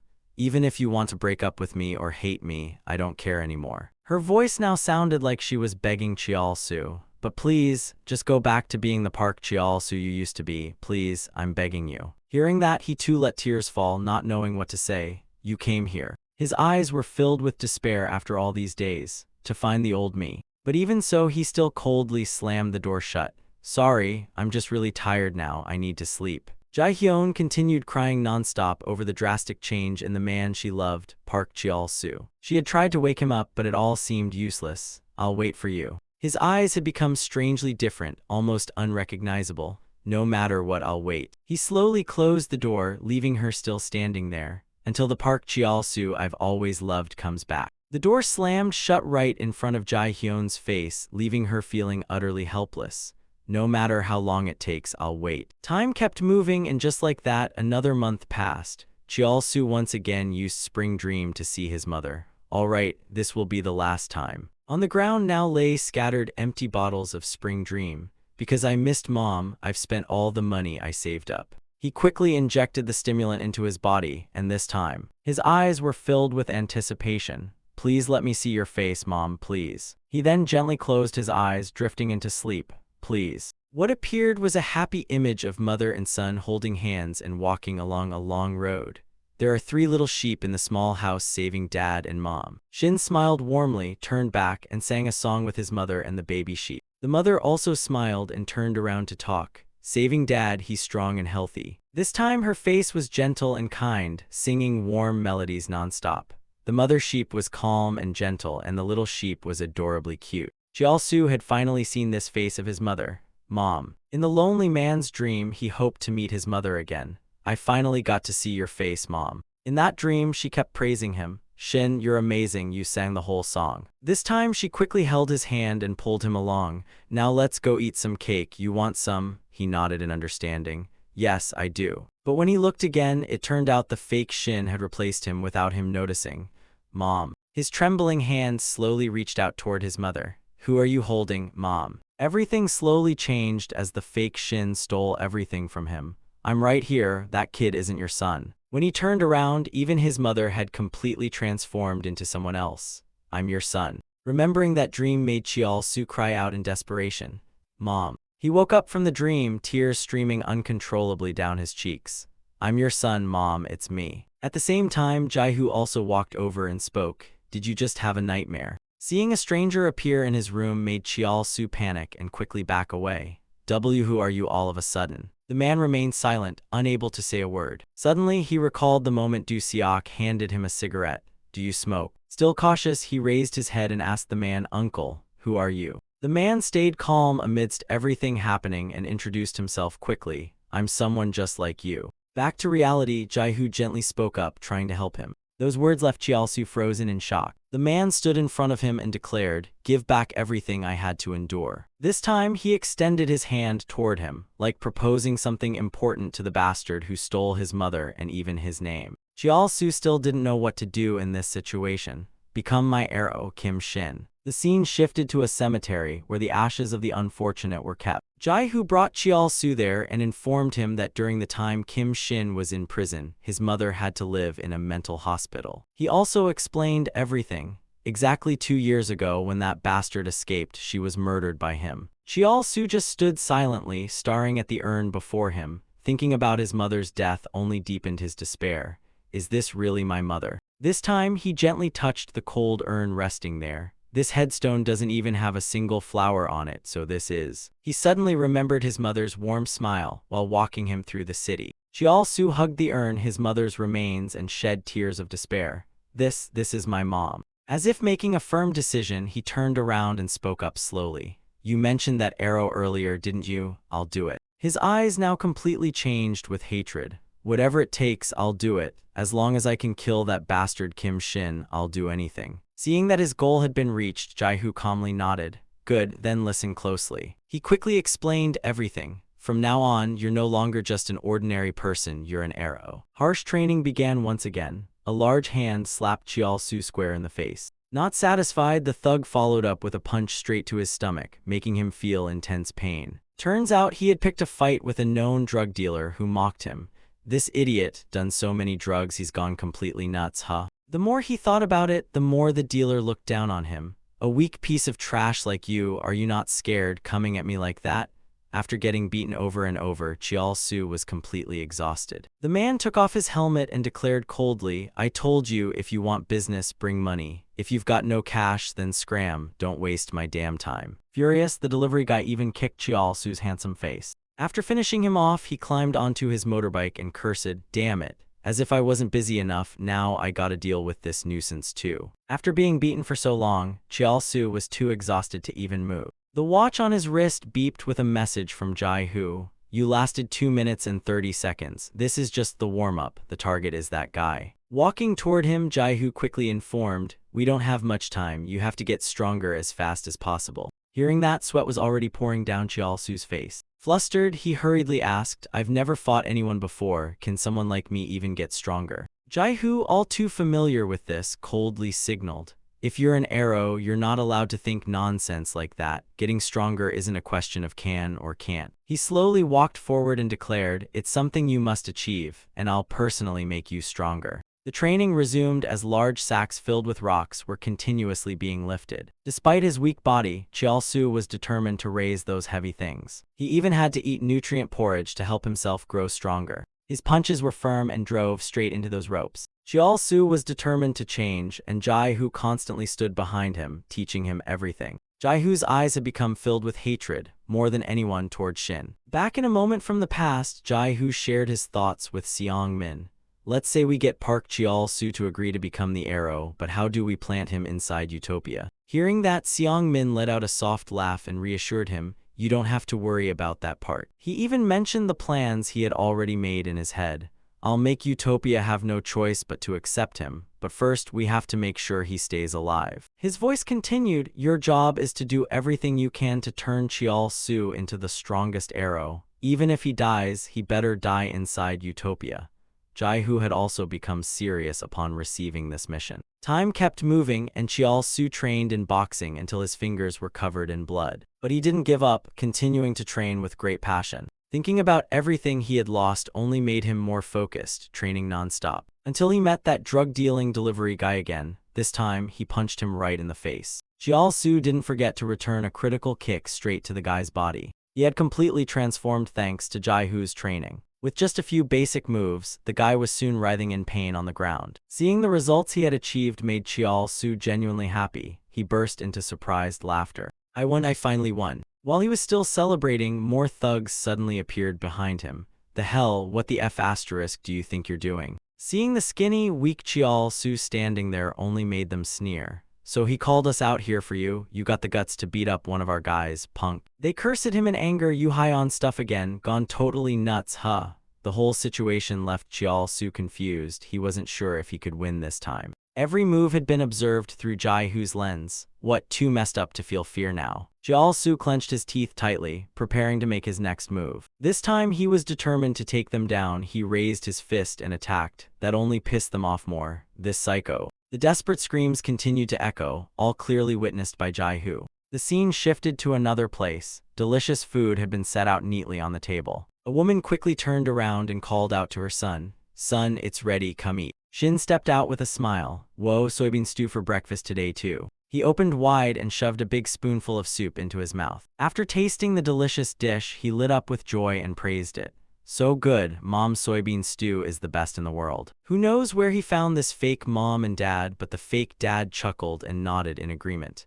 "I decided to marry your mom just for that soup, you know." The woman laughed at that, turned back and teased, "Really? I remember you said it was love at first sight. So you lied to me, huh, you naughty fake old man." The three of them giggled while chatting, and she added, "If you keep talking like that, both of you are eating instant noodles from tomorrow." The dad even joked, "Oh no, then I better tape my mouth shut starting tomorrow." Shin chimed in slowly, "But Dad." He turned to the man still hiding behind a newspaper. "Dad, eat your breakfast too. Stop reading that paper already." His gaze dropped again to the so-called mom and dad. Turns out the man's hands were trembling in fear. "Quit shaking like that already." Hearing that only made the newspaper shake even more. He was now trembling in despair. When he lowered the paper, his face was soaked in tears as he begged, Please, please forgive me this time." Seeing this made Shin sigh in utter boredom. "Say sorry, then ask for mercy." Again. Knowing his little stage play had been shattered, he forced an awkward smile. What kind of dad says that to his son, huh? Seeing Shin fully enraged now, the man had no choice but to drop to his knees. Tears of hopelessness streamed down his face as he trembled and begged, "Kim Shin, I'm begging you, just give me one more chance." His pleading voice kept echoing, "I promise I'll do better this time, no more mistakes."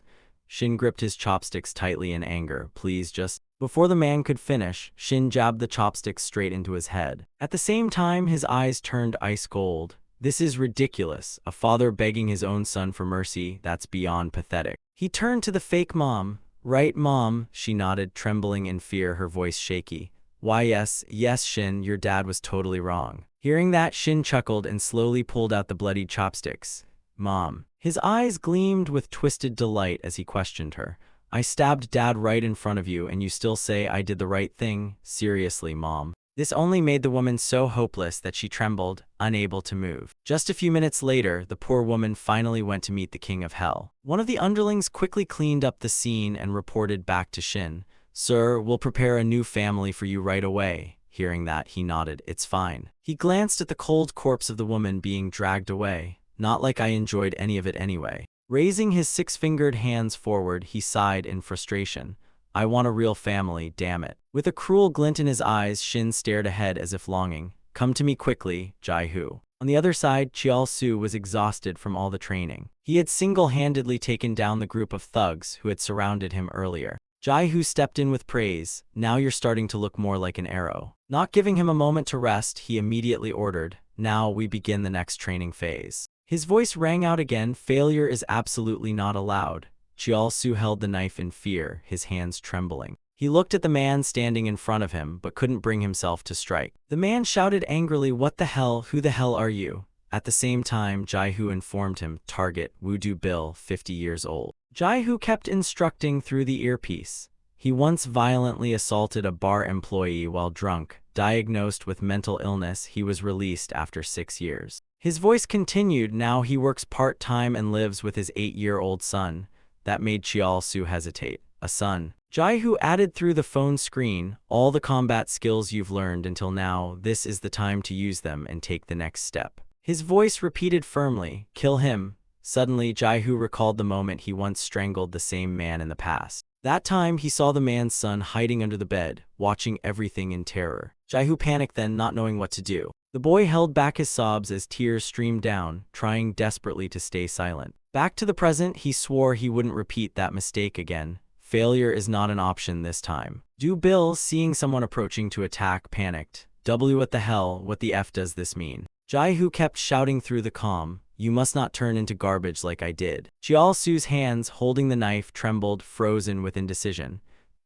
His eyes welled up as he listened to Jai-Hu's voice. You must become the perfect heir. Too terrified, Chial-Su could only tremble as he pointed the knife forward. Seeing him still hesitating made Jai-Hu irritated. What are you standing there for? If you keep hesitating, you'll be the one getting attacked. While Chial-Su struggled with his decision, Du Bill's large hand suddenly grabbed his wrist. The more he thought about it, the angrier Du Bill became, launching a brutal attack. You bastard, you came here to kill me too, huh? He punched and kicked Chial-Su while yelling furiously. You're not the first one to try this crap. Want me to send you to the afterlife with the others? Remembering everything from that day, he screamed in rage. You damn bastards, can I get some peace around here? All his bottled-up fury burst out. Why do people like you always butt into things that ain't your business? Chial-Su stayed silent, taking every blow. Can't you see I'm trying to repent and live right? But then his eyes opened wide in fury. He was about to strike back. He realized Du Bill was trying to push him off the edge of a steep cliff. Just the sight of the cliff made Chial-Su panic and open his eyes wide in fear. He couldn't let himself die meaninglessly like this. He quickly turned around, ready to fight back. He shoved Du Bill hard, making the man stumble backward and cry out in pain.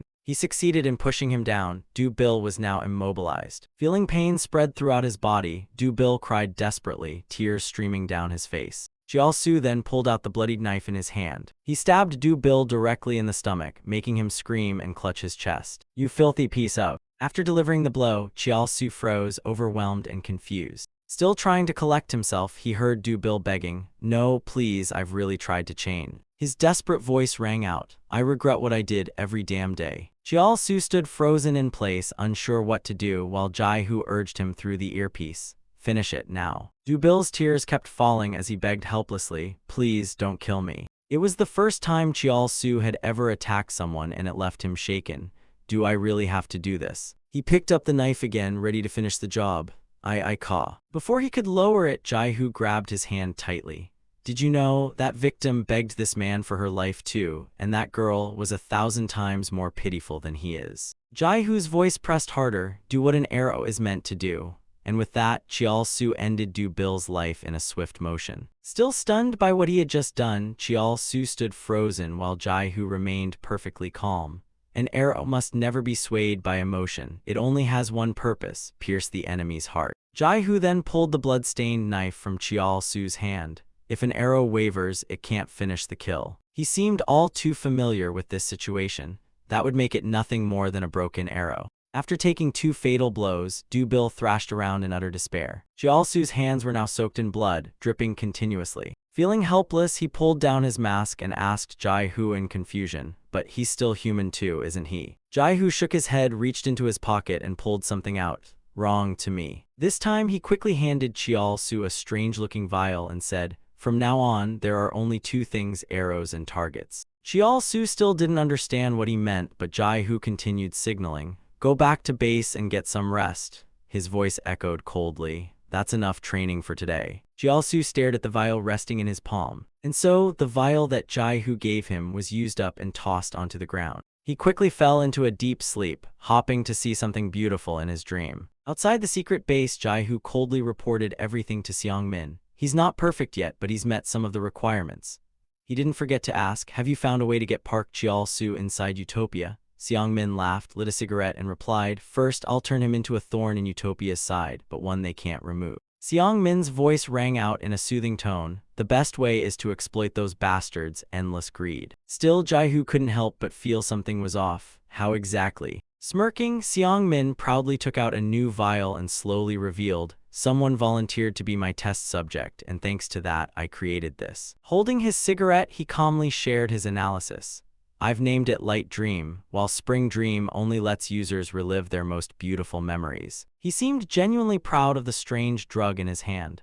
Light Dream takes it even further. It lets users rewrite even their worst regrets. Everyone has mistakes and choices they wish they could undo, right? This drug gives them that chance. That's why its addiction is far stronger than Spring Dream. After hearing such a convoluted explanation, Jai-Hu coldly asked, "So what exactly did you create that drug for?" Hearing that, Seong-min chuckled, took a deep drag of his cigarette, and replied, "I'm going to have Park Chiao-Su sell it." With a smug smirk, he laid out everything he had planned. Those Utopia bastards will smell it and come straight for him. Of course, if he's unlucky, they might kill him. If he's lucky, they'll keep him alive to extract the formula. The moment he finished that sentence, Jai-Hu punched him hard in the face. The more he thought about it, the angrier Jai-Hu became as he shouted, "How can you treat someone's life so cheaply? You're gambling with Chiao-Su's life." Still not done, he threw another punch straight into Seong-min's face. Everything Seong-min had done only fueled Jai-Hu's fury even more. "And this damned addictive drug, do you even realize it could turn this world into hell? There's such a thing as..." As he raged on, Seong-min smirked in amusement. "Treating life cheaply, huh?" He seemed genuinely affected by Jai-Hu's words. "Didn't you just say earlier that personal feelings should never interfere with the mission?" He quickly raised the vial of Light Dream. "Isn't an arrow that lets emotions get in the way of the mission just another broken tool?" That sentence hit Jai-Hu hard, leaving him momentarily speechless. Seeing time was short, Seong-min coldly gave an order. "Drop the fake virtue act. You and I are just bastards trying to kill an even worse bastard." Sitting up and regaining his composure, Seong-min declared, "If you can't accept that, you'll never be able to kill Kim Shin." The scene shifted to a remote village far from the city center.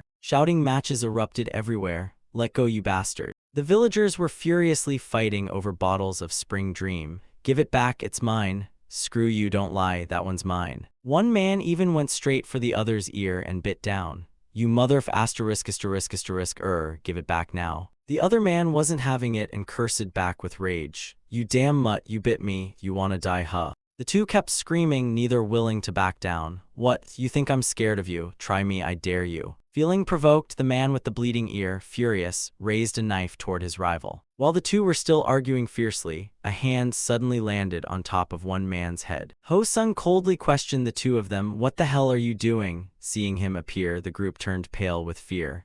Ho-sung. He spoke coldly and gave a sharp order, "Hand it over before I smash your skull in." The threat in his voice made them freeze in fear, unable to resist. They nodded frantically. "Why yes sir, we were wrong." With trembling hands, one of them handed over the vial. Please spare me." After retrieving the vial, Ho-sung turned to the rest of the group and barked another command. "Seems like your thick skulls forgot the rules, so let me remind you. In Manak Dong." His face remained deadly calm as he declared, "Even a damn pebble or a grain of sand doesn't belong to you. got that. Outside this remote village, a luxury car approached. Seong Min's voice could be heard.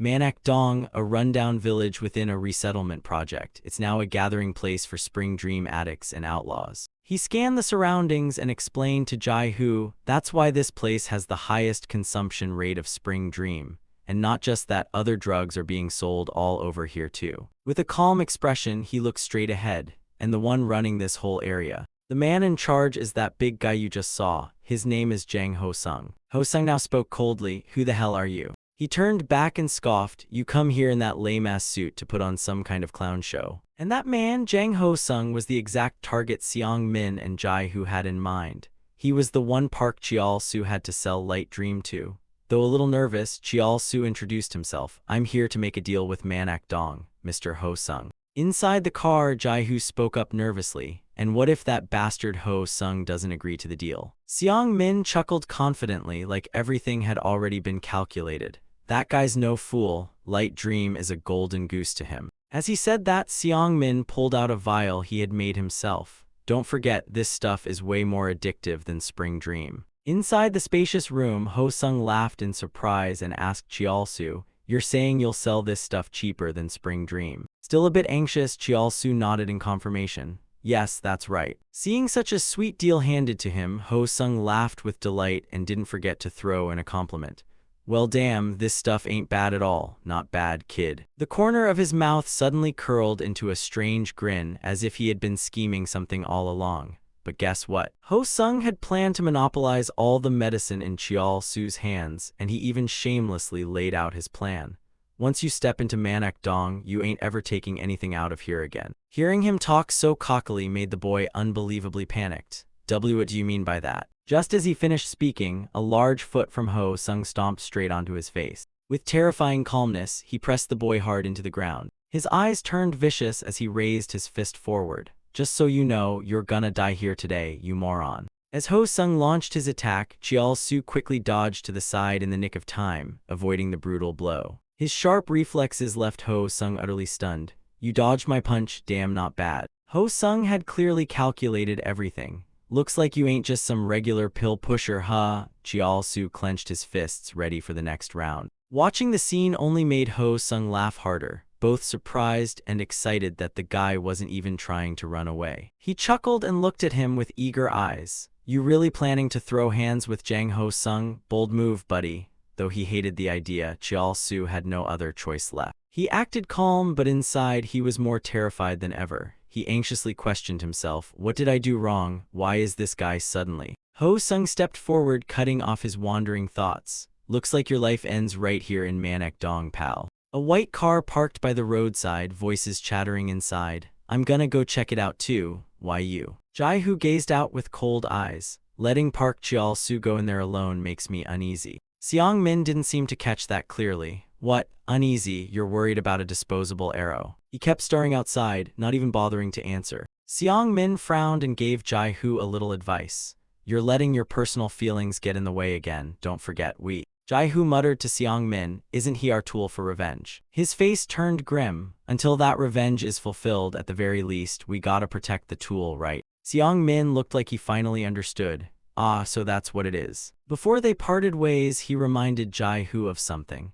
Be careful, alright, Manak Dong's crawling with drug addicts and shady junkies. Jai-Hoo was getting mixed up with some seriously dangerous elements. These junkies got even less to lose than we do. Scene switch, someone mumbling grotesque nonsense. In the blazing inferno of hell, how could such a beautiful fairy exist? Don't go, fairy, take me with you, life on earth is pure suffering. Flies swarmed his face, and he didn't even bother to shoo them away. Another guy rolled around screaming, get out of my head, get the hell out, damn it. Then there was someone talking to their own reflection in the mirror. Mom, how many times do I have to say it? I didn't do anything wrong. A strange man walked through an alley full of scattered lunatics. Why the heck are there so many spring dream junkies around here? Jai-Hoo raised his doubts, but why are they all lying in the middle of the street like this? A voice suddenly replied next to him, because the sun about to set soon. A woman with a dazed face, deep in an opium trip, muttered, in Manak Dong, most houses don't even have electricity, so forget about any lights.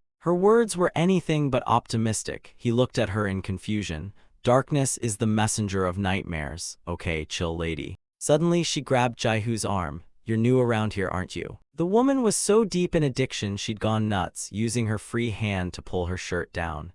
"You got a stash of Spring Dream, don't you? Gimme some, I'll do whatever you want afterward." Jaihu looked at her with utter disgust. If Utopia really starts selling Kwang Mong, then scenes like this are gonna be everywhere. From a house to his right came a desperate scream. "Help me." Men tied tightly to the bed were crying out, "Please let me go, please, I can't take it anymore." Their eyes bulged red, mouths drooling like crazy. "I'm begging you, just let me go, save me." He peeked through the window, horrified. What the hell is going on in there? What are they doing? In another scene, a man grinned smugly. "Your life ends today." Chial Su raised his fists in front of him to defend. "Looks like I gotta leave it here in Manak Dong." Ho Sung leapt forward excitedly. "Die." Both his hands blocked Ho Sung's insane strength. But how could he possibly match it? Ho Sung punched him, sending Chial Su flying. He couldn't believe it, just one punch with one hand could send someone flying like that. What kind of monstrous strength is this? Ho Sung lifted his leg, aiming for his face. Chial Su quickly dodged to the side. As he finally struck back, Chial Su's face turned furious. "This guy is nothing like the ones I've faced before." He threw a punch straight into Ho Sung's face. But to Ho Sung, it was nothing. "Was that supposed to tickle me? Feels kinda nice though." Ho Sung struck back with a face-flipping blow. "You seriously think you can fight me with kitty punches like that? Unbelievable." Chial Su was helpless, wondering what it would take to actually defeat this guy. Ho Sung smashed Chial Su's face right into his knee. He recalled his brutal training sessions, sweat pouring down. "So what if the opponent is way stronger? Don't worry, this training ain't even the full course." Chial Su carried a pile of sandbags while Jaihu reminded him, "Combat strength isn't the only thing I'm trying to teach you. If you want alive, you better fight back," Jaihu calmly said. "This is a real fight, so if you want to win, use whatever dirty tricks you've got. Remember, real combat ain't the same as sports." Even though he was exhausted from carrying the sandbags, Chial Su still had the energy to ask, Yeah, I know all that, but I'm asking how the hell am I supposed to do it?" Jaihu dropped a key point. "You have to make your opponent think, no way, this guy's really going this far." He held the same stance, trying to inspire Chial Su with determination. "You gotta unleash that bloodthirsty madness inside you, make him freak out, big time." He triggered Chial Su's hate. "Just imagine you're facing Kim Shen." Back to reality, his nose was bleeding from the beatdown, yet he still had to act like a rabid lunatic. What kind of half-baked coaching is this? Damn it. Ho Sung laughed and pointed mockingly at his head, mumbling, "What dumbass, I punched your brain into scrambled eggs already or what?" Chial Su stood up with both fists still raised, while Ho Sung kept his mocking tone. "Oh, still standing? You sure can take a hit. Not many people can eat that many of my punches, you know." Ho Sung cracked his neck, ready for another round. "But I ain't got time to play with you all day, let's wrap this up." While he was distracted, Chial Su threw his jacket right in his face. Ho Sung quickly yanked the jacket off. "What dumb trick are you trying now?" But Chial Su had already bolted. "You running away, you messing with me." He quickly grabbed the suitcase with one hand. He dashed toward the front door. Ho Sung clicked his tongue. What a disappointment. The guy shouted, taunting as always. "Pointless bro, my guys are all over Manak Dong. Stay here, fight and die like a man, come on, impress me." Chial Su didn't give a damn what Ho Sung was yelling. He shouted loud to gather people. "Attention, everyone." He opened the suitcase full of narcotics. "Special event, free drugs for everyone, all free, try our new product, come one come all." Just as expected, it drew a crowd from the whole village. What is that Spring Dream? Their eyes turned red, veins popping. Is this seriously all free? Ho Sung, with his 2 brain cells, still hadn't figured out Chial Su's plan. "Did I really punch the brains out of your skull? What nonsense are you pulling now?" Instantly, Chial Su flung all the bottles out into the open. They flew straight into Ho Sung's face. "You mother, now you've pissed me off." That made his face turn pitch black with rage. The mob stormed in like they were possessed, screaming, "It's all mine, get out of the way, that's my stash." The few were no match for the many. No matter how much Ho Sung yelled, no one cared. "You bastards, stop, damn it, you all got a death wish or what?" Sweat poured from his face. These junkies were on another level. Just as he was shouting his lungs out, a black tie suddenly tightened around his neck. "Wanna live? Then get the hell off me." Chial Su stepped on his back while pulling the tie with full force. Ho Sung groaned, "You used those dogs to sneak behind me, huh?" Chial Su's eyes burned with hatred as he pulled. "Die." Ho Sung could only curse, choking out, "You damn bastard." He kept barking threats. "You think some dumb tricks like this can kill the boss of Manak Dong?" But Ho Sung was stronger and broke free with ease. "Then you're dead wrong." The tie slipped from Chial-su's hands. Ho-sung couldn't believe he'd actually escaped. Only now did he realize Chial-su's real plan. Wait, he wasn't trying to choke me out. As Ho-sung was lost in thought, Chial-su lunged behind him. Was he aiming to break his balance? Chial-su slammed his head down hard, making his skull ring like a gong. But seriously, what the hell was the point of that? Ho-sung, clearly a glutton for pain, actually praised it. Nice one, you landed a hit. That move really bruised my ego, kid. He clenched his fist, but do you even realize? He flipped the situation again. What's about to go down, mutt? Ho-sung's thoughts scrambled. Wait, could it be? Only now did he think of his jacket pocket. Chial-su calmly stood at a distance and said, "That's right, I stuffed the spring dream into your jacket pocket. You face-planted right into it, must be kicking in now." Chial-su stayed cool as ice. "Since I'm the winner, you'll be drifting off to dreamland any minute. It's over." Ho-sung could only scream, "Why you think it's over? I'll." He bit into his hand until it bled, trying to resist the drug. "If it's spring dream, I swear I won't let myself fall asleep." His eyes suddenly turned red. "I will not sleep." Ho-sung entered full goblin mode, utterly deranged, and collapsed right in front of everyone. Chial-su gasped for breath. I actually won." Someone picked up a bottle of the drug with pure joy. The man trembled with emotion as he held the bottle of drugs. Finally, something good to fight through life's storms. I can dream again. Meanwhile, people were fighting and cursing nonstop. "Back off, that's mine, I saw it first, damn it." The swearing and fistfights echoed in Chial-su's ears. "Damn it, you've already got a ton, man." Just then Sun Seng appeared and growled, "What the hell are you all doing? Drop all that spring dream now." No one dared to fight or act crazy anymore. Everyone shrunk back. Chief, we're sorry." Chial-su was stunned by what he saw. These junkies ignored everything Jang Ho-sung said, but now they listened to this guy. He couldn't help but ask, "Who exactly are you?" Sun Seng introduced himself. "I'm the village chief. What the hell are you doing here, kid?" Chial-su was a little dumbfounded. "You guys," the man continued, "I know you're not alone." Sun Seng's scarred face looked intense. "Though these eyes no longer see light, I can still sense the presence of enemies." A man respectfully reported while clutching a black bag, "Chief, I've collected all the spring dream here."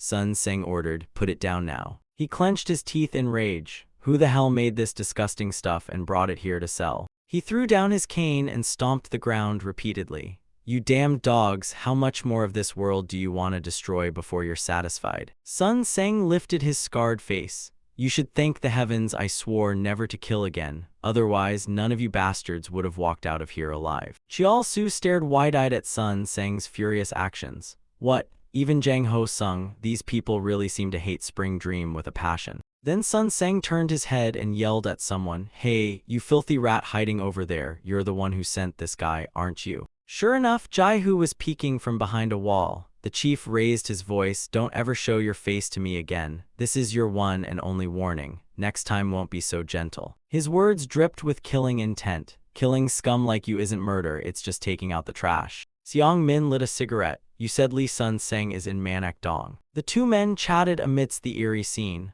What is Lee Sun Seng planning there? Is he really trying to lead a bunch of addicts and start a new faction? Jai-hu clenched his fist slightly. "No, you've misunderstood this place. Manhwa isn't what we thought it was." He remembered the scene of a man tied spread eagle to a bed, screaming, "Please, someone untie me, help me." A hand reached out and held the man's, comforting him. "No matter how hard it gets, you have to endure." Perhaps Manhwa Sun Seng was trying to suppress that man's addiction. "You must get through this."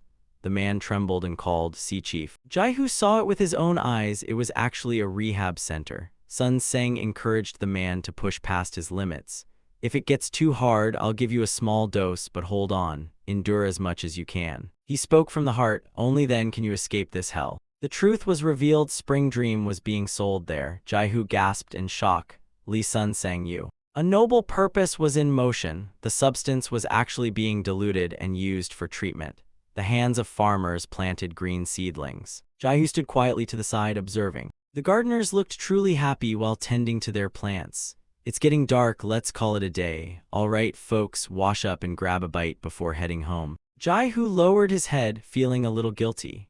Manhwa wasn't hell after all. Lee Sun Seng was turning it into a place where people could truly live. Seong Min offered a word of comfort. "Is that so? Well then, Manhwa's off the list. No biggie, we've got plenty of other markets to sell to." His hands clenched and his voice trembled. "So to trap Park Chial-su in Utopia, was that really our only option?" Jai-hu seemed to hit a dead end. Is there really no other way? Seong Min gave a mysterious smile, still holding a half-smoked cigarette.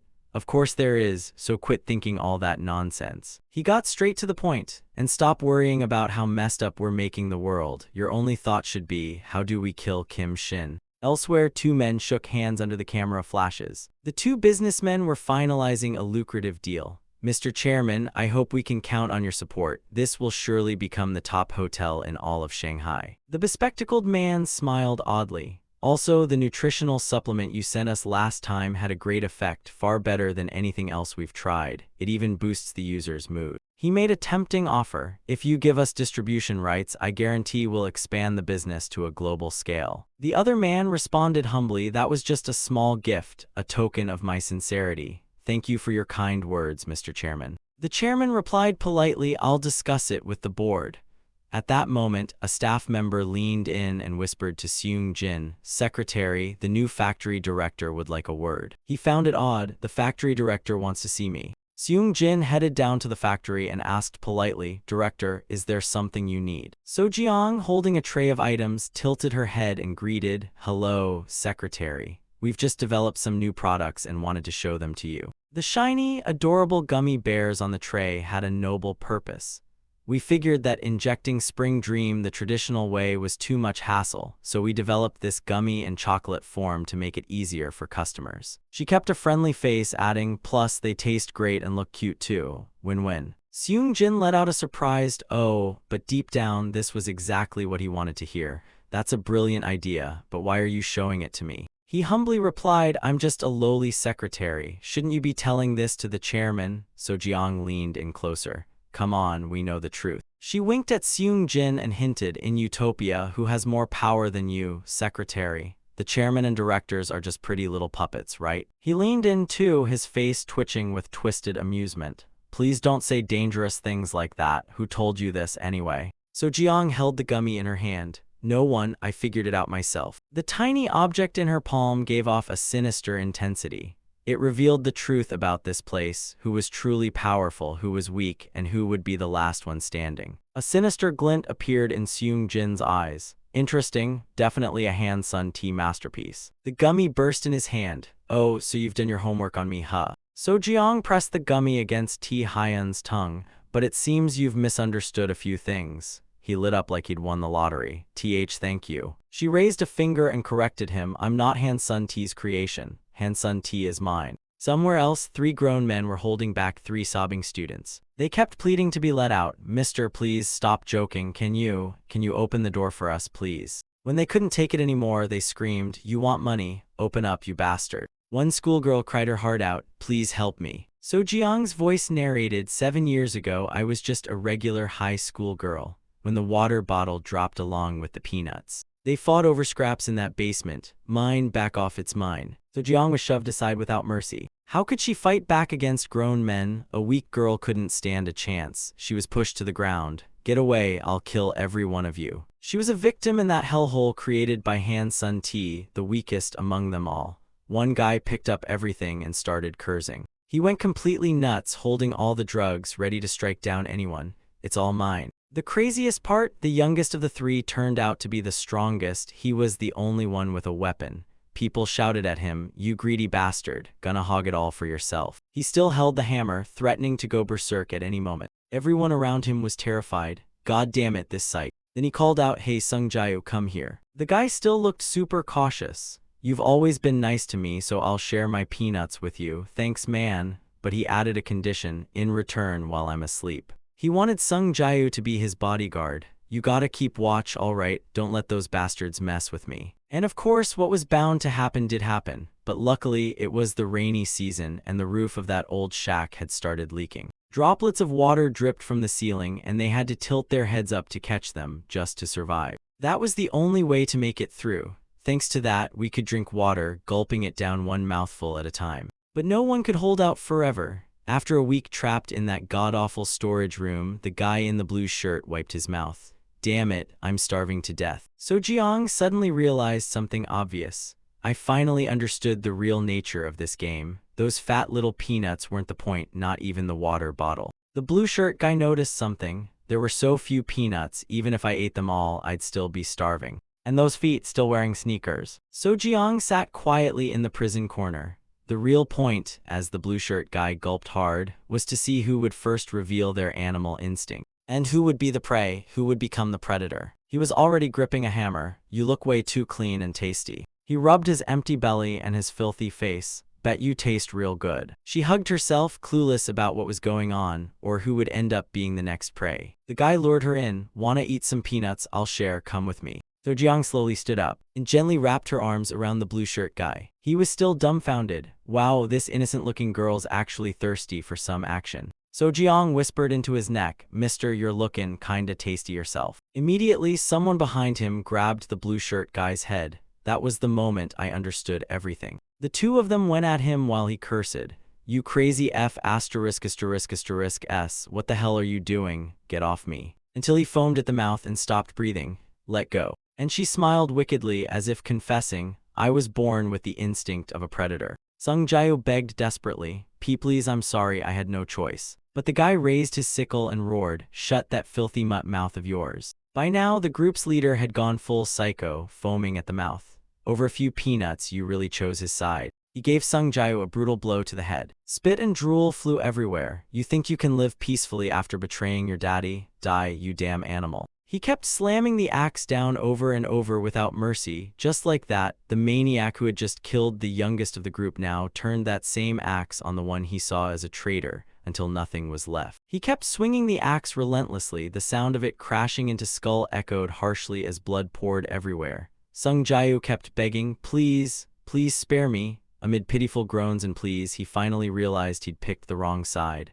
I know I messed up. That scene fell right into So Jiang's eyes, but none of it scared her. In fact, it made her heart race like falling into a crush for the first time. Until Sung Jiao's head was drenched in blood, groaning weakly. A hand suddenly grabbed hers and called out, So Jiang. Her longtime friend spoke softly, no matter what happens, I'll protect you. I swear I won't let anything bad happen to you. But there was no sincerity in that love. Caillou Jiang had secretly loved her for a long time. So Jiang mumbled, but how could that ever work? Her eyes shimmered in helplessness. Look at the situation, you're smaller than that guy. Standing in front of his broad shoulders, his strength was clearly far superior. Tears streamed down So Jiang's face. If that guy really attacked you, you'd be the one who wouldn't survive. How could Caillou Jiang resist the tears of the girl he loved? No matter what, I'll protect you. I'll do whatever it takes. So Jiang's voice trembled like a plea. Really? You won't go back on your word, right? Even if you do know how, you'll still agree? Oh, of course. She looked terrified. Then, will you kill him for me? Caillou Jiang didn't quite get it, so Jiang lowered her head. That man's alone now. She reached behind her back. You and Song Haiyan, there's two of you. She gently removed her bra and handed it to Caillou Jiang. Here's the plan, wait till he falls asleep, then just use this to strangle him. She whispered softly, by then, there'll only be 3 of us left in this room. When that man drifted off into sleep, 2 blurry figures slowly approached, the bra strap wrapped tightly around his neck. Caillou Jiang and Jiang Haiyan went savage in their attack for survival. Die, you bastard. Caillou Jiang yelled as he pulled tighter. Die. Jiang Haiyan struggled from behind to grab the hammer. He grimaced, trying to pry it from the man's grip. But the man was faster. He slammed the axe right into Jiang Haiyan's head. Then he quickly sliced through the bra straps, choking his neck. He elbowed Caillou Jiang square in the face, then sat right on top of him, furious, ready to smash down. You little punk, still wet behind the ears. His eyes burned with hatred. You had the guts to sneak attack your old man. Caillou Jiang reached out, sobbing desperate. So Jiang, help me. But she just sat curled up in a corner. Caillou Jiang, I'm sorry, I thought you guys could handle it. Her eyes were still full of guilt. But I guess this was too much for you after all. So dumb, you really should have worked out more. After taking care of the students, the guy finally started realizing something. What the hell do you mean by that? You were the one who told me to kill the youngest in the first place. He raised his voice, furious. And now you convinced those brats to turn on me too? So Jiang sat calmly in her corner and casually replied, sorry, mister. She looked up with empty eyes, but this little drama isn't ending with something so boring. The man hadn't even processed it yet when someone from behind started choking him. Wah. Sung Caillou tightened the grip again. Die, you bastard, straight to hell with you. He screamed with his beaten-up face twisted in rage. I told you I had no other choice, why the hell won't you listen? So Jiang grinned wickedly. You think I only stripped for those 2, pantyhose or school bras? Everyone loves a high school girl's underwear. As the man approached the end of his life, the axe fell from his hand. After finishing the job, Sung Kyu beamed with joy. Serves you right, that's what you get for treating me like trash. Just when he thought he'd won, So Jiang made her move. From now on, the food and water all mine. He even tried to share kindly with her, but she sneered, "Aw, how sweet. I'll share too, kiddo." Then Sung Kyu got ambushed from behind. Her eyes widened as she mocked him. "Let's check if your legs still work, shall we? Try moving them." Now So Jiang's true face emerged, a demonic grin. "They say a hard enough hit to the spine can paralyze you, right?" She emphasized an old point. "Let me say it again, the essence of this game was never about food or water." So Jiang gave a killer's twisted smile. "As promised, I'll give you all the peanuts and water. Go on, eat and survive as long as you can." This prison game was always about one thing, seeing who the final predator would be. She tucked a strand of hair behind her ear. "It's summer now, so I'm worried you might rot from the waist down. The winner is always the one no one expects," and literally I became the predator that devoured the weak. Scene shift, Jai-Hu was still wandering alone in a quiet forest. So to get Park Cheol-soo into Utopia, was there really no other way? Seong Min smiled, cigarette in hand. "Exactly, so stop worrying like an old grandma already." His voice was laced with sarcasm. "Screw whatever happens in this godforsaken world." That made Jai-Hu shrink into thought. "All you need to care about is killing that bastard Kim Shin." Suddenly someone walked in yelling, "You can't be serious!" Ho Sung looked disgusted. "You guys want to turn the whole world into hell just for revenge, and you actually say it out loud like it's noble." Jai-Hu was stunned in that moment. "Jang Ho Sung, how the hell are you?" A man stepped out from behind the door. "I'm the one who called him here." Cheol-soo held up a phone. "When he passed out, I kinda borrowed his phone and brought it back." The guy panicked a bit but kept his chill. "Damn it, I'm still paying that thing off. Give it back, you damn thief." Jai-Hu snapped and grabbed his collar. "Are you insane? Who told you you could act on your own like this?" Jai-Hu shouted straight into Cheol-soo's face. "And you brought him to our secret base. Do you even know what the hell you're doing?" Yet Cheol-soo remained calm, even with a punch looming. "Of course I know exactly what I'm doing." His conscience couldn't allow it. "From the start, I didn't want to sell that drug like you people ordered, and after I saw the folks in Manak Dong, I knew for sure." He had witnessed how people's eyes lit up at the sight of the drugs. "A whole week's worth, I can finally dream again." Or how they fought each other over it. "Give it back, I saw it first, that's mine, you've already got enough, damn it." Cheol-soo stood firm despite the curses. "You bastard, I'm gonna kill you." His eyes burned with fury. "This abomination needs to be wiped from the world. No more lives should be ruined like mine." Naturally, Jai-Hu couldn't take it. He clenched his teeth. "Who told you to start thinking this crap? What did I tell you when you became the arrow?" Jai-Hu's eyes were blinded by rage. "If you keep thinking like that, you'll always be nothing but trash, got it?" Ho Sung grabbed his arm and said, "Chill out, man, don't get too worked up." He offered a deal. "I'll help lure Utopia to you guys without selling a single dose of Spring Dream." Ho Sung figured that if Manak Dong stopped importing their stuff for a month or two, those bastards at Utopia would definitely start snooping around. He kept trying to convince Jai-Hu. "At that point, I'll make sure Utopia finds out you've got Spring Dream by pretending I've found a new supplier." Jai-Hu was skeptical. "You'd help us, even if that puts you on Utopia's enemy list." Ho Sung smirked. "Any real deal has to be win-win. But there's one condition. You absolutely must not sell that version of Spring Dream you created to the world." He laid out the next condition. "Second, the revenge target won't just be Kim Shin. You'll have to destroy every single factory and lab those bastards used to make the drug." Ho Sung cheerfully added the final condition. "And third, you gotta let me join the mission to bring down Utopia with you guys." Seongmin immediately replied, "I refuse." He had his reasons. "Who says we have to use Manak Dong to carry out the plan? Why should we agree to your demands?" Ho Sung's voice lowered. "Why? Because if you filthy scumbags ever try to sell Spring Dream to the world again,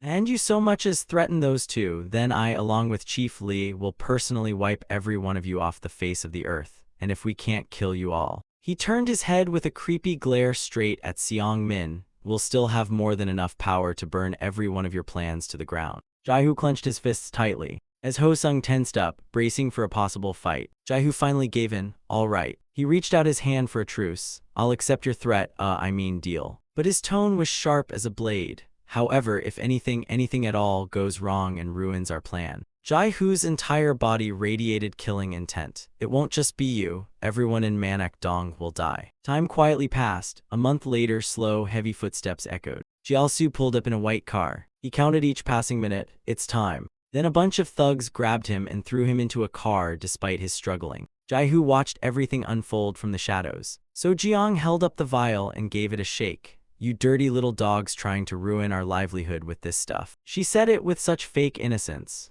"Where's your professional ethics and pure morals, huh? Do you even know who you're messing with?" She crossed her legs with flair. Well, didn't expect the saboteur to look this delicious. Then she posed like a pretty little sweetheart. "Guess there's no choice but to take a bite." Jialsu just stared, not reacting at all. So Jiang twirled the bottle again. "But I'll admit, this spring dream of yours is pretty well made." Then she tugged on his tie. "So I think it's time we make a little deal." So Jiang offered a friendly partnership with a knife practically pressed against his ribs.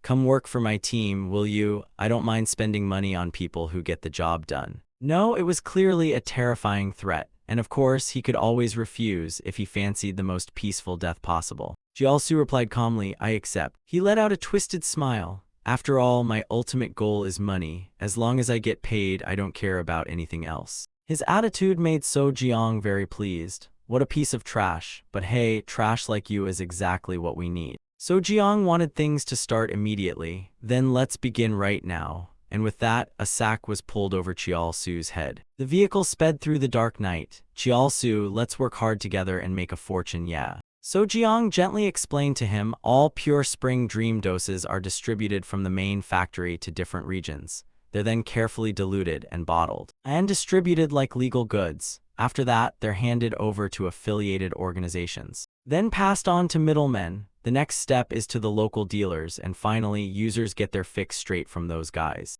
After stacking up several stone pieces, Seong Min began laying out the plan. Park Chial-su will use his knowledge of spring dream processing. He knocked off the top stone to infiltrate the factory from the inside. Using Chial-su as bait, we'll gather intel on Kim Shin. Then he introduced Phase 2. Next is coordinating with Jai-hu and Ho-sung. Seong Min flipped another stone and destroying the transaction outposts. Ho-sung suddenly cut in. "Hold up, one more thing." He stomped on the last stone. "We must stop the spring dream formula from being leaked any further." Seong Min immediately objected. "That's impossible. That only happens if Utopia collapses completely." Ho-sung with quiet resolve replied, "Then we'll make it happen if we have to. In the end, we have to gamble it all, because if we want revenge on Kim Shin without turning the world into hell, that's the only path left." Meanwhile, Chial-su had arrived. He was just about to have the sack pulled off his face. Someone yanked it off, letting him see the light again. They welcomed him like royalty. "Welcome, Mr. Chial-su, to Utopia."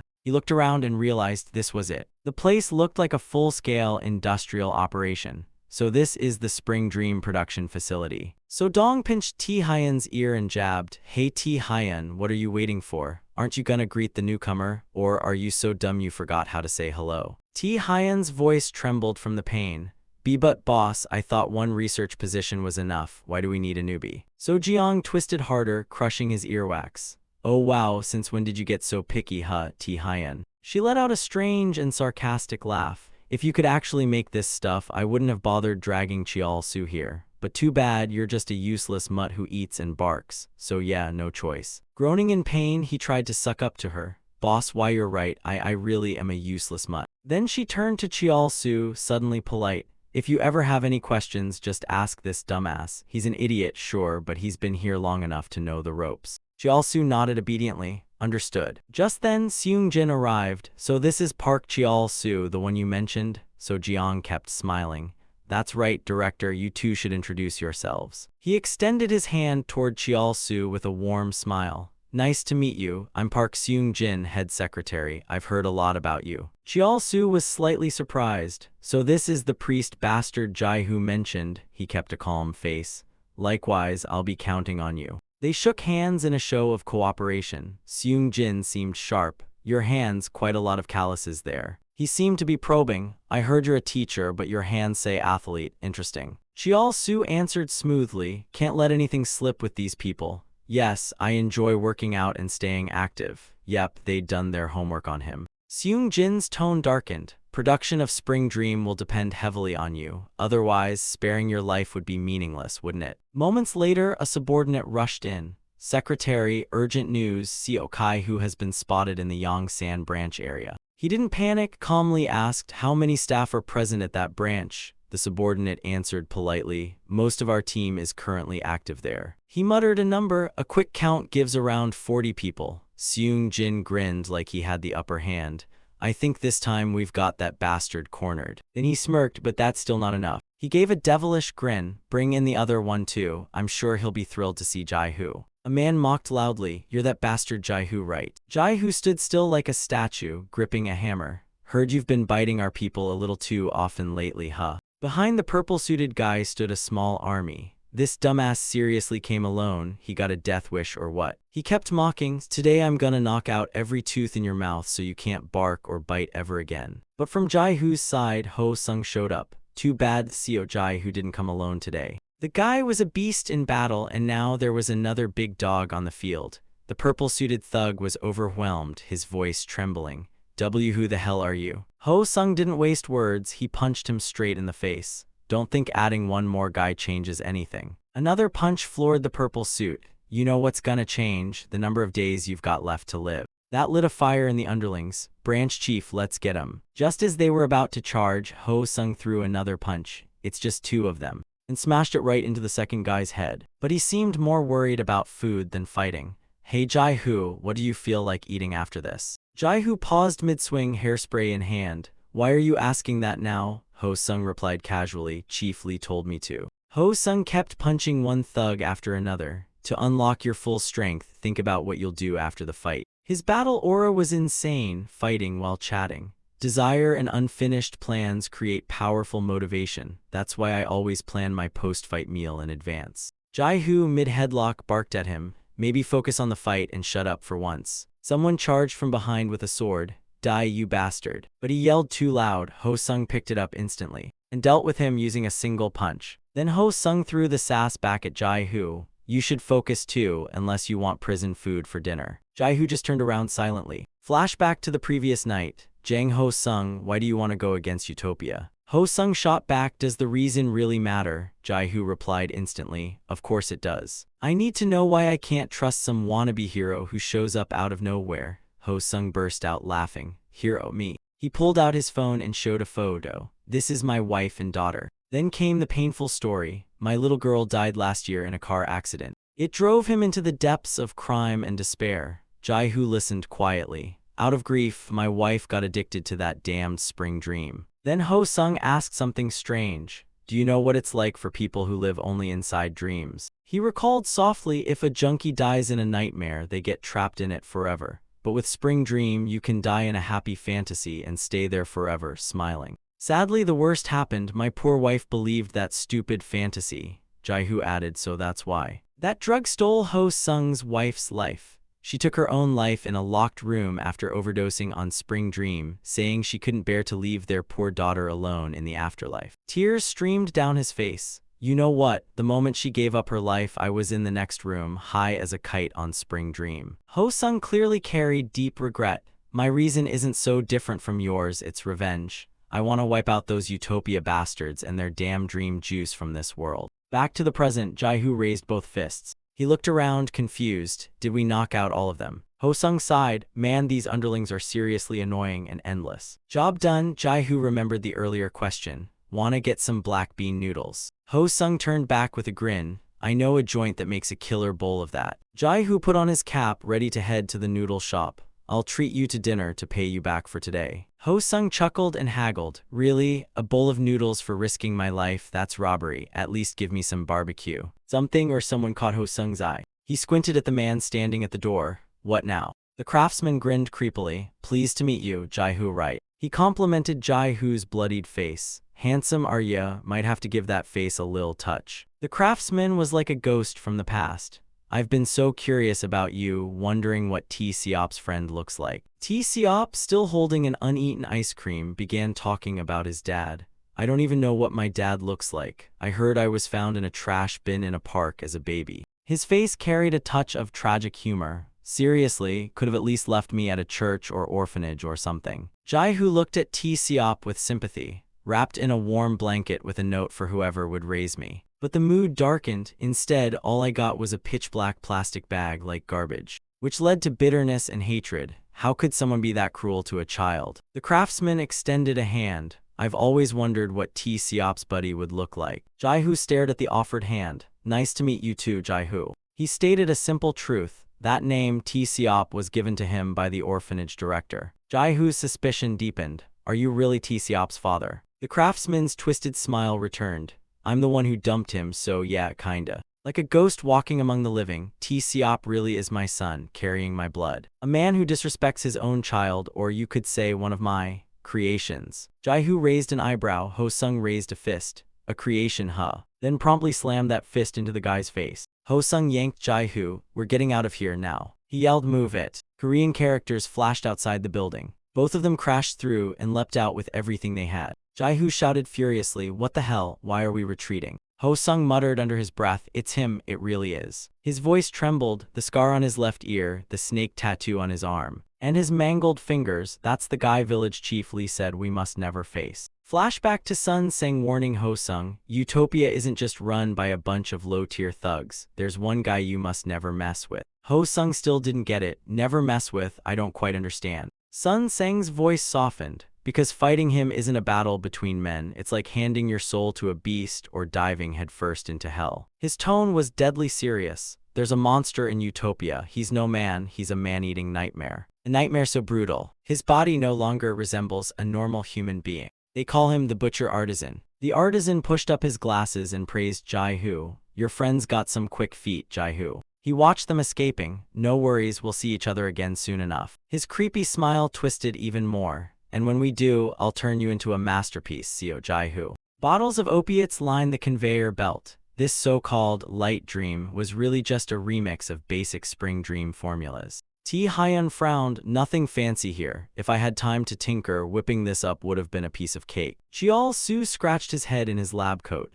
Yeah, honestly, I only managed to make it thanks to dumb luck. I wouldn't dare compare myself to an expert like you, sir. He covered his mouth to chuckle and regained composure. I mean, my intelligence and godly looks are obviously off the charts, so it's no surprise, but hey, nice to see you've got an eye for talent. The newbie played along with eager spirit. Yes, sir, I look forward to learning more from you, T. Hyun nodded wisely. If you want to be like me, you've got a long way to go, got that? Suddenly, Cheol Su lowered his voice. But I do have a question, sir. I noticed that Spring Dream is selling like crazy out there. He posed a serious thought, but this factory's output seems way too low compared to what's hitting the market. Do you know why that is? T. Hyun was about to reply, you think there's something weird about that, but why are you curious anyway? Cheol Su played dumb, just curious, that's all. It's okay if you don't know, I'll go ask the boss. Oops, that hit T. Hyun's pride button. Hey, you think I don't know? Do you have any idea how many years I've dedicated to Utopia? His voice dropped and the secrets began to leak. Okay, keep this hush-hush. Actually, there's another facility, a real main headquarters. Cheol Su's eyes went wide with awe. No way, I already thought this place was huge. That's insane. Do you happen to know where the HQ is, sir? T. Hyun frowned, tilting his head. That's top secret, kid. Only upper brass knows that stuff. You think Utopia is some MLM scheme or what? He boosted Cheol Su's ego a little. Besides you, no outsiders ever stepped foot in here. Your eyes sparkled more than ever. Utopia really lives up to the hype. Later, a staffer arrived with formal orders. Park Cheol Su, report outside. You've been granted special permission to go pack your things. The guy added, go change now. Cheol Su nodded like a good boy. Yes, sir, thank you. On the way back home, the car zoomed along the road. The escort warned him, you're only here to pack. Don't even think of pulling anything. Cheol Su sat upright. Why would I? I'm a model citizen. As soon as the bag was taken off his head, his grin exploded. A high-paying job like this, what more could I ask for? The escort laughed heartily. Good answer. The car dropped him off at the curb. 6:00 a.m. sharp, I'll pick you up. Don't be late. Got it, I won't, Cheol Su replied politely. He walked slowly down the street. Head lowered, he pondered, so the HQ address is a classified secret, huh? How am I gonna find that? He opened his door. I wonder if Kim Shin's here. A soft voice called from inside. Oh, Park Cheol Su, you're back. The moment he walked in, he saw So Jeong sitting there with a birthday cake. Miss So Jeong, what are you doing here? Her crimson lips delivered a gentle line. Thinking back, I've only ever assigned you tasks since we met, never even gave you a proper welcome party. So Jeong smiled warmly. Do you like cake? It was a strawberry cake with 2 candles on top. The fire flickered gently, casting both blue and golden glows. Shin sat before a table full of birthday cakes. Seungjin cheerfully asked, "Whoa, that's a lot of cake today, huh?" He grumbled in his deep voice, "Yeah, because on this very day 2 years ago." The flames erupted violently. Jin stood before the horrifying scene. He gave a twisted smile. "I accidentally killed a few too many people that day." Seungjin still thought it was a joke. "Wait, on this exact day." He held up a vial of light dream and said, "This is the gift that gives me some peace." Then he pressed it to his face. "This light dream, the thing that lets me see what I want in my dreams." He popped the cap off the vial. Seungjin tried to warn him, Kim Shin, the addictive nature of that stuff, but Shin kept going. "I don't care." He stared up at the sky, wide-eyed. "I've always wondered what I truly wanted deep down." Seungjin stayed completely silent. The craving surged within Shin. Tears began to stream from the corners of his eyes. How fascinating. Twin rivers of tears ran down as Shin sank into the hallucination.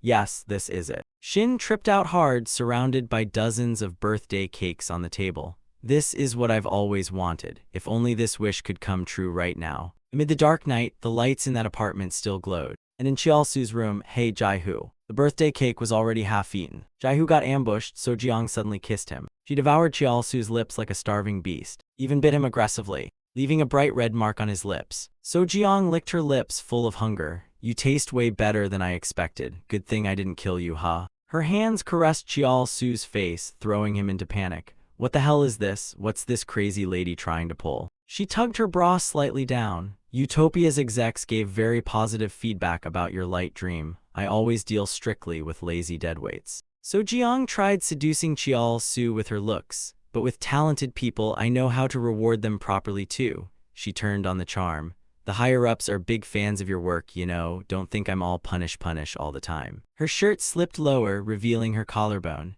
"I also know how to reward people with skills." She straddled Cheol-su like he was a luxury massage chair. Suddenly, someone from outside touched the doorknob. Both of them turned their heads. So Jeong felt annoyed. "Who is it? So rude." Cheol-su stammered, "I'll go see who it is." As he opened the door, he wondered, who else would be looking for me? Could it be Jae-hoo or the director? Cheol-su froze when he saw the person at the door. A girl stood there, head bowed shyly. "Cheol-su, can we talk for a bit?" He turned slightly to glance at the person inside. "And now's kind of a bad time." So Jeong buttoned up and wiped off her sleazy face. "Let her in, I don't mind." She even complimented the girl at the door. "Who's that cutie?" Then she questioned Cheol-su. Who is she exactly?" He didn't know how to explain. Cheol-su replied bitterly, "This doesn't concern you anymore." And then dropped the heartbreak bomb. "We broke up a long time ago." He turned his back and added, "Don't come looking for me again." The door slammed shut. So Jeong spoke with a tone soaked in green tea. "That your ex, huh, Mr. Cheol-su? Not bad." Her eyes sparkled with amusement. "You didn't have to be that heartless, you know."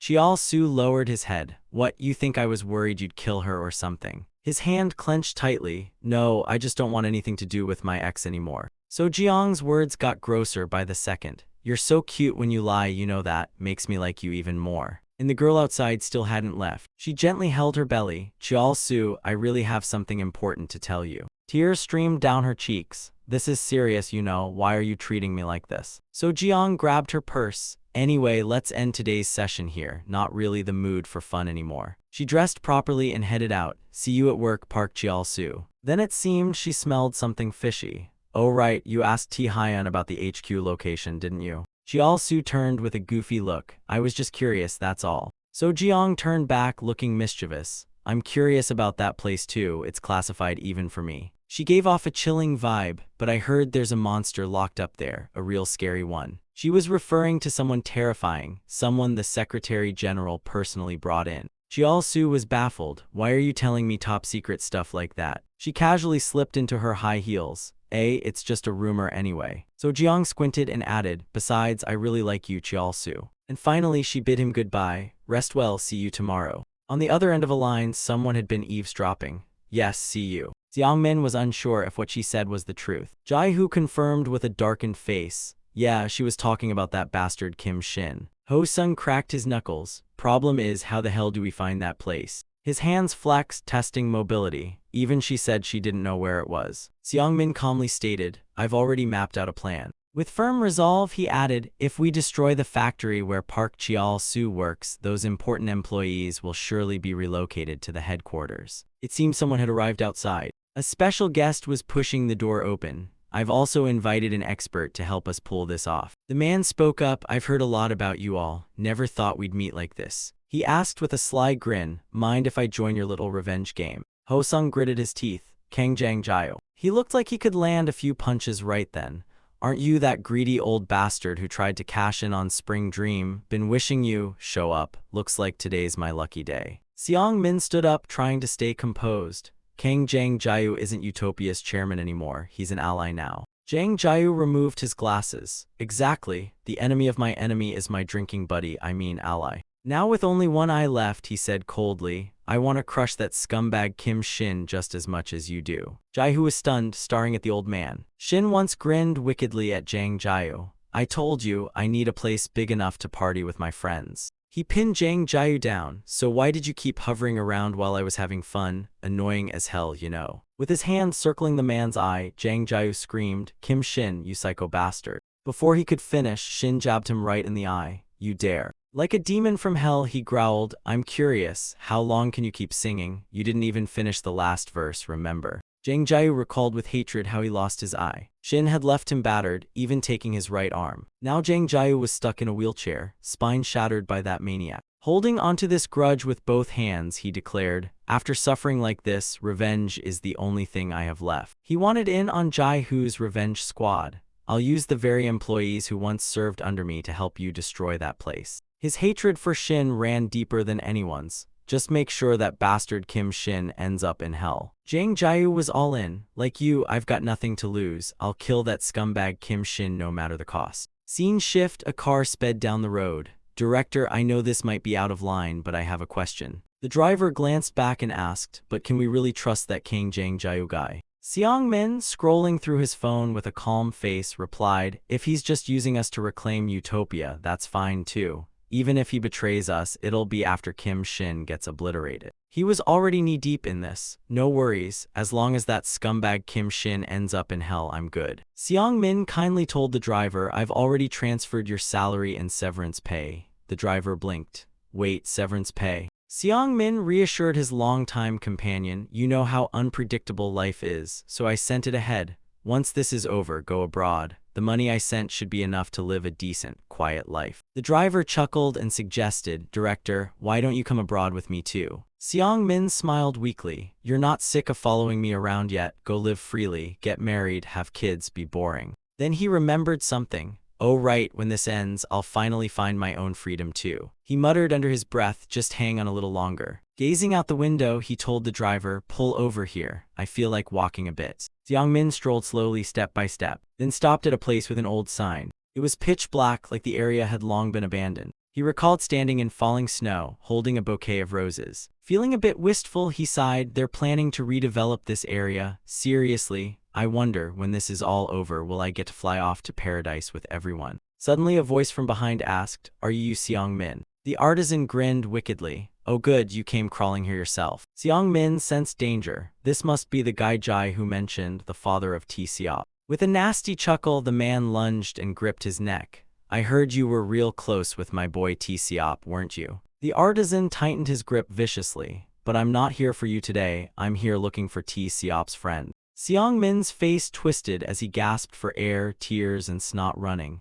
The artisan growled, where is that Jaihu punk hiding? Tilting his head like a freak, the man said, oh, I forgot you can't talk right now. Let me give you a bit of air. He loosened his grip slightly. Seong Min's tears streamed uncontrollably. Nam Kai Young. The artisan frowned in confusion. Nam Kai Young, just give me the damn address, not random names. Suddenly, someone punched him in the back of the head from behind. He glanced back, barely able to react. Huh, what the? His mouth just kept mumbling something incoherent. Kai Young threw punch after punch straight to his face, his features hidden in the shadows. The darkness made it impossible to see his face. The man was wounded on one side. Sun Sang seemed to be sitting there cultivating. As the heavy footsteps approached, he instantly knew who it was. Long time no see, I've heard some things about you. Sun Sang greeted Jaihu, I heard you're planning to make Kim Zin pay, you keep bowing your head like that. Yes, that's right. Jaihu said softly, I came here to ask for your help exactly for that reason. As if Sun Sang already knew it in advance. Jaihu clenched his fist. This game was hard to win from the start. With my current condition and ability, defeating Kim Shin is just impossible. I can't let myself fall into the dream demon state again. He made a sincere request, please tell me how I can become stronger. Jaihu truly wanted to crush Shin. No matter how tough it gets, I can endure it. Please help me send that demon straight to hell. Meanwhile, Kai Young was pummeling the artist's face nonstop. Suddenly, the guy blocked one of the punches. Then swiftly, like a ninja with deadlines, he pulled Xiang Min away to a distance. The artist mocked with a sneer, so addicted to spring delirium you forgot your humanity. Another slave you made with your little drug trick. The artist teased Xiang Min, turns out your tastes are pretty similar to mine, huh? He clapped like a lunatic, what a masterpiece indeed. The artist kicked Xiang Min in the thigh, but Xiang Min screamed in pain. The guy mockingly whispered as if Xiang Min was just a toy in his hands, let me break your leg first, just in case you try to run while I'm playing with this artwork.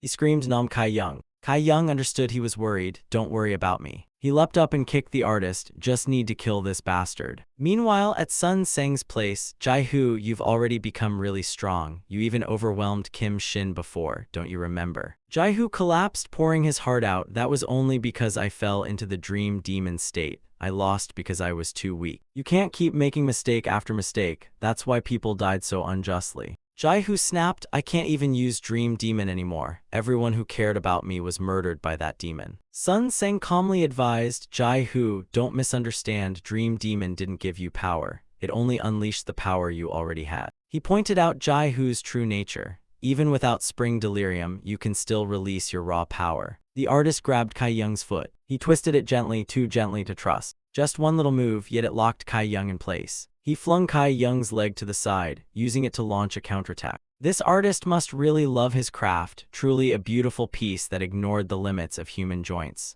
But then, he bent Kai Young's knee backwards. A true masterpiece shouldn't be made with too many additives. Kai Young didn't know what to do, only groaned. The artist smiled wickedly, and that was the turning point of the whole game. When Kai Young's body could no longer hold up, that's when the praise will to live kicks in. Kai Young used every last ounce of strength to choke the guy. The best punches are the ones where people throw in their whole soul. Yet the artist still cheerfully fought back. Kai Young screamed in pain. He bit the artist's neck like a desperate vampire. Meanwhile, Jaihu remained as calm as still water, asking Sun Seng, then how can I become as strong as I was in Dream Demon state? Sun Seng opened up to him, you're haunted by the past and your guilt, that haunting. It was as if he could read Jaihu's mind. This guilt is eating you alive day by day. If you don't even have the will to live, how could you possibly become stronger? Then Sun Seng pointed out the way to reset himself. What you need now is to erase the guilt of the past and rediscover the meaning of life. That's the only way to grow stronger. Jaihu muttered, let go of guilt. He already had his answer, I can't. Jaihu grimaced, I don't deserve to do that. At this point, it seemed Kai Young had fallen into a disadvantage. The artist climbed on top of him, looking like no unexpected twist was coming. He bent Kai Young's neck with ease, like folding a napkin. Turning to Xiang Min, the artist demanded Jaihu's whereabouts.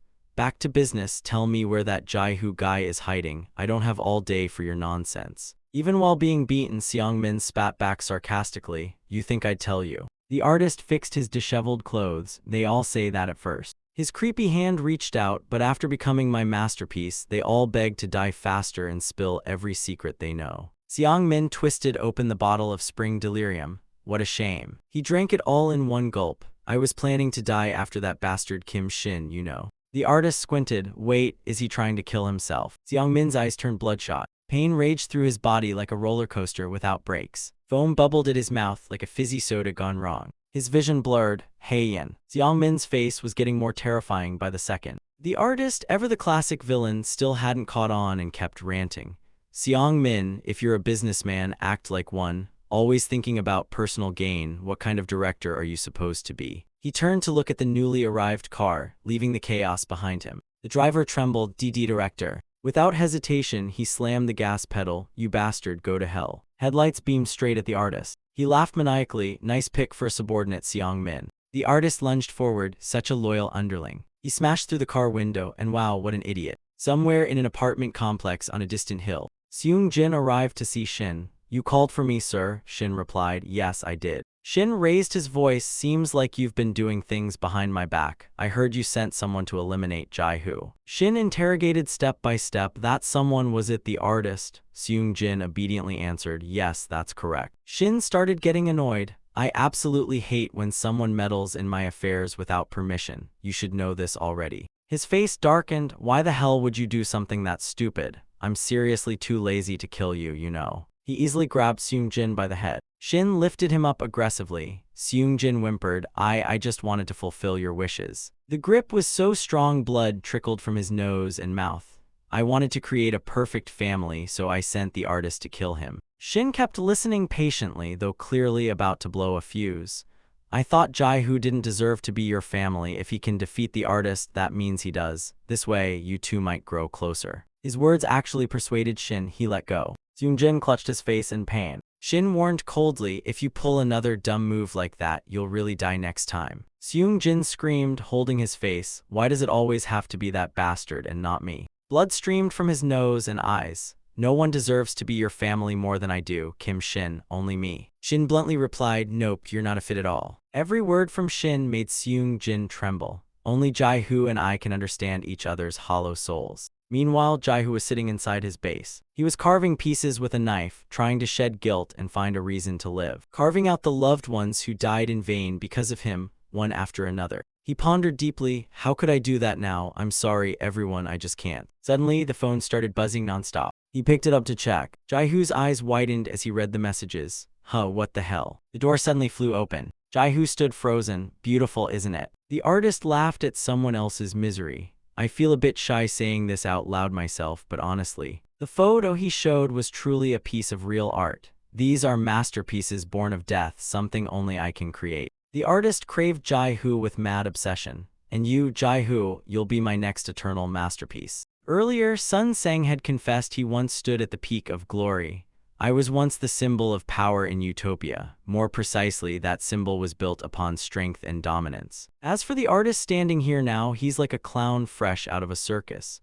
But that bastard and I are completely different. If I was a symbol, then he was the true executioner. He was assigned to handle the filthiest of targets cleanly and silently. The artist could do anything to turn humans into art. He was a butcher who could even kill women and children. As long as it was his assigned target, he'd do it without hesitation.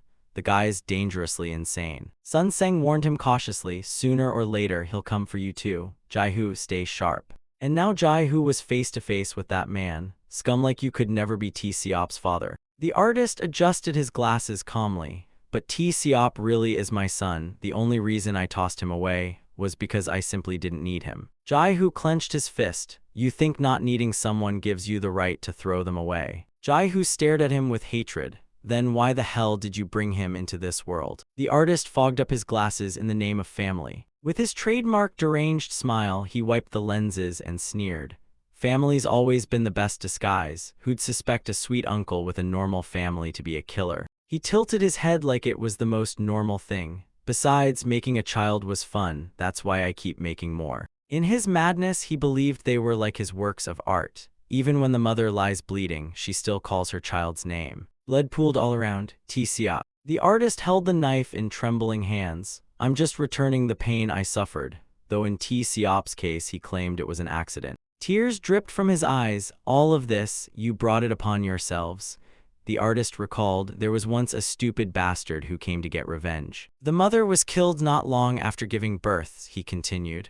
That idiot even murdered women in cold blood. The door suddenly opened. The artist walked in cheerfully. Honey, I'm home, Tilda. He greeted with a twisted voice. Who are you? The other voice trembled. Why, you're the artist. The woman on the ground had been dead for a long time. The artist froze. What? She's already dead. The guy laughed like a lunatic. Perfect timing. Now you get to feel the same agony I did, the pain of losing family. The artist immediately snapped his neck. Holding the guy's head, he sneered, pain from losing family, huh? Then crushed his skull effortlessly. Too bad, you wasted your efforts again. He subdued the killer in a split second and muttered creepily, still, I guess I did feel a bit of loss. Time to find a new family to replace them. Then knocked him out barehanded. What a time waster. While he was still holding the knife, the baby in the crib woke up. Its tiny eyes fluttered open. The artist laughed. That's definitely my son. He lifted the child from the crib. My T-Seop is clever too. Did you understand everything, huh? The guy had clearly gone mad. But if you cry now and make noise, I'll gladly send you off to join the other two. The artist granted T-Seop a reward.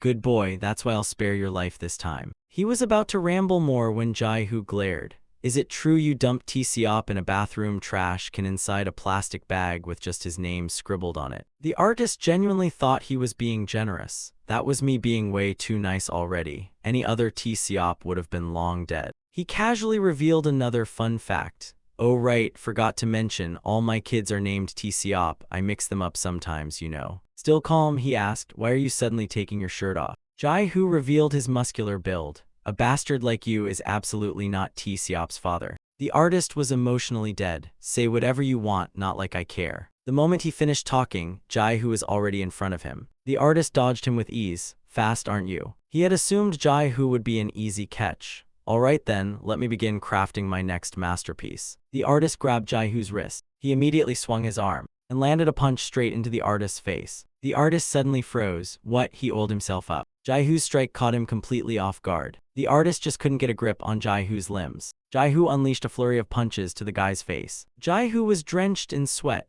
I already heard all about your combat style from Chief Lee. If you can't grab your opponent's limbs, you're basically useless. His fists carried pure hatred. Even if you meet TCOP in the afterlife, don't you dare call yourself his father. Another punch landed on the guy's face, though this time it was a bit off target. The artist retaliated with an elbow strike right to Jai-Hoo's face. He kept that twisted smile and sneered, breaking bones to shape my art is just my favorite method, that's all. But it's never been my only method, he added, winding up another punch. The artist landed one clean blow right into Jai-Hoo's face. It instantly knocked him down. Jai-Hoo's body was flung backward. Then came a heavy kick from the artist. He stomped on Jai-Hoo's face repeatedly, blood splattering everywhere. The artist moved with cruel precision, like he's practiced this way too many times. He laughed wickedly. Looks like you'll be the one heading to the afterlife, not me. But you won't be seeing TCOP there. Jai-Hoo was shocked. What? The artist revealed another secret. TCOP is still alive. Kim Shin saved him as a special little gift just for you. That sent Jai-Hoo into a rage. The artist gave him another hard kick. Looks like you won't be getting that gift after all. That one blow caused Jai-Hoo unimaginable pain. The artist didn't give a damn about his own son. But if you die, then TCOP becomes useless to Kim Shin too. He only saw TCOP as a stepping stone to exploit.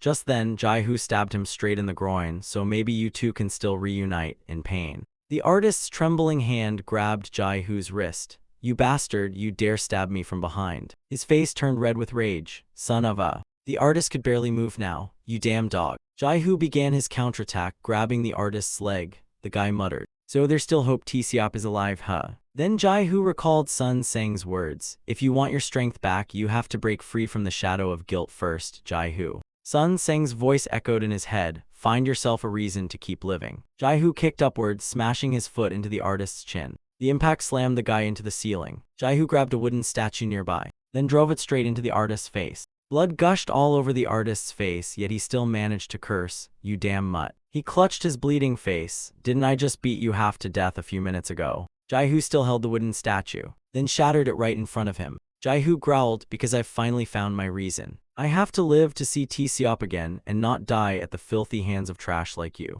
Jai-Hoo pressed in, his aura overwhelming. Tell me now, where is TCOP? He dropped the shattered wood, voice tinged with fury. Where is he? Blood still dripping, the artist gritted his teeth hard. Then suddenly lunged, fist swinging. I told you, go meet each other in hell. But before he could even touch Jai-Hoo, he got punched square in the face. His nose was crushed from Jai-Hoo's blow, blood pouring nonstop. The force knocked him back and he cursed in his head. Damn it, how is he this fast? Before he could steady himself, Jai-Hoo struck again, this time with a clean hook to the cheek. At this point, the artist was staggering, the focus fading from his eyes. Jai-Hoo took the chance to spin around. In a flash, Jai-Hoo's heel came flying, smashing the artist's face into a whole new shape. His entire body collapsed hard to the ground. His eyes were nearly swollen shut, but he still tried to look at Jai-Hoo with stubborn resolve. No matter what, he had to try. Got his joint, he thought, just as his hand shot out to grab Jai-Hoo's leg. The artist locked his legs around Jai-Hoo's thigh and clamped both hands tightly around his ankle. A manic grin spread across his face, eyes wide open with joy. Gotcha. But Jai-Hoo suddenly raised his other foot. Without hesitation, he stomped down hard on the artist's face. The force even made the ground beneath them crack. Jai-Hoo's footprint was now stamped into the artist's face, which was completely warped, with blood spurting from his mouth. The artist let go of his leg and Jai-Hoo began unleashing a wild flurry of punches. The guy quickly raised his arms in defense. As Jaihu threw another punch, the artist barely blocked it with his forearm, his face full of panic.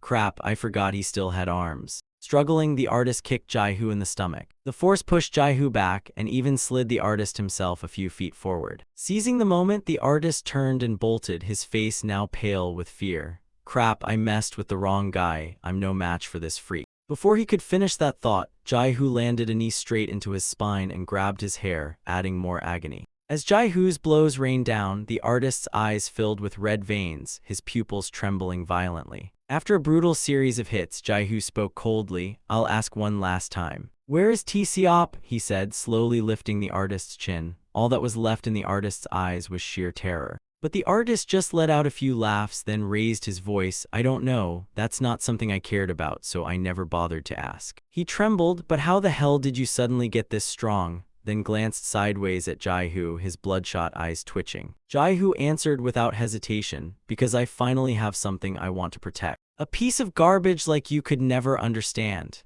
His voice grew colder with every word. Nearby, the broken head of the wooden statue lay silently. The more he listened, the redder the artist's eyes became, his voice now tinged with madness. Guess I really don't understand. Go ahead, chop me up or whatever, I've already lost. But Jaihu only muttered coldly, yeah, but I'm not letting you die that easily. He forcefully lifted the artist's chin, making the man groan in pain. At this point, Jaihu was consumed by rage, his eyes even colder.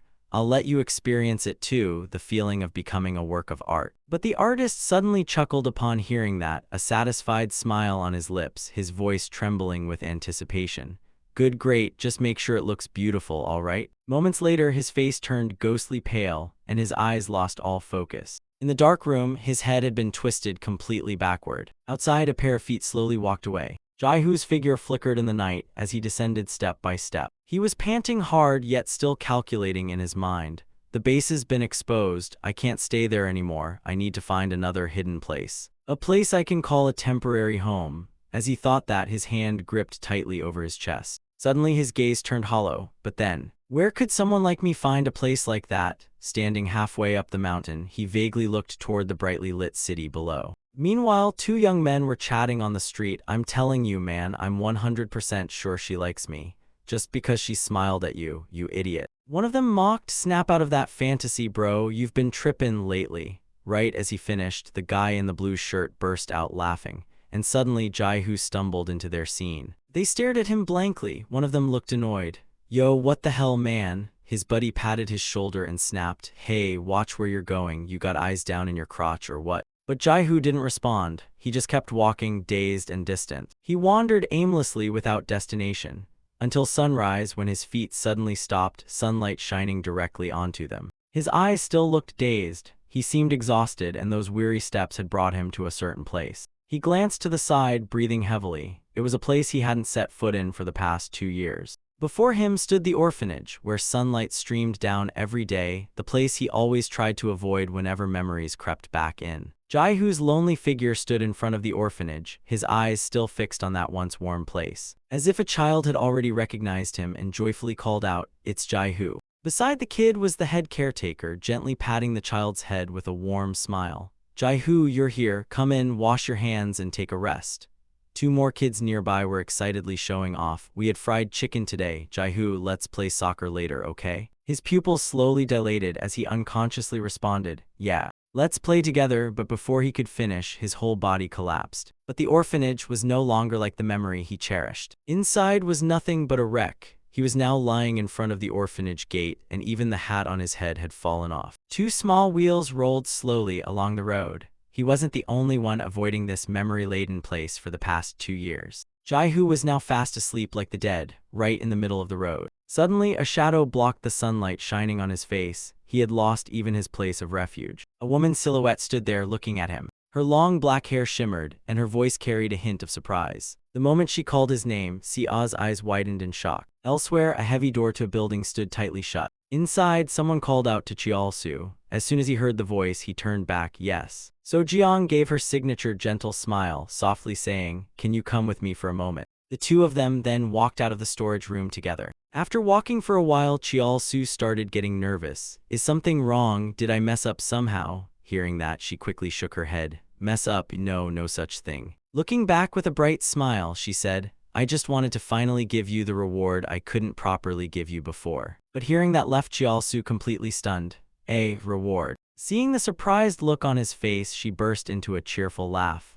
I'm just joking. Look at you. How could we possibly do something like that at work? Chiaosu, you're seriously too innocent. The two stood in front of large medicine containers as she enthusiastically explained, I called you here because there's something important you need to know. When using the mixer to prepare the medicine, there are a few special things to keep in mind. Turning around to demonstrate, So Jiang explained as she showed him, basically, using this mixer isn't really dangerous. But if we double the required water in the formula and then crank the mixing speed to max, she paused to glance over at the machine's control panel. Suddenly she took a deep breath, then turned back with that same smile. The product won't be able to handle the pressure, and the spring delirium will be released as gas. Everyone in the factory would be exposed to it. After hearing her explanation, Chiaosu's memory clicked. He looked at her and spoke his thought. I see, but we'd never actually double the water unless someone deliberately sabotaged it, right? She suddenly smiled again, this time with a hint of mystery.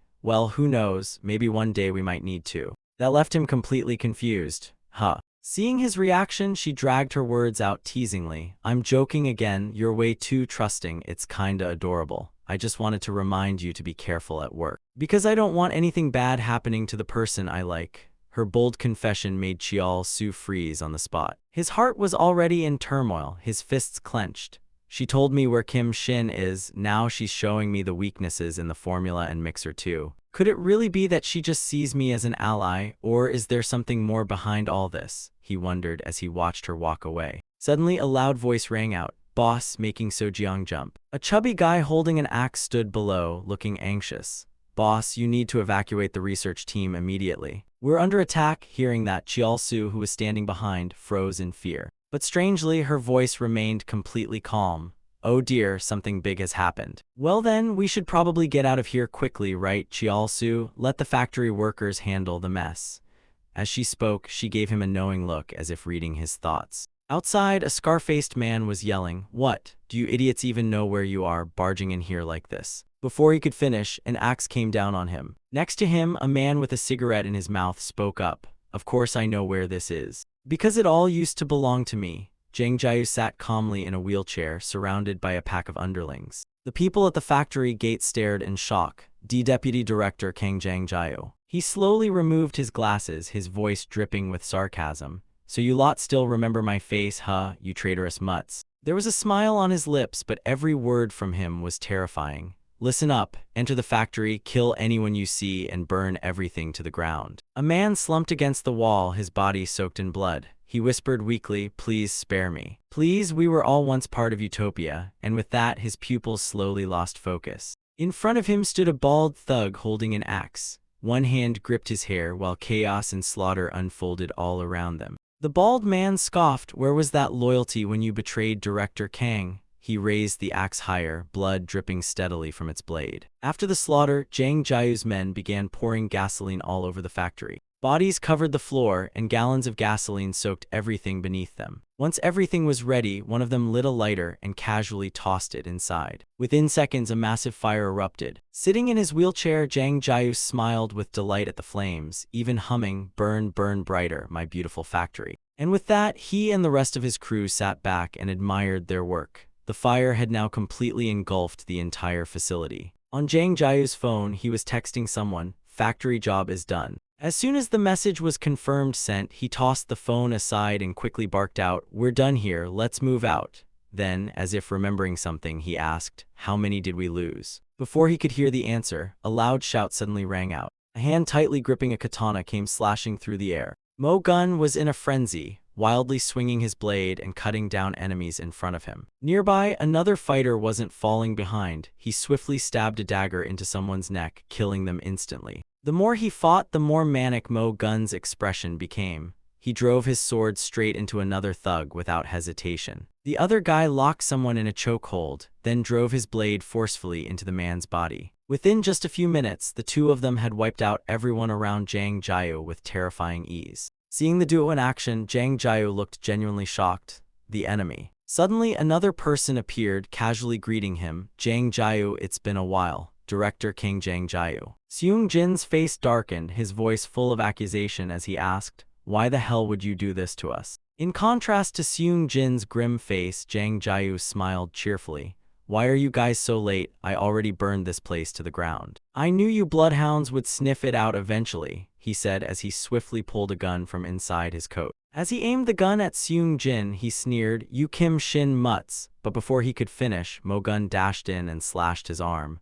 The sharp blade also sliced through Jang Jiu's crippled legs without mercy. A sharp pain shot through his arm, making him squint as his teeth clenched tight. Watching Jang Jiu scream in agony, Mo Gun sheathed his sword with a satisfied grin. His severed hand lay on the ground beside the gun. The moment he saw it, he screamed, "My hand, my hand." Seung Jin stepped in, voice dripping with disdain. "You had to grovel like a dog just to keep half your pathetic life, and look at you now, crippled among the crippled." But even provoked like that, Jang Jiu smiled despite the pain. "Crippled among the crippled, huh? So what? I hate sitting still. If it means screwing over bastards like you, I'd do it all again." Hearing that, Seung Jin reached out and clamped his nose shut, sounding more than a little annoyed. "Then I guess I have no other choice. Though I never expected a coward like you to die for a factory." His grin grew wider as he spoke. With both hands, he sealed Jang Jiu's nose and mouth, cutting off his breath. The old man's eyes rolled back. "Thought you'd be smarter in your old age." Blood vessels popped in his eyes, tears streaming down uncontrollably.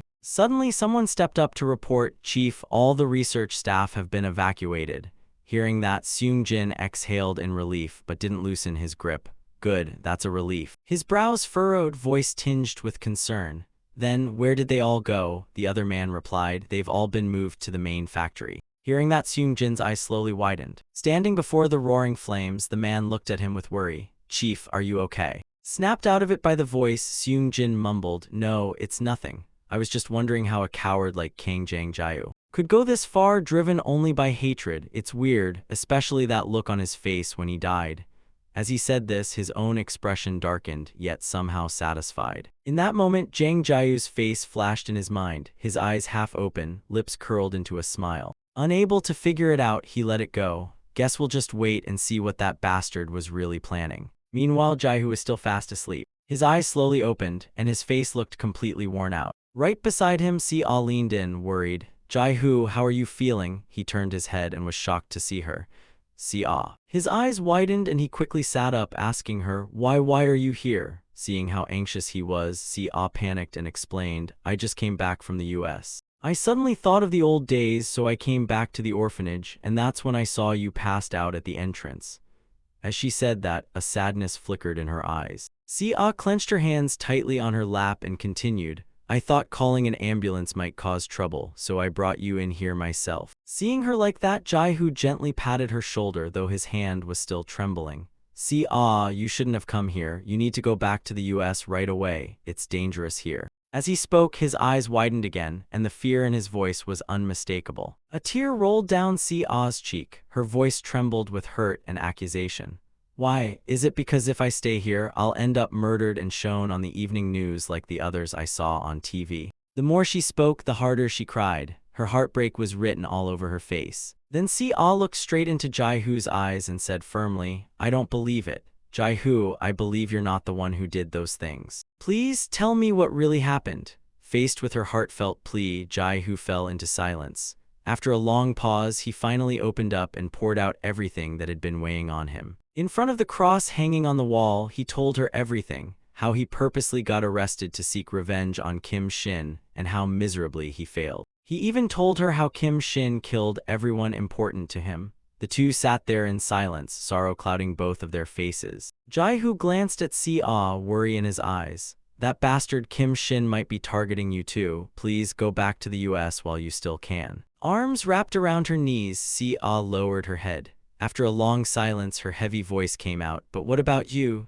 Aren't you the one in the most danger right now?" As those words left her mouth, two streams of tears flowed down. Si-Ah pleaded with all her heart, "Jihu, revenge isn't just about killing Kim Shin anymore. It's about building a real family, something Kim Shin could never have, and living a normal life. Be happy, that alone is enough to get back at him."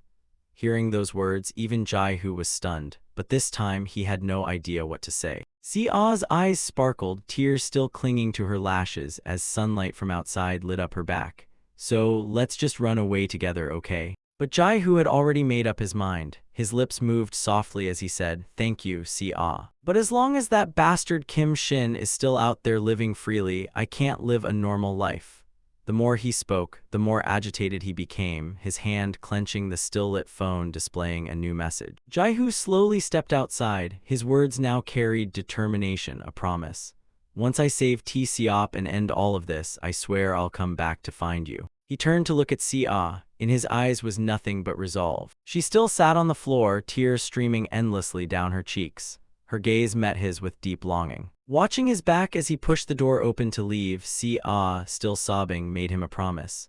"I'll wait for you, you have to come back, Jai-Hu." Carrying her promise in his heart, he pulled his hood up, his eyes filled with purpose now that he'd found the path he must walk. Elsewhere, Chiao-Su and So-Jiang stood at the bow of a boat. A smile played on her lips as she struck up a conversation.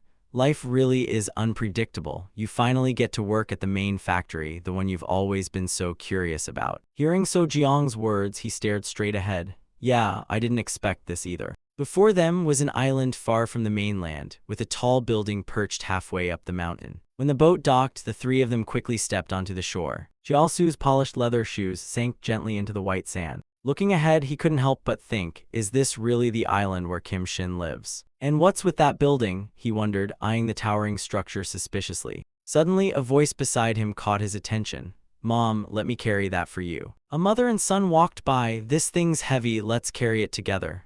"No worries, dear." Seeing that made him even more confused. A mother and her child. After glancing around for a moment, Chiao-Su spotted two elderly folks sunbathing. Even seniors. Then his eyes landed on a row of shops. There were even convenience stores and a security office. Right nearby, a security room basked in the warm sunlight. Chiao-Su couldn't help but feel suspicious. His eyes kept widening. What the hell is this place? What is he doing here? Suddenly, someone spoke up to greet them. "That must have been a long trip. You all must be tired." Shin stood at the entrance of the building, a polite smile on his lips. "It's a pleasure to meet you. I'm Kim Shin, the manager of the main factory on this island." As he introduced himself, he extended his hand. He shook hands with So-Jiang, who smiled politely. "Hello, Mr. Kim Shin. I look forward to working with you. My name is Hwang So-Jiang." Glancing behind her, Shin asked curiously, "The two people with you, are they also part of your team?" She quickly responded, "Yes, I only brought staff from the research department." Meanwhile, Chiao-Su's hands were trembling from how tightly he was clenching them, silently cursing in his mind. "So this bastard's the one who took everything from me," he thought as he looked away, his face masked in his usual calm expression. Shin, smiling brightly, continued chatting politely. "Oh, so you're all researchers? I'll be counting on your help a lot from now on." But as he walked past Chiao-Su, he said with a curious tone, "Though I can't shake the feeling I've seen the gentleman on the right somewhere before." Hearing that, Chiao-Su's eyes widened. In his vision, Shin briefly morphed into the image of a young boy, someone eerily similar to a childhood friend. "Would you mind telling me your name?" Shin asked, and Chiao-Su froze, his pupils dilating. In his mind, the young version of Shin smiled with a creepy grin. "You really do remind me of someone from my childhood." "Would you tell me your name?" he asked again, now back in his calm adult form. Chiao-Su hesitated, then slowly moved his lips. "Yes, my name is Park Chiao-Su. Nice to meet you." Even as he spoke, his eyes remained dark and gloomy. Upon hearing the name, Shin gave a warm smile, trying to smooth things over. "Ah, I must have mistaken you for someone else. After all, no way that friend of mine could still be alive now, right?" Hearing that, Chiao-Su's lips pressed into a tight line. Even though his face had darkened, Shin casually turned away to give orders. "You all must be tired from the journey. Please come in and get some rest." Someone helped them settle in and show them around. Just then, the person he summoned arrived, and Shin raised his voice. "T-Siop." Hearing that name, Chiao-Su's pupils trembled violently. T-Siop stood there in a simple t-shirt, smiling politely at Shin. "Yes, sir, you all must be tired from the trip, so just leave your luggage there. I'll take care of it." Chiao-Su's eyes immediately locked onto his hand, noticing the missing finger. Shocked inside, he thought, is this really the T-Siop that Jai-Hu mentioned? He's still alive. At that moment, Chiao-Su couldn't hide his expression anymore. His face clearly showed surprise when he saw T-Siop's hand. Inside the building, the elevator was slowly rising. T-Siop and Chiao-Su stood one in front of the other inside. Chiao-Su struck up a conversation. "Your name is T-Siop, right?" The boy replied, "Yes, that's me." Jiao-su continued, so you're working at the Spring Delirium factory now, aren't you? T-Seop looked surprised at the name of the drug. He paused for a second, then quickly realized. Spring Delirium? Oh, do you mean the health supplement we're producing? Yes, I work at that factory with my parents. Hearing that, Jiao-su was even more stunned. With your parents, since when have you been working there? When they reached their floor, T-Seop stepped out with his backpack and shared, since I was old enough to work. It's been a little over 2 years now. I was born and raised on this island. Jiao-su clenched his fists tightly. A strange unease began to creep in. Born and raised here. Could it be that bastard brainwashed him too, just like he did to my mom? His mind drifted off, his eyes staring into nothing. After guiding Jiao-su to his room, T-Seop cheerfully said, all done, this will be your place now. You can think of it as home. It's a little boring around here, but if you stay long enough, you'll find it's not so bad. The people on this island are all kind and friendly.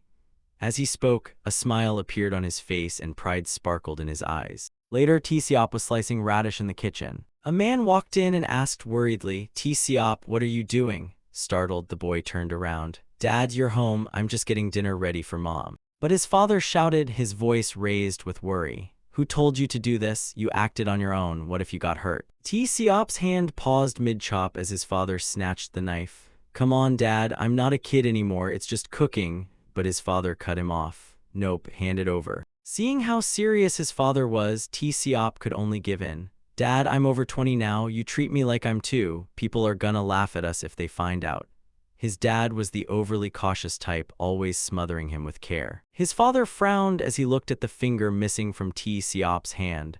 I just don't want you hurting yourself again. Let me handle this stuff. You're not to touch knives, got it? It's dangerous. Hearing that, T-Seop scratched his head, a little embarrassed. Okay, I got it. Sorry, Dad. But deep down, he understood why his father was like that. Quickly taking off his apron, he turned to wave goodbye. I'm off to work now. His dad gave him a warm smile. All right, be careful, son. 2 years ago, T-Seop had a terrible traffic accident that erased all his memories. To this day, his past remained a complete blank. As he passed by a room, T-Seop called out, Mom, are you feeling any better? But the voice from inside sounded weak and tired. I still feel a bit unwell. Be careful at work, sweetie. Seeing her like that made him worry, he quickly reminded her, don't forget to take your medicine, Mom. I'm heading out now. Outside the factory, sunlight filtered through the leaves. Inside, T-Seop was already fully suited in safety gear. Good morning, everyone. Hearing his voice, someone below turned and greeted him. Oh, T-Seop, hey there. The man who looked like a supervisor called out, your mom's not coming in again today. T-Seop nodded honestly. Yes, her headaches have gotten worse lately. Hearing that, the supervisor looked concerned.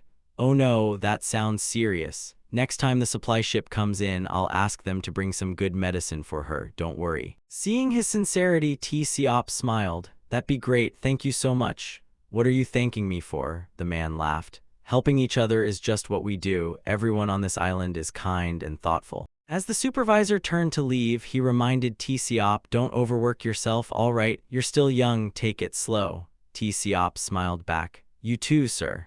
Everyone knew he'd lost his memory, so they were always sympathetic and supportive. He walked over to a worker nearby. Let me take over your shift, Hyung, you should go rest. The guy looked confused, but I still have 15 minutes left. T-Seop stretched his voice playfully. It's fine, really. Behind him, the supervisor kept glancing his way. Without the kindness of the people here, T-Seop's life would have been much harder with his amnesia, but lately he had a growing concern. The door creaked open slowly. T-Seop's voice echoed inside, I'm home, Mom. But her reaction was odd. She was sitting on a chair and T-Seop quickly asked, how are you feeling? Any better? But she just mumbled.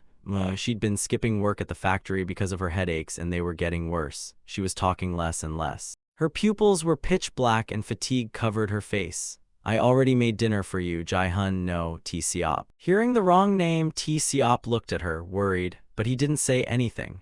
Lately, she'd been confusing his name more often, calling him by someone else. Lying in bed, T-Seop stared blankly at the ceiling. His parents had even started arguing lately, something that had never happened before. Separated by a wooden door, their voices echoed into his room, making him restless. What's wrong with her? Calm down already. I can't take this anymore. I'm exhausted. He remembered her warm smile from before, and questions piled up in his mind. The ever-smiling, kind mother he once knew, what had happened to her. Just as he was wondering, the image of his sorrowful mother appeared. She was staring at an old photo and silently crying. Seeing her like that, T-Seop blinked. "Mom, are you crying?" Hearing his voice, she flinched, quickly hid the photo, and awkwardly asked, "T-Seop, you're not asleep yet?" A look of sadness crossed his face. Though hesitant, he finally asked, "What's that photo about? It looked like a picture of some man." Knowing full well he'd seen it, she quickly averted her eyes and urged him away. No, it's nothing, dear. Don't mind it. Go back to your room and get some sleep." But T-Seop had made up his mind. His lips parted slightly. "Mom, can't you really tell me what's going on? Aren't we a family?" Though his voice trembled at the end, his determination was clear. He stared intensely, making her lower her head even further to avoid his gaze. But her silence only fueled his resolve. "Mom, just say it. Maybe I'll understand. I'm not a kid anymore. I can listen. Don't carry it all alone, please. Just tell me what's going on." Hearing that, she fell into deep thought. After a long moment of silence, she finally made up her mind. "T-Seop, the truth is." Looking him in the eyes, she confessed the secret that had haunted her. "I'm not your real mother." The moment those words left her mouth, silence fell over the room like a dropped pin. T-Seop was frozen in shock. He couldn't believe what he'd just heard. What do you mean you're not my mother?" Suddenly, a man walked out of the room. Seeing the two of them, he rubbed his eyes and grumbled, "What are you two doing? Do you know what time it is?" The moment she saw him, panic spread across her face. Still trembling, she forced herself to speak. "After work today, meet me at the waste processing site. I'll tell you everything." Outside, the moon was already high, and darkness had blanketed the world. Everyone was just getting off work at the factory. I'm beat. You worked hard today." "Yeah, everyone did great." After exchanging pleasantries, T-Seop fell into a brooding silence. Worry was etched all over his face. "What is even going on? Mom, if I go to the waste processing site, will I really learn the truth? Am I really not her son?" At the thought, his hand gripping the bag strap started trembling. Suddenly, someone called out his name, "T-Seop." As soon as he heard it, he turned around. Yes. Shin was standing there. Seeing him, T-Seop quickly greeted him. "Hello, director." Shin smiled and said, "Got a minute? Let's have a quick chat." Hearing the invitation, T-Seop hesitated but still politely declined. Sorry, director. I already have plans today." A faint smile appeared on Shin's lips as he calmly confirmed, "You're meeting your mother, right?" But he quickly masked that smile with a look of sorrow. "Actually, I also wanted to talk to you about your mother. Could you spare just a moment?" Meanwhile, the mother was already waiting for her son to arrive. Suddenly, a different voice startled her. "T-Seop won't be coming." The father was already standing beside her, his face dark and voice shaky. "Why would you do this? I warned you how dangerous it is. Why would you throw yourself into the fire like this?" Hearing his questions, tears streamed down her cheeks. "I've truly reached my limit. This island, that apartment, the factory, the people, everything here disgusts me." Seeing her cry, he too broke down. His voice trembled with pain. "You think I don't know that? Everyone here is either forced to stay or addicted to Spring Dream. But still, everyone is trying their best to survive." The more he spoke, the tighter his fists clenched. The mother didn't hold back anymore. "That doesn't matter to me anymore. I tried to contact the outside and I got word that Jae-hun, our son, he's dead. He died from an overdose of Spring Dream." Meanwhile, Shin continued his conversation with T-Seop. "You've been worried about your mom a lot lately, haven't you? I understand." Light hit his back, casting a lonely figure. "Because my mother once showed the exact same symptoms." T-Seop was surprised. "Your mother too?" A sorrowful look appeared in Shin's eyes. He went on with his made-up story. "Yeah, after so long, we finally met again, but she didn't recognize me. She kept saying I wasn't her son, that her real son was someone else entirely. These are signs of dementia." Saying that, he looked at T-Seop and hesitated. Caught up in the story Shin fabricated, tears began streaming down his cheeks. "I really don't know what to do anymore. My mother's words left me so confused." Seeing this, Shin kept up his performance. His eyes soullessly gazed at the ground, every word sounding heartbreakingly sincere. "I had no choice but to send my mother to a better facility for the elderly, one I knew inside out. That's also why I wanted to talk to you. If you agree, T-Seop, I can help arrange a good place for your mother too." Shin finally cut to the chase. But T-Seop looked more troubled than ever. "Really? But wouldn't that cost a lot?" Nearly achieving his goal, Shin smiled reassuringly. "You don't need to worry about the money. Everyone on this island treats each other like family. I've already discussed it with your father. Early treatment always brings better results, so I asked him to prepare in advance." Hearing all this careful planning, T-Seop fell into deep thought. Meanwhile, the father was furiously squeezing the mother's neck, though his hands kept trembling. Tears streamed down his face as he shouted at her. So what now? Just because your son died, you'd throw us all into danger. The more he spoke, the tighter his grip became. The mother was now losing consciousness, foam forming at her mouth. In the darkness, he mumbled his thoughts out loud. Because of your stupidity, we almost lost everyone on this island. Playing dumb won't save anyone. Back with T. Siop, he hesitated before speaking to Shin. Director, I'm not sure if I should say this, but his eyes carried a hint of sympathy as he looked at Shin. You and I, we seem to have a lot in common. Both our mothers have memory issues. Even the injury on the finger looks the same. At that, he glanced down at his hand. Hearing that, Shin chuckled, the corner of his lips curling up. Yes, that's right. Out at sea, an inflatable boat was speeding across the water. His eyes gazed into the distance, and the certainty in his voice only deepened the mystery. But there's someone who resembles me more than anyone else. He'll be here soon. The son I created. As he spoke, he recalled Jaihu's face, his hair blowing in the wind. He must be on his way to me now. Shin spoke as if everything was unfolding exactly as planned. Near the island, he kept staring at the brightly lit building as the inflatable boat slowly approached. Sitting on the boat, Jaihu looked toward the distant island. His eyes now held nothing but determination. He recalled a few days ago someone wearing sneakers stood by a rock, saying, even if we kill Kim Shin, Utopia will still keep producing Spring Dream. Nothing will really change in the world. Ho Sung stared him in the eye, full of resolve as he handed over the mission. If Park Cheol-soo gives us the headquarters location, you go and finish that bastard Kim Shin. As for the priest, leave him to me. Hearing that, Jaihu's resolve only hardened. Seeing his expression, Ho Sung added, we'll use a diversion tactic. Elsewhere, a hand kept gagging at the throat. Cheol-soo looked like he was struggling, groaning repeatedly. After several tries, he finally vomited out a small device. The tiny device landed neatly in the sink. Wiping his mouth, Cheol-soo thought to himself, Jaihu should have received the GPS signal by now. Now it was time for the next step of the plan. His brows furrowed as resolve took over his face. Inside the factory, everyone was working intensely. From above, Cheol-soo watched with eyes full of hatred. Most of the island's residents and Kim Shin's gang were in this factory. He slowly moved toward his destination, calculating as he went. Before he arrives, I need to reduce the number of people here as much as possible. Cheol-soo shoved the door open with a scowl on his face. Seeing him, the two inside were surprised. Oh, the research staff, sorry, but this area is restricted to authorized personnel only. In a flash, Cheol-soo landed a kick straight into the speaker's face. The other man panicked. As Cheol-soo grabbed his hair, he screamed, what the hell? Why? Cheol-soo locked his neck in a chokehold, forcefully tightening until the man couldn't even squirm. Once done, Cheol-soo quickly grabbed a gas mask and put it on. Standing in front of the control panel, Cheol-soo clenched his fist. His heart was uneasy. Why do I feel so nervous? But it seemed like there was no other choice but to follow what Hwang So-jeong told him.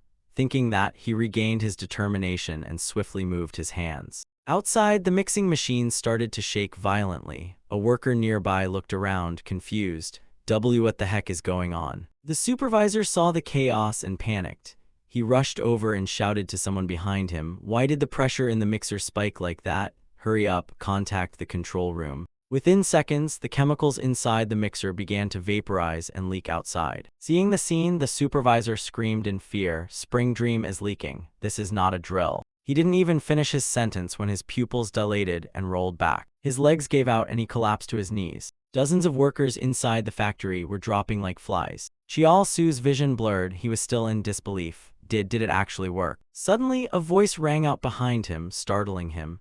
As expected, Cheol-soo, you're very capable. I told you already, didn't I? Everything I said would come in handy someday. So-jeong and Tae-hyun were standing there, and she was casually praising him. But given the situation, Cheol-soo became even more wary. So-jeong, why are you helping me? She only smiled softly, her tone a bit more gentle. I already told you, did I? It's just because I like you, Cheol-soo. Her roundabout talk annoyed him. Cheol-soo snapped, cut the crap, what's your real goal? Are you my ally or my enemy? So-jeong's eyes curved slightly, voice laced with disdain. Han-sun T once asked me the same thing, said he had finally met his god. Recalling that meeting, Sun T had been a little stunned seeing So-jeong. Didn't expect you to come all this way just to see me. You planning to whine and blame me or something? She simply smirked and replied coolly, blame you, why would I? That's what weak people do, come crawling back to whine and cry. I came to see you because I have a small question. I thought you'd already quenched your thirst for understanding humans after creating that cursed little game of yours." She stared at Sun Ti with utter contempt, then delivered the real blow. "So why don't you just die already instead of living like this pathetic wreck?" Sitting inside, Sun Ti clenched his lips tightly after hearing her mockery. After a moment of silence, his lips finally moved. "No, I no longer care about humans. Because here, I've met a god far beyond humanity. From now on, I'll dedicate my entire life to serving him." His eyes glowed with nothing but unwavering devotion. Hearing Sun Ti say that, Sojiang narrowed her eyes. "A god, huh?" Calmly rising from her seat, she let her mocking words hang in the air. "You'll never get what you truly want. Even when you forced us into your little game, you only dared to watch from a distance. If you were truly that curious, you should have participated yourself."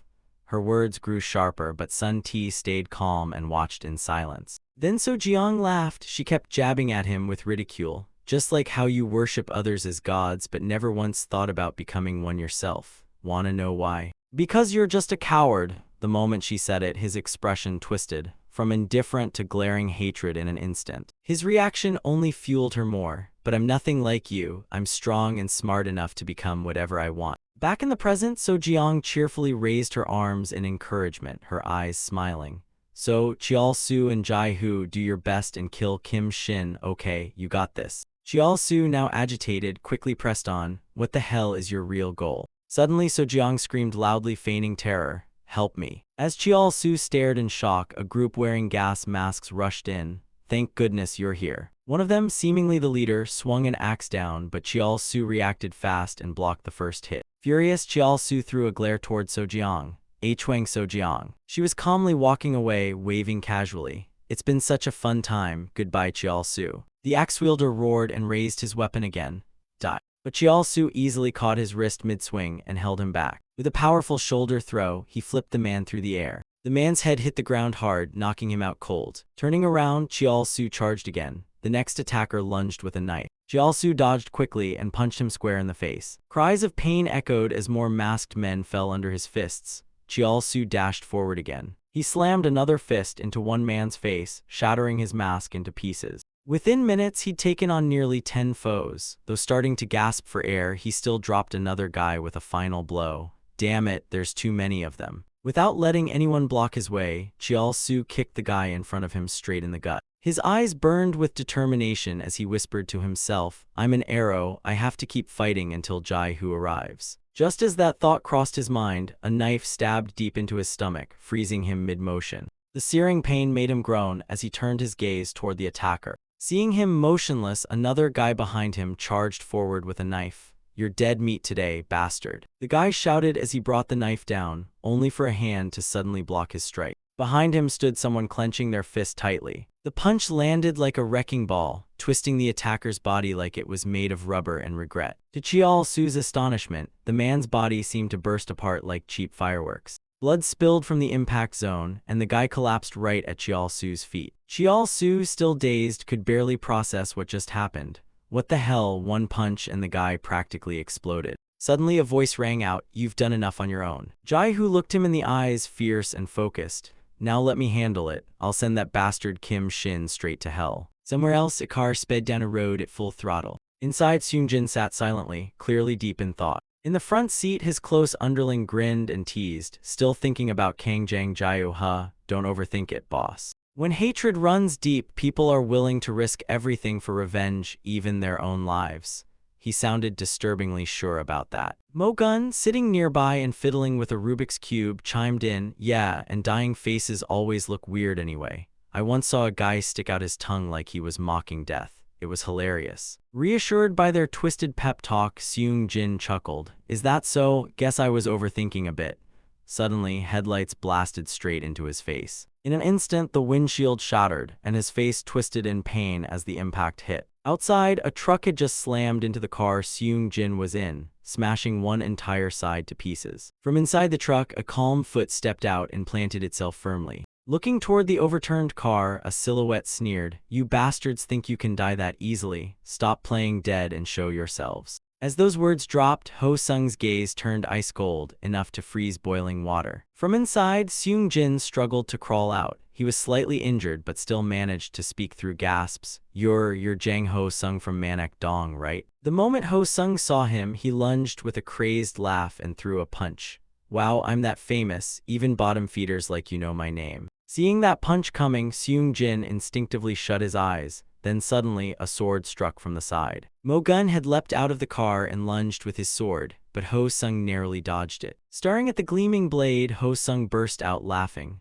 I knew it. A car crash could never kill you scumbags. The trashiest ones always hang on the longest. Mo Gun grinned back. True that. He lunged again, sword flashing with contempt. Evil guys live long, but the real idiots, they die early because they don't know their own limits. He slashed down hard, but Ho Sung blocked it with just one arm like it was a daily warm-up. With his other hand, Ho Sung clenched his fist and bit his lip, focusing his strength. In the next second, he launched a punch at Mo Gun's face, but Mo Gun blocked it with his sword hilt. The impact was so strong it sent Mo Gun flying backward, crashing into a nearby car. Not giving him a second to breathe, Ho Sung threw a kick, but Mo Gun barely managed to dodge it. Realizing something, Mo Gun smirked. So, steel gloves and body armor, you really dressed up for this fight, huh? Guess Uncle's been doing his homework on me. He swung his blade again, forcing Ho Sung to dodge with a step back. Ho Sung's hand brushed a shard of broken glass. He snatched it up quickly. How could I possibly ignore you? The guy who sliced up 15 of his classmates. With that, he flung the shard straight at Mo Gun, who had to block it with his sword hilt. Ho Sung's face twisted with killing intent as he clenched his fist and charged again. Only a demon like you could make me put up with this much. But as his punch came in, Mo Gun's blade lunged forward, forcing Ho Sung to keep his distance. Gritting his teeth through the pain, Ho Sung looked down. Damn it, I'm losing the range game here. Mo Gun raised his sword in stance, a wicked smile curling on his lips.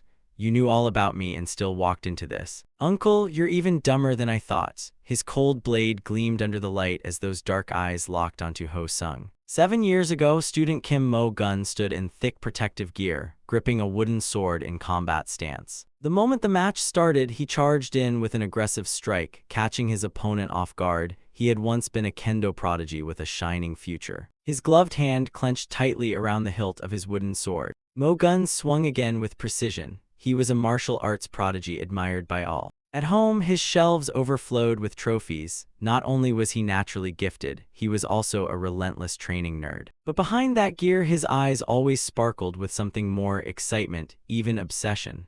Still, after every match, he'd sit alone muttering to himself. Sweat dripped endlessly as he whispered, "This still isn't enough. This won't satisfy me," he mumbled, staring at the wooden sword. People assumed he was just motivating himself like any driven athlete. But one summer day, police officers stood frozen in shock inside a classroom. "Put the weapon down," we said. "Drop it, do you hear us?" From a classroom corner, Mo Gun looked up with a bored expression, blood still streaking his face. "Geez, couldn't you guys have come just a little later? There were still so many techniques I hadn't tested yet." Mo Gun had brought his father's real sword to school. Standing amidst the corpses of 15 classmates, he seemed half dreaming. "I'll shoot, I mean it, drop the sword," the officers shouted, trembling. Gripping the real blade with pride, Mo Gun spoke clearly. "There are feelings of satisfaction a wooden sword could never deliver. The real tragedy," he said, eyes glowing with madness as he looked toward Ho Sung, "is that I was born in the wrong era. If it were wartime, I'd be a hero by now." Hearing that, Ho Sung clenched his jaw so hard it crackled. "You've really lost it, kid. What kind of hero slaughters unarmed classmates like cattle? You're just a damned demon with a messed up brain," Ho Sung roared as he charged in, face filled with grim determination. The blade slowly slid downward, then shot straight toward Ho Sung, forcing him to block with his hand in panic. Mo Gun's lips curled up, his voice dripping with disdain. "A little armor and you're already this cocky." His eyes locked onto Ho Sung like a beast sizing up prey.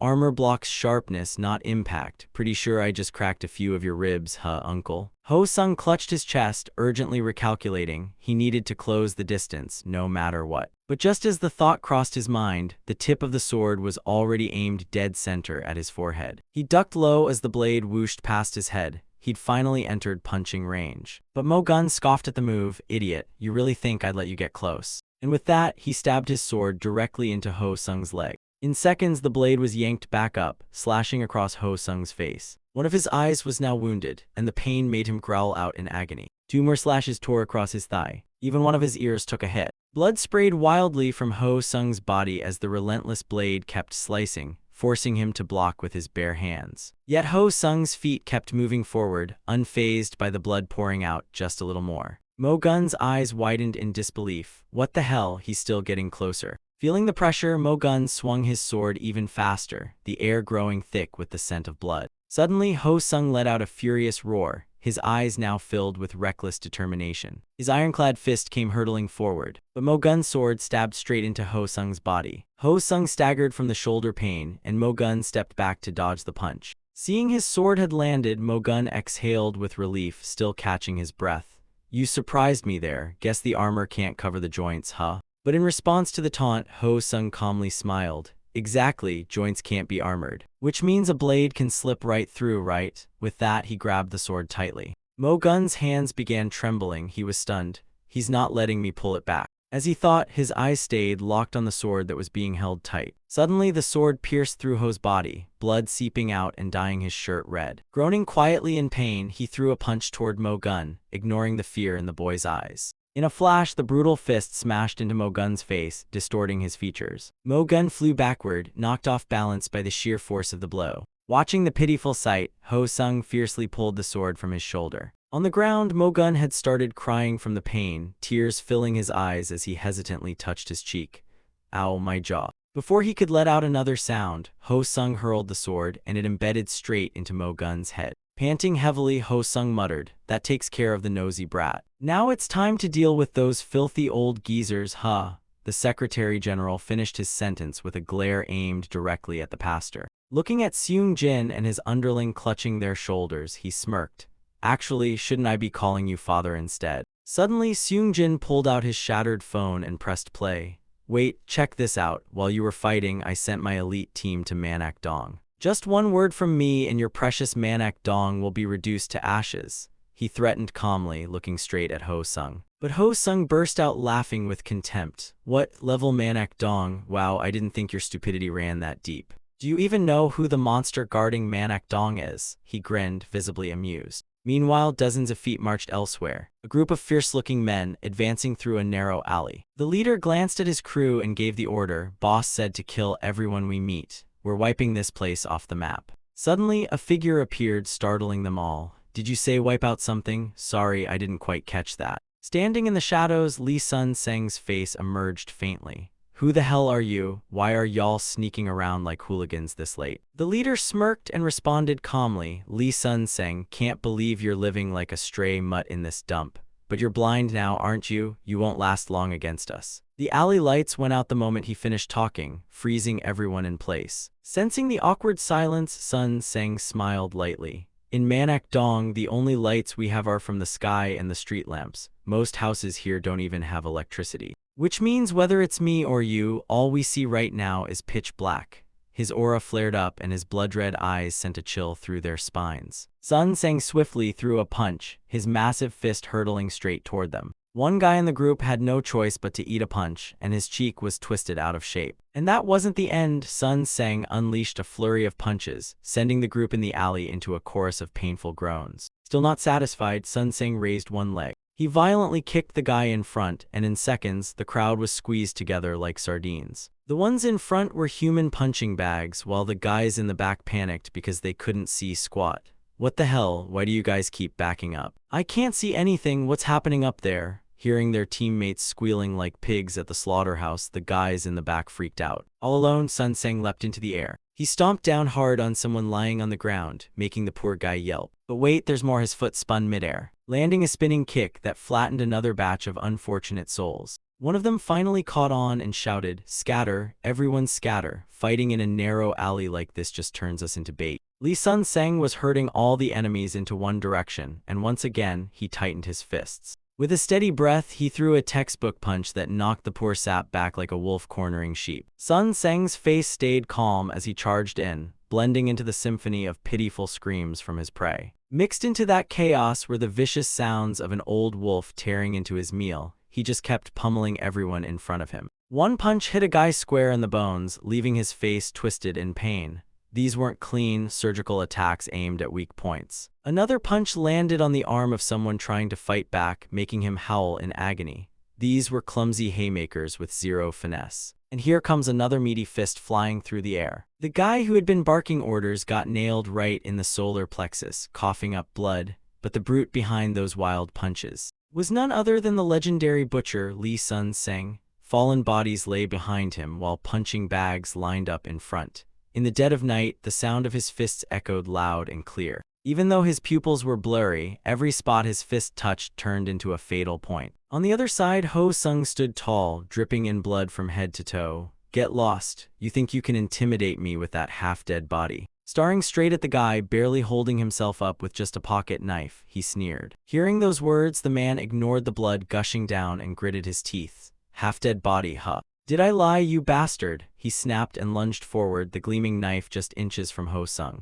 Judging from his sloppy attack, Ho Sung easily dodged and swung his fist. He caught one of the guy's arms, but the man swiftly used his other hand to block the strike. Suddenly, the guy loosened the grip on the knife, letting it fall. In a flash, his other hand, wearing a ring, snatched the knife back. Within seconds, he stabbed again, but Ho Sung managed to block it. Ho Sung looked him straight in the eyes and chuckled. "Quick on your feet, huh? Looks like you've had some proper training." The guy calmly replied, "I learned all of this in a place just like yours. Special Forces Unit 909, Senior Jang Ho Sung." The moment he finished, he slammed his forehead into Ho Sung's face. Hearing that, Ho Sung gave a faint smile. "So that's how it is." Their eyes locked. Ho Sung casually threw in a jab. "No wonder I smelled the stench of the training field all over you from the start." While the guy was distracted, Ho Sung suddenly kneed him in the gut. The guy's face twisted in pain like a cartoon character punched in slow motion. Flipped upside down by Ho Sung, he lost it and charged in. "Son of a..." His hand flailed wildly with the knife.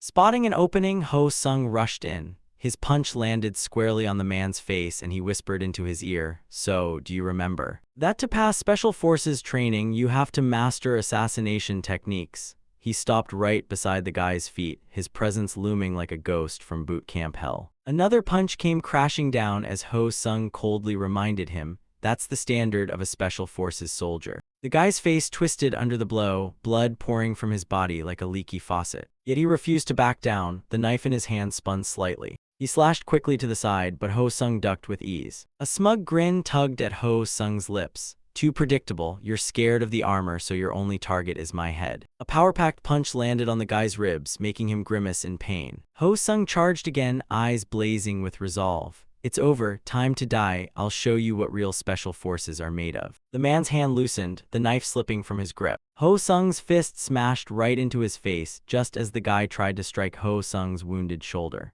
The ring on his hand stabbed directly into the bleeding wound. Still standing strong, Ho Sung glared down at the man crumpled on the ground. Ignoring the blood soaking through his shoulder, he looked puzzled. "That final punch. You hit my wound with your fist instead of using the knife. Why didn't you stab me?" he asked, genuinely confused. Suddenly, Seung Jin stepped forward and calmly picked up the knife. "Because a stab to the shoulder wouldn't be fatal." He tapped the blade lightly, explaining like a teacher giving a demo. Seeing that calm expression, Ho Sung became agitated. "So you're ready to die now, huh, you bastard? You planning to take me on with that little knife?" But even as he spoke, his body began to sway. Noticing this, Seung Jin smirked. "Nah, I hate fighting. I just really enjoy killing people." As Ho Sung dropped to his knees in defeat, Seung Jin's eyes glinted. Ho Sung stared at him with pure hatred burning in his eyes. Glancing at the fallen enemy lying nearby, Ho Sung suddenly realized, could it be? A calm smile crept across Seung Jin's face and his voice slithered like a devil whispering from hell. "That's right, it's what dear Ho Sung loves the most, spring ecstasy. It's a ring laced with spring ecstasy, taken from one of your little victims, Seo Jai-Hu. Pretty handy, isn't it?" he said, eyeing the ring still on the man's finger. Holding the dagger in hand, Seung Jin slowly crouched down and pressed the blade to the back of Ho Sung's neck. "Looks like Mr. Ho Sung got to enjoy his favorite thing too. Well then, guess it's my turn to enjoy what I love." As he spoke, he pressed the knife in harder and a dark red stream of blood instantly spilled out. Ho Sung's consciousness began to fade, but he still tried to resist. "No. I can't let spring ecstasy defeat me again." His voice grew softer, his eyelids heavier. Within seconds, Ho Sung completely lost consciousness. In his mind, he saw the tiny silhouette of his daughter proudly showing off a drawing. "Daddy, look, I drew our whole family." Seeing the picture, he smiled gently and patted her head with his big hand. Sweetie, you've got a future as an artist, but what's with Daddy's shirt? It's covered in mud. But hearing that, her face scrunched up and she pouted. No, it's not mud, silly. It's a design. You don't know anything. Watching her bounce in frustration, Ho Sung teased her again. Really? What kind of design looks like mud splatters? She huffed. It's not. You're such a silly daddy. From behind, his wife laughed. All right, stop teasing each other. Dinner's ready. On the table sat bowls of black bean noodles and side dishes. Ho Sung couldn't help but admire the spread. Wow, looks delicious. His daughter had barely sat down before she devoured the food like a starving tiger. In no time, she was a mess. Black bean noodles are the best. Sitting beside her, his wife laughed and wiped her face. If it's that good, eat neatly, not like a noodle tornado. Sitting across the table, Ho Sung laughed too. With yummy food, all she does is play. Me Ju, you little goof. As he scooped up a spoonful of soup, a few drops spilled. His daughter pointed and teased back, Daddy, you made a mess too? Seeing the awkward look on his face, his wife couldn't help but tease, oh my, just look at the eating habits of you and your daughter, clumsy twins. The little girl sitting beside him giggled and pointed, Daddy's a doofus too. Smiling happily at the two, Ho Sung fired back without hesitation, well, if I'm a doofus, I clearly caught it from me Ju. He stuck out his tongue. But the girl shot back, no way, you're the one who gave it to me. The smile in his eyes grew even whiter. So that's how it is, huh? This must be the tale people always whispered, that if you die while under spring ecstasy, your soul stays forever in a blissful dream. Standing from the table, Ho Sung pulled his shirt and said to them, all right, I gotta go clean this shirt. His steps quickened toward the room. A death like that might just be a sweet release. A bright smile hung on his lips as he basked in the presence of the two most important people in his life. Suddenly, Ho Sung's eyes flew wide open. In the corner of the room, another version of himself sat slumped against the wall in pitiful condition. His face was unshaven, and his hair long and unkempt. A glass bottle and syringe lay scattered on the floor. Seeing his own reflection in such a state, fear crept across Ho Sung's face. He quickly turned his head to check. At the dining table, his wife and daughter were still happily eating. But behind them, a shadowy figure was beginning to rise. The smile on his face vanished. Shock flooded his eyes. From the ceiling, a rope had gone taut. His wife's voice echoed with eerie calm, honey. At the other end of the rope was her neck tied tight, yet that same soft voice continued, you know this isn't real. We can't forget the promise of our happiness. Hearing this, tears that had been buried deep welled up in Ho Sung's eyes. Back in the real world, bloodshot veins covered his gaze. His hand tightened around the blade still pressed to his neck. Seung Jin, witnessing the scene, began to panic, his hand trembling as he tried to take the knife back. That's pure spring ecstasy, how are you? Slowly rising from the ground, Ho Sung's voice echoed with determination. I swore to myself, spring ecstasy will never defeat me again. And I will live on to wipe filth like you off the face of this world.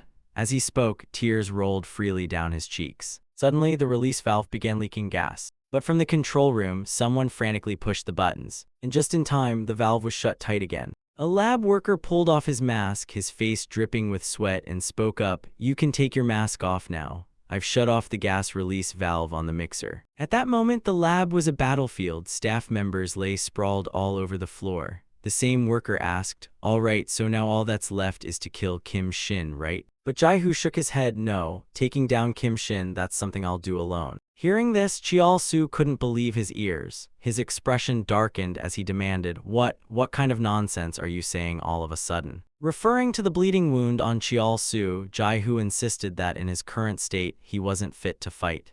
Take the canoe I brought and get out of here. He advised him to go back and live the life he was meant to have. Cheol-soo clenched his fists in frustration, unable to hide his disappointment.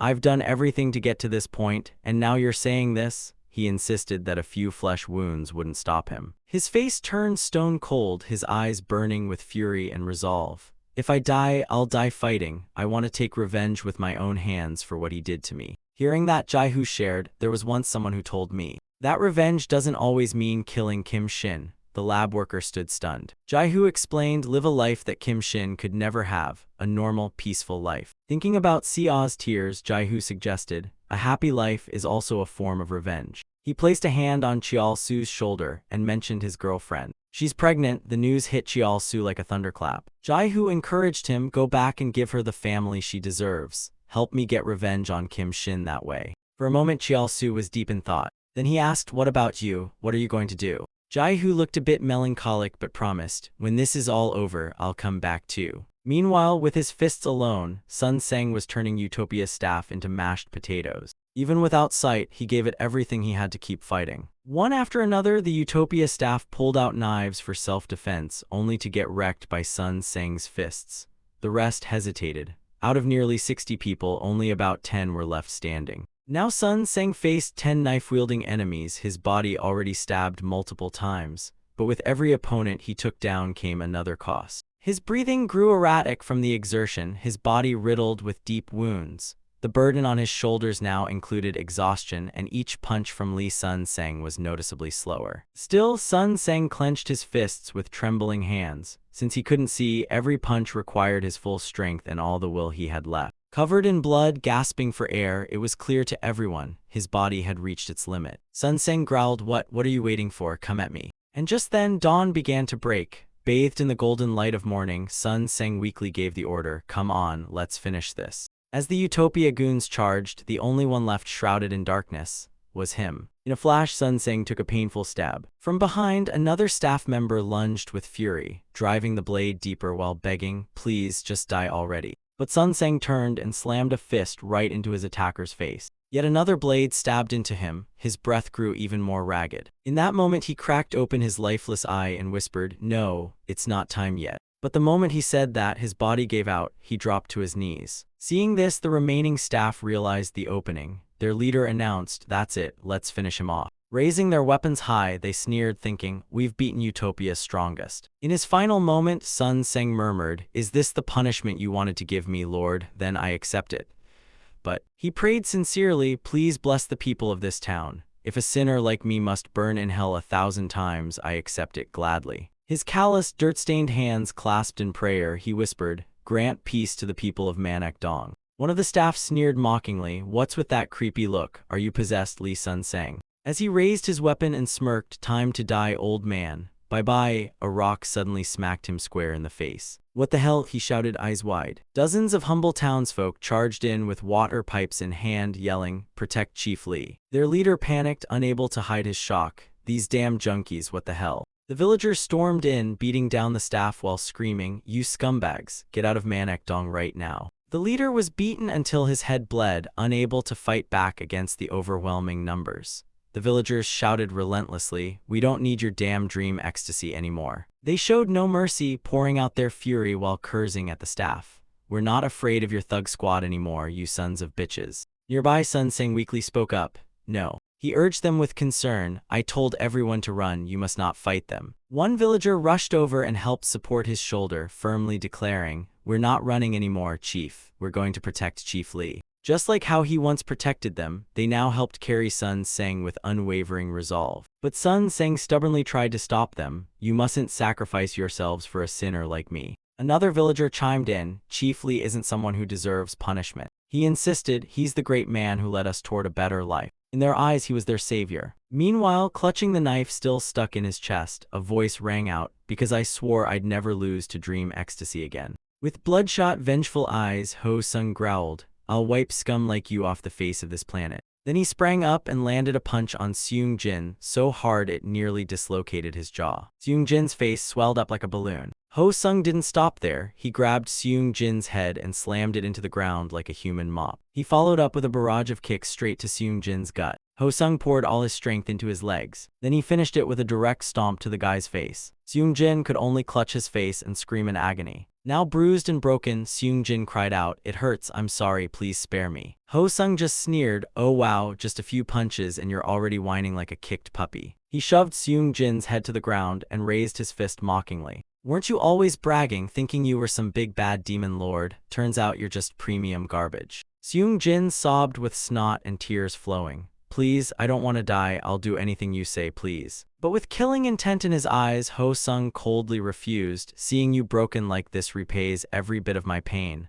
Honestly, it feels amazing. I want you to suffer even more. Clenching his fist, he muttered, But because I'm not like trash like you, I'll grant you death. Then Ho Sung delivered a clean punch straight to the guy's temple, making his eyes roll white. Breathing slightly unevenly, Ho Sung murmured, "It's done." He guessed excitedly, "Now, as long as Jai-Hoo kills that bastard Kim Shin, utopia and dream ecstasy will disappear from the world." Ho Sung reassured himself, "And my promise will be fulfilled too." Suddenly a voice called out, "Honey," making him freeze in shock. In front of him stood his wife and little daughter, looking at him with tender, loving eyes. His wife comforted him, "You've done enough, you don't need to fight anymore." Seeing their silhouettes overwhelmed and emotional, Ho Sung cried out, "Honey, Miju, how are you here?" His wife gently said, "You don't have to suffer with revenge anymore, just come home and live happily with us." Hearing those words, tears streamed down Ho Sung's face. He couldn't speak, only sobbed. But suddenly, through the tears, his eyes turned bloodshot and empty. Ho Sung's eyes stayed wide open in pain as flies began buzzing in, crawling across his face. Holding a blood-soaked knife, someone asked, "You must be having a lovely dream, huh, Ho Sung?" Noticing the ring on his hand, the person explained, "That ring didn't have dream ecstasy, it was light fantasy." Seung-jin smiled slyly and added, "Even if it was just a dream." He looked at Ho Sung, now lying stiff, eyes wide in bitter rage. Seung-jin said, "Maybe you did feel true happiness in there, but now," and with that, he left Ho Sung lying on the roadside in the darkness. Meanwhile, in a bathroom somewhere, a cheerful song echoed, "There were 3 little sheep." As he bathed, Kim Shin sang, "They lived in a house, daddy sheep, mommy sheep, and baby sheep." The lyrics included lines like, "Daddy sheep is strong and firm, and mommy sheep is warm and kind." Though the tune was cheerful, Kim Shin, wicked eyes glinting, was happily grooming himself while singing like a psycho nursery DJ. Just as he sang, "Baby sheep is super cute," a man burst into the room panting, "Mr. Kim Shin, something big just happened." While the poor staffer was explaining, "Sir, Seo Jai-Hoo has arrived on the island." Snap! Kim Shin broke the comb in his hand. Before he could finish his sentence, the poor guy got a sharp piece of the comb jammed straight into his neck. Clutching his bleeding throat and groaning in pain, the staffer whimpered, while Kim Shin calmly and coldly said, "Can you be quiet for a moment?" Still combing his hair with the bloody shard, he smiled, "It's been a long time since I've felt this good. Don't ruin it." Meanwhile, Jai-Hoo arrived at a strange place. He looked around and asked himself, "Where the hell is that bastard Kim Shin hiding?" Then Jai-Hoo suddenly spotted something that made his eyes widen in shock. He scanned the restaurants and shops around him. Jai-Hoo frowned. "What is this? A residential neighborhood with cafes?" The place looked like a crowded city district. Stunned, he wondered, "Why does this exist on an island? Don't tell me." His eyes were suddenly drawn to a nearby swing set.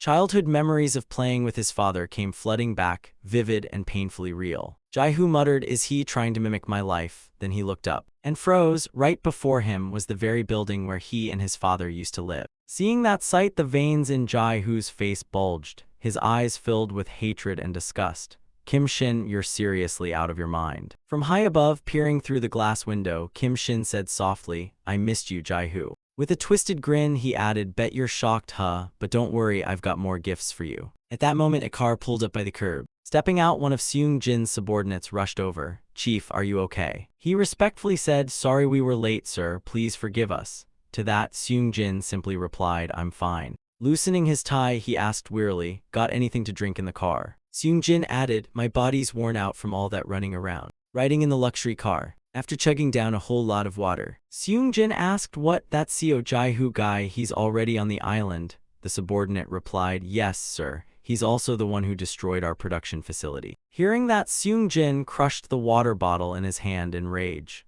"Don't tell me those mutts used a decoy tactic to strike both me and Kim Shin." His face darkened, he barked, "Call in reinforcements to the island right now. I want at least 100 men." The subordinate replied promptly, "Yes, sir, I'll take care of it right away." Then Seung-jin suddenly squinted and asked, "Wait a sec, which department are you from? I don't remember seeing you around the company before." The guy calmly replied, "I'm from the research department, sir." But then his expression flipped as he asked, "By the way, doesn't your stomach hurt, Secretary General? The poison should be kicking in by now, shouldn't it?" That left Seung-jin utterly stunned. "What?" And right then a sharp pain stabbed through his gut. Seung-jin curled up like a shrimp, groaning in agony. Weakly, he gasped, "What the hell did you put in that water?" The fake subordinate let out a sigh of relief. "Phew, it worked." He muttered anxiously, "I thought I'd make Miss So Jiang angry again if I messed it up."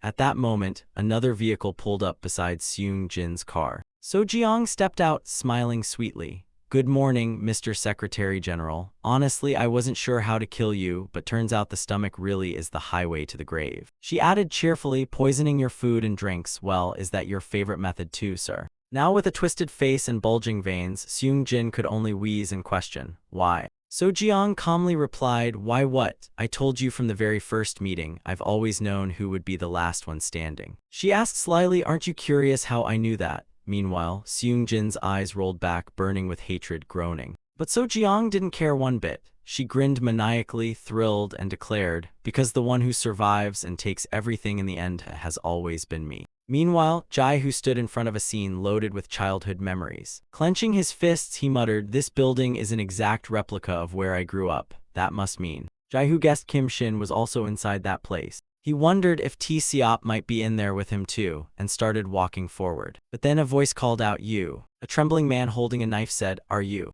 In a fearful voice he asked, are you Jai Hu? And before Jai Hu could react, the man lunged at him with the knife. Luckily, Jai Hu dodged just in time. He muttered, Utopia's guy, huh? Watching the man's clumsy moves, Jai Hu thought, why is this guy fighting like he's never thrown a punch before? The man swung his knife and screamed, die. But Jai Hu quickly disarmed him and threw in a clean punch for good measure. Jai Hu thought, yup, total amateur. Despite getting his face turned into a balloon, the man begged, please. Just as he whimpered, die already, Jai Hu twisted the knife so the guy accidentally aimed it at himself. Jai Hu thought, whoever he is, I don't care. Without hesitation, he drove the knife straight into the man's chest. He muttered, all of Kim Shin's scum are dropping like flies. The man cried out in panic, no, don't. He struggled to speak, if I don't kill you, my family. And just like that, with his final words, the man died. Jai Hu stood in silence, staring at the man he had just killed. He muttered, what did he mean by that? What the hell is going on? Suddenly from afar, a voice called out, Dad, and Jai Hu froze in place. T Seop rushed forward, tears streaming down his face, screaming in anguish, no, stop. Jai Hu stood there in shock, realizing it was T Seop.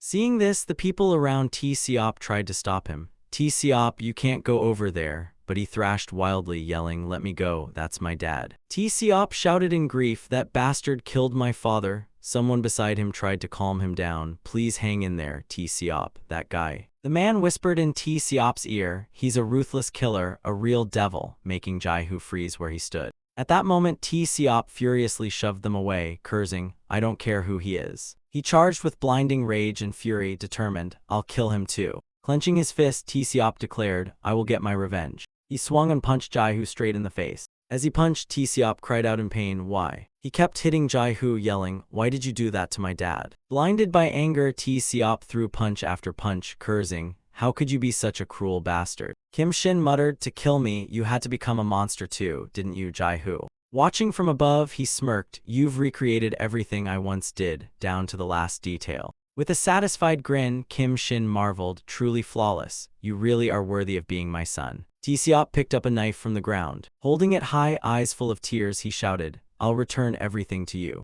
But just as he thrust the knife at Jai Hu caught it with his bare hand. Jai Hu called out, T Seop, it's me, Jai Hu, please try to remember. He reminded him, that man, he's not your real father. Jai Hu pleaded, remember your real family. He glared and shouted, and the one who took that beautiful family away was Kim Shin. T Seop trembled and cried, why the hell should I believe your filthy lies? Tears gushing down his face, he cursed, die, you evil bastard. High above them, the rain began to fall. Blood from the man's body began to spread with the rainwater. Jai Hu called out, T Seop, gripping the blade tightly despite his bleeding hand. It's me, Jai Hu, you're being manipulated by that bastard Kim Shin. He added, I'm the one who grew up with you at the orphanage. Jai Hu tried desperately to jog his memory. We used to be best friends, remember? T Seop only replied, we were best friends. His eyes now filled with sorrow and rage as he growled, you piece of trash, if you're gonna lie, at least make it believable. T Seop yanked the knife out and snapped, you killed my dad with your own hands. He aimed the blade at Jai Hu again and screamed, you call that friendship?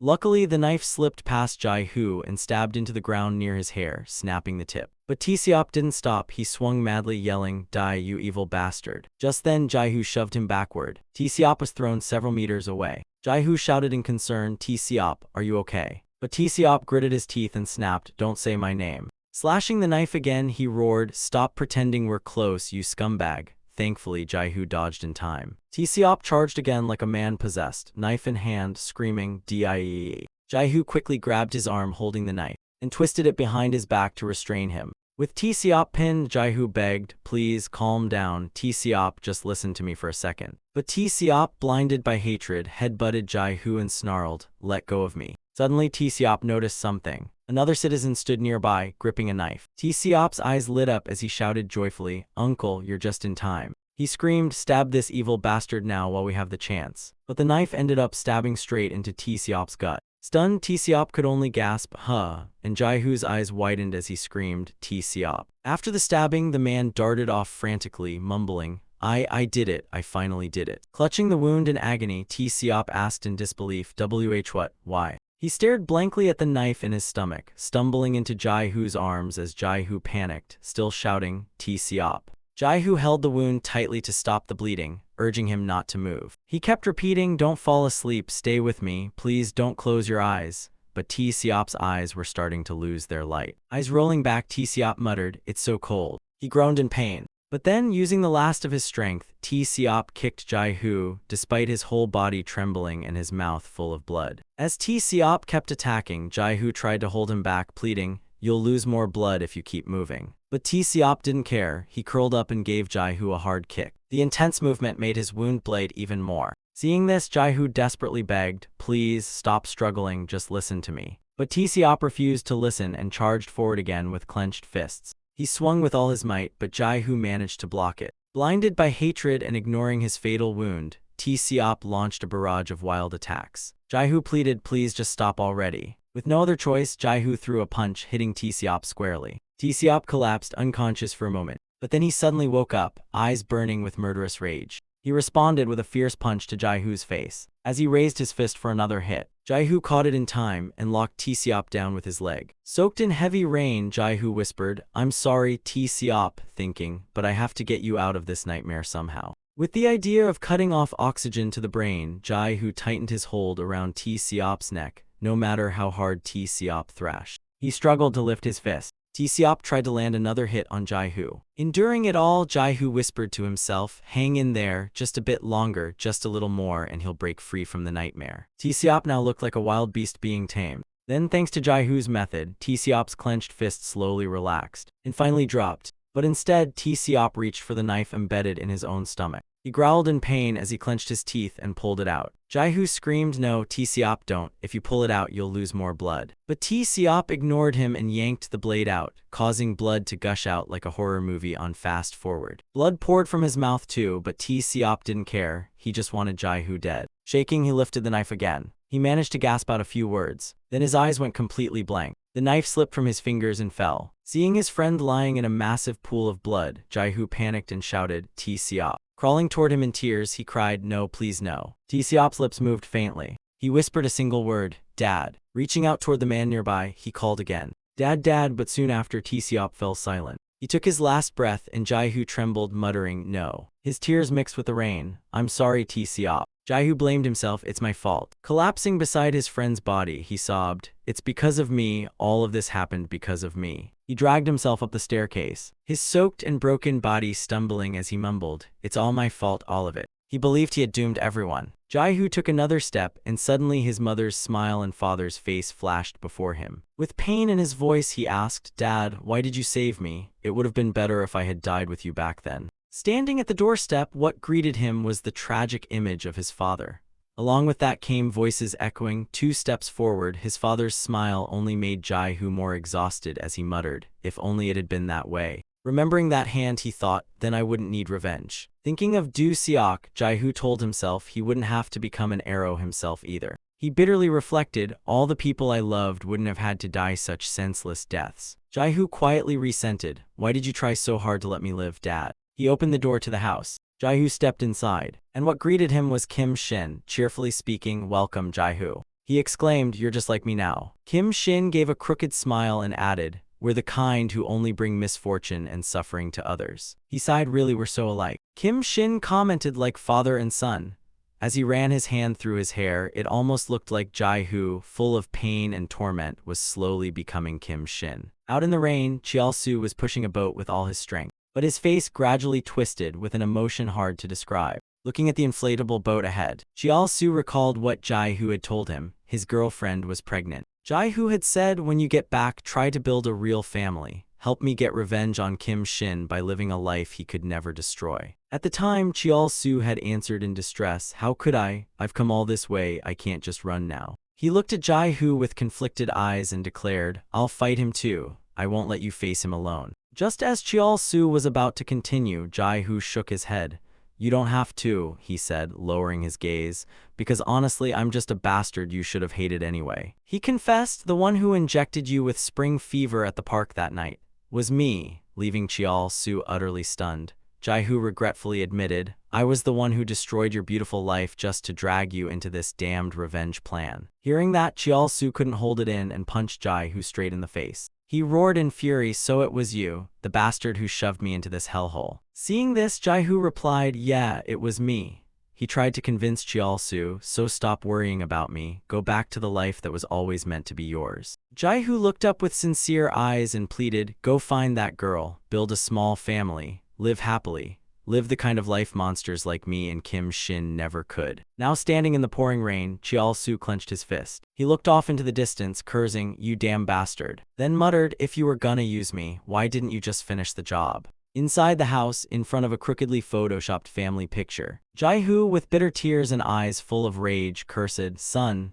you sick freak, what kind of twisted crap are you spewing now?" Facing him calmly, Kim Shin recounted, "After I got out of that prison, I tracked you, Jai-Hu, just like our dear old dad did for 10 straight years." He dug into Jai-Hu's memories, those moments when he was full of rage, the times when he felt hopeless, and when he lost his mind completely. Kim Shin declared proudly, "The truth is, you kept thinking about me, and slowly turned into a monster just like I did." Reflecting on his past self, Kim Shin gleefully confessed, "I saw all of it. That time was truly the happiest period of my life." As Jai-Hu trembled in rage, overwhelmed by Kim Shin's constant taunts, he clenched his teeth, unable to believe what he was hearing.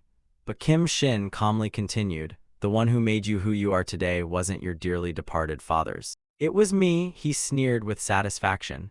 "I'm the one who molded you into this flawless version of myself." Glaring at Jai-Hu with bloodshot, murderous eyes, Kim Shin declared, "And now, it's time for me to reap the sweet fruit I've been planting all along." Staring at the family photo with Do Seok as the father, he muttered, "Let's make your dad feel real regret." Unable to take it anymore, Jai-Hu lunged forward and punched Kim Shin, but Kim Shin swiftly blocked it. With a voice full of fury and eyes burning with hatred, Jai-Hu growled, "Stop spewing your crap." Ignoring the insult, Kim Shin smirked, "Just one mindless punch and you're already this fast, you're this strong, all thanks to me." That only pushed Jai-Hu further over the edge. He roared and rushed in with another punch, yelling, "Shut your damn mouth." But in a blink, Kim Shin casually caught Jai-Hu's arm and whispered, "Too bad, this still isn't enough." And with that, he mercilessly hurled Jai-Hu backward, slamming him into a nearby TV. Not done yet, Kim Shin raised his foot high, ready to follow up with a few bonus hits. Luckily, Jai-Hu blocked it just in time. Taking the opening, he kicked Kim Shin's leg. Throwing him off balance, Jai-Hu seized the moment and delivered a solid punch. But with Kim Shin's reflexes, even after taking Jai-Hu's punch, he quickly landed one of his own. The blow left Jai-Hu reeling. At that moment, Kim Shin snatched up a nearby flower vase and gleefully shouted, "Exactly what I was hoping for. You never fail to entertain me, Jai-Hu." He then smashed it down onto Jai-Hu's head, making him see stars. Without missing a beat, Jai-Hu grabbed a nearby chair. He retaliated instantly, slamming the chair onto Kim Shin's smug skull. But that only seemed to crank up his madness, blood dripping down his face. Kim Shin grinned, "This is fun, right? You're enjoying it too, Jai-Hu, aren't you?" Jai-Hu lunged and grabbed Kim Shin by the collar, barking, "Shut your damn mouth." He slammed him down and cursed, "Go to hell, you bastard." Kim Shin's body crashed through a nearby wooden table, splintering it to pieces. But the lunatic still wasn't done. He sneered, "How could I stop now? Do you know how long I've waited for this moment?" Kim Shin grabbed a nearby fork. He lunged toward Jai-Hu, muttering like a chef admiring his dish, "There's nothing like tasting your own creation." Luckily, Jai-Hu blocked it with his arm. Seizing the brief distraction, Kim Shin swung a kick from behind and praised, "Seriously, this is amazing." In a flash, Jai-Hu was overpowered. But thinking fast, he reached for the large cabinet nearby. Without hesitation, he yanked it down onto the table, aiming to crush Kim Shin. But like a pesky cockroach, Kim Shin leapt off just in time, laughing like a maniac. As he was gloating, "Close one, that cabinet almost smooshed me." Jai-Hu used all his strength to stomp Kim Shin's smug face. Like squashing an annoying bug, he threw a furious punch and yelled, "Die, you demonic freak." The punch landed square in Kim Shin's chest, making him immediately cough up blood. At that moment, Jai-Hu realized it's working. Looking at the guy who had clung to life like a leech now groaning from a punch to the chest, Jai-Hu thought, The damage he took back in that prison fight still hasn't healed. He launched another punch thinking. Just as he was about to follow up with a final blow, thinking he could end it, Kim Shin suddenly caught his fist midair. Kim Shin twisted Jai-Hoo's arm and locked it down hard. Jai-Hoo gritted his teeth and struggled with all his might to break free, but it was no use. He raised his other hand, aiming to land another punch, but Kim Shin immediately slammed him backwards with a fierce toss. Despite the damage he took from Jai-Hoo's critical hit, Kim Shin forced himself up, using only his head like some cursed circus act. Standing on his hands like a deranged gymnast, he left Jai-Hoo stunned and frozen. Then he dropped down, driving his knee into Jai-Hoo's gut so hard that Jai-Hoo coughed up blood. Gently brushing off the strands of hair that had fallen, Kim Shin muttered, "Too bad, Jai-Hoo." With deadly eyes, he raised his fist and said, "Looks like you failed again." Then he punched Jai-Hoo square in the face. He even mocked, "Looks like we still have time for one more song. Didn't you just see your little girlfriend recently?" And with each punch to Jai-Hoo's face, he sneered, "If you sing the whole song, maybe I won't kill her." Kim Shin expressed, "I'm really curious." Like a demon in human form, Kim Shin exuded a terrifying aura. He looked at Jai-Hoo with murderous intent and asked, "I wonder what song Jai-Hoo been into lately." Through the dizziness, Jai-Hoo cried out, "No, don't touch Sia." Hearing that, Kim Shin made a twisted offer. "Then sing, if you can sing the whole song just like your dear old dad did." Right at that moment, a knife plunged into Kim Shin's shoulder. Then Cheol-Soo followed up with a punch to his face, making Jai-Hoo look up in pure shock. Cheol-Soo asked with concern, "Joe, are you okay?" Jai-Hoo, still dazed, asked, "Why did you come back?" Slowly getting up, Kim Shin growled, "What's wrong with you, idiot? Couldn't you see the two of us were having so much fun?" He yanked the knife out with a furious glare, threatening, "And yet you had to ruin it, Park Cheol-Soo." At that, Cheol-Soo growled back, "That's not my name." He revealed the real name his mother once gave him. Looking up with eyes full of anger, pain, and strength, Cheol-Soo declared, "It's Kim Shin." The memory of Jin Seok flashed in his mind, a fierce yet loving mother who always cared for her child. "The name she gave me." His face twisted with fury, eyebrows furrowed like a beast about to devour its prey, "Is Kim Shin." Meanwhile, Shin remained calm and smug, hand still gripping the knife in his shoulder. In a mocking tone, he said, "Yeah, I knew all that, but now." In a flash, he hurled the sharp blade at Cheol-Soo, wearing a wicked, twisted grin. "Your name is Park Cheol-Soo, isn't it?" Luckily, Cheol-Soo dodged in time, tilting his head just enough. The blade zipped past, shaving off a few strands of his hair. Barely regaining his composure from the surprise attack, his pupils shrank in sheer terror, his expression frozen like he'd just seen a ghost. So then, right in front of him was Shin's haunting face, twisted in a creepy, psychotic grin, his cruel eyes locked onto him. "What brings you here, Park Cheol-Soo? Shouldn't you be running far away from me?" After finishing his sentence, Kim Shin ruthlessly grabbed Cheol-Soo by the neck and lifted him into the air. His muscular arm bulged with veins, his eyes lit up with twisted delight, while Cheol-Soo dangled, writhing in agony, his body contorting and choking out a cry. Not satisfied with just that, Kim Shin's fingers snaked down to the wound on Cheol-Soo's side and pressed hard into the still bleeding gash soaking through his shirt. Pain on top of pain, Cheol-Soo squeezed his eyes shut and screamed through clenched teeth, trying to endure the renewed torture. Watching him squirm only made Shin more excited. His lips curled into a crooked grin, eyes wide with mockery. "Did Jai-Hoo lure you here so you could reclaim your true name, or maybe to avenge your dead mother?" Before he could finish gloating, Jai-Hoo came charging in. Seeing Shin strangling Cheol-Soo, he couldn't hold back and screamed at the top of his lungs, "Kim Shin." Jai-Hoo clenched his fists, preparing to strike. His bloodshot eyes and dried streaks of blood across his face reflected pure resolve. "This fight is between me and you." Unfazed, Shin smoothly spun around and flung Cheol-Soo right at him. Jai-Hoo got slammed, lost balance, and crashed down. Meanwhile, Shin kept that smug face on. "Oops, looks like Jai-Hoo messed up again." And it didn't stop there. Taking advantage of the chaos, Shin stomped down hard on Cheol-Soo's stomach, making him grimace in pain while Jai-Hoo groaned from the blow to his back. "Your goal's just to kill me, right? Then go for it." He followed up with a flurry of punches from above, his face glowing with glee like some maniacal murderer. "Other people's lives don't matter, huh?" With that, Shin landed a heavy punch to Cheol-Soo's stomach, then shoved both of them down to the floor. Both were seriously injured, one pummeled in the gut, the other smashed in the spine. After taking such a brutal hit, Cheol-Soo spat out a mouthful of blood, his eyes rolling back in shock. Jai-Hoo, pinned underneath, panicked and called out in worry despite his own pain, "Park Cheol-Soo." Shin had no intention of showing mercy. He kept stomping on Chial-su with full force, each kick also slamming Jaihu beneath. It was a grotesque display of unrelenting brutality. Once his violent urges were temporarily satisfied, Shin finally stopped. He leaned in close and whispered mockingly, "How pathetic. In the end, Chial-su, you were nothing but a pawn. Even in death, you're just a human shield." Those words pushed Chial-su over the edge. Gritting his teeth so hard they almost cracked, he growled through choked rage, "You're not wrong, I was used. My whole damn life was ruined." His eyes locked on Shin with blazing fury and sorrow, as if ready to drag the bastard to hell with him. "But so what? As long as you die with me, it's worth it." Chial-su clenched Shin's collar, veins bulging on his hand as hatred surged through him, focused entirely on this monster in front of him. With a sudden motion, he pushed off Shin's body and wrapped his arm tightly around his neck. Shin, caught off guard, stared in shock, unable to guess what Chial-su was about to do. A familiar scent suddenly hit the air. Chial-su noticed it too. A flash of fear flickered in his eyes as he sniffed gasoline. Lying beside him, blood still fresh on his lips, Chial-su whispered from the depths of his soul, "Everything I've done, it's all been paid back now." Then, as if conjured from nowhere, he pulled out a lighter. His thumb struck the wheel, sparking a vivid red flame. His eyes burned with murderous resolve as he glared at Shin. "Because I am an arrow." But to Chial-su's surprise, Jaihu suddenly lunged forward and smacked the lighter out of his hand into the air, face frantic, immediately stopping him from doing something stupid. Chial-su stared at him in shock. In that moment, he couldn't understand Jaihu at all. His eyes, filled with despair and fury, turned toward him as he gritted his teeth, annoyed his plan was ruined.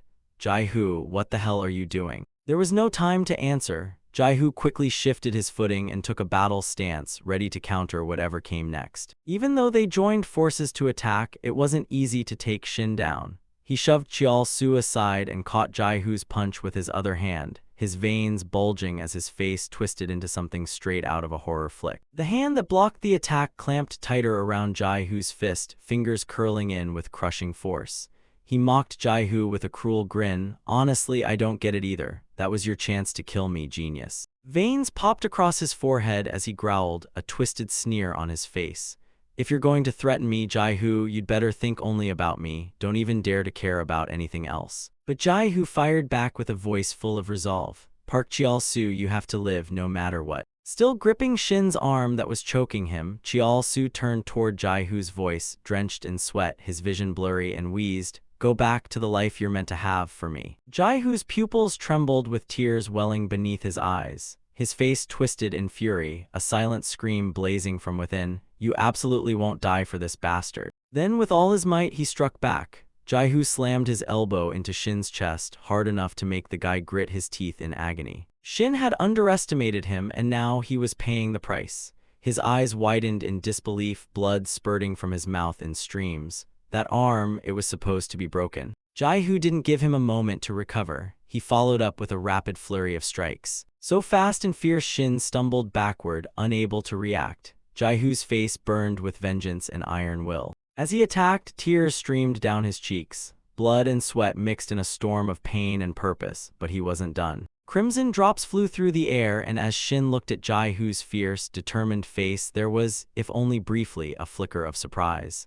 "I won't let anyone else die for me ever again." In that very moment, Jaihu looked exactly like his past self, face soaked in tears, fueled by the same unshakable resolve. He summoned all his courage and punched the enemy square in the face. "Because I'm nothing like a demon like you." Before Jaihu could launch another attack, Shin suddenly released his grip on Chial-su's neck, giving him a fleeting moment of freedom. Unfortunately, Jaihu's critical strike was blocked again. Shin raised both arms just in time, turning the blow into a brutal clash of force. As expected, Shin's body was insanely durable. Even after taking the hit, he still curled his lips into an excited grin and taunted, "Too bad, Jaihu, that golden opportunity just slipped away." Jaihu showed no fear at all. Even though his attack missed, his calm remained intact, only his eyes betrayed the boiling rage inside. "Doesn't matter, because at least Park Chial-su didn't have to die because of you." Shin blinked in confusion. He had no clue what Jaihu meant by that, his face puzzled and suspicious.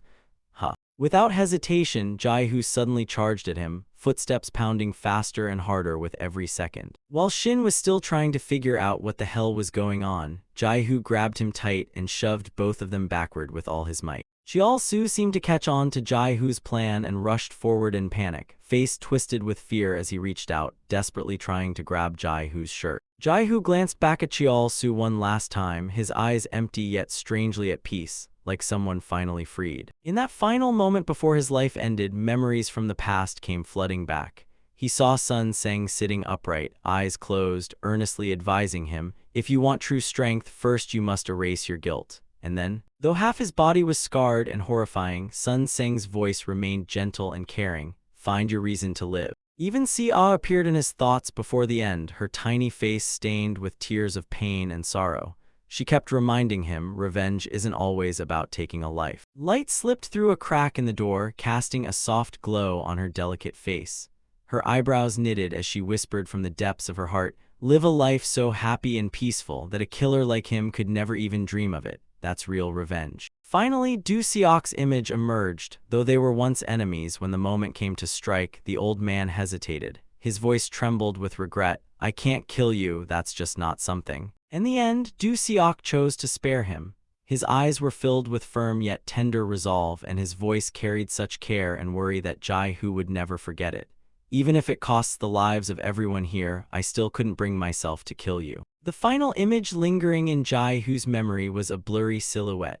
The man's wrists were shackled against a wired metal wall, his arms covered in chaotic scars. One step closer and there was Dad's smile. Under the golden light of sunset bathing the world, the man hung limp against the iron mesh, his head bowed. Just like Jesus on a crucifix, he muttered weakly, "2 steps closer and there's Mom's smile." Just seeing the baby made the whole family light up. As the flashback faded, the only thing left in front of him was Cheol-Soo's terrified and panicked face, desperately reaching for a chance to save Jai-Hoo. Seeing this, Jai-Hoo thought to himself, "Everything they once said to me, now it's my turn to pass it on." At last, Jai-Hoo delivered his final words to Cheol-Soo, his eyes shimmering like they were about to overflow. His voice was filled with warmth and hope. "You must live. Don't forget what I've told you. Live happily and in peace." With those words, Jai-Hoo and Shin plummeted through the high-rise window. Shards of glass scattered in every direction as he made the ultimate choice to drag the enemy down with him to protect Cheol-Soo. By the time Shin realized Jai-Hoo's plan, it was too late. They were already in free fall, suspended in the air. Death was inches away and Shin's face was painted in pure disbelief. Jai-Hoo, on the other hand. In the cloudy sky, a few rays of light peeked through. Cheol-Soo rushed to the shattered window, his heart pounding with fear, peering out to see what had happened. All he could see was both of them falling from the very top floor, Jai-Hoo's face lit with a strange joy and satisfaction, finally putting an end to the one he despised most. But in stark contrast to Jai-Hoo's triumphant grin, Cheol-Soo's face was consumed by terror and despair. His mouth dropped open as he screamed at the top of his lungs, "No." And then his eyes were left with nothing but emptiness and shock, as if all life had been drained from their depths, filled only with despair and helplessness. The sky began to brighten and clear. Brilliant rays of sunlight pierced through the dark clouds, illuminating the vast white road ahead. The most striking sight was the 2 lifeless bodies lying still in a pool of bright red blood, as if the end of 2 lives marked the beginning of something better. Cheol-Soo's steps grew heavier as he forced himself to approach the scene of the tragedy. The shattered glass and dark crimson blood trail only made his heart ache more. A lump of sorrow rose in his throat and he couldn't hold back the sobs any longer. His words trembled with pain and regret. He promised, he said he'd come back. Sobbing uncontrollably, Cheol-Soo dragged his battered body closer to Jai-Hoo's lifeless form, one hand clutching his bleeding side. He said no one would have to die like this ever again. Tears streamed down his anguished face, his eyes welled with sorrow and heartbreak. "You said that, Jai-Hoo, how could you break your promise like that, huh?" His words were met with silence, a body lying broken on the ground, covered in wounds. The worst injury was to the head, with blood gushing like a sick horror movie prop. Cheol-Soo reached into his pocket, fumbling around for something with shaking hands. Finally, he carefully pulled out a small vial of clear liquid, his voice laced with deep regret and tenderness. "Jai-Hoo, this is all I can do for you now." Ignoring the sharp pain ravaging his body, Cheol-Soo gently knelt beside Jai-Hoo's corpse, bowed his head, and whispered his final words. "I'm sorry." His hand delicately parted Jaihu's blood-soaked lips and slowly poured the liquid into his mouth. With everything done, Chial-su gazed at his face one last time. Though scratched and covered in blood, Jaihu's expression looked strangely peaceful, like someone finally freed, maybe even dreaming. Before that lifeless body, Chial-su's heart ached deeply. He fought back tears of grief and longing as he whispered a final farewell to the man he deeply cherished. Rest well, Jaihu. Suddenly, a faint cough broke the silence. Shin wasn't dead yet. He was still barely breathing, face a bloody mess, teeth shattered, whispering to Chial-su, "Me too." Witnessing that scene, instead of fear, Chial-su's eyes burned with fury and wrath. His brows furrowed, rage boiling over as that shameless bastard dared to say he wanted to fall from the top floor to the ground. Barely able to breathe, he couldn't move a muscle. Bloodshot eyes stared skyward, using the last of his strength to beg, "Shin, please let me." His voice grew weaker, but the desperation in his eyes remained, pleading with a burning desire. "I also have someone I want to." The blood in his eyes thickened and his face darkened ominously as he kept repeating his dying wish. "See, Dad." Tears streamed down Chial-su's face, but his lips curled into a mocking, almost gleeful smile. "You're still breathing, looks like karma finally clocked in." Then Chial-su stepped toward Shin's dying body, face twisted with murderous intent. That savage grin in his eyes screamed one thing: "I'm gonna eat you alive. So, what's your favorite song, you sick freak?" His broken face was already zombie-level terrifying, with a mess of tangled hair and blood splattered everywhere. "I'll let you sing it, if you can get through the whole damn song." A wrinkled hand gently stroked little Jaihu's head. "Feels like it's been forever since we had time together, huh, Jaihu?" His dad looked at him fondly. "I've been so busy lately, I haven't been able to play with you. I'm sorry, son." Little Jaihu, holding a stick of cotton candy, beamed. "It's okay, Dad. Playing together now is still fun." Hearing that, his father smiled warmly. "My Jaihu, I thought you were still just a little kid, but you're already thinking like this. You're breaking your old man's heart, kid." Seeing his dad happy made Jaihu happy too. "Then I'll never grow up, okay? I'll stay little forever and always be your kid." Right after that, the two of them ran off into the amusement park together. First stop, the roller coaster. Jaihu screamed in pure terror. His dad burst out laughing. "Future pilot of mine, and you're scared of a roller coaster. Not looking too good, buddy." They quickly switched to go-karts. Jaihu shouted playfully, "Crash incoming, Dad." His dad laughed loudly. "Oh no, someone call 911, I'm under attack." Next, the father and son hopped on the spinning teacup ride. Jaihu laughed with excitement, shouting, "This game is too much fun." His dad reminded him, "Hold on tight, kiddo." Jaihu, back in his carefree childhood days, had once smiled that brightly. Playing games with his dad created memories that would last forever. After that, the two held hands and strolled around the amusement park. Seeing 3 elephants nearby, his dad said, "Look, son, it's the elephant family." Jaihu playfully pointed, "Look, Dad, there's a tiny baby elephant." His dad chuckled, "How adorable is that?" Suddenly, a voice piped up and Jaihu turned his head. "But Dad, will the elephant family be trapped here forever?" The father replied, "Yeah, probably." The boy, sitting on his dad's shoulders, sniffled. "If they stay locked up, they must feel so sad." The mom nearby praised him. "Oh my, our Jiangsu really has such a kind heart." Grandpa chimed in. "Takes after his mom, not his dad. That's where all that sweetness comes from." Jaihu's words made everyone stop and listen attentively. "Even if they're locked up," he added, "at least they have each other. That means they won't be too sad." Then he flashed a cute little smile. Hearing that, the boy's dad looked up and reminded him gently that big brother is right, Jiangsu. As long as family is together, even hard times can feel happy. Not far off, a kid with a wide-open mouth and sparkling eyes yelled, "Look, that elephant's leg is as big as a tree trunk. That's so cool." An elderly man gently patted the kid's head and said, "T-Siop, calm down, you'll scare our elephant friend." A little girl next to him crossed her arms and added, "Don't you know being loud in public is super rude?" But the boy ignored her and shouted, "See, look, it's spraying water with its trunk." The girl shouted back in frustration, "I saw it already. Can you lower your volume, please?" Jaihu looked at his group of friends and couldn't help but smile. Jaihu saw a truly heartwarming scene, families full of joy, where love was eternal. Jaihu smiled happily too, an innocent and adorable smile lighting up his face. Suddenly, a groaning sound caught his attention. There were 3 sheep inside a little house. A daddy sheep, a mommy sheep, and in the dark, a boy sobbed, his voice trembling. "And the baby sheep, daddy sheep is strong, mommy sheep is." Jaihu stared directly at the crying boy. His voice suddenly turned cold, seething with fury. "You don't belong here, you bastard. Go to hell, Kim Shin." Turned out the boy trapped in the darkness was young Kim Shin. Back to the present, Kim Shin's blood-soaked face was slowly losing breath. Remembering those memories, his tear-filled eyes curved into a strangely satisfied smile.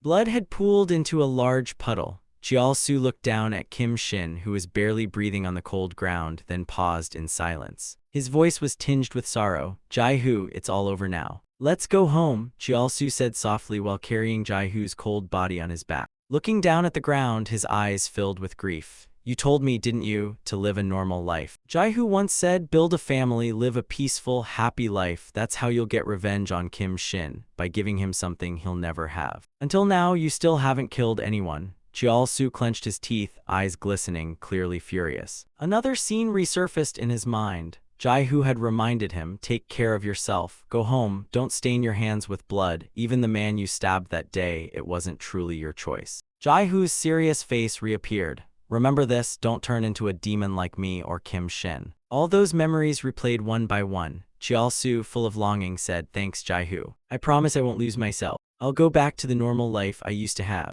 A year later, Jai-hoo was still a wanted man. So Jiao-su and Lee Sun-seng decided to label the urn as Kim Young-hoo. The urn was neatly placed inside a glass cabinet. T-Seop and the kids from the orphanage, everyone was placed next to Jai-hoo, as if to comfort him. Seop placed her hand on the cabinet and said softly, "At last, everyone's together now, Jai-hoo." She whispered, "Tomorrow is my first day at work. I chose the orphanage. Do you remember the wish list I wrote in senior year?" She quietly revealed her heart. "I wrote that I wanted to be someone like the director." As she spoke, she recalled the group photo from the orphanage, working hard to care for the poor kids just like us, and watching them grow day by day, chasing their dreams, meeting someone they love, and getting married. Her voice cracked as she cried, eyes shaking, "Live peacefully, live happily." Somewhere in another neighborhood, Sun-seng walked up carrying a water jug, calling out, "Hey everyone, come get some water. I brought cold drinks for all of you." The farmers, wiping sweat, beamed. "Chief, you really didn't have to go through all this. Hold on, my throat's dry as a desert.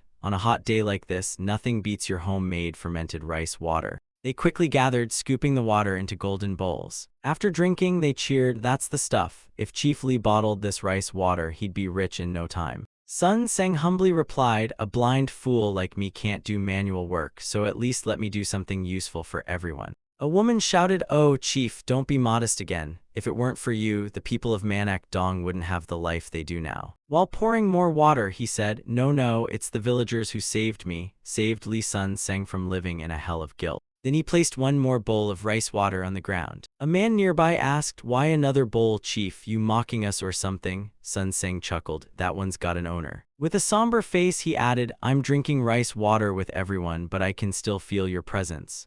Come, sit with me and share this bowl." The bowl remained there untouched. Inside the shopping mall, Jiao-su and his wife were grocery shopping. Jae-hyun gasped at the carrot price. "What the heck? Why are carrots so expensive? These prices are criminal. Should we switch to Chinese veggies or what?" Jiao-su replied, "Come on, honey, just buy the imported stuff. I can take care of you and the little one." She laughed, "I was just kidding. All right, grab me a carrot, will you? We have to buy the good veggies for our little golden nugget, don't we?" Chanjong immediately pouted, I hate carrots." Jiao-su chuckled and reminded him, "Even if you hate it, you still have to eat healthy to grow up big and strong." The kid whined, "But I want cake." Jae-hyun chimed in teasingly, "Yup, totally his father's clone. Always cake, cake, cake." Jiao-su laughed out loud. "All right then, how about carrot cake for father and son?" She raised an eyebrow. "Wait, seriously?" "Just kidding, love." Meanwhile, the kid cheered, "Dad's the best." As they walked by, a TV was broadcasting news about booming tourism developments. Some corporations specializing in tourism have recently shown explosive potential, with Utopia Group leading the charge. At the center of this remarkable growth is none other than the visionary leadership of the newly appointed chairwoman over the past 3 years. Today, we're honored to welcome the highly respected chairwoman of Utopia Group, Ms. Hwang So-jiang. The host smiled warmly. "Welcome, Chairwoman Hwang." So-jiang promptly responded, "Thank you, it's a pleasure to be here." The host continued, "May we ask what your secret is behind Utopia's tremendous growth? Do you have a unique business philosophy?" So-jiang shared, "My one true wish is to provide our customers with the most relaxing and comfortable services possible." She confidently added, "To elaborate, we want our customers to immerse themselves in the happy memories they've long forgotten. In this hectic world, people need moments to pause and quietly reflect on what is past. Hearing that, the host praised, reflecting on forgotten memories in tranquility. Chairwoman Hwang, you're not just a brilliant businesswoman but also quite the poet. She replied humbly, it's probably just me being overly excited on my first time on live TV. All right, time to put my business face back on. As Cheol-soo walked, he suddenly tuned into the ongoing interview. He turned his head and listened more intently. At Utopia, our business goal is always centered around customer satisfaction. So Jiang smiled brightly and emphasized, we use only the finest services so our customers can relive their most beautiful memories. Jae-hyun noticed the sadness in his eyes and gently squeezed his hand. Honey, let's go. If we're late, the store might run out of carrot cake. Her face looked a bit gloomy too. He absentmindedly replied, yeah. Suddenly Chanjong piped up, oh mom, I gotta tell you something. He tattled, at my preschool there's a kid named Min Kyu who bullies everyone. He pulls hair and teases the girls all the time. Jae-hyun asked curiously, Min Kyu, is that the big kid from building 106? The boy nodded, yes ma'am. She asked again, so does the teacher know about this? Chanjong, eyes glued to his iPad, replied, she knows. Even when she gets mad, he's not scared at all. If he bullies anyone again, I'm gonna teach him a lesson. She frowned and gently scolded, no, sweetie, that's not how you handle things. The boy looked up confused. Why not? He totally deserves it. Jae-hyun explained, he may be in the wrong, but if you act like him, then you're no better than he is. Hearing that, Cheol-soo fell into deep thought. Just like that moment when he carried Jae-hoo's cold body on his back. He heard Kim Shin muttering in the distance, daddy sheep is so strong, baby sheep is so cute. Cheol-soo jolted and looked behind him. Kim Shin was moving his lips, humming softly, grow up big and strong. The words came out shakily, grow up, I sang the whole song. His bloodshot eyes welled up with tears as the last note slipped from his lips. Cheol-soo's tears streamed down as his voice trembled, I won't keep my promise. Scum like you don't deserve to die peacefully. He raised the brick high over his head, then shouted furiously, die you monster. Kim Shin let out a twisted smile and groaned, how amusing. Before he could finish the sentence, the brick shadow completely swallowed his face. Cheol-soo cried harder, forcing a bitter smile, voice shaking, now you're just like me. And just like that, a life ended while the ocean remained endlessly blue. Snapping out of the painful memories, he called softly, Jae-hyun. I promise I'll protect you and our child, protect this family. Even if I have to sacrifice everything, I'll still protect this cozy family life till the end, Cheol-soo said with a warm smile. Then walked away, voice fading gently, because I'm a dad after all.